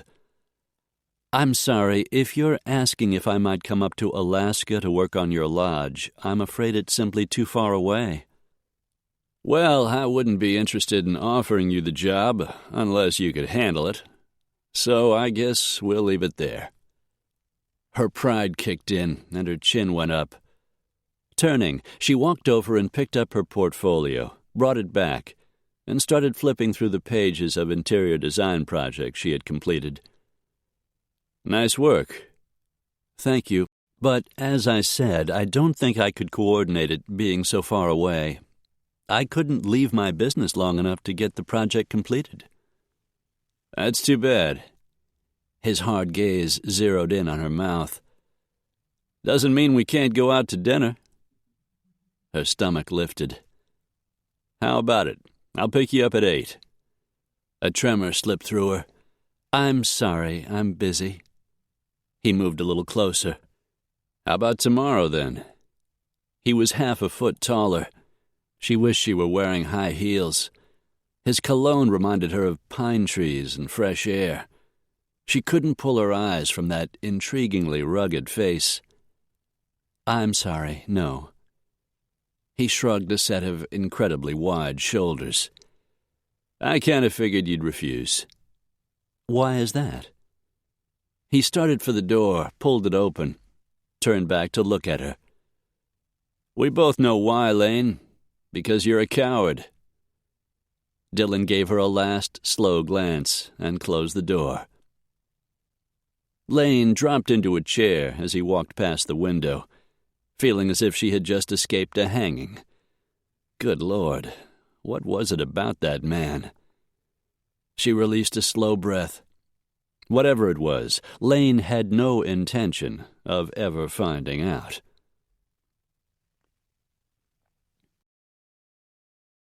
Ty was gone. He had left for San Francisco this morning. He had rented a plane, and Dylan was flying them up. Now that Haley was alone, she had no idea what to do with herself. She and Ty had been working together for days. She'd grown accustomed to being near him, accustomed to having him around. She'd grown used to the looks of appreciation he cast her way, that turned hot and scorching, and led to wild, unbelievable sex. She'd grown to crave the way he touched her, kissed her, filled her so completely. She jumped at the sound of Ellie's voice and felt a surge of embarrassment at her thoughts. "There you are." Her aunt swept into the library, silver hair perfectly groomed, wearing a blue silk blouse, ivory slacks, a small string of pearls, and matching pearl ear studs. "I wondered where you'd gone." "I was bored. I thought I'd do a little digging on the internet, see what I could find out about the paintings. I was just getting started." "Then maybe my timing is good." Ellie smiled. "There's someone I'd like you to meet." Haley rose from the brown leather Eames chair behind the walnut desk as a distinguished gray-haired man walked into the library and stopped at Ellie's side. "This is a friend of mine, darling, Jonathan Hammond. You haven't asked, but I know you've been wondering where I've been slipping off to in the afternoons. Jonathan and I have been seeing each other for a while. I thought it was time the two of you met." Finally. Haley had been suspicious, but it wasn't her place to ask. She smiled. "Hello, Jonathan."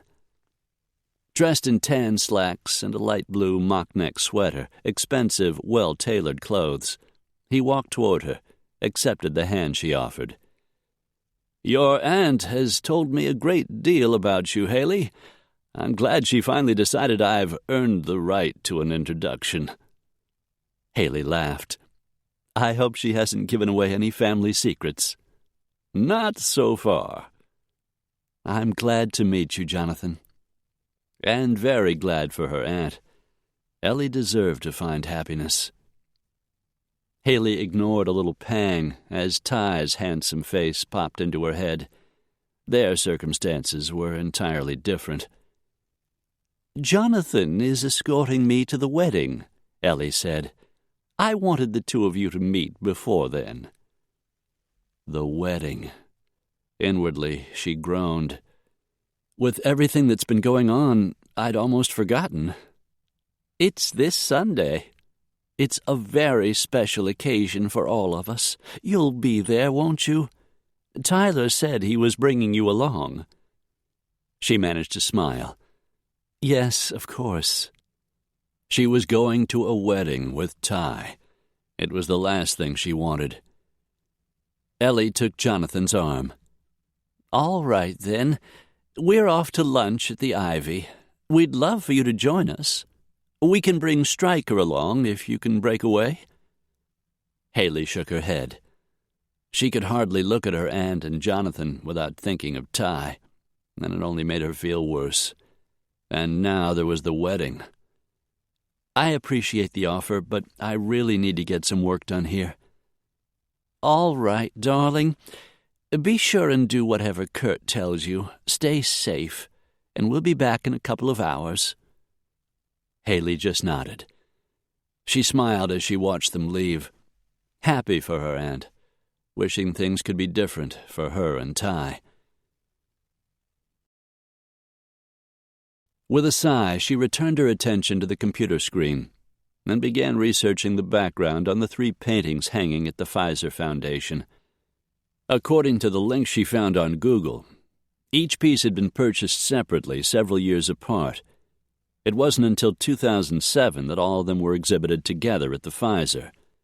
The Renoir and the Van Gogh were on display in the Impressionist Gallery. The Rembrandt was displayed with other of the artist's work in the Old Masters Hall next door. The proximity of the pieces would make their removal easier. She couldn't wait to find out if the paintings had already been replaced, as Ray Farrell had told her father at the Blue Oyster, or if the theft was a work in progress. She was pounding away on the keyboard when she heard the sound of footsteps and looked up to see Betty Jean come into the library. She was wearing her usual bold colors, a pair of mauve capri pants with a pink-flowered blouse. I heard you in here typing. If you aren't too busy, I was hoping you could spare a minute to talk. I'm not too busy. She stood up from her chair. What is it? I'm going home, dear. I've taken advantage of your aunt's hospitality far too long already. And besides, I miss being in my own house. Haley frowned. You can't go home. It isn't safe for you there. I think it is. After your trip to Carmel, whoever killed your father knows you and Ty are still investigating the crime. I wasn't able to convince you to stop. There's no reason for them to think I could do it now. It made a certain amount of sense, and yet Haley was worried. I'd rather you stay here, Betty Jean. I'd feel terrible if something happened. The blonde woman's smile lit up her face. That's very nice to hear. She was a very attractive woman, Haley now realized, just in a different way from Allison Warren, her sophisticated mother. I enjoyed our chance to get acquainted, Betty Jean said. I know it's something your father would have wanted, but now it's time for me to go. I don't know, Betty Jean. I think we should talk to Ty first, see what he has to say. It's my decision, dear, and I've already spoken to your aunt, thanked her for everything she's done. I'm anxious to get back home. Haley ignored a thread of worry. If you're sure it's what you want, I suppose there's nothing I can say to stop you. But there is one thing before you go. What is it, dear? The last time we talked, you said something about the circumstances of my parents' marriage. You said if things had been different, they might have had a better chance for happiness. What did you mean? Betty Jean nervously bit her lip. I didn't mean to say anything. I think this is a subject that would be better left alone. I'm asking you to tell me. I won't ever tell anyone how I found out, but I have a feeling it's important. Haley, please, I need to know, Betty Jean. My father is dead. There are things I need to work out, things I could have asked him, or maybe he would have told me himself. I think this is one of them. Betty Jean sighed. I suppose he might have told you. He wanted so very much for you to understand. Then tell me. When Betty Jean nodded, Haley led her over to the leather sofa in front of the empty hearth, and both of them sat down. Betty Jean twisted a crease in the front of her mauve polyester pants. You were partly right. Your father and mother met in college, just as you said.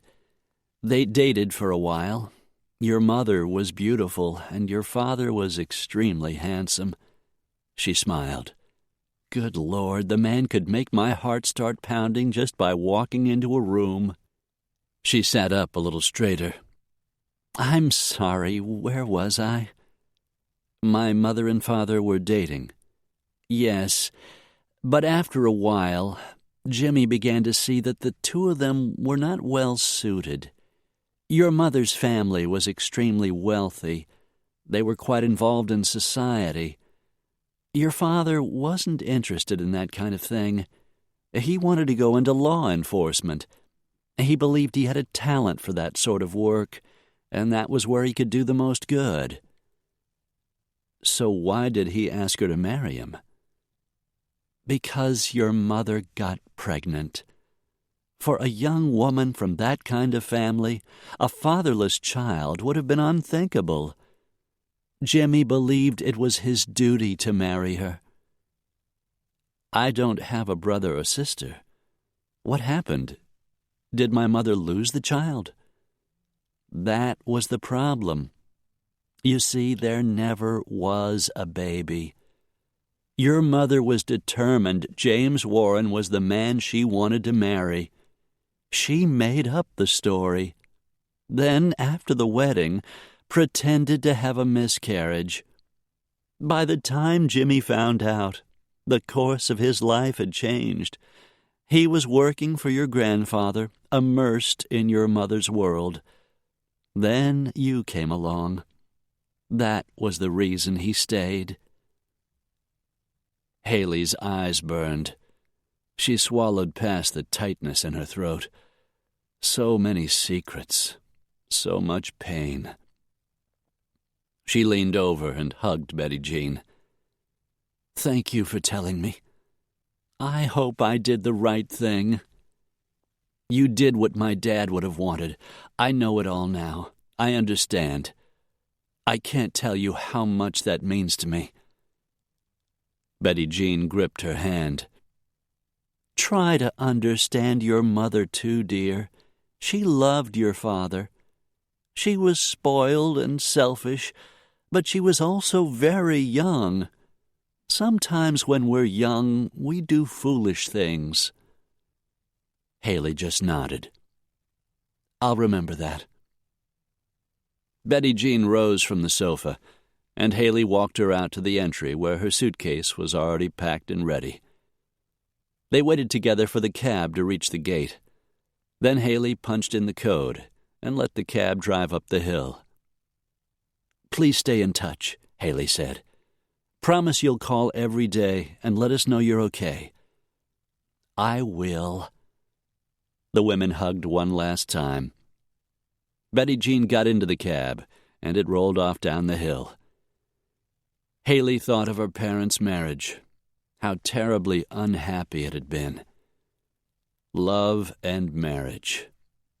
It just wasn't worth the risk.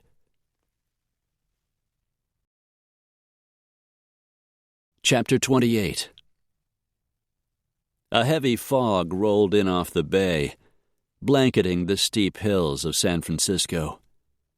The sounds of traffic moving along the slick city streets were muted and dim. A distant foghorn moaned somewhere offshore. You picked a good night for it, Dylan said, as they walked beneath the opaque light cast by street lamps along the way. The cab had dropped them 3 blocks from the gallery, which was just up ahead. Ty pulled up the collar on his raincoat. Guess we got lucky. Only a couple of people passed them on the sidewalk, hurrying to get in out of the weather. He checked his watch. just past midnight. Earlier, he had reconned the area around the Danoff Gallery, made a search of the alley behind, taken a look at the back entrance. The security system wasn't that new.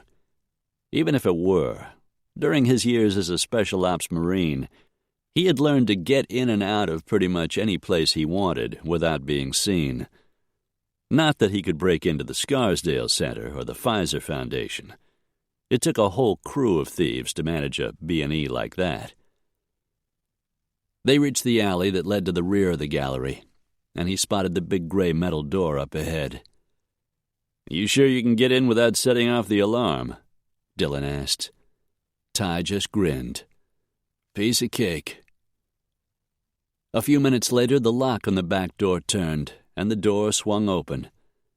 He and Dillon slipped silently into the back room of the gallery. Pausing only long enough to disengage the alarm system, they headed for the office. Ty moved off to the computer while Dillon crossed the room to a bank of metal file cabinets and began pulling open drawers. Thumbing through manila file folders, he searched for anything that might contain a list of Danoff's clients. Ty booted up the computer and started pounding away on the keyboard, watching hopefully as file names began to pop up. He frowned. Son of a bitch. All the files on this computer are only a few days old. This damn thing is brand new. Figures. Somebody crashed the old one with a client list on it. Whoever's running the gallery must have had to replace it. So much for Danoff's heart attack. The guy was murdered to shut him up, and whoever did it destroyed the computer to get rid of the list of names. Ty shut down the machine. Both of them made a quick search of the rest of the file drawers, but didn't expect to find anything. "You think he might have kept records at home?" Dillon asked as they finished. "If he did, good bet they're gone too. Let's get out of here." Ty checked the office to make sure they'd left it the way they found it, and started for the door, Dillon falling in behind him. He reset the alarm near the back door, and they slipped quietly outside. They'd gone only a couple of feet before the sound of footsteps echoed in the alley, coming in their direction. Ty warned Dillon with a touch, drew his Beretta from the holster on his belt, and both of them stepped back into the shadows behind a dumpster next to the back door. The footfalls grew louder.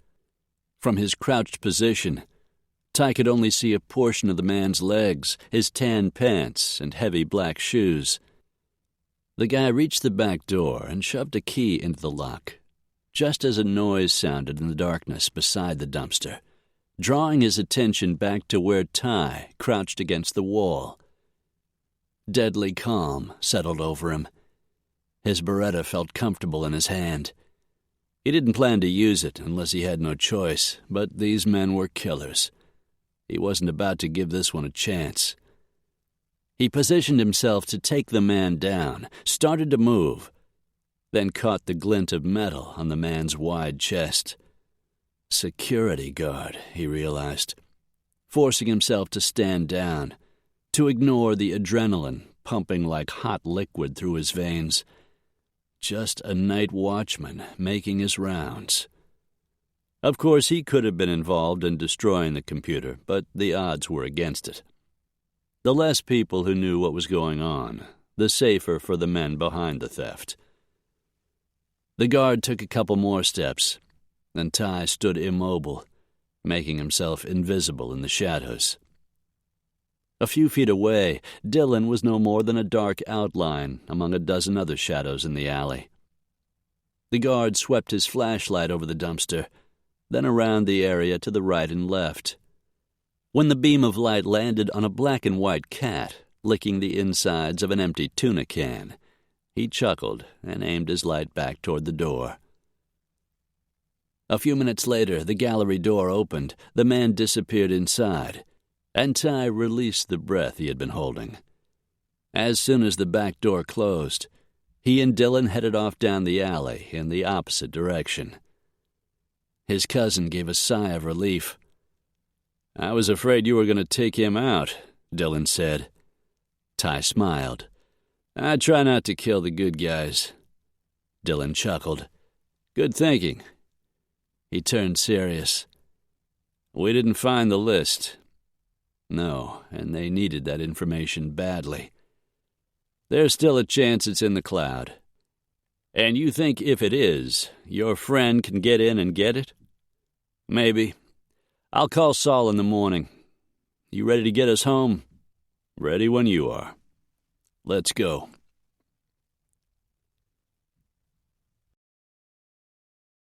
Morning sunlight streamed in through the wall of windows in the office. At the sound of Alabama fiddling on his cell, Ty forced his eyes open and groped for the phone, lying on the floor next to the gym mat where he'd been sleeping. He rubbed a hand over his face, trying to recover from his late-night adventure in San Francisco and another night of very little sleep. Brody. Wake up, cowboy. Daylight's burning. Saul Greenway. He chuckled. Tell me you got into the cloud and found Danoff's client list, or at least got the password. Something. Sorry, he didn't store anything on the internet. Fuck. He stored it in his computer. I was digging around in there when it crashed. Ty's hold tightened on the phone. Tell me you got the file before it went down. There was a smile in Saul's voice. I got the file. Finished copying it just as the whole thing went belly up. Ty couldn't stop a grin. Yes, yes, yes. Problem is, the file's encrypted. I haven't been able to come up with a password to get in. His smile faded. Any chance of that happening? I'll get it sooner or later. Unfortunately, something's come up. Missing 8-year-old kid. Traces on it. I've got to work the case full-time till we find her. Or not. I understand. You get something, let me know. Will do. Saul signed off, and Ty hung up the phone. With a yawn, he rolled to his feet and headed for the shower. The hot water felt good, washing over his skin. He turned it to cool to wake himself up and stop thinking of Haley, wishing she was in there with him. A few minutes later, he was dressed in his jeans and a clean, dark blue T-shirt. Grabbing his Dodgers ball cap, he headed for the door. As he made his way up the hill toward the big house, part of him was eager to see Haley and bring her up to speed. Another part wished he didn't have to see her at all. After they'd argued, he had realized his feelings for her ran a whole lot deeper than he'd wanted to admit. Hell, the truth was, he was more than half in love with her. But Haley's feelings for him didn't run that deep. If he let himself get any more involved, he was going to get hurt. He had to be careful, keep things on an even keel. Still, she was involved in the investigation. She had almost died trying to find the man responsible for her father's death. She deserved to know what was going on. Ty blew out a tired breath as he walked up on Ellie's front porch.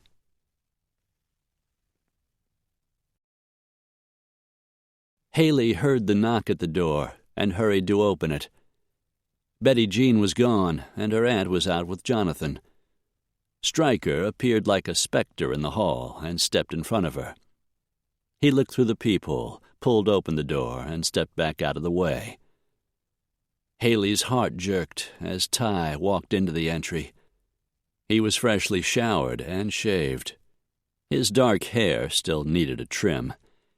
Her gaze shot to his, and for a moment neither of them moved. God, she had missed him so much. It wasn't fair a man could dominate her thoughts the way he did. Ty glanced over her shoulder at the big burly man who stood behind her. Everything all right? Nice and quiet, Stryker said. I'll be outside if you need me. Ty just nodded, returned his gaze to her face. Her heart was pounding like a battering ram, and her palms felt damp. She wanted him to kiss her more than she wanted to breathe. God damn it, he said.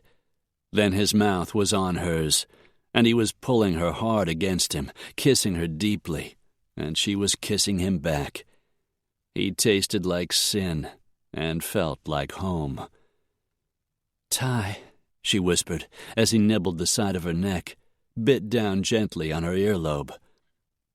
"Someone crashed Danoff's computer," he whispered, and kissed her again, softly this time, letting the moment play out before he stepped back, took a deep breath, and returned to business.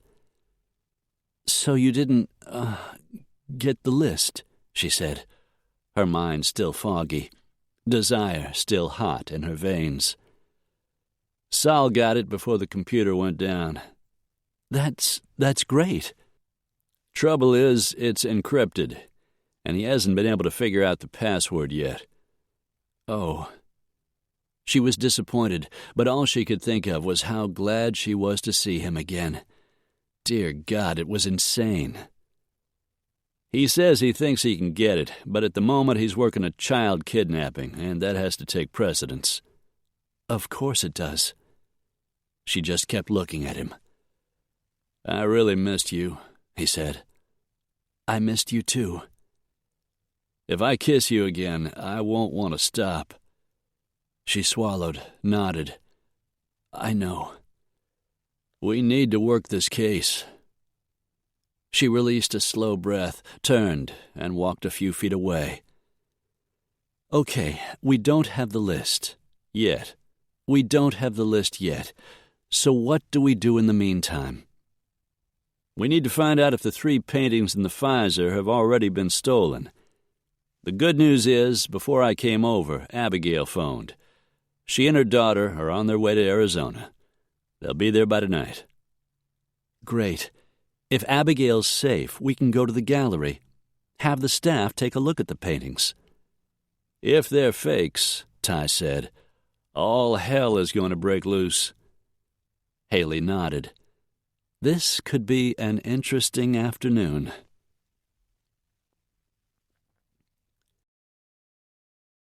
The Pfizer Foundation on Wilshire Boulevard was a big triangular building without windows, the inside broken into large, airy spaces. Various marble-floored rooms housed different periods of artwork, from medieval manuscripts through the Renaissance and Baroque periods to Pablo Picasso and the Art Deco period of the 20s and 30s. Ty checked the floor plan and headed straight for the Old Masters Hall in search of the Rembrandt. Spotting a large, gilt-framed canvas, he recognized Old Man in Shadows from the pictures he had seen on the internet. An ancient man with long gray hair, stoop-shouldered, a brown robe belted by a scarlet sash. Though the wooden staff in his gnarled hand helped bear his weight, there was a quiet dignity and strength in his carriage that said he was wise far beyond his years. "It's magnificent," Ty said, "fake or not." Next to him, Haley stood transfixed, her eyes riveted on the painting, admiring the soft flesh tones of the wrinkled face, the bold red of the sash. "It looks completely real." "Maybe it is." Ty reached down and caught her hand. "Let's go take a look at the Renoir and the Van Gogh." "They're in the Impressionist Gallery, just next door." He let her guide him, liking the feel of her hand in his. It was only a short walk to the Impressionist Gallery. "Same floor, same hallway. Very handy if you want to snatch them all at once." "You think that's what they did?" "It's what I'd do." She flashed him a look. He grinned. "Not that I'd do anything like that, of course. But the chance of getting caught is multiplied every time you break in." According to the Providence, all 3 paintings have been in the gallery since 2007. "That works. 3 years ago, the first heist went down at the Scarsdale without a hitch. They had plenty of time to make plans for a second." He led her into the Impressionist Gallery toward an ornate gold-framed picture on the wall behind a red velvet rope. Renoir's Fête dans le Jardin. It was beautiful, and to his untrained eye, looked like an original. The Van Gogh self-portrait was also an incredible work of art. "If Abigail painted all 3 paintings," Haley said, "she's even more amazing than I thought." "Yeah." Ty tugged on her hand, leading her out of the gallery toward the museum offices. "Why don't we find out?" As it turned out, it wasn't that easy. They were finally allowed to speak to the Foundation director, but getting him to cooperate seemed a monumental task. "Who did you say you are again?" The director's name was Oliver Stilton, like the cheese, and nearly as old, slightly shrunken, with only a few thin wisps of white hair combed over his bald pate. "I'm Tyler Brody. I'm a private investigator. We've been working on the theft 3 years ago of a Titian and a Caravaggio stolen from the Scarsdale Center. I imagine you're familiar with that incident." "Quite familiar, yes. A tragedy, certainly, but what does that have to do with the pieces you mentioned?" "We think the same people may have stolen a Renoir, a Van Gogh, and a Rembrandt from the Pfizer and replaced them with exceptionally good forgeries. We need one of your experts to examine the paintings, see if they're genuine." "That is preposterous.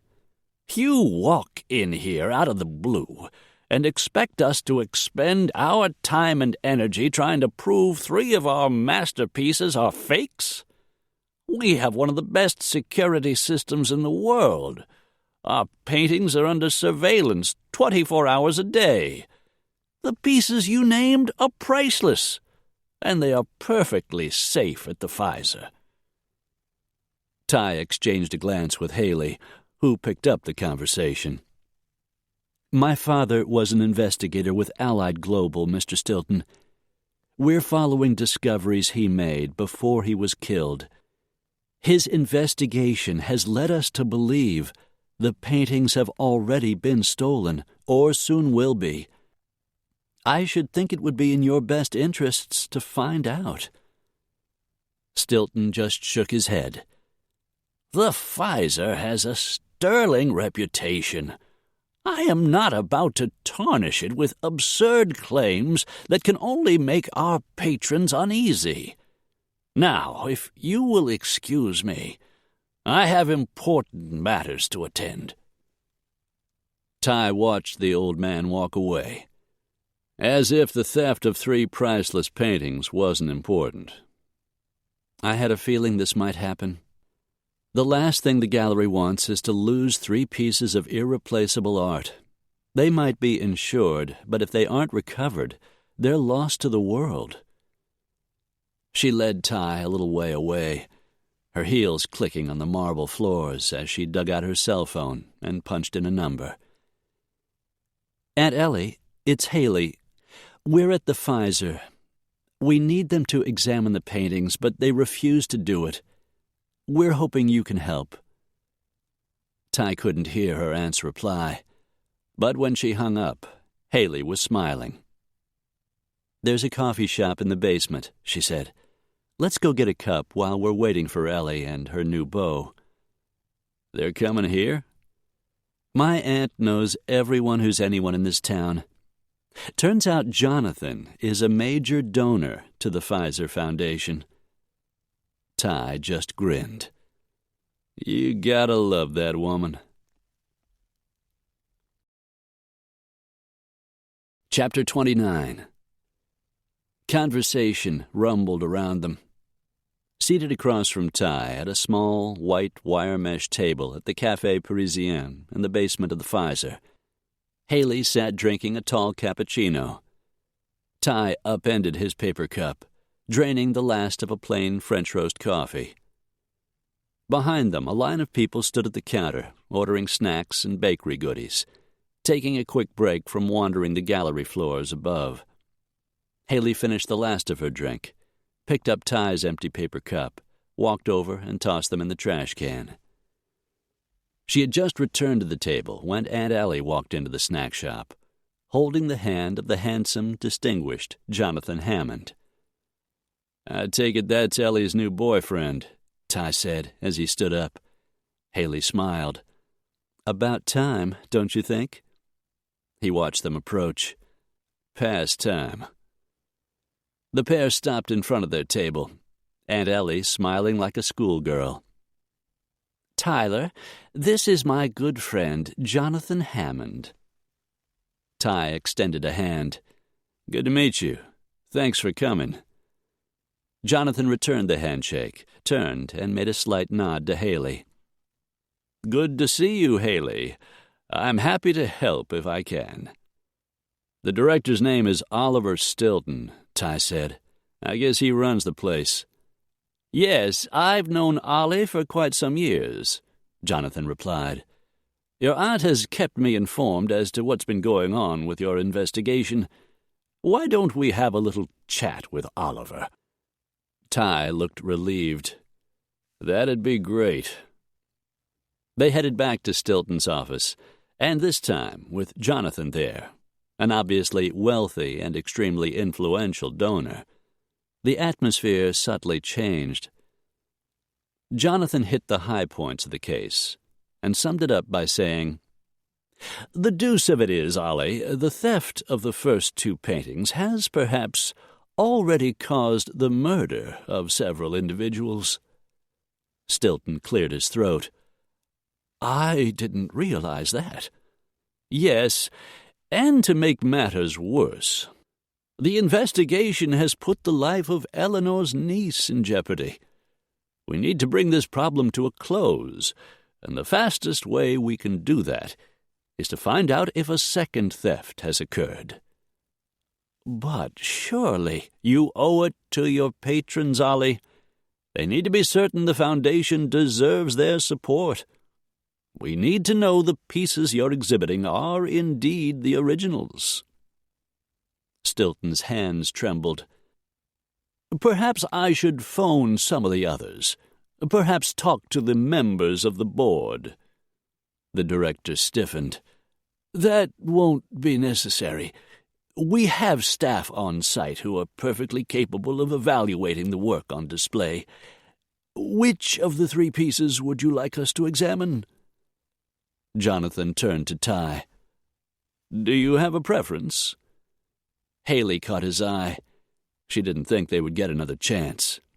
And there was always a possibility only one piece had been stolen. "The Rembrandt is valued the highest," she answered, recalling the research she had done. "If I'm correct, it's worth over $150 million. Why don't we start with that one?" She smiled at Ty's wink, noticed perspiration had broken out on Oliver Stilton's forehead. "We'll need a little time," the older man said. "Why don't I get back to you by the end of next week?" "Today would be better," Jonathan said firmly, handing him a white business card. "I'll expect to hear from you later this afternoon." Some of Haley's tension eased. One way or another, they would know today if at least one of the paintings had been stolen. As they walked outside the gallery, Ty extended his hand to Jonathan a second time. "Thanks again. You were great in there." "If I understand your theory," Jonathan said, "the idea was to replace the art that had already been examined and accepted as genuine. That's the way it looks.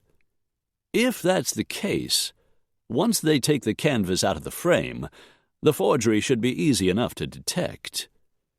Ty glanced back toward the director's office. "I guess we'll soon find out. Whatever happens, thanks again.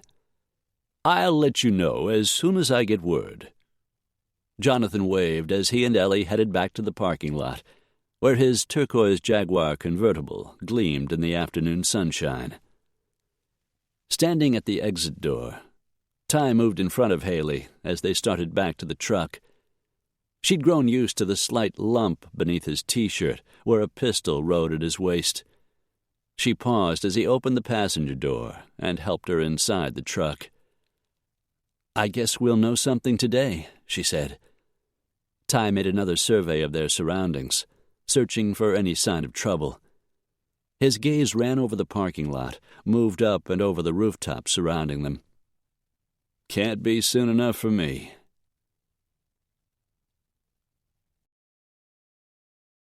Shouldn't we have heard something by now? Ty glanced over to where Haley sat working in his office at the extra computer. The afternoon was slipping away, and still no word from Jonathan Hammond.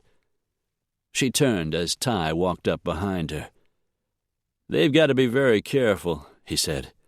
"They'll need to be 100% sure before they call in the police." "I suppose." "You realize what this could mean," he said. "If those paintings are forgeries, it's big news. Over $100 million big. It'll hit the media like a bombshell, and the police will have no choice but to jump on it." Her eyes widened.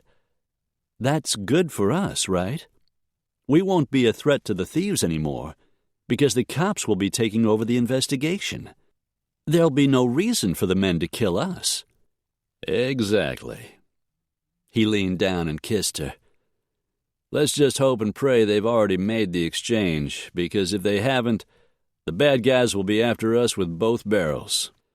They'll have to shut us up before they can steal the paintings." "They won't be able to do it right away. They'll have to wait until things cool down." "That's right. And all the time, we'll be in the crosshairs of their gun sights." She turned back to the computer. "Take a look at this website. It shows how you can tell if a painting is authentic. I knew some of it already, but this goes into detail."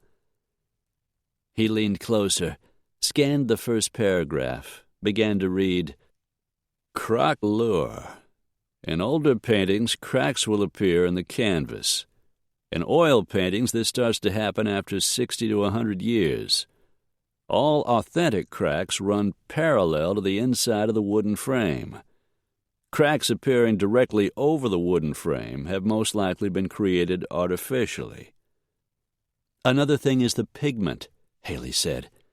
"The old paint colors were ground by hand. The lumps in the color were bigger. The smaller the grains of pigment, the newer the painting." "Says here you can also test the varnish." "That's right. Forgers spray a dark-colored liquid over the surface to make it look old. But it's easy to remove, and the paint underneath is too bright to be that old." She looked up at him. "I wonder how long it's going to take them to do the tests." Ty checked the time on the computer. "It's almost 5. The gallery will be closing soon." "I was hoping we'd know something today." He pulled her up from her chair and into his arms, bent his head, and kissed her. "Maybe I can find a way to distract you." In silent agreement, Haley wound her arms around his neck and leaned into him. His body was beginning to heat when his cell phone started to fiddle. With a soft oath, he dragged the phone out of his pocket and checked the caller ID. "It's Saul," he said, then pressed the phone against his ear. "Tell me you found the password." "Norman Rockwell." "You're kidding." Saul chuckled. "N. Rockwell 1, to be exact. I sent you an email with a list. Hope it helps." "You rule, buddy. I owe you big time." "I'd say we're even. Take care, my brother." Saul hung up the phone. Ty strode over to his computer and booted it up, went into his mail and found the attachment from Saul. He opened it to find a list of 200 names in alphabetical order, each with a phone number beside it. "Danoff had a ton of clients," Ty said. "He must have been good at his job," said Haley. Reaching for the paper on his desk with the names that had been scribbled on Jimmy Warren's iPad, he looked down at the names. Something that might be Tamara or Tanada, Carlson, and Silverman. He compared them to the list on the screen. "There's a Carlson," Haley said excitedly. "Stephen Carlson. Silverman's first name is Nathan." His pulse was beginning to ratchet up. But there was no one on the list named Tamara or Tanata. Tanaka, Haley said excitedly, pointing a finger at the screen. That must be it. Ty grabbed the paper with the partial phone numbers he'd gotten from Ian Whitlow at the lab. There, 637764 matches the last 6 digits of the number next to Agari Tanaka. And 124356 is a partial match to Silverman. She looked up at him. Oh my God, I knew it. 3 names, all 3 Danoff's clients. 3 paintings at the Pfizer. Dad figured out who bought them. That's the reason they killed him. Hold on. We don't know for sure those pieces have been stolen. Could be the men were part of the original heist. Haley shook her head. Timing isn't right. After Ray Farrell told Dad about the second burglary, he would have focused his efforts there. Add to that Abigail's 3 forgeries. It's them. I know it. Ty grabbed her hand and drew her down on his lap. I recognize one of the names. Agari Tanaka owns Kobashi. It's one of the biggest electronics companies in the world. The guy's worth billions. Enough to buy a priceless painting. They typed his name into Google. Found out Tanaka lived in Kamakura, Japan, a small city by the sea near Tokyo. But he also maintained a residence in San Francisco. San Francisco, Haley said. That's his connection to Danoff. Yeah. So let's find out who these other guys are. Returning to Google, he typed in Nathan Silverman. Look at that. Haley tapped the screen. I knew that name sounded familiar. Nathan Silverman is like Spielberg. He's one of the biggest producers in Hollywood. Movies, TV, the guy's into everything. Not that unusual a name. There are a bunch of them listed. Could be a different guy. He clicked on the names that popped up, but didn't recognize any of them. And none had the internet presence the famous producer had, with page after page of links. Silverman lives in Hollywood, Haley said. The Pfizer is here in L.A. That puts him in the right area. And Silverman's movies make a fortune. He'd be able to afford a multi-million-dollar painting. Ty pounded the keyboard, typing in the 3rd name on her father's list, Stephen Carlson. A dozen links to the name popped up, but like Silverman, none had the massive web presence that Stephen Carlson, owner of Carlson Breeding Farms, had on the internet.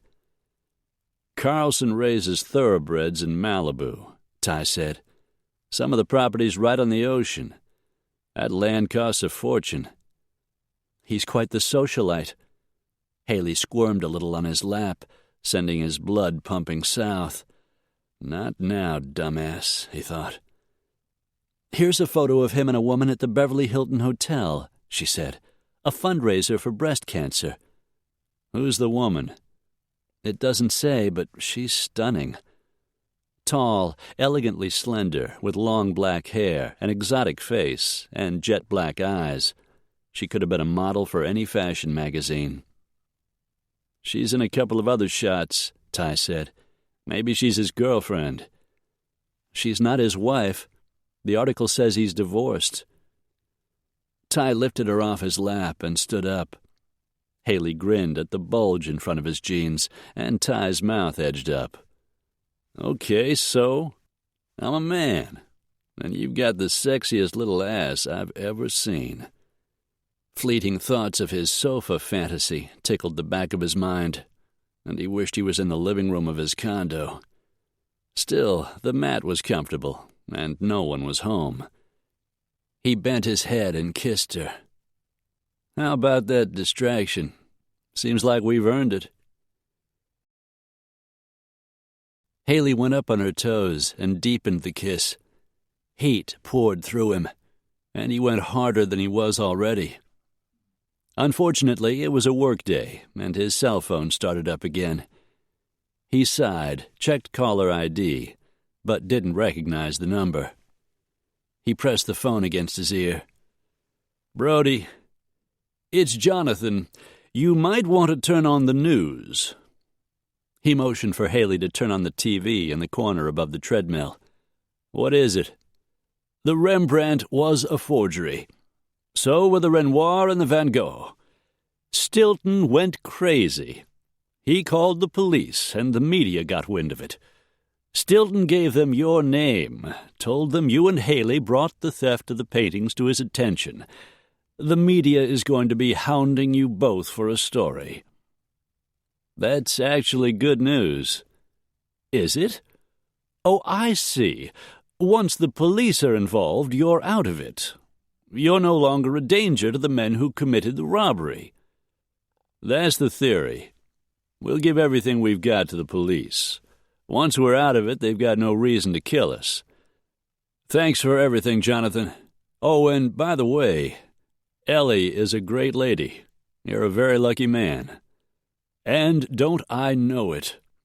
I'll see you at the wedding." By the time Ty hung up, Haley had the TV tuned to KTLA and was watching breaking news about the just-discovered theft of priceless paintings from the Pfizer Foundation. Police Chief Edward Tisdale, a tall, slender man with close-cropped silver hair, was ending a press conference from the steps of the LAPD administration building downtown. Cameras were rolling, and reporters were everywhere. There was even a news chopper circling above the crowd. Tisdale adjusted the microphone on the podium in front of him. "As I said, we've only begun our investigation, but rest assured, the Los Angeles Police Department will be doing everything in its power to find the criminals responsible for the theft of these valuable paintings and return them to their rightful owner, the Pfizer Foundation. Thank you for your time." Chief Tisdale stepped down, and the reporters began to disperse.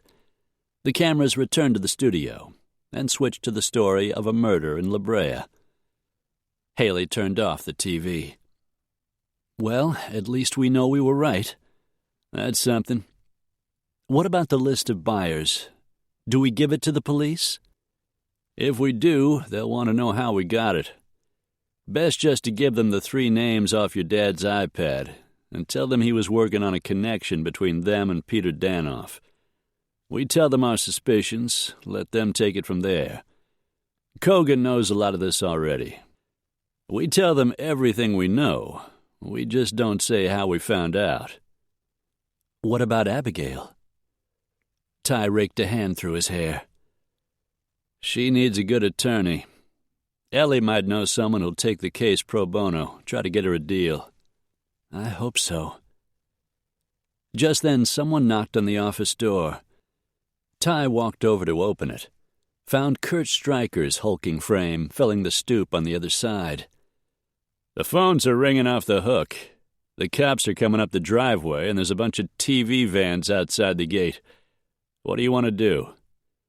Before he could answer, Ty's cell started fiddling, and Haley's started ringing. Ty just grinned. "Looks like it's showtime." He settled a hand at Haley's waist. "Come on, darling. Time for your debut."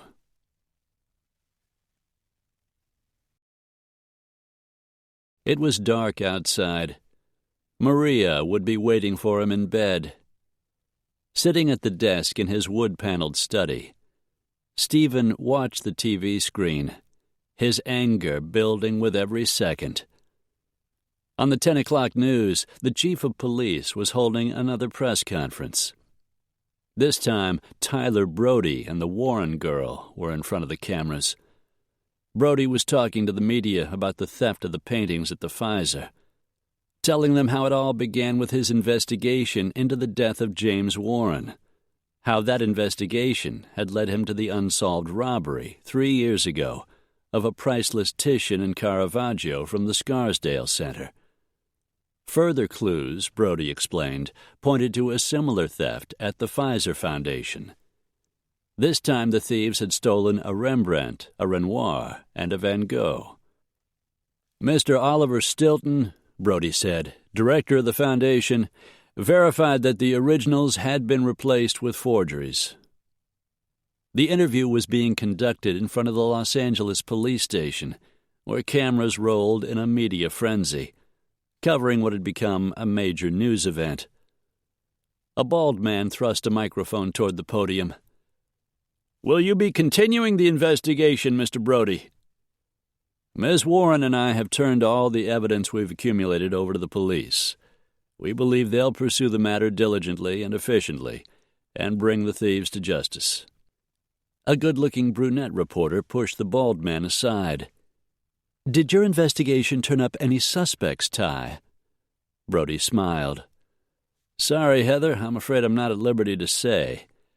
I will say we believe we've given the police some very solid leads in the case." A reporter Stephen recognized from Channel 5 News spoke to the Warren girl. "You began your investigation to find out what happened to your father. Do you believe the men who stole these valuable paintings were responsible for the death of James Warren?" "Yes, I do." She was blonde, younger and prettier than he would have guessed. "There are a number of factors that indicate the powerboat explosion that killed my father was intentional. My father was well on his way to finding the men who stole those paintings, both the 2 from the Scarsdale and the 3 from the Pfizer. The police now have that information. I'm certain they'll be able to bring the case to a close." A detective named Cogan, who had introduced Brody and the girl at the beginning of the press conference, brought the interview to an end. "That's all for now, ladies and gentlemen. We'll keep you posted as the investigation continues." He moved in front of the cameras, giving Brody and the Warren girl a chance to escape the sea of reporters. "Thank you for your time." Stephen's hand tightened around the remote until the keypad dug into his palm. Clicking off the TV, he hurled the remote across the room, smashing it against the wall. Reaching into the bottom drawer of his desk, he took out the disposable phone he used for personal matters and punched in a number he knew by heart. "What progress have you made?" "I've seen the news. I've been expecting your call." If Quentin Sloan had figured the connection between the burglary and the job he'd been hired to do, he had too much information. "You want to call it off?" Sloan asked in his deep, slightly raspy voice. He should, Stephen knew.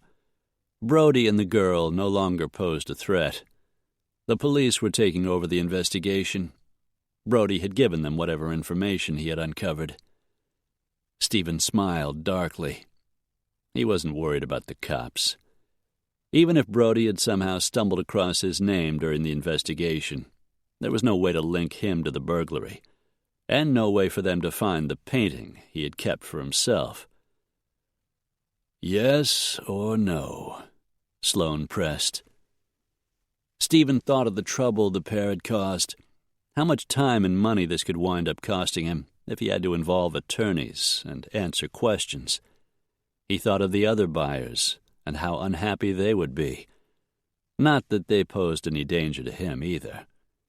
The only connection they had with the paintings was through Danoff, and Danoff was dead. No, it wasn't about the danger. It was about winning. He wasn't a man who allowed himself to be beaten. Brody and the girl had interfered, and now they would pay the price. "Finish it," Stephen said, and hung up the phone. Chapter 30. Iridescent clouds floated over an azure sky. A soft breeze rolled in off the ocean, leaving the air crystal clear, the mountains surrounding the valley visible in the distance. Haley sat next to Ty in the front seat of Ellie's Mercedes, the engine purring as they rolled effortlessly along the road. Her aunt had already left with Jonathan in his sexy turquoise Jaguar. Until this morning, Haley hadn't known Rachel's wedding was supposed to have been held around the swimming pool on the manicured grounds of Ellie's house.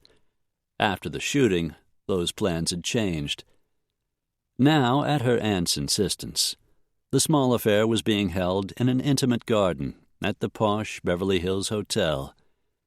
Aunt Ellie had made all the arrangements and would be picking up the tab, which, with only 50 guests, would be expensive, but not completely outrageous. Ellie had adopted Ty and Johnny, Amy, Rachel, and Rick Vega as part of her extended family. She could afford to give Rachel the wedding of her dreams, and she was doing exactly that. Ty pulled the Mercedes up the winding drive of the hotel. Cocooned in tropical foliage, the wide leaves of banana plants waving in the breeze, the sprawling pink structure frequented by the rich and famous had been an L.A. landmark since 1912. Haley had seen photos, but wasn't prepared for the old-fashioned elegance that seemed rooted in the very walls of the building.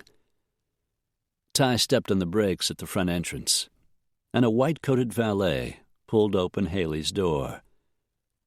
"Welcome to the Beverly Hills Hotel," he said with a smile. "Thank you." She took a steadying breath as the young man helped her out of the car and ushered her around to where her handsome escort waited. She looked up at Ty and managed to put a curve in her lips. She hadn't wanted to come to the wedding. It only reminded her of her feelings for Ty and the life she would never have. She tried not to think how little time they had left together. The investigation was in the hands of the police. She and Ty had done their best, given them the evidence she hoped would lead them to the men responsible for her father's murder. It was time she went back home. "You're supposed to be happy," Ty said, as he guided her along the carpeted covered walkway into the lavish yet understated lobby beneath a circular lighted ceiling. "I guess you don't like weddings." His eyes remained on hers. "I'm happy for Rachel. I hope it works out for them." Ty didn't say more, but his shoulders tightened. She had told him she didn't believe in marriage, didn't believe in happy endings. And yet as she looked at him in his dark blue suit and crisp white shirt, the French cuffs and elegant gold cufflinks he wore with an ease she hadn't expected, a sharp pang cut through her. Just standing beside him made her chest ache.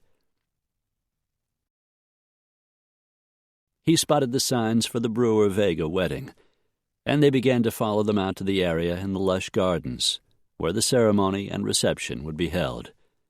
She wouldn't allow herself to think what it might feel like to be the bride if Ty were the groom.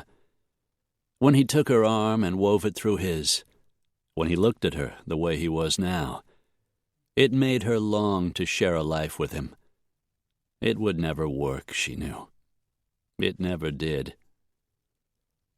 "I haven't told you how beautiful you are," he said, his hazel gaze running over her as he walked beside her down one of the cement paths that wove through the garden. She smoothed the front of her pink tea-length dress, the soft chiffon floating over her hips and fluttering around her knees. The matching pink high heels clicked with every step, the wide brim of a white straw hat decorated with pink silk flowers dipped in front of one eye. "Thank you." Haley smiled up at him. "You look pretty amazing yourself." He grinned. "You like it?" He flashed his cuffs. "It's the cuff links. Women love 'em." She laughed, swatted him with her clutch bag, even though it was true. She had seen him mostly in jeans and T-shirts. In his suit and tie, he looked incredible.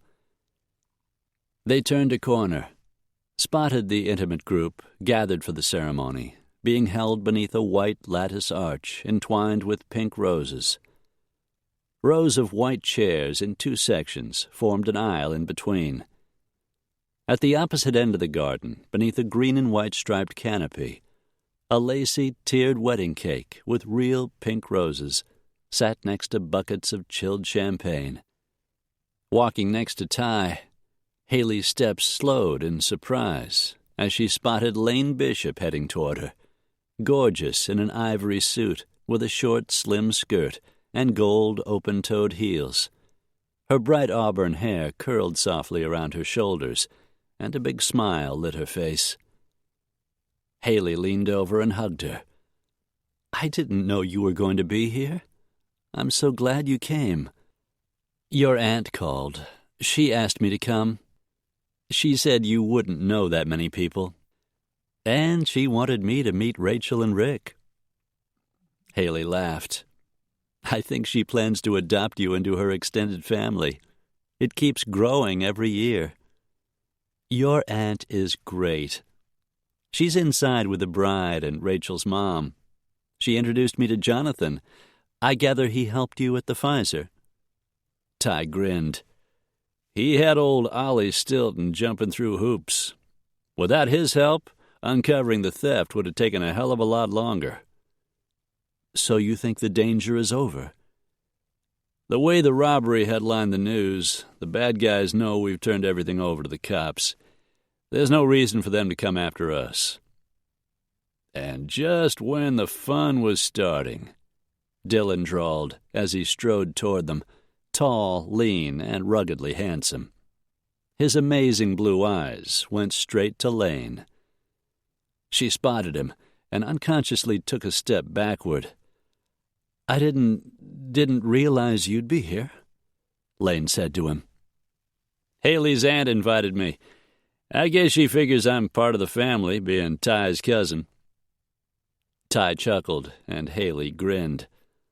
Lane cast her a beseeching glance that made Haley's grin widen until her dimples popped out.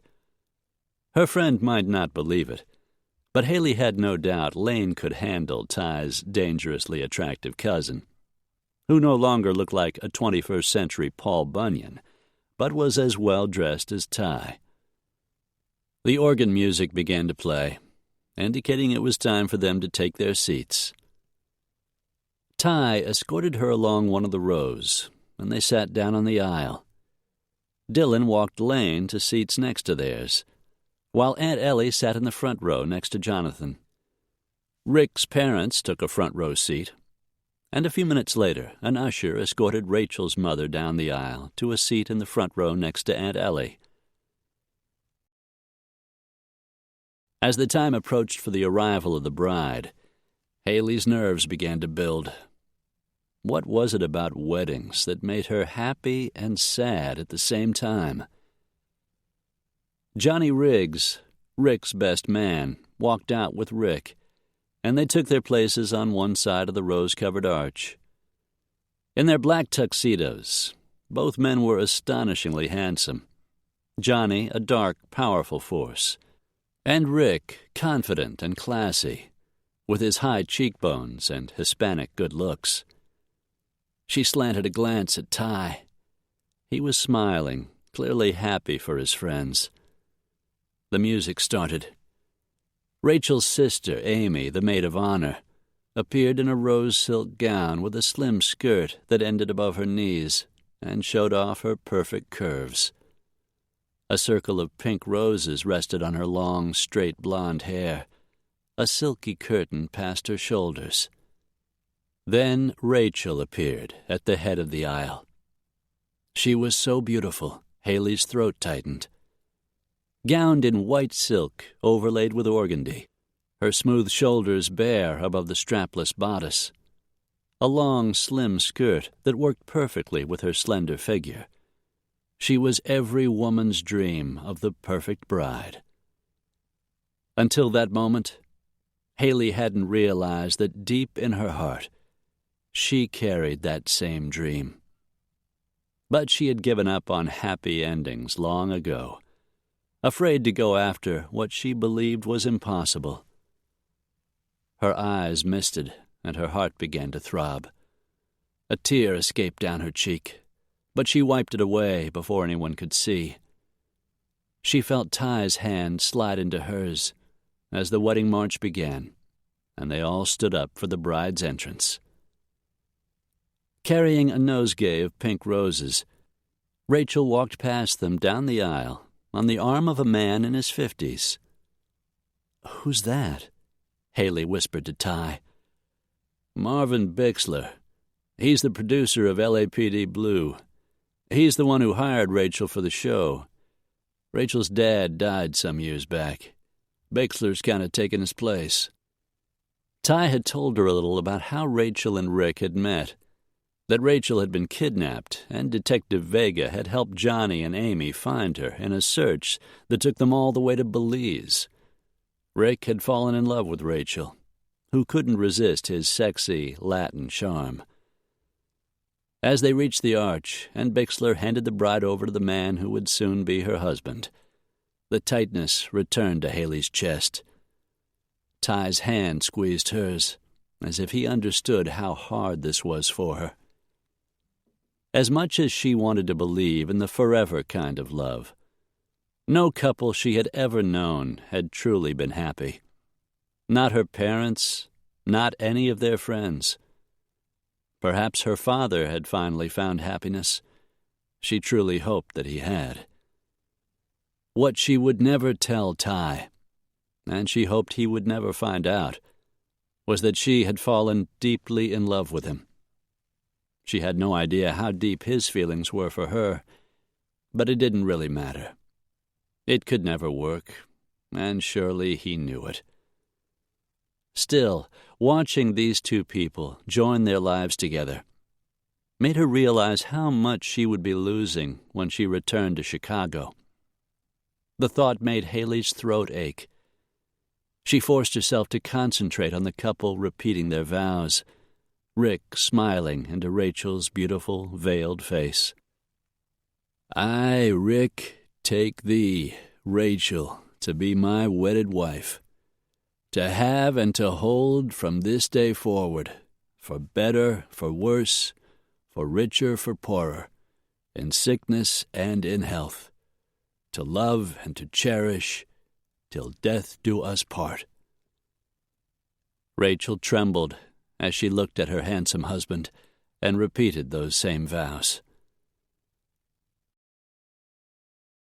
The service continued with the exchanging of rings, simple gold bands that seemed to hold some special meaning, and Haley swallowed past the lump in her throat. A friend of Rachel's sang the Carpenters' We've Only Just Begun, and there wasn't a dry eye in the audience. Many of the people knew the story of Rachel's abduction, and all of them were happy for her. The minister smiled, a short, silver-haired man with kind blue eyes. For as much as you, Rachel, and you, Rick, have consented together in holy wedlock, now, by the power vested in me, I pronounce you man and wife. His smile widened. You may kiss your bride. Rick lifted the veil and made a show of it, dipping Rachel, kissing her deeply and drawing it out. The guys in the audience whooped and cheered, and Ty whistled. As music played the retreat, they raced, laughing, back down the aisle, and at last Haley found herself smiling. Whatever happened, she hoped these two people would find the happiness they deserved. Everyone adjourned to the tent for the reception. Champagne corks popped, and waiters rushed around with silver trays, heavy with long-stemmed flutes, filled with the bubbly golden liquid. Haley and Lane were chatting, Dylan and Ty beside them, when a group of uniformed policemen raced through the crowd beneath the tent. Haley stiffened, but Ty just laughed. It's all right, darling. Those guys are part of the cast of LAPD Blue, Rachel's TV show. As the police approached the bride and groom, handcuffs at the ready and big grins on their faces, Ty's gaze shifted to a cop who had separated from the others and was moving fast through the crowd in their direction. Something flashed in the sunlight. Gun! Stryker's roar came from the roof. Haley screamed as Ty shoved her to the ground, and gunfire erupted. Ty jerked his pistol and fired at the same time, as Dylan forced Lane down on the grass beneath him, and bullets slammed into the ground just inches from their heads. Pulling off another 2 rounds, Ty shoved to his feet. "Take care of the women," he shouted to Dillon as he took off running, moving in a zigzag pattern after the uniformed gunman, racing out of the garden. Guests were screaming, scrambling away in panic. Dillon jerked Lane to her feet, grabbed Haley, and urged them toward the hotel's rear entrance, moving them rapidly toward safety. Haley caught a last glimpse of Ty racing into the bushes after the gunman, taking a shortcut through the dense foliage, leaping a hedge as he headed for the parking lot. A few feet away, Rick Vega had pulled his off-duty pistol from an ankle holster and was shepherding his bride and Amy toward the door. Jonathan hurried Ellie along the path, and Stryker fell in behind them, pistol in hand. Johnny was nowhere to be seen. Haley's heart pounded, and a loud roaring filled her ears. "Ty," she whispered, her gaze still fixed on the place he had been. Fear for him sent a wave of nausea rolling through her. "Easy," Dillon said, as they reached the back door, and he urged them all inside. Security guards streamed past them, headed in the opposite direction. Haley glanced at Lane, whose face was as pale as her own. "I thought we were safe," Haley said. "What if something happens to him?" Dillon's jaw hardened. In that moment, he looked exactly like a slightly older version of Ty. "He's a Brody," he said darkly. "He'll be all right." They were all inside the hotel when Haley heard Lane gasp, "Oh my God, Dillon, you've been shot!" And chaos erupted again. For several seconds, Ty thought he'd lost him. Then he spotted the shooter running across the parking lot. About 6 feet tall, blonde hair now instead of brown, his wig tossed somewhere in the bushes. His dark blue police jacket was gone, but he still wore the uniform pants. He ducked into a brown Chevy Malibu, and the vehicle roared to life. The car screamed toward the exit, and Ty raced for the Mercedes. He jumped inside, fastened his seatbelt, and fired up the engine. The wheels spun as he stomped on the gas. The car shot forward, and he nearly ran over Johnny, who raced up to the passenger side door. Ty slammed on the brakes, Johnny jumped in, and Ty's foot came down hard on the pedal again. The tires screamed. "Vega and Dillon are with the women," Johnny said as the car lurched forward. Beretta in hand, he strapped himself into the seat. Weaving in and out between parked cars, Ty cut a glance toward his friend's big semi-automatic, his own in easy reach on the center console. "I guess none of us were completely convinced it was over," Johnny grunted. "Better safe than sorry." He fixed his attention on the Chevy fishtailing out of the lot. It careened into the street and roared off up the road, Ty right behind it. "Hard right on Hartford," Johnny shouted, and Ty spun the wheel in that direction. The Mercedes squealed and slid into the turn, screaming with power as it roared up the 2-lane road. He swung around a little silver Prius. The driver leaned on the horn as Ty cut back into the right lane in front of him. He took a couple of turns, followed the Chevy onto Cove, then floored it on a straightaway, trying to catch up. The shooter fired 2 quick pops out the window. Ty braked and swerved, avoiding the hit. Then the shooter bore down hard on the accelerator, and Ty gunned the powerful engine. The Mercedes was faster, better on the curves, but the shooter had the route planned out, and as they shot around another corner, Ty was beginning to think there was more under the hood of the Chevy than a V6 engine. On a sharp curve, Johnny leaned out the window, fired a shot at the vehicle that shattered the rear window. A return shot took out the front window of the Mercedes. Johnny hunkered down, Ty ducked, and they roared off again in hot pursuit. "He's got to be headed for Mulholland Drive." Ty slid the car around another curve. "There's a dozen ways to get there, and you'd better believe he's figured every one." They blew through a stop sign. Horns blasted from 2 different directions. Ty swung the car around a corner and took a hard left, then made a sharp right onto Summit Ridge. 1 minute the Chevy was there, just ahead of them. 2 more curves, and the vehicle was gone. Jesus, you see him?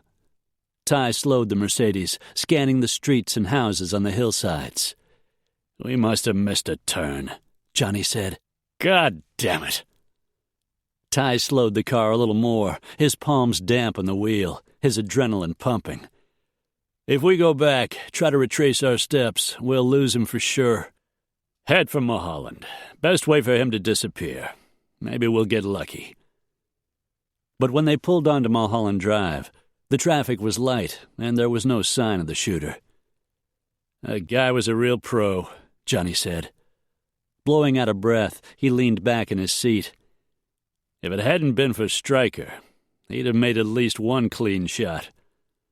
Ty's jaw hardened. Yeah, I wasn't sure about Stryker until today. I guess I owe him one. Johnny scanned the area one last time. Let's head back. Maybe the cops will find something at the scene. Maybe. But Ty didn't think the shooter was the amateur who had taken pot shots at Haley off the hill. More likely that was the Bellamy brothers, and both of them were dead. This guy had done his homework. He had known about the wedding, known the time and place, known the actors from LAPD Blue were planning to fake a raid. A guy like that wasn't going to leave a clue. Chapter 31. Lane could hear sirens screaming in the distance. Dylan's protest that the wound was only a scratch didn't convince the hotel manager, who insisted it was policy to make sure a guest injured in the property was properly cared for, and immediately called an ambulance. Lane sat next to Dylan in a comfortable room off the lobby while he waited for the EMTs. He had removed his black sport coat and blood-covered light blue dress shirt, and sat with a bandage pressed against the crease the bullet had made across his ribs. Lane worked to keep her gaze from straying to the hard muscles in his shoulders, the bands of muscle beneath the patch of curly dark hair on his chest, the thick biceps that clearly came from hard work. I'll let them clean me up and put on a bandage, he grumbled, but I'm not going to the hospital. You've been shot, she said. You need to be sure you're okay. I've had worse scrapes cutting wood. Lane blew out a frustrated breath. Typical male. Dylan just smiled. I'm glad you noticed. She'd noticed far more than his masculinity. She'd noticed he had risked his life protecting her. No one had ever done anything like that for her before. Not even Jason. Lane refused to let Dylan know how it had touched her. Instead, she lifted her chin. You wouldn't have been shot if you hadn't been playing hero. The corner of his hard mouth edged up. Where I come from, honey, it's a man's job to protect a woman.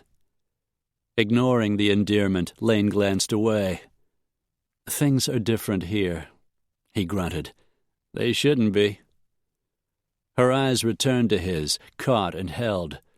For a moment, she couldn't look away. Thank you, she said softly. Dylan's gaze sharpened. You want to thank me? Help me remodel my fishing lodge. What? You want to talk about that now? I checked you out. You're damned good at what you do. When I hire someone, I want the best. I told you it's too far away. I have responsibilities here. I wouldn't be able to think about it. That's all I ask. She wouldn't. She didn't dare.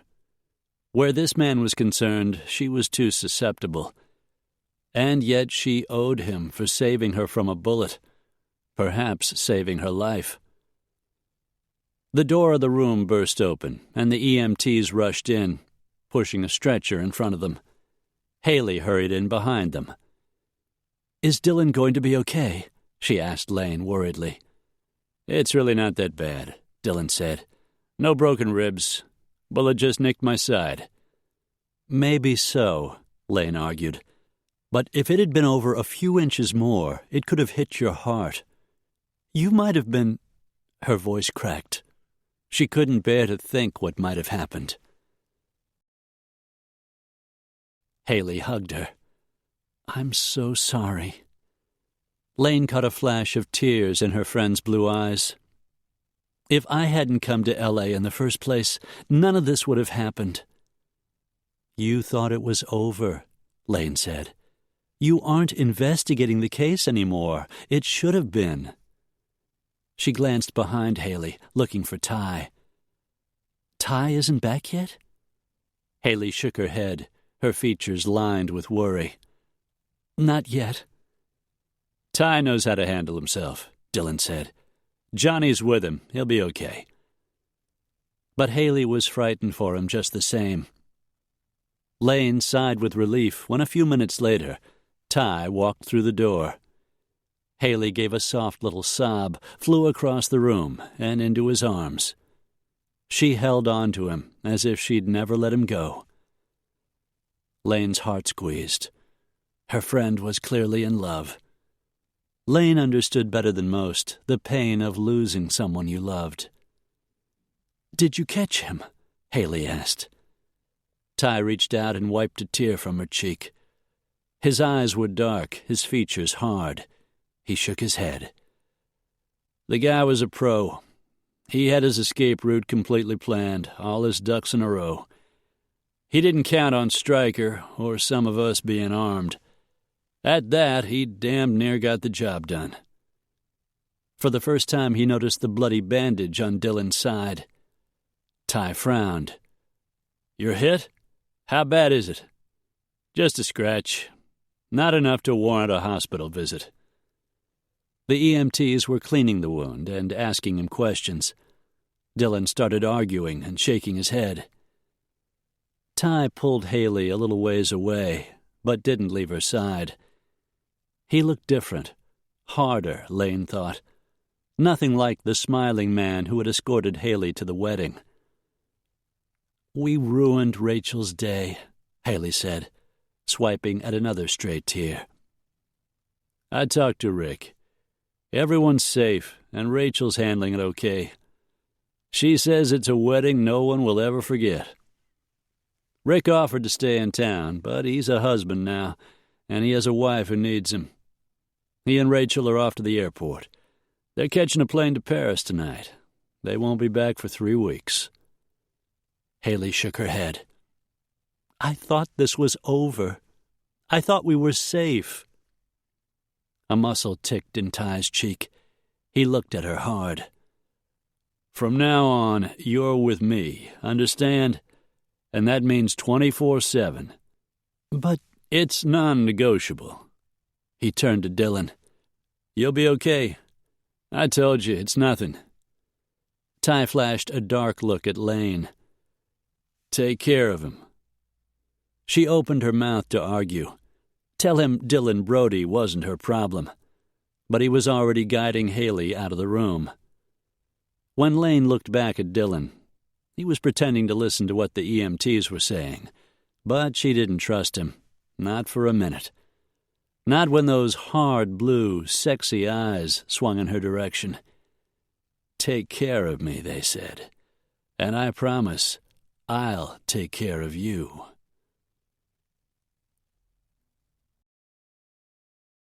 The dark mood was on him. Ty took a deep breath and worked to control the tension humming through him. Keeping a hand at Haley's waist, he went in search of Ellie, rounded a corner and spotted her.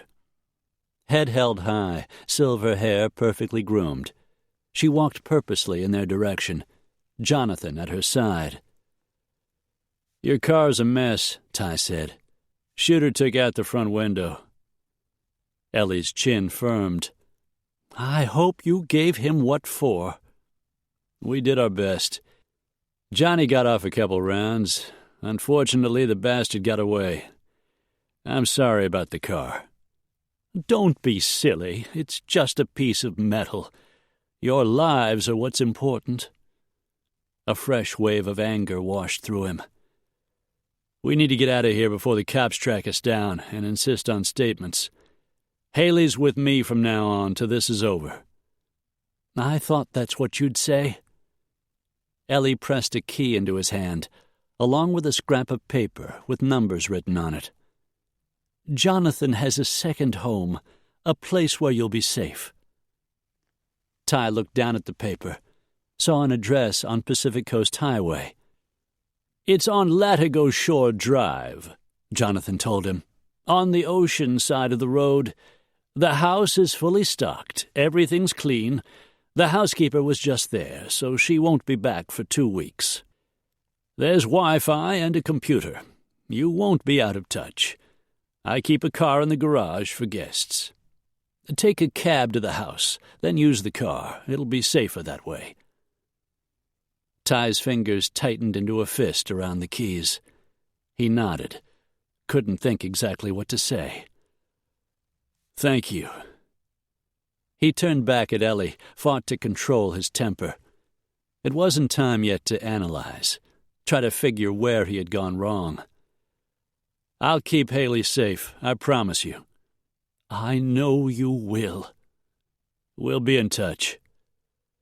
Ty slipped an arm around Haley's shoulders and led her down the corridor. He met Stryker along the way. Ellie told me you were going to be up there, Ty said. I'm damn glad you were. Stryker tugged on the silver hoop in his ear. Just doing my job. Keep doing it. Make sure there aren't any problems at Ellie's house. You got it. At the front door of the hotel, Ty paused to look around, make sure the shooter wasn't somewhere outside, waiting to finish the job. In the taxi zone, a line of yellow cabs sat empty, ready to take hotel guests to the airport. As he started in that direction, Johnny came up beside him, shoved his cell phone into his hand. It's a throwaway. I keep it in the car for emergencies. Ty didn't have to ask what those emergencies were. There were times it was important to stay off the grid. He took out his iPhone, disabled it, and turned to Haley. Give me your cell. It's got GPS. We don't want them tracking us. He disabled her phone and handed it back. I'll follow the cab a ways, Johnny said. Make sure you aren't tailed. Thanks. I'll be all over this, Johnny promised. We need to stay in touch. Work things out. I'll let you know when we get settled in. Johnny nodded. Take care, partner. He slapped Ty on the shoulder, reached over and squeezed Haley's hand. Do what he tells you. Haley just nodded, which told Ty exactly how scared she was. The dark mood surged inside him. Who still wanted them dead? What the hell was the motive? He loosened his tie and unbuttoned the top few buttons on his white shirt, then helped Haley into the back of a yellow cab, climbed in behind her, and told the driver to take them the long way to the Beverly Hilton. Through the rear window, he caught an occasional glimpse of Johnny's black Mustang, weaving in and out of traffic, making sure they weren't being followed. At the Beverly Hilton, they went inside, exited out another door, and got into another taxi. This one took them down Santa Monica to Pacific Coast Highway. There was a lot of beach traffic. Ty gave the driver an extra $20 to get them to Latigo Shore Drive as fast as possible. Cutting in and out of traffic made them even harder to follow. They got out 2 blocks from the house and walked to the address Ellie had written on the note. Ty's jaw tight as he noticed a spot of Dylan's blood on Haley's pink high heels. "Do you think we'll be safe here?" she asked, as he shoved the key into the lock on the front door. We weren't tailed. Not many people even know Ellie's seeing Jonathan, let alone that he has a second home or that we're in it. We're safe for now. We can't stay hidden forever. What are we going to do? His eyes narrowed as he glanced back toward the city. Find the bastards trying to kill us. That's what we're going to do.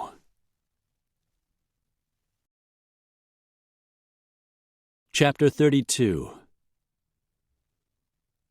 The house wasn't as large as some of the mansions in the neighborhood, but it fronted the water, and when Haley walked inside, she could see a spectacular view of the ocean from the opposite side of the living room. The interior was charming, decorated in light woods and pastel colors, with hooked rugs over golden hardwood floors, a modern fireplace built into one wall. Haley followed Ty as he made an inspection of the house. The compact galley kitchen and laundry room, 2 guest bedrooms, each with its own bath, a master bedroom and bath, and a small study at the end of the hall. Since Jonathan's personal items were in the master, Ty led her into one of the guest rooms. "We'll take this one. It's got a sliding glass door onto the deck. Gives us 2 ways out." Haley felt a shiver. "I don't have anything with me. No clothes, nothing." "We've got wheels. There's shopping nearby. Tomorrow we'll pick up whatever we need." "I wish I had a gun." She didn't know where that came from. She had never shot a gun in her life. Ty caught her shoulders, his eyes dark and stormy. "You don't need a weapon. I've got my Beretta and a couple of extra clips. I won't let him hurt you, baby. Do you believe me?" The tension between her shoulders eased. There wasn't a doubt in her mind that Ty would keep her safe. "I believe you." His gaze fixed on her mouth, and for a moment she thought he was going to kiss her. Instead, he turned away and headed for the study, his long strides carrying him off down the hall. With every step he took, she felt his turbulent mood, knew their brush with death and his failed pursuit had put him in the dark place he had been before. She wished she knew what to do to bring him back into the light, but she didn't think he was ready for that. And in a way, she wasn't either. "What are you doing?" she asked, as he stripped off his navy suit coat and the tie hanging loose around his neck, slung them over the back of a chair. "What I hoped the police had been doing. Looking at the security company that handled the Scarsdale Center. Then cross-checking. Looking for any connection to the company who's currently in charge of the Pfizer Foundation." Rolling up the sleeves of his dress shirt, he sat down at the desk and turned on the computer, typed "museum security" and "Scarsdale" into the search engine. Haley watched as 6 links popped up. "Here it is," Ty said. "High-tech security. It's in an old newspaper article written after the Titian and Caravaggio went missing. Someone interviewed the president of the company." She smiled. "God, I love Google."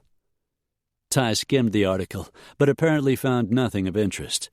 Went back and typed in "museum security" and "Pfizer." With the robbery so recent and such big news, dozens of articles with a Pfizer link popped up. Ty scrolled down, looking for something that mentioned security. Finally found the name Sentry Security Service, and popped up the website with the SSS logo. "That was fairly easy," Haley said. "Yeah, but what we need is a list of employees for both companies. The high-tech list needs to go back at least 3 years. By now, some of the people will have quit. Some will have gone to work somewhere else. The cops might have the info, but they aren't going to want to share." "You're looking for someone who worked for high-tech at the time of the first robbery, then moved to Sentry before the second." "That's the idea, but it won't be just one. It would take several people on the inside to pull off sophisticated heists like these." "I'm surprised my father wasn't investigating that angle." "He might have gotten there after the second burglary if he'd had more time." If only he had. Haley ignored a wave of sadness at the time with him she had missed. "So how do we get the names?" "I've got a friend in the department. Might be able to get hold of them that way. What about Saul Greenway? Ty and Haley both said at the same time. Worth a try. Ty pulled the disposable phone out of his pocket and started punching in numbers. He told Saul about the shooting, told him where they stood in the investigation, and gave him the names of the security firms that handled the museums. We don't know the exact date of the burglaries, Ty said, just the dates the thefts were discovered. We need something that links the two companies. There had to be someone on the inside, more than one person, and I'm thinking they could be the same people, moved from one place to another. Haley couldn't hear what Saul said, but Ty was nodding. Thanks, buddy. He hung up the phone. Saul isn't sure what he can find. He's going to give it a try, but it's going to take some time. How long? He raked a hand through his hair, shoving a few of the heavy dark strands back from his forehead. Too long. He blew out a breath. A day or two, maybe. He walked over and began to pace in front of the window in the study. Even then, he might not be able to get what we need. He stopped in front of the window, stood staring out at the ocean that stretched to the horizon. We're going to catch them, Ty. We're getting closer all the time. He just kept staring, his jaw a hard line. I made a mistake today. That mistake could have cost us our lives. I missed something. I just don't know what it is. Haley walked up to him. When he turned, she slid her arm around his neck. Ty caught her wrists. Don't, he said. Not now. He let her go, and she stepped away from him. He thought it was his fault, but there was no way he could have guessed what would happen. She wished there was something she could do to make him feel better. She studied the hard lines of his face. Sex had helped before, and they hadn't been together in days. Haley glanced around the study, her gaze coming to rest on the comfortable-looking, overstuffed sofa. An idea slipped into her head. She walked over to where he stood at the window, reached behind her, and unzipped her pink chiffon dress, let it fall in a pool at her feet. Ty's eyes darkened, turning a scorching brown. What do you think you're doing? Remember that fantasy I owe you? The one that involves your sofa. This isn't your house, but there's a sofa right over. He grabbed her, hauled her hard against him. You know how I am when I'm like this. You don't want to do this, Haley. She felt a moment of unease. You wouldn't hurt me, would you? For an instant, his hard look softened, the first crack in his armor. I'd never hurt you, honey. She unfastened her lacy pink bra, let it join the dress at her feet. We made a deal. I don't welch on a deal. His dark gaze followed her to the sofa. Turning, she faced him in nothing but her pink thong and pink high heels. Tell me your fantasy. Jesus, Haley. Okay, maybe I can guess. She studied the overstuffed sofa, tried to imagine what would really turn him on. Let's see. You sit on the couch, and I get on my knees on the floor in front of you, and no, but that does sound tempting. He strode toward her. The dark mood was still there, but it was flickering, growing lighter. You want to guess again? He asked. Let's see. You've already spanked me, and handcuffs don't appeal to you. His mouth started to curve. Why don't I just show you? Ty hauled her into his arms and started kissing her.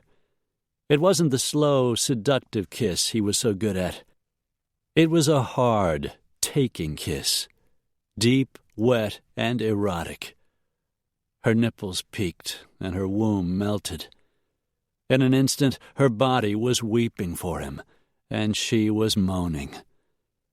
He cupped a breast, bent, and took the fullness into his mouth.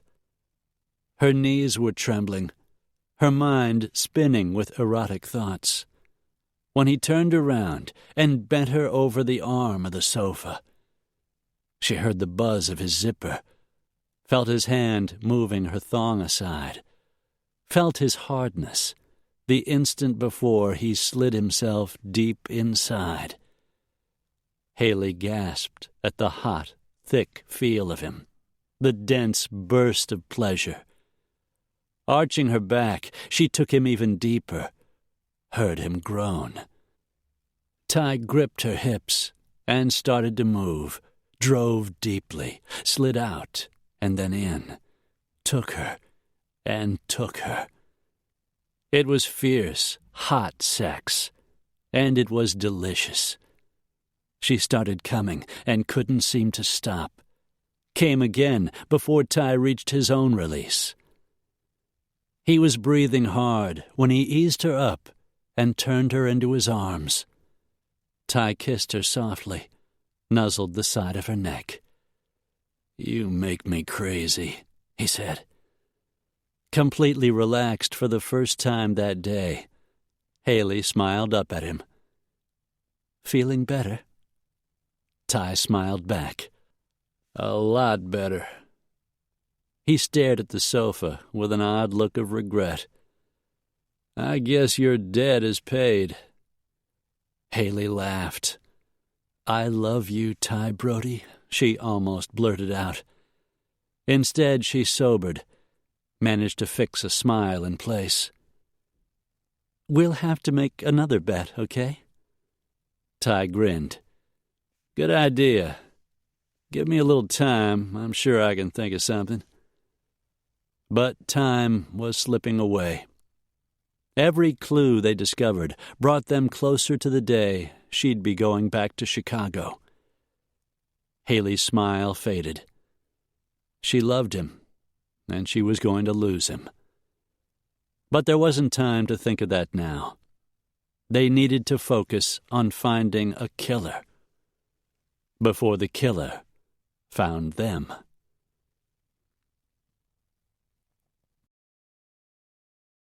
Thanks to Haley, Ty's dark mood had lifted. She had a way of reading him, knowing just how far to push, how to tempt him back from the edge.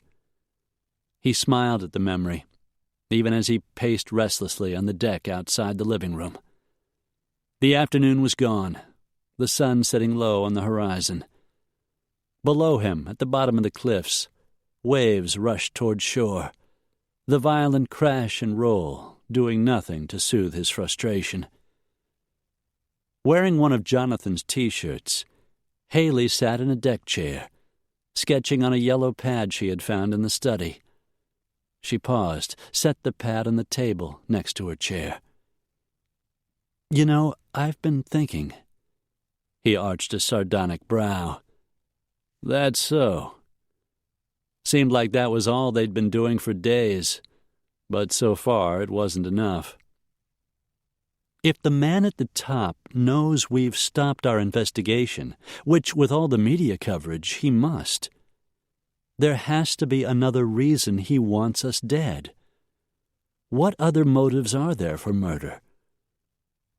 Ty turned away from the view of the sea and walked over to the table next to where she sat.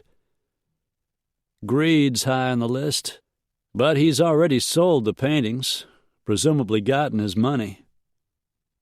"Fear? But he has to know we're no longer a threat." "Power," Ty said, beginning to follow her train of thought. "If we'd been killed, it would have given him a sense of control, proved how much power he has." "Yes, I like that. What about revenge? He would have paid us back for all the trouble we've caused him." Power and revenge. Ty picked up the yellow pad Haley had been doodling on and looked down at the picture. "Not bad," he said, distracted by the sketch of a bride and groom that closely resembled Rachel and Rick. "I didn't know you were an artist." "Not much of one. It's just a hobby." Ty stared down at the drawing. "This couple looks happy. I thought you didn't believe in marriage." "I don't, but it was a very romantic wedding." He glanced back at Haley, noticed the way the sunlight gilded her honey-gold hair, felt the kick he always felt. She would be leaving, and she was going to break his heart. He steeled himself. Worrying about it wasn't going to change things. Turning to a clean page, he wrote down the names of the 3 buyers, set the pad back down on the table. Silverman, Tanaka, and Carlson, Haley read. They had given the names to the police, but the fact they were Danoff's clients, and their names were scribbled on Jimmy Warren's iPad, wasn't enough to prove they were connected to the theft. "By now the buyers know the forged paintings have been discovered," Ty said. "Which of these men would feel the need for control and want revenge against us?" Haley looked up at him. "You think one of the buyers is the man at the top?" He shrugged. "It's a gut feeling. I could be wrong. It could be someone else entirely. The thing is, the first time they stole 2 pieces. This time they took 3. 2 would be easier to handle, easier to fence. Why take 3? More money for 3 than 2, a lot more." "Could be you're right. It's just both burglaries follow a strict pattern. People on the inside, same artist did the forgeries. Everything's the same, except the number of paintings that were stolen." "All right, let's go with it," Haley said. "After we found Danoff's list and connected 3 of the names to the names on Dad's iPad, I mentioned them to Aunt Ellie. She didn't know Tanaka or Carlson, but she's known Nathan Silverman since before Uncle Harry died. He's in the movie business. Ellie says he's a creative genius, kind of a soft-spoken guy, a real family man. She likes him." "Doesn't fit our profile." "Tanaka's a businessman," Haley said. "He's used to being in control. But I can't see a guy like that wanting revenge." "Neither can I. Tanaka's negotiated hundreds of deals. He's used to the give and take. It wouldn't be personal for him. It would just be about the money or the painting or both." "That leaves Carlson. He owns racehorses. He likes control, likes to win. I read an article about him that said he was very difficult to work for. He expects complete loyalty, goes after anyone who says anything against him." Ty tapped the paper. "Racehorses and beautiful women. Your father believed he was one of the buyers, so we know he likes art. He likes power, and he's into paybacks. Could be our man." "If your theory is correct." Ty rubbed a hand over his face. "Yeah." The disposable rang just then. Ty dug it out of his pocket, heard Saul's voice on the end of the line. "I got something you're gonna like." "Yeah, I could use something." Haley came out of her chair, and he held the phone so that both of them could hear. "You said you needed a connection between high-tech and Century," Saul said. "And?" "I couldn't find the employee records, so I dug into the ownership of both companies. Went into the corporate documents, went real deep. Guess what name came up in an umbrella corporation that's distantly connected to both firms?" Haley leaned closer. "Stephen Carlson," Saul said. Ty pumped his fist as adrenaline shot through him. "You're the best, kid. This one's on me. Send me the bill." Ty hung up the phone. Haley's eyes sparkled. Oh my God, you were right. Carlson's the one calling the shots. He's the man at the top. Doesn't mean he's got the painting. That's still just a theory. One my father seemed to agree with. Ty grinned. Good point. And it's turning out your daddy was no fool. Haley smiled. No, he wasn't. Yeah, and he didn't raise one either. Dragging her into his arms, Ty kissed her, long and deep. Chapter 33. We need a plan, Haley said the next day. They'd been on the internet all morning, finally decided to take a break, leave the computer and their brainstorming, and go get some of the things they needed, like something to put on besides their dress clothes. They were just pulling into the garage in Jonathan's little white Prius, back from a shopping trip to the Sun and Sand Boutique off Pacific Coast Highway, the nearest place that sold clothing, mostly beach stuff, swimsuits, beach towels, blow-up rafts. But the shop had a few pairs of jeans and lots of T-shirts. They each bought cheap canvas sneakers and socks, and changed in the dressing room at the back of the store. Haley was wearing jeans and a pink T-shirt with a mermaid on the front. Ty's shirt was navy blue and said, "What happens in Zuma stays in Zuma," the name of a nearby beach. Haley felt the heat sweeping into her cheeks as she remembered the hot sex they'd had in Jonathan's study. Ty noticed and grinned. They bought windbreakers, stopped at the grocery store for some food and additional supplies, then headed back to the house. There was no trouble along the way, and Ty seemed sure no one had followed them to or from the beach house. When they got out of the car in the garage, Haley picked up the conversation where she had left off. "We've got to tell the police about Carlson's connection to the security companies." He nodded. "I'll call Kogan on the disposable, tell him where to look. But it still might take weeks or even months to collect enough evidence to build a case against him." "We can't afford to wait that long. We could be dead by then." "Yeah." Ty led her through the laundry room into the kitchen. Setting the grocery bags on the counter, they started putting the few items they'd purchased away. A quart of milk, a loaf of bread and meat and cheese to make sandwiches, some cereal and bananas for breakfast. Ty had bought a couple of steaks for supper, but at the moment, Haley was too worried to think about food. "I've got an idea," she said, working up the courage to say what she had been thinking all the way back from the store. Ty smiled.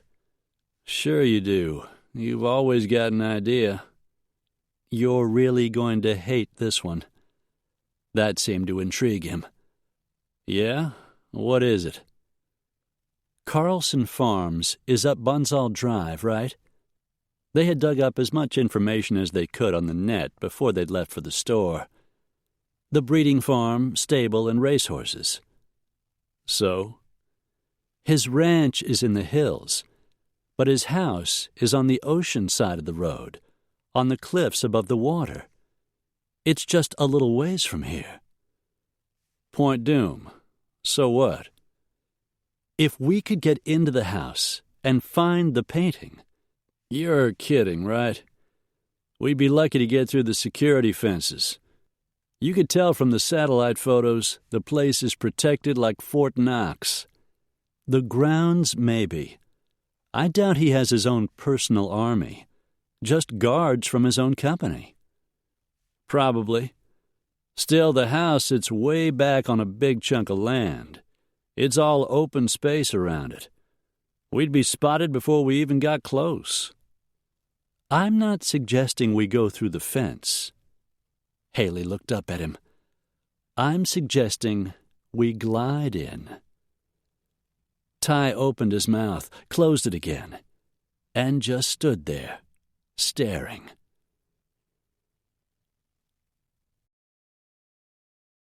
At the sound of 3 familiar quick raps on the door, Ty walked over and pulled it open.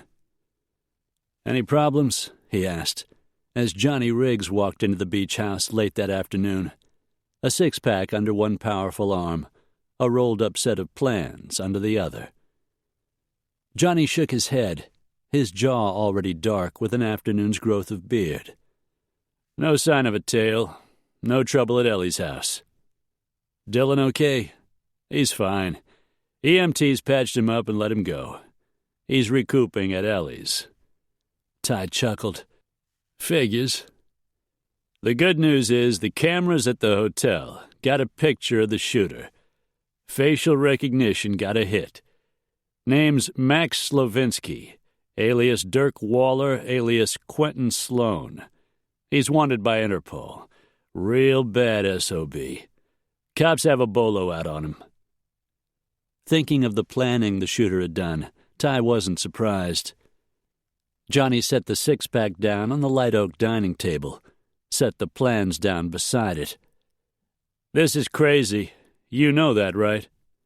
"Completely lunatic. That's what I told her." Johnny turned a hard look on Haley. "This is nuts. You get that, right?" "It's going to work," she said stubbornly. "Carlson's men will probably shoot you on sight." "They're not going to see us. We're going to get inside the house and find the painting." "If it's actually there," Johnny grumbled. Ty exchanged a glance with Haley, hoping like hell he was right about Carlson and the painting and every other damn thing. "I see you got the plans," Ty said. Haley joined them at the table. "Are those the building plans for Carlson's house? How in the world did you get them?" "Ty's got a friend in the building department, owes him a favor," Johnny said. "Lady friend?" Haley asked. Johnny just shrugged his thick shoulders. Glancing away from Haley's accusing look, Ty rolled open the pages, flipped to the page showing the floor plan. The house was 10,000 square feet, a showy modern design, with vaulted ceilings and lots of windows looking out over the ocean. There was a guest wing on one side, a master wing on the other. He pointed to a small enclosed room in the master wing. "That's got to be it," Ty said. Johnny nodded. "That'd be my guess. I took a look at the plans earlier." He pulled a bottle of Bud Light out of the six-pack and handed it to Ty, handed one to Haley, and took one for himself. He twisted off the cap and took a swallow. Haley leaned over the drawing. "What are you two looking at?" "See this?" Ty pointed to a square on the page. "It's an interior room off the study. There's no hallway, no windows. It's just there behind a wall." Haley stared at the page. "What is it? A security vault of some kind?" "The walls aren't thick enough for that. I figure if he has the painting, he wants to see it. Could be his own personal art gallery. It's 15 feet by 20. Johnny took a pull on his beer. "Not large, but big enough to house a small private collection." "Including one of the stolen paintings," Haley said. She cracked open her beer and took a sip. "Assuming you're lucky enough to get in the house," Johnny said, "you'll still have to find a way inside that room." Ty started turning the pages, came to the cabinet layout. "There's a wall of bookshelves in front. Bookshelves on most of the study walls." "So how does Carlson get in?" Haley asked. Ty flipped to the mechanical drawing, saw the sliding mechanism that moved the wall to one side, providing an entrance. "Wow," Haley said. "Just like James Bond." Ty chuckled, started flipping through the pages till he came to the electrical plan. "Here's the switch, nothing complicated. It's probably hidden behind some books." "From what I've read," Haley said, "this guy's got an ego the size of New York. He isn't worried about anyone breaking in. He thinks he's untouchable." "Maybe he is," Johnny said. "Remember, Carlson's in the security business." Too bad there isn't a plan that shows the alarm system, Haley said glumly. I've been working on that. Ty walked over and picked up the printouts he had made off the computer in Jonathan's study. High-Tech sells Ademco as its top-of-the-line product. Sentry sells DSC. Both are good, but the thing is, when you strip away all the bullshit gadgets, all alarm systems that have the same UL listing perform exactly the same. What makes the difference is the number of zones, types of keypads, X10 compatibility, monitors, and private/residential reporting. Haley stared up at him. I can't believe you know all that stuff. It's kind of scary. Ty grinned. Stick with me, kid. So you figure you can get in without a hitch, Johnny said. I won't have a problem disarming the primary panel. The problem is, disabling the primary triggers a second sensor, which sends an alarm to the monitoring station. You have to take both sensors out at once. Johnny took a swallow of beer. That's not a problem. I'll go in with you. We'll take them out together.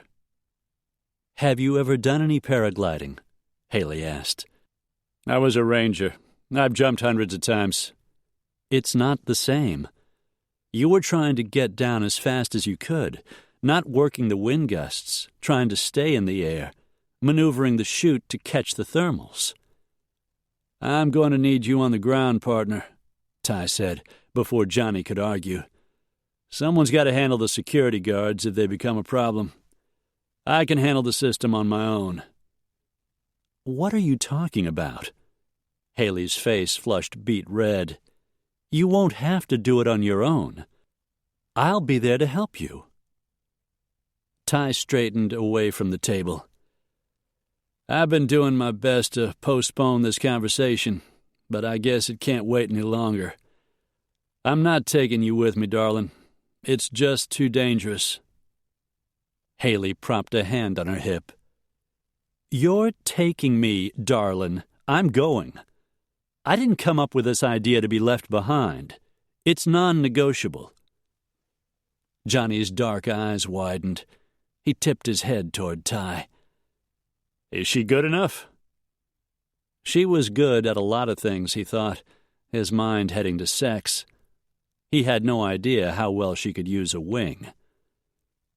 He stared at her hard. Are you? I'm better than good enough. I'm damned good. You need me, and I'm going. It would sure be a help to have a partner on the inside, Johnny said. Ty raked a hand through his hair. I don't like it. Not a damn bit. Haley caught his arm. I was almost killed at Aunt Ellie's.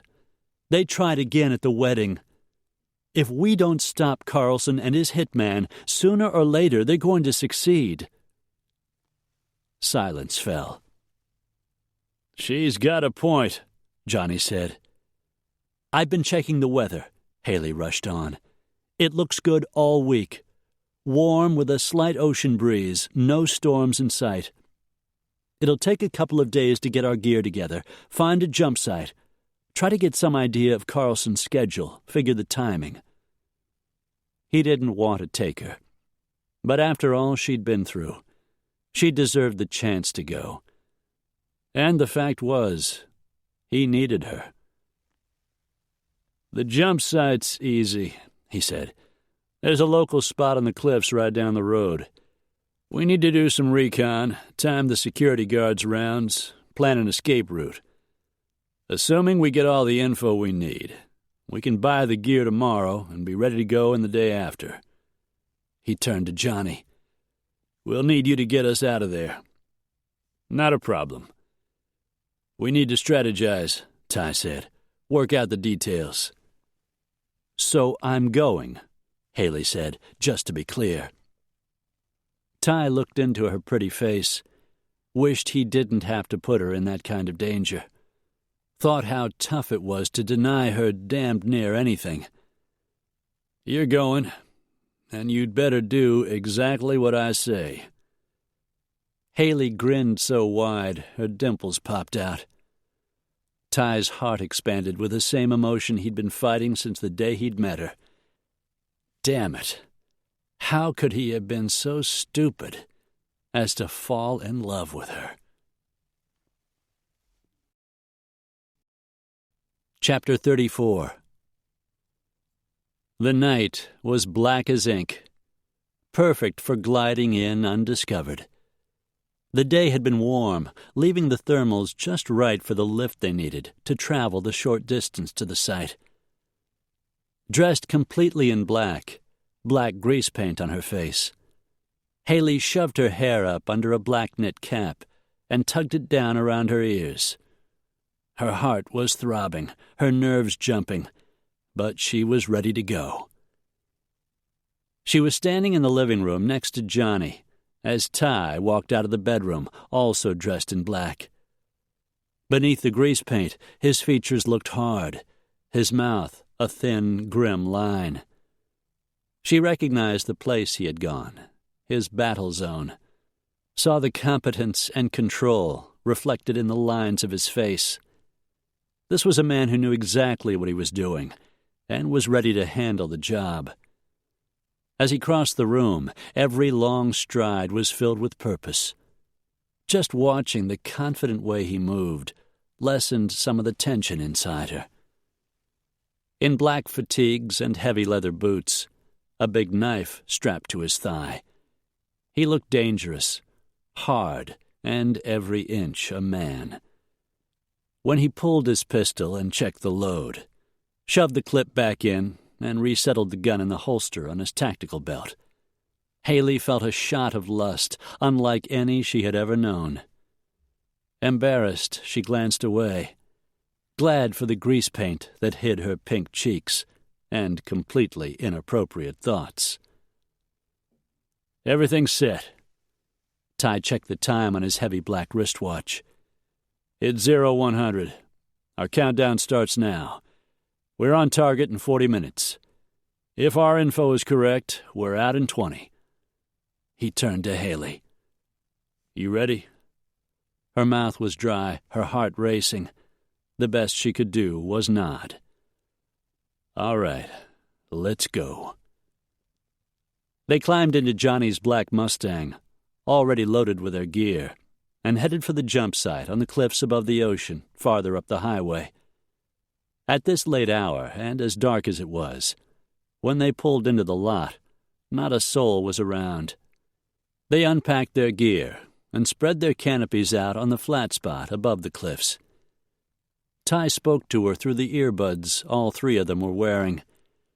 Testing, 1, 2, 3.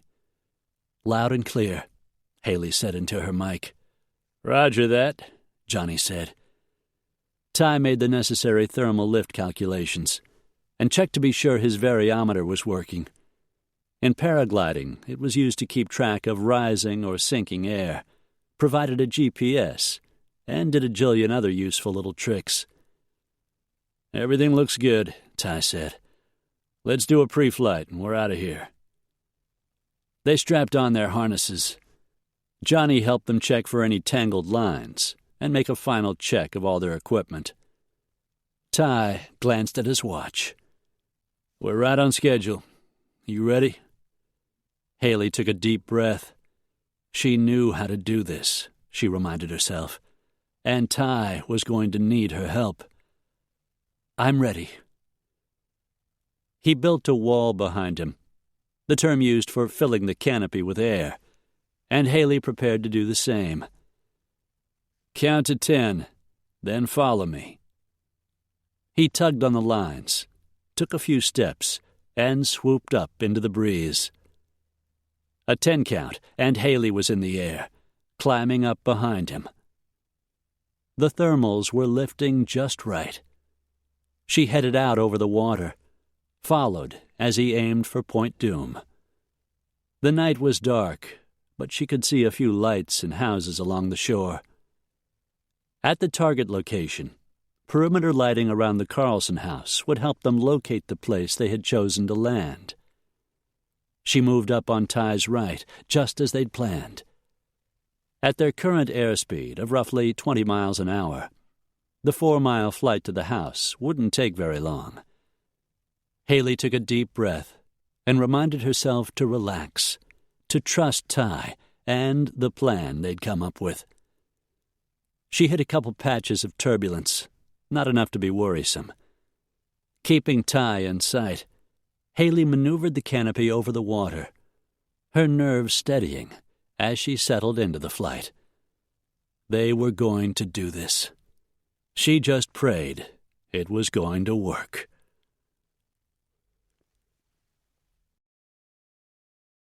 Ty kept a sharp eye on his airspeed indicator. They needed to time the landing just right, in between the security guards' 20-minute rounds. He prayed Plan A would come together exactly the way it should. Since that never happened, he went over Plan B, what to do in case of a total clusterfuck, and saw Haley coming up on his right. So far, so good. She was handling the wing like a pro. He'd figured she would. She was smart and capable, and in those tight black Catwoman pants and turtleneck top, sexy as hell. He glanced her way, felt his heart throbbing deep inside his chest. He had plans for that woman. If their crazy scheme worked, and didn't land both of them in jail, or get them killed. He studied the coastline, checked his variometer, checked his altitude. The coastline was expanding toward the west, beginning to form the V shape into the ocean that was Point Doom. He moved toward land, saw Haley do the same. His GPS directed them straight ahead. He looked at his watch. The area around the house was lit with small solar lamps.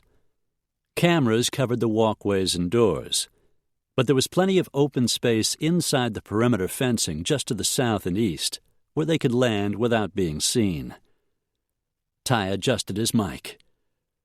"Raptor, you in place?" Johnny's deep voice came back. "Everything's hunky-dory." "Catbird, how you doing?" He could almost see her smile. "Fine as wine," she said, and he relaxed a little at the confidence in her voice. "How about you, Buzzard?" For the first time that night, he laughed. "That's Vulture, not Buzzard, and we're right on time. Target's below. Get ready to land." "Roger that." The serious tone was back in her voice. At the landing site, Ty dropped down, put on the brakes, steered into the zone, flared, and his feet hit the ground. He did a running stop, released his harness, and began to gather up his canopy. He pulled a rucksack from his backpack and stuffed the fabric inside. Haley made a very pretty walk-away landing right beside him.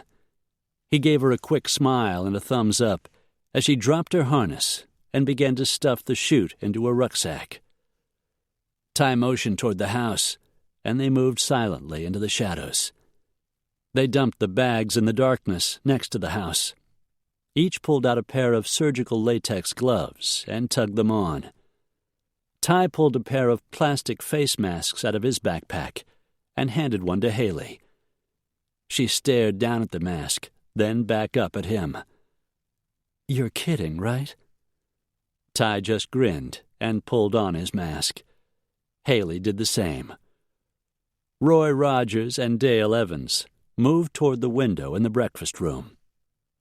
According to the electrical plan, there was power to a panel just inside the utility room door. The relay sensor would be somewhere nearby, designed to send an alarm if the first sensor was disabled. The trick was taking both of them out at once. But first, he needed to get inside the house. Haley stood next to him as he worked on a window in the breakfast room that would provide easy access. A magnet was in place on each side of the sliding glass pane. The minute contact between the magnets was broken, the alarm would go off. Ty reached into his bag and took out a thin magnetic strip, custom designed to fool the device into thinking the window was closed. He slipped it between the panes, taped it in place, and slid the window open. A motion detector hung down from the ceiling a few feet away, but it was aimed toward the door. Unrolling a length of black cloth, he draped it over a telescoping rod, extended the rod toward the device, and draped the cloth over the detector. Haley joined him in the kitchen, and they made their way into the utility room.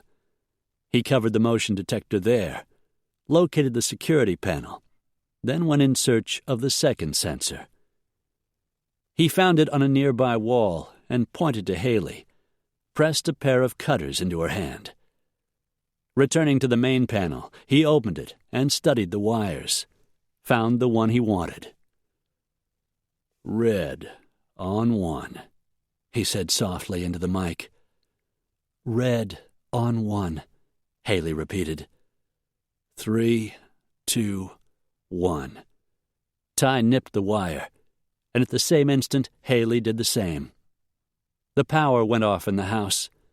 Ty clipped the yellow wire, turning off the outside cameras, but left the perimeter lights on. He turned the power back on, but the alarms remained deactivated, allowing them to move freely around the house. With the floor plan in his head, Ty headed for the study. First item on the agenda, find a way into Carlson's private gallery, and hopefully find the painting.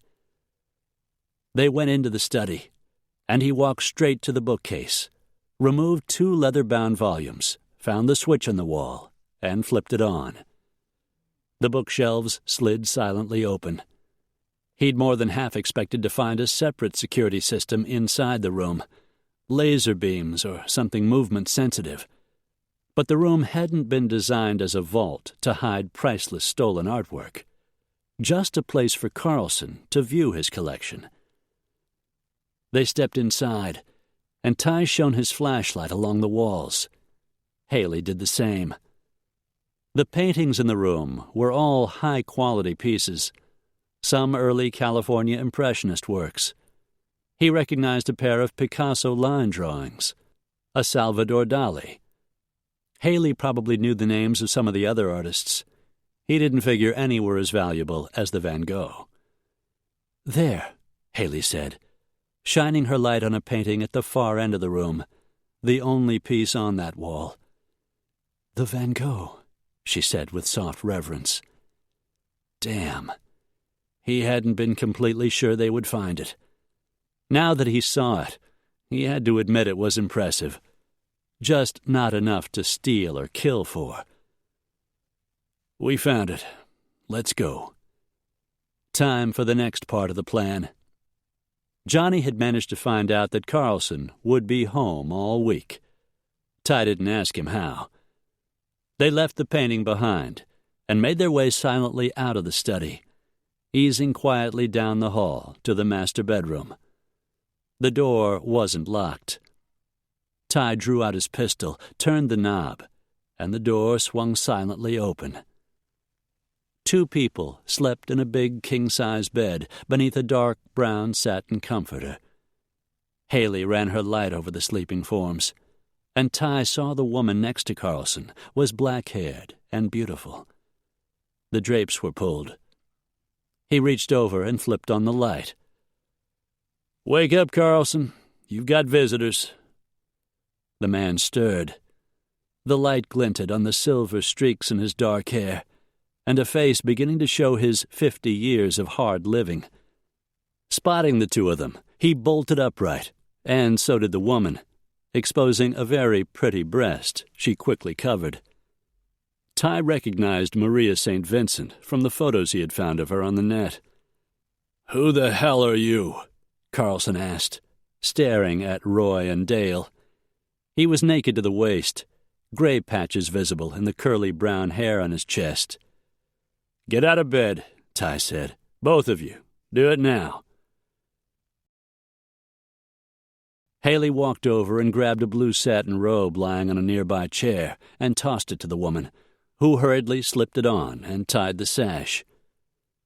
Carlson grabbed a thick white terry-cloth robe and shrugged it on. "Whoever you are, you're going to be sorry you were ever born." "What are you going to do, Carlson? Kill us?" Haley's mask muffled a laugh. "Let's go," Ty said. Carlson walked in front of the woman, leaving her to trail behind him down the hall. Ty wasn't surprised. "Into the study." Carlson's eyes widened at the sight of the gallery door standing open. "You'll pay for this." "I think it's clear you're the one who's going to pay."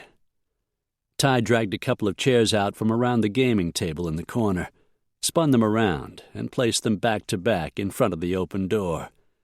"Sit down. You'd better think this through.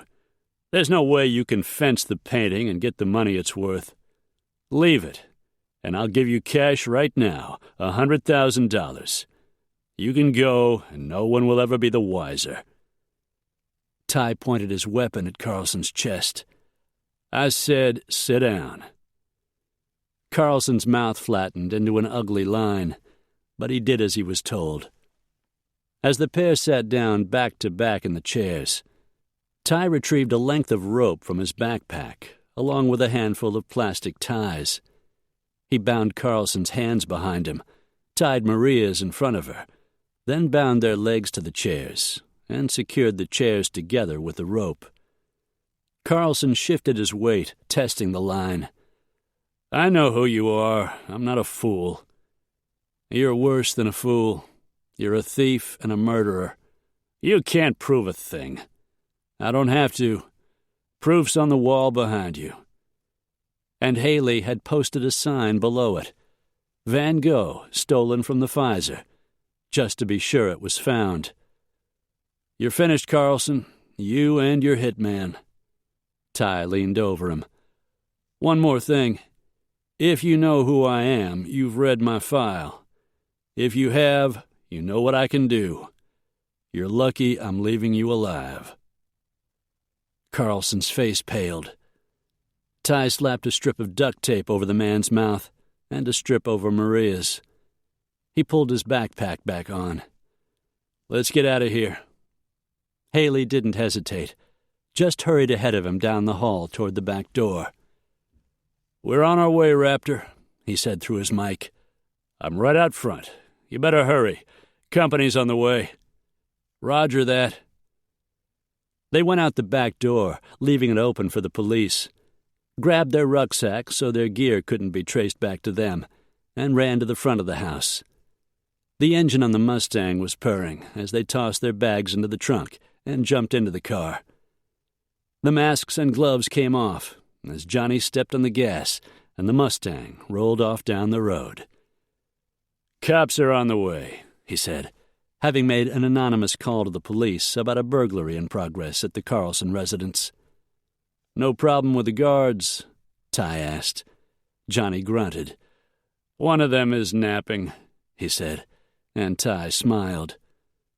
Sirens sounded in the distance. Carlson might know who was responsible for the break-in, but since Ty had given Detective Kogan a heads-up on the man's involvement in the two security firms and the theory that he was behind the heists, the detective had, by unspoken agreement, promised to look the other way. After all was said and done, Detective Charlie Kogan would be retiring a hero for solving the heist of the decade, and the investigation into who had been in the house would wind up going nowhere. It was almost over. The wail of sirens grew closer as police cars raced toward the mansion. Looked like, for once, Plan A had actually worked. Ty flicked a glance at Haley, and both of them grinned. Chapter 35. Sunlight poured in through the bedroom window. Haley slanted a look at the digital clock, saw it was after 10 a.m. She and Ty had spent the night making love in his big king-size bed, gotten up and showered together. 2 days had passed since the break-in at the Carlson house. 2 days, and so much had happened. After Johnny's anonymous call, the police had arrived exactly on time. The cops had found the painting, freed Maria St. Vincent, and arrested Stephen Carlson for possession of stolen property and suspicion of burglary, among a vast array of other charges. So far, Carlson had confessed to the possession charge, but denied any involvement in the burglary. The bad news was he had lawyered up, and there was a good chance he was going to get out on bail. Haley and Ty had been interviewed by the police, each given a statement in regard to the shooting at the wedding, but claimed no knowledge of the B&E at the Carlson house. Since there was no way to prove they were there, only Carlson's ravings that they were the two masked assailants responsible for breaking in and tying him up, the questioning had ceased. The media was calling it a Robin Hood-style escapade that had uncovered priceless stolen art and the man allegedly behind the theft. The police were searching for Quentin Sloan, who was, they were sure, doing his best to leave the country. Last night, they had returned to Ty's condo, spent the night in bed, and made slow, incredible love. It wasn't until this morning that Haley's despair had begun to set in. The danger was over. The case was on its way to being resolved. It was time for her to go home. As she pulled on her jeans and white cotton blouse, she thought about spending the day with Ty. But the longer she stayed with him, the harder it was going to be to leave him. It made her heart hurt just to think of it, and yet there was no other choice. Ty had just pulled on his jeans when a knock sounded at the door. What the hell? He flashed a look at the digital clock. Damn, it's later than I thought. While Ty went downstairs to answer the door, Haley finished dressing, then headed downstairs behind him. A woman was standing in the doorway. Smooth olive complexion and a pretty face. Thick, nearly black hair curling softly past her shoulders. A lush, sexy figure. "Tiffany," Ty said, standing in front of her, bare-chested in only his jeans. "What are you doing here? I thought I told you I was seeing someone." "It's been over a month, Ty. I figured by now you'd be a free man again. I thought maybe you'd want to go out." Haley's heart squeezed. "Look, Tiffany, I'm involved, okay?" He looked over his shoulder, saw Haley standing near the stairs, turned back to the woman. "We're friends. That's all we ever have been." "But what we had was good, Ty. You said so yourself." "Go home, Tiff. I'm sorry, it's over." Ty shut the door, turned, and started walking toward her. "I'm sorry that happened," Ty said. "I told her a while back I was seeing someone." "At least the phone call stopped." Ty started frowning. "I've dated other women, you know that. But that was in the past. I'm not seeing anyone but you." She nodded, felt her eyes begin to well. "I know that. You've been great, Ty. No woman could ask for more than you've given. But it's time for me to go back to my life in Chicago. My mother is there, my friends." Ty caught her shoulders. "You have friends and family here, Haley. Your aunt's here. I'm here. I love you, baby. I don't want you to leave." Haley's throat closed up. He had never said those words to her before. "I'm going, Ty. It's better for both of us. We had a fling, and it was great, but now it's time to go." "Bullshit. You're just afraid." She glanced at the door, her mind still filled with images of the woman who had been standing there, offering herself to Ty. "Can't you see? I'm doing you a favor. If we let this go any further, we're only going to hurt each other." He caught her shoulders. "Don't say that. It isn't true. I love you, Haley. Doesn't that mean anything to you?" She swallowed past the lump in her throat, It means everything, more than you'll ever know. But it doesn't change things. I'm going back to Chicago. That's where I belong. That isn't where you belong. You belong here with me. I want you to marry me. What are you talking about? That's right. I want it all, Haley. A home, a wife, a family. I want kids and grandkids. I want to have them with you. The tears in her eyes slipped over onto her cheeks. It wouldn't work, Ty. Why? Because you don't love me? Because I do. He shook his head. That makes no sense. Ask my mother. It makes perfect sense. Turning, she ran back up the stairs and grabbed her purse, threw the rest of her clothes into the overnight bag she'd brought with her. When she came back down, Ty said nothing, just took her bag and loaded it into the pickup. He drove her back to Ellie's in silence. He didn't say a word as she climbed out of the truck and walked up on the porch. Haley's chest clamped down as he drove away. She was going home. It was over. She was fighting a fresh round of tears when she walked into the house and found her mother standing in the foyer. "Hello, darling. I'm so glad to see you." Allison Warren was blonde and statuesque, taller than Haley, her complexion without a wrinkle or blemish. The most expensive plastic surgeon in Chicago had seen to that. Haley turned away, wiped the tears from her eyes so her mother wouldn't see. "I didn't know you were coming." They embraced lightly and exchanged air kisses. Haley thought how different the greeting was from the warm hug she received from Betty Jean. "I didn't really know it myself until the last minute. I called Eleanor when I arrived at the airport. I thought if she didn't have room for me here, I could always take a suite at the Bel Air." Her mother's favorite place to stay on the coast, the ultimate luxury hotel. "You wasted a trip," Haley said. "I was planning to come home as soon as I could get a ticket." Her mother smiled. "Well, that is good news. Ellie mentioned you were seeing someone. I was afraid you might decide to stay." She was only a little surprised Aunt Ellie had mentioned her relationship with Ty. But her aunt was honest to a fault, and always trying to help the people she cared about. Maybe she thought Haley would want to stay with Ty, and she was trying to help smooth the way. She swallowed past the lump in her throat.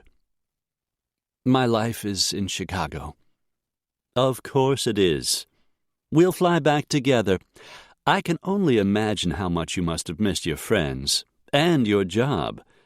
The Seymour is quite a prestigious gallery." Haley nodded, but the truth was, the only friend she had ever really missed was Lane Bishop, and Lane was living in L.A. Her gallery work was important, too. She loved art and always would, and she was good at her job. She was surprised she hadn't missed the gallery more than she had. Haley's chest tightened. She hadn't missed Chicago. But she missed Ty already. She wondered if she always would. "The Brightons' daughter, Whitney, got married last week," her mother said, as Haley carried her bags down the hall to her room in the guest wing. "Jeffrey was there. He's quite a handsome young man." "He's also the most boring guy on the planet." "Darling, don't be silly. The man is set to inherit a very sizable fortune. How could he possibly be boring?" "You're right," she said. "What was I thinking?" The sarcasm went unnoticed by her mother. Haley squeezed her eyes shut, trying to block images of Ty. "I need to ask you something, Mother." "Of course, dear. What is it?" "You've always said how much you loved Dad. From the day you first met him, that's what you said. It was love at first sight. But if you really loved him, why would you trick him into marrying you?"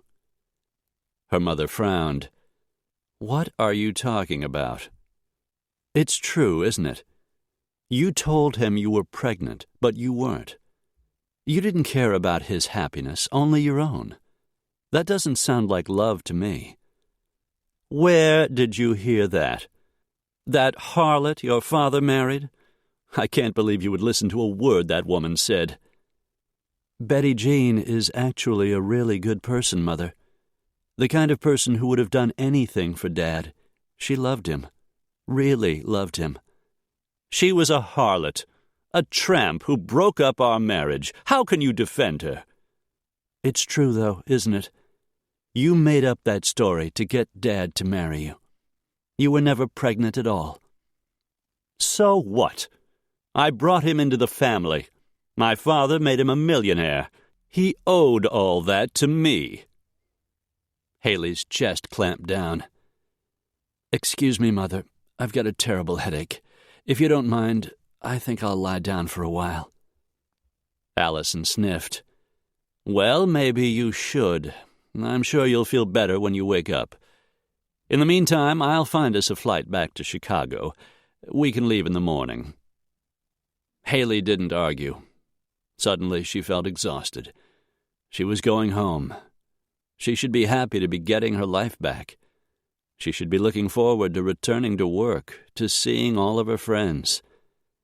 Instead, all she could think of was Ty, and how lonely she was going to be without him. Ty paced the floor of his living room. The painting he had purchased in Carmel, Ocean Rage, hung on the wall above the sofa. Violent white-capped waves crashed against a desolate shore, and the day was bleak and lonely.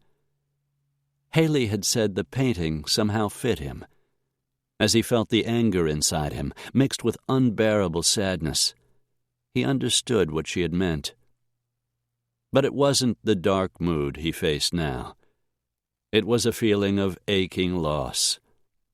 He was in love with Haley Warren as he had never been with another woman. She had won his heart with her intelligence, her loyalty, and her courage. She fit him perfectly. He didn't think he would ever meet another woman so exactly right for him. But Haley didn't love him in return. At least not enough. If she did, she would stay. She would marry him, have his children. The hard truth was, she didn't trust him enough to believe it could work between them. He turned at the sound of a knock at his door, paced over to pull it open. His cousin Dylan stood on the porch. I thought I'd stop and say goodbye. I'm flying my new plane back home. I'm just on my way to the airport. How's your side? You feeling okay? Unconsciously, he touched the bandage over his bullet wound. I heal pretty fast. Ty almost smiled. Especially with a sweet little redhead to take care of you. Dylan glanced away. She was nothing but trouble. Ty thought of Haley and felt a soft pang. Aren't they all? Dylan clapped him on the shoulder. I gotta go. When I get the lodge up and running, you and Haley will have to come up and see me. Ty shook his head. Haley's going back to Chicago. It's over between us. You didn't ask her to stay? I kind of thought that was a given. I asked. She doesn't want what I've got to offer. Dylan scoffed. Then she's a fool. Ty managed to smile. Thanks for all the help. Fly high, cuz. Dylan waved as he walked away. Ty told himself he needed to go to the office, get busy working, dredge up a few new clients. Instead, he sat down on the sofa beneath the painting, feeling as if a heavy weight had settled on his chest. He'd feel better tomorrow or the day after. Better once Haley was gone. But he couldn't make himself believe it.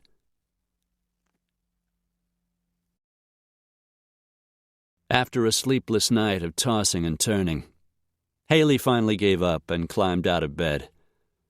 All night she'd thought of Ty. remembered their passionate love-making, the danger they had shared, the closeness. He had asked her to marry him. He had told her he loved her. She'd been too afraid to tell him how deeply she loved him. The shower renewed some of her energy. She dressed in jeans and a soft pink sleeveless sweater and headed for the kitchen. She wasn't surprised to find her aunt already up, drinking a cup of the coffee Dolores had brewed that morning. "Join me. There's a fresh pot on the counter. I guess your mother's still in bed." She never was an early riser. Not like Haley's dad. She wondered if her parents ever had anything at all in common. She glanced toward the door, anxious now that her course was set. "There's something I need to do. Any chance I could borrow a car?" "Of course, dear," Ellie smiled. "Take the Triumph. It'll get you there faster." Haley wasn't sure where her aunt thought she was headed. She probably wouldn't have guessed she was going to see Betty Jean. Since it was still too early for a visit, Haley pulled the Triumph into a drive-through coffee kiosk and got her morning fix, then drove aimlessly around the city, waiting for it to get late enough for her to talk to her stepmother. At 8 o'clock, her nerves were too jumpy to wait any longer. Parking the little red Triumph at the curb, she walked up on the porch and rapped on the door. "Coming!" Haley heard the shuffle of feet, and an instant later the door swung open. In a fluffy yellow robe and a pair of fuzzy yellow slippers, Betty Jean smiled. "Haley, what a lovely surprise. I know it's early. I should have called first, but I really needed to see you." Betty Jean gave her a warm hug. "You don't need to call. You're welcome here any time. Would you like a cup of tea, dear? I ran out of coffee and haven't had a chance to go to the store." "Tea sounds great." Haley followed Betty Jean into the kitchen, and the woman busied herself filling a kettle and setting it on the stove. When it started whistling, she poured the water into a china pot, added tea, then poured each of them a cup. The scent of cinnamon filled the kitchen as Betty Jean set the cup down in front of her. "You look troubled, dear." Betty Jean sat down across from her.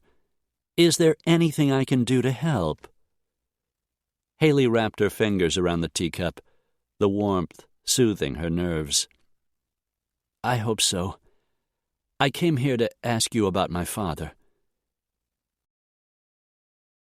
Betty Jean stirred a lump of sugar into her tea. "What would you like to know?" "I know you loved him. I can see it in your eyes whenever you talk about him. But in the beginning, how did you know it wasn't, just physical attraction?" Betty Jean smiled, her blonde hair still slightly tousled from sleep. "I suppose at first that's what it was. He was just so handsome, Every time he looked at me, my insides just melted." "So how could you be sure he was the right man for you? A man you could trust and love for the rest of your life?" Betty Jean's smile softened. "Oh, that's easy. I knew it the first time he kissed me. It was magical, like an electrical shock in every cell in my body. I could hardly catch my breath. For a moment, I actually thought I was going to faint." "You did?" She nodded. "You probably think that's silly. But I knew right then what we had was special, something that would last a lifetime. And it would have. Our love grew deeper every year." Haley's hands were trembling, her heart squeezing.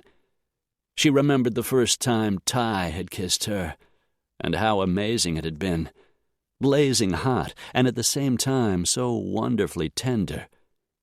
She thought how that single kiss had changed her, helped her free the passionate woman she was inside. Tears filled her eyes. "Oh, God, Betty Jean, Ty asked me to marry him, and I said no. I told him I was going back to Chicago. But I thought you loved him. It looked that way to me. Her lips trembled. I love him. I love him with everything inside me. Then why didn't you tell him? She brushed at the wetness on her cheeks. Because I was afraid it wouldn't work. I told him I didn't believe in marriage, but the truth is, I just didn't want to wind up like my mother. Betty Jean's hand covered hers on the table. You're nothing like your mother. You love Ty, and he loves you. That's something far different than what your parents felt for each other. I know that now. Betty Jean squeezed her hand. You've already trusted Ty with your life. Don't you think you can trust him with your heart? Her throat tightened. Could she trust him to make her happy? The painful truth was she couldn't be happy without him. A feeling of rightness settled over her. So strong, fresh tears welled in her eyes. I know I can. Betty Jean rose from the table. Then you had better go and find him. You had better tell him what you feel. And when he asks again, you had better say yes this time.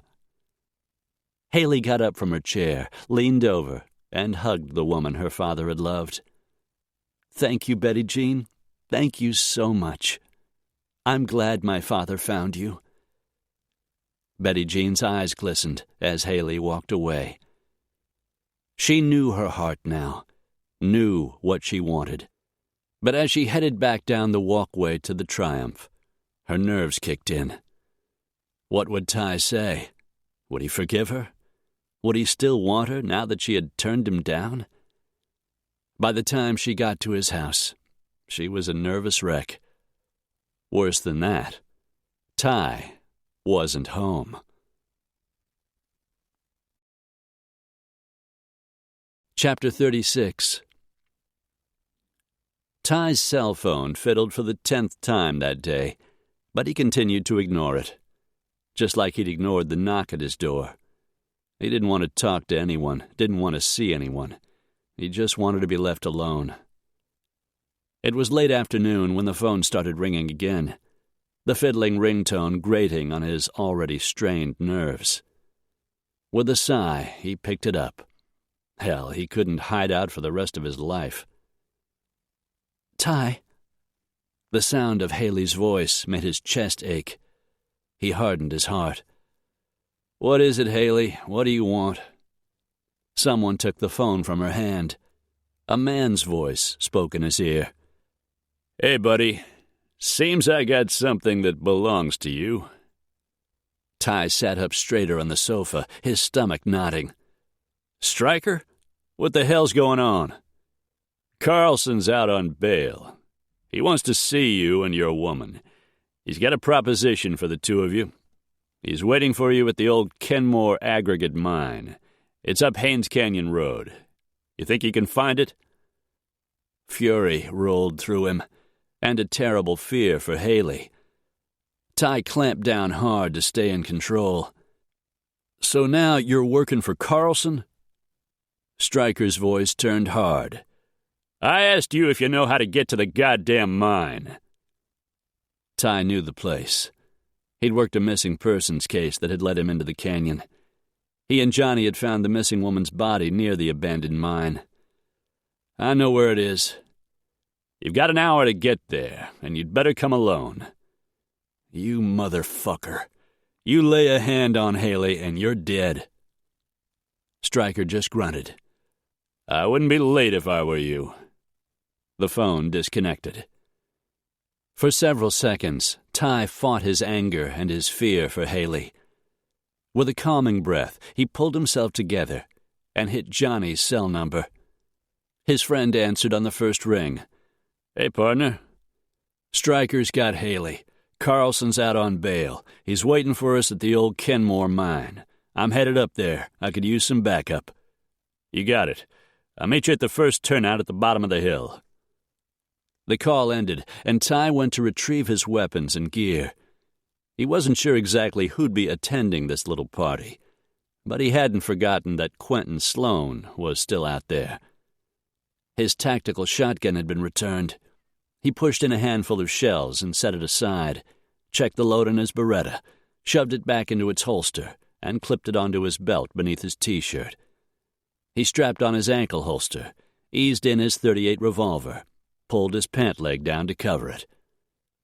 Grabbing his gear bag, he tossed in some extra ammunition clips, a couple of flash grenades, and his Nighthawk 45. As soon as his pickup was loaded and he was on the road, he checked the time. He needed to push it to get there. If Stryker or anyone else had touched Haley, he'd be a dead man when Ty arrived.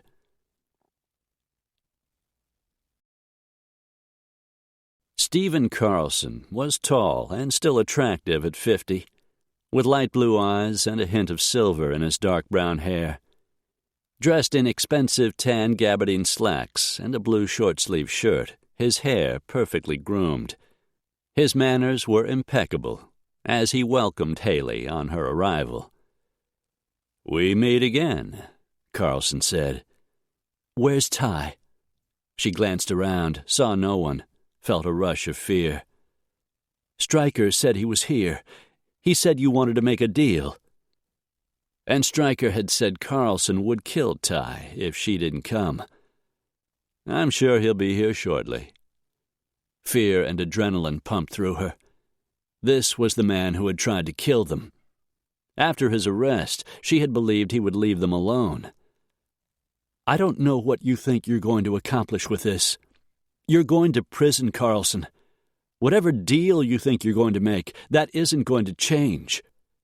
"I guess we'll just have to see." "So far, there's no proof linking you to my father's murder. If you kill us, there will be." One of his dark eyebrows went up. "I'm not going to kill you. What gave you that impression?" He sounded sincere. Her hands trembled. She prayed he was telling the truth. "Then what do you want?" He turned his attention to the big man standing a few feet away, legs splayed, hands clasped in front of him in bodyguard mode. "You've got your money, Stryker. Brody's on the way. Your part in this is over." Stryker looked uneasy. The open-pit mine was abandoned, the rocky landscape overgrown with scrub brush, sage, and cactus. Nothing else around for miles. When she had returned home from Betty Jean's that morning, he had come to her, told her Carlson had phoned, said he was holding Ty, and that if she didn't go with him, Carlson was going to kill him. "He wants to make a deal," Stryker had said. "He doesn't want to go to prison. Just agree to do whatever he wants, and he'll let you both go." "Screw him," Haley had said, but she had gone with him. Her aunt had already left to meet Jonathan. Her mother had taken a cab, alone, to the airport. Haley had been going crazy trying to figure out where Ty was, since he wasn't answering his phone. Trying not to imagine he had gone to Tiffany or another of his lady friends for comfort, now that she had left him. She glanced over at Stryker. She'd been a fool to trust him, when her instincts had been warning her all along. He had used her as bait to lure Ty into a trap, and it was all her fault. She read the uncertainty on his face.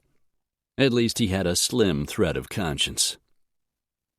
"Maybe I should wait till Brody gets here," Stryker said.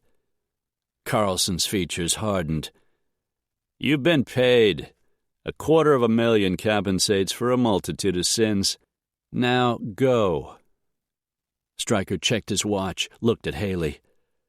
"Don't worry, he'll come. He'll be here any minute." Haley flicked him a disgusted glance. "You really think Ty's going to take Carlson's blood money the way you did? You think either of us is going to?" "Use your head. He just doesn't want you to testify. Keep stirring things up. You agree, and you won't have a problem." Carlson reached into the canvas bag on the battered wooden table beside him, pulled out a big black semi-automatic pistol. "Get out, Stryker. Now." Kurt's hands fisted. He gazed down at the bag filled with money Carlson had tossed at his feet. Reaching for it, he picked it up and hoisted it over a brawny shoulder, started walking toward his flashy yellow Camaro. Sand flew up beneath the wheels as the car fishtailed out of the abandoned mining yard. In minutes, he was gone. Haley glanced at Carlson and thought of running, but she didn't doubt for a moment that Ty was on his way. If she wasn't there when he arrived, Carlson might shoot him. "I don't think we'll have long to wait," Carlson said, his gun pointed in her direction. "Why don't we sit down, make ourselves comfortable?" Brushing dirt off a rough wooden bench, he sat down at a battered wooden table, used the barrel of the gun to indicate she should sit down on the bench opposite him. Haley steeled herself, walked over, and took a seat.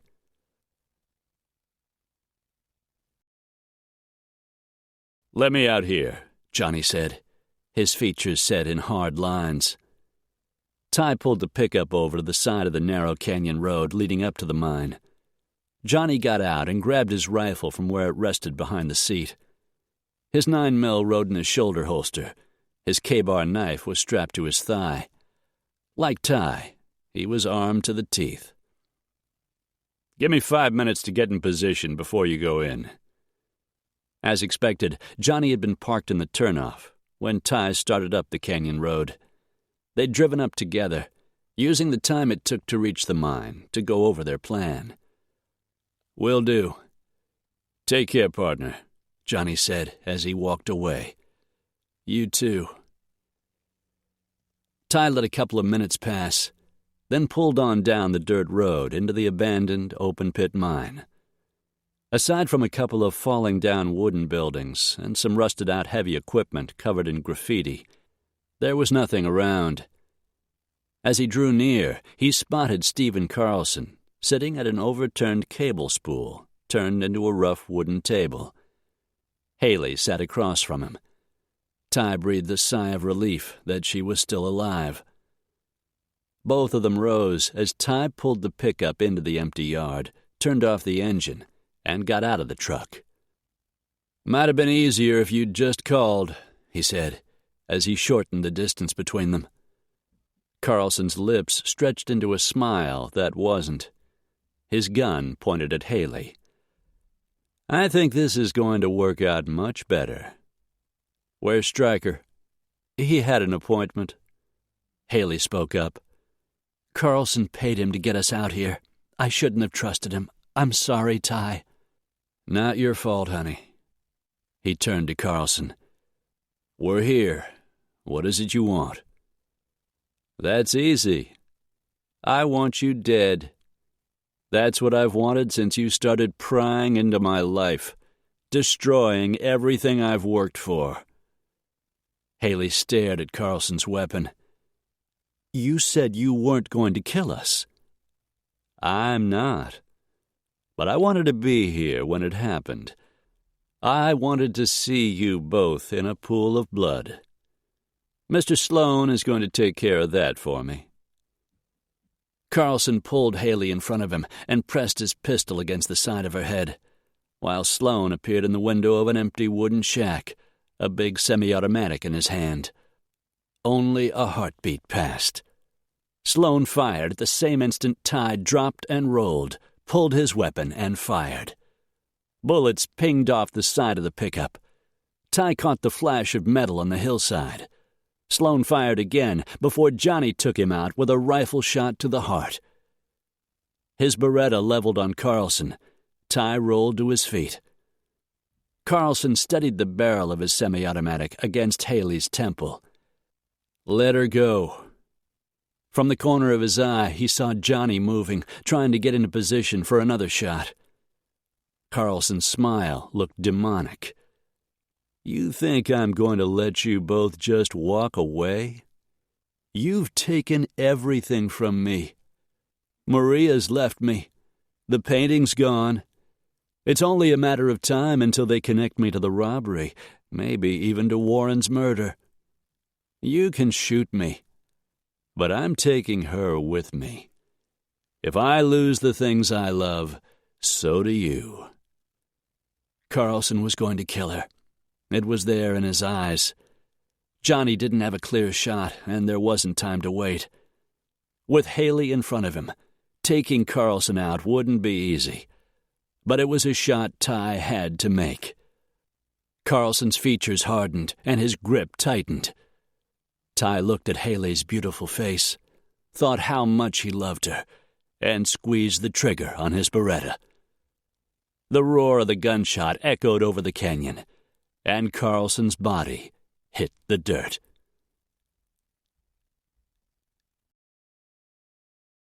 Haley felt Carlson's weight fall away from her.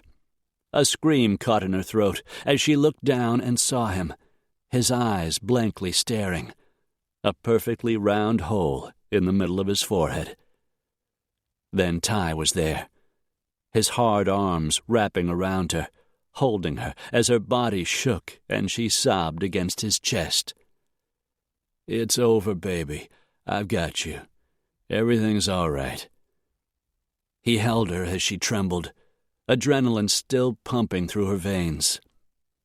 "I came to your house," she said brokenly, wiping at the wetness on her cheeks. "I had to see you, talk to you, but you weren't home."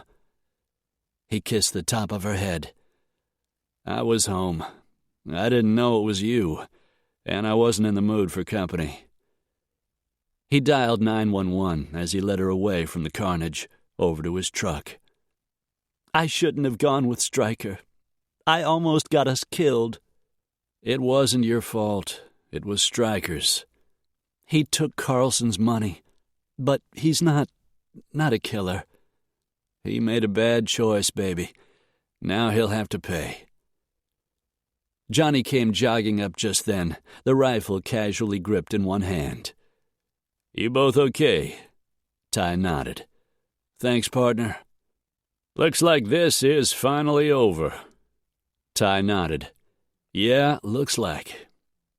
His eyes found hers, and Haley thought he wanted to say something more, but he didn't.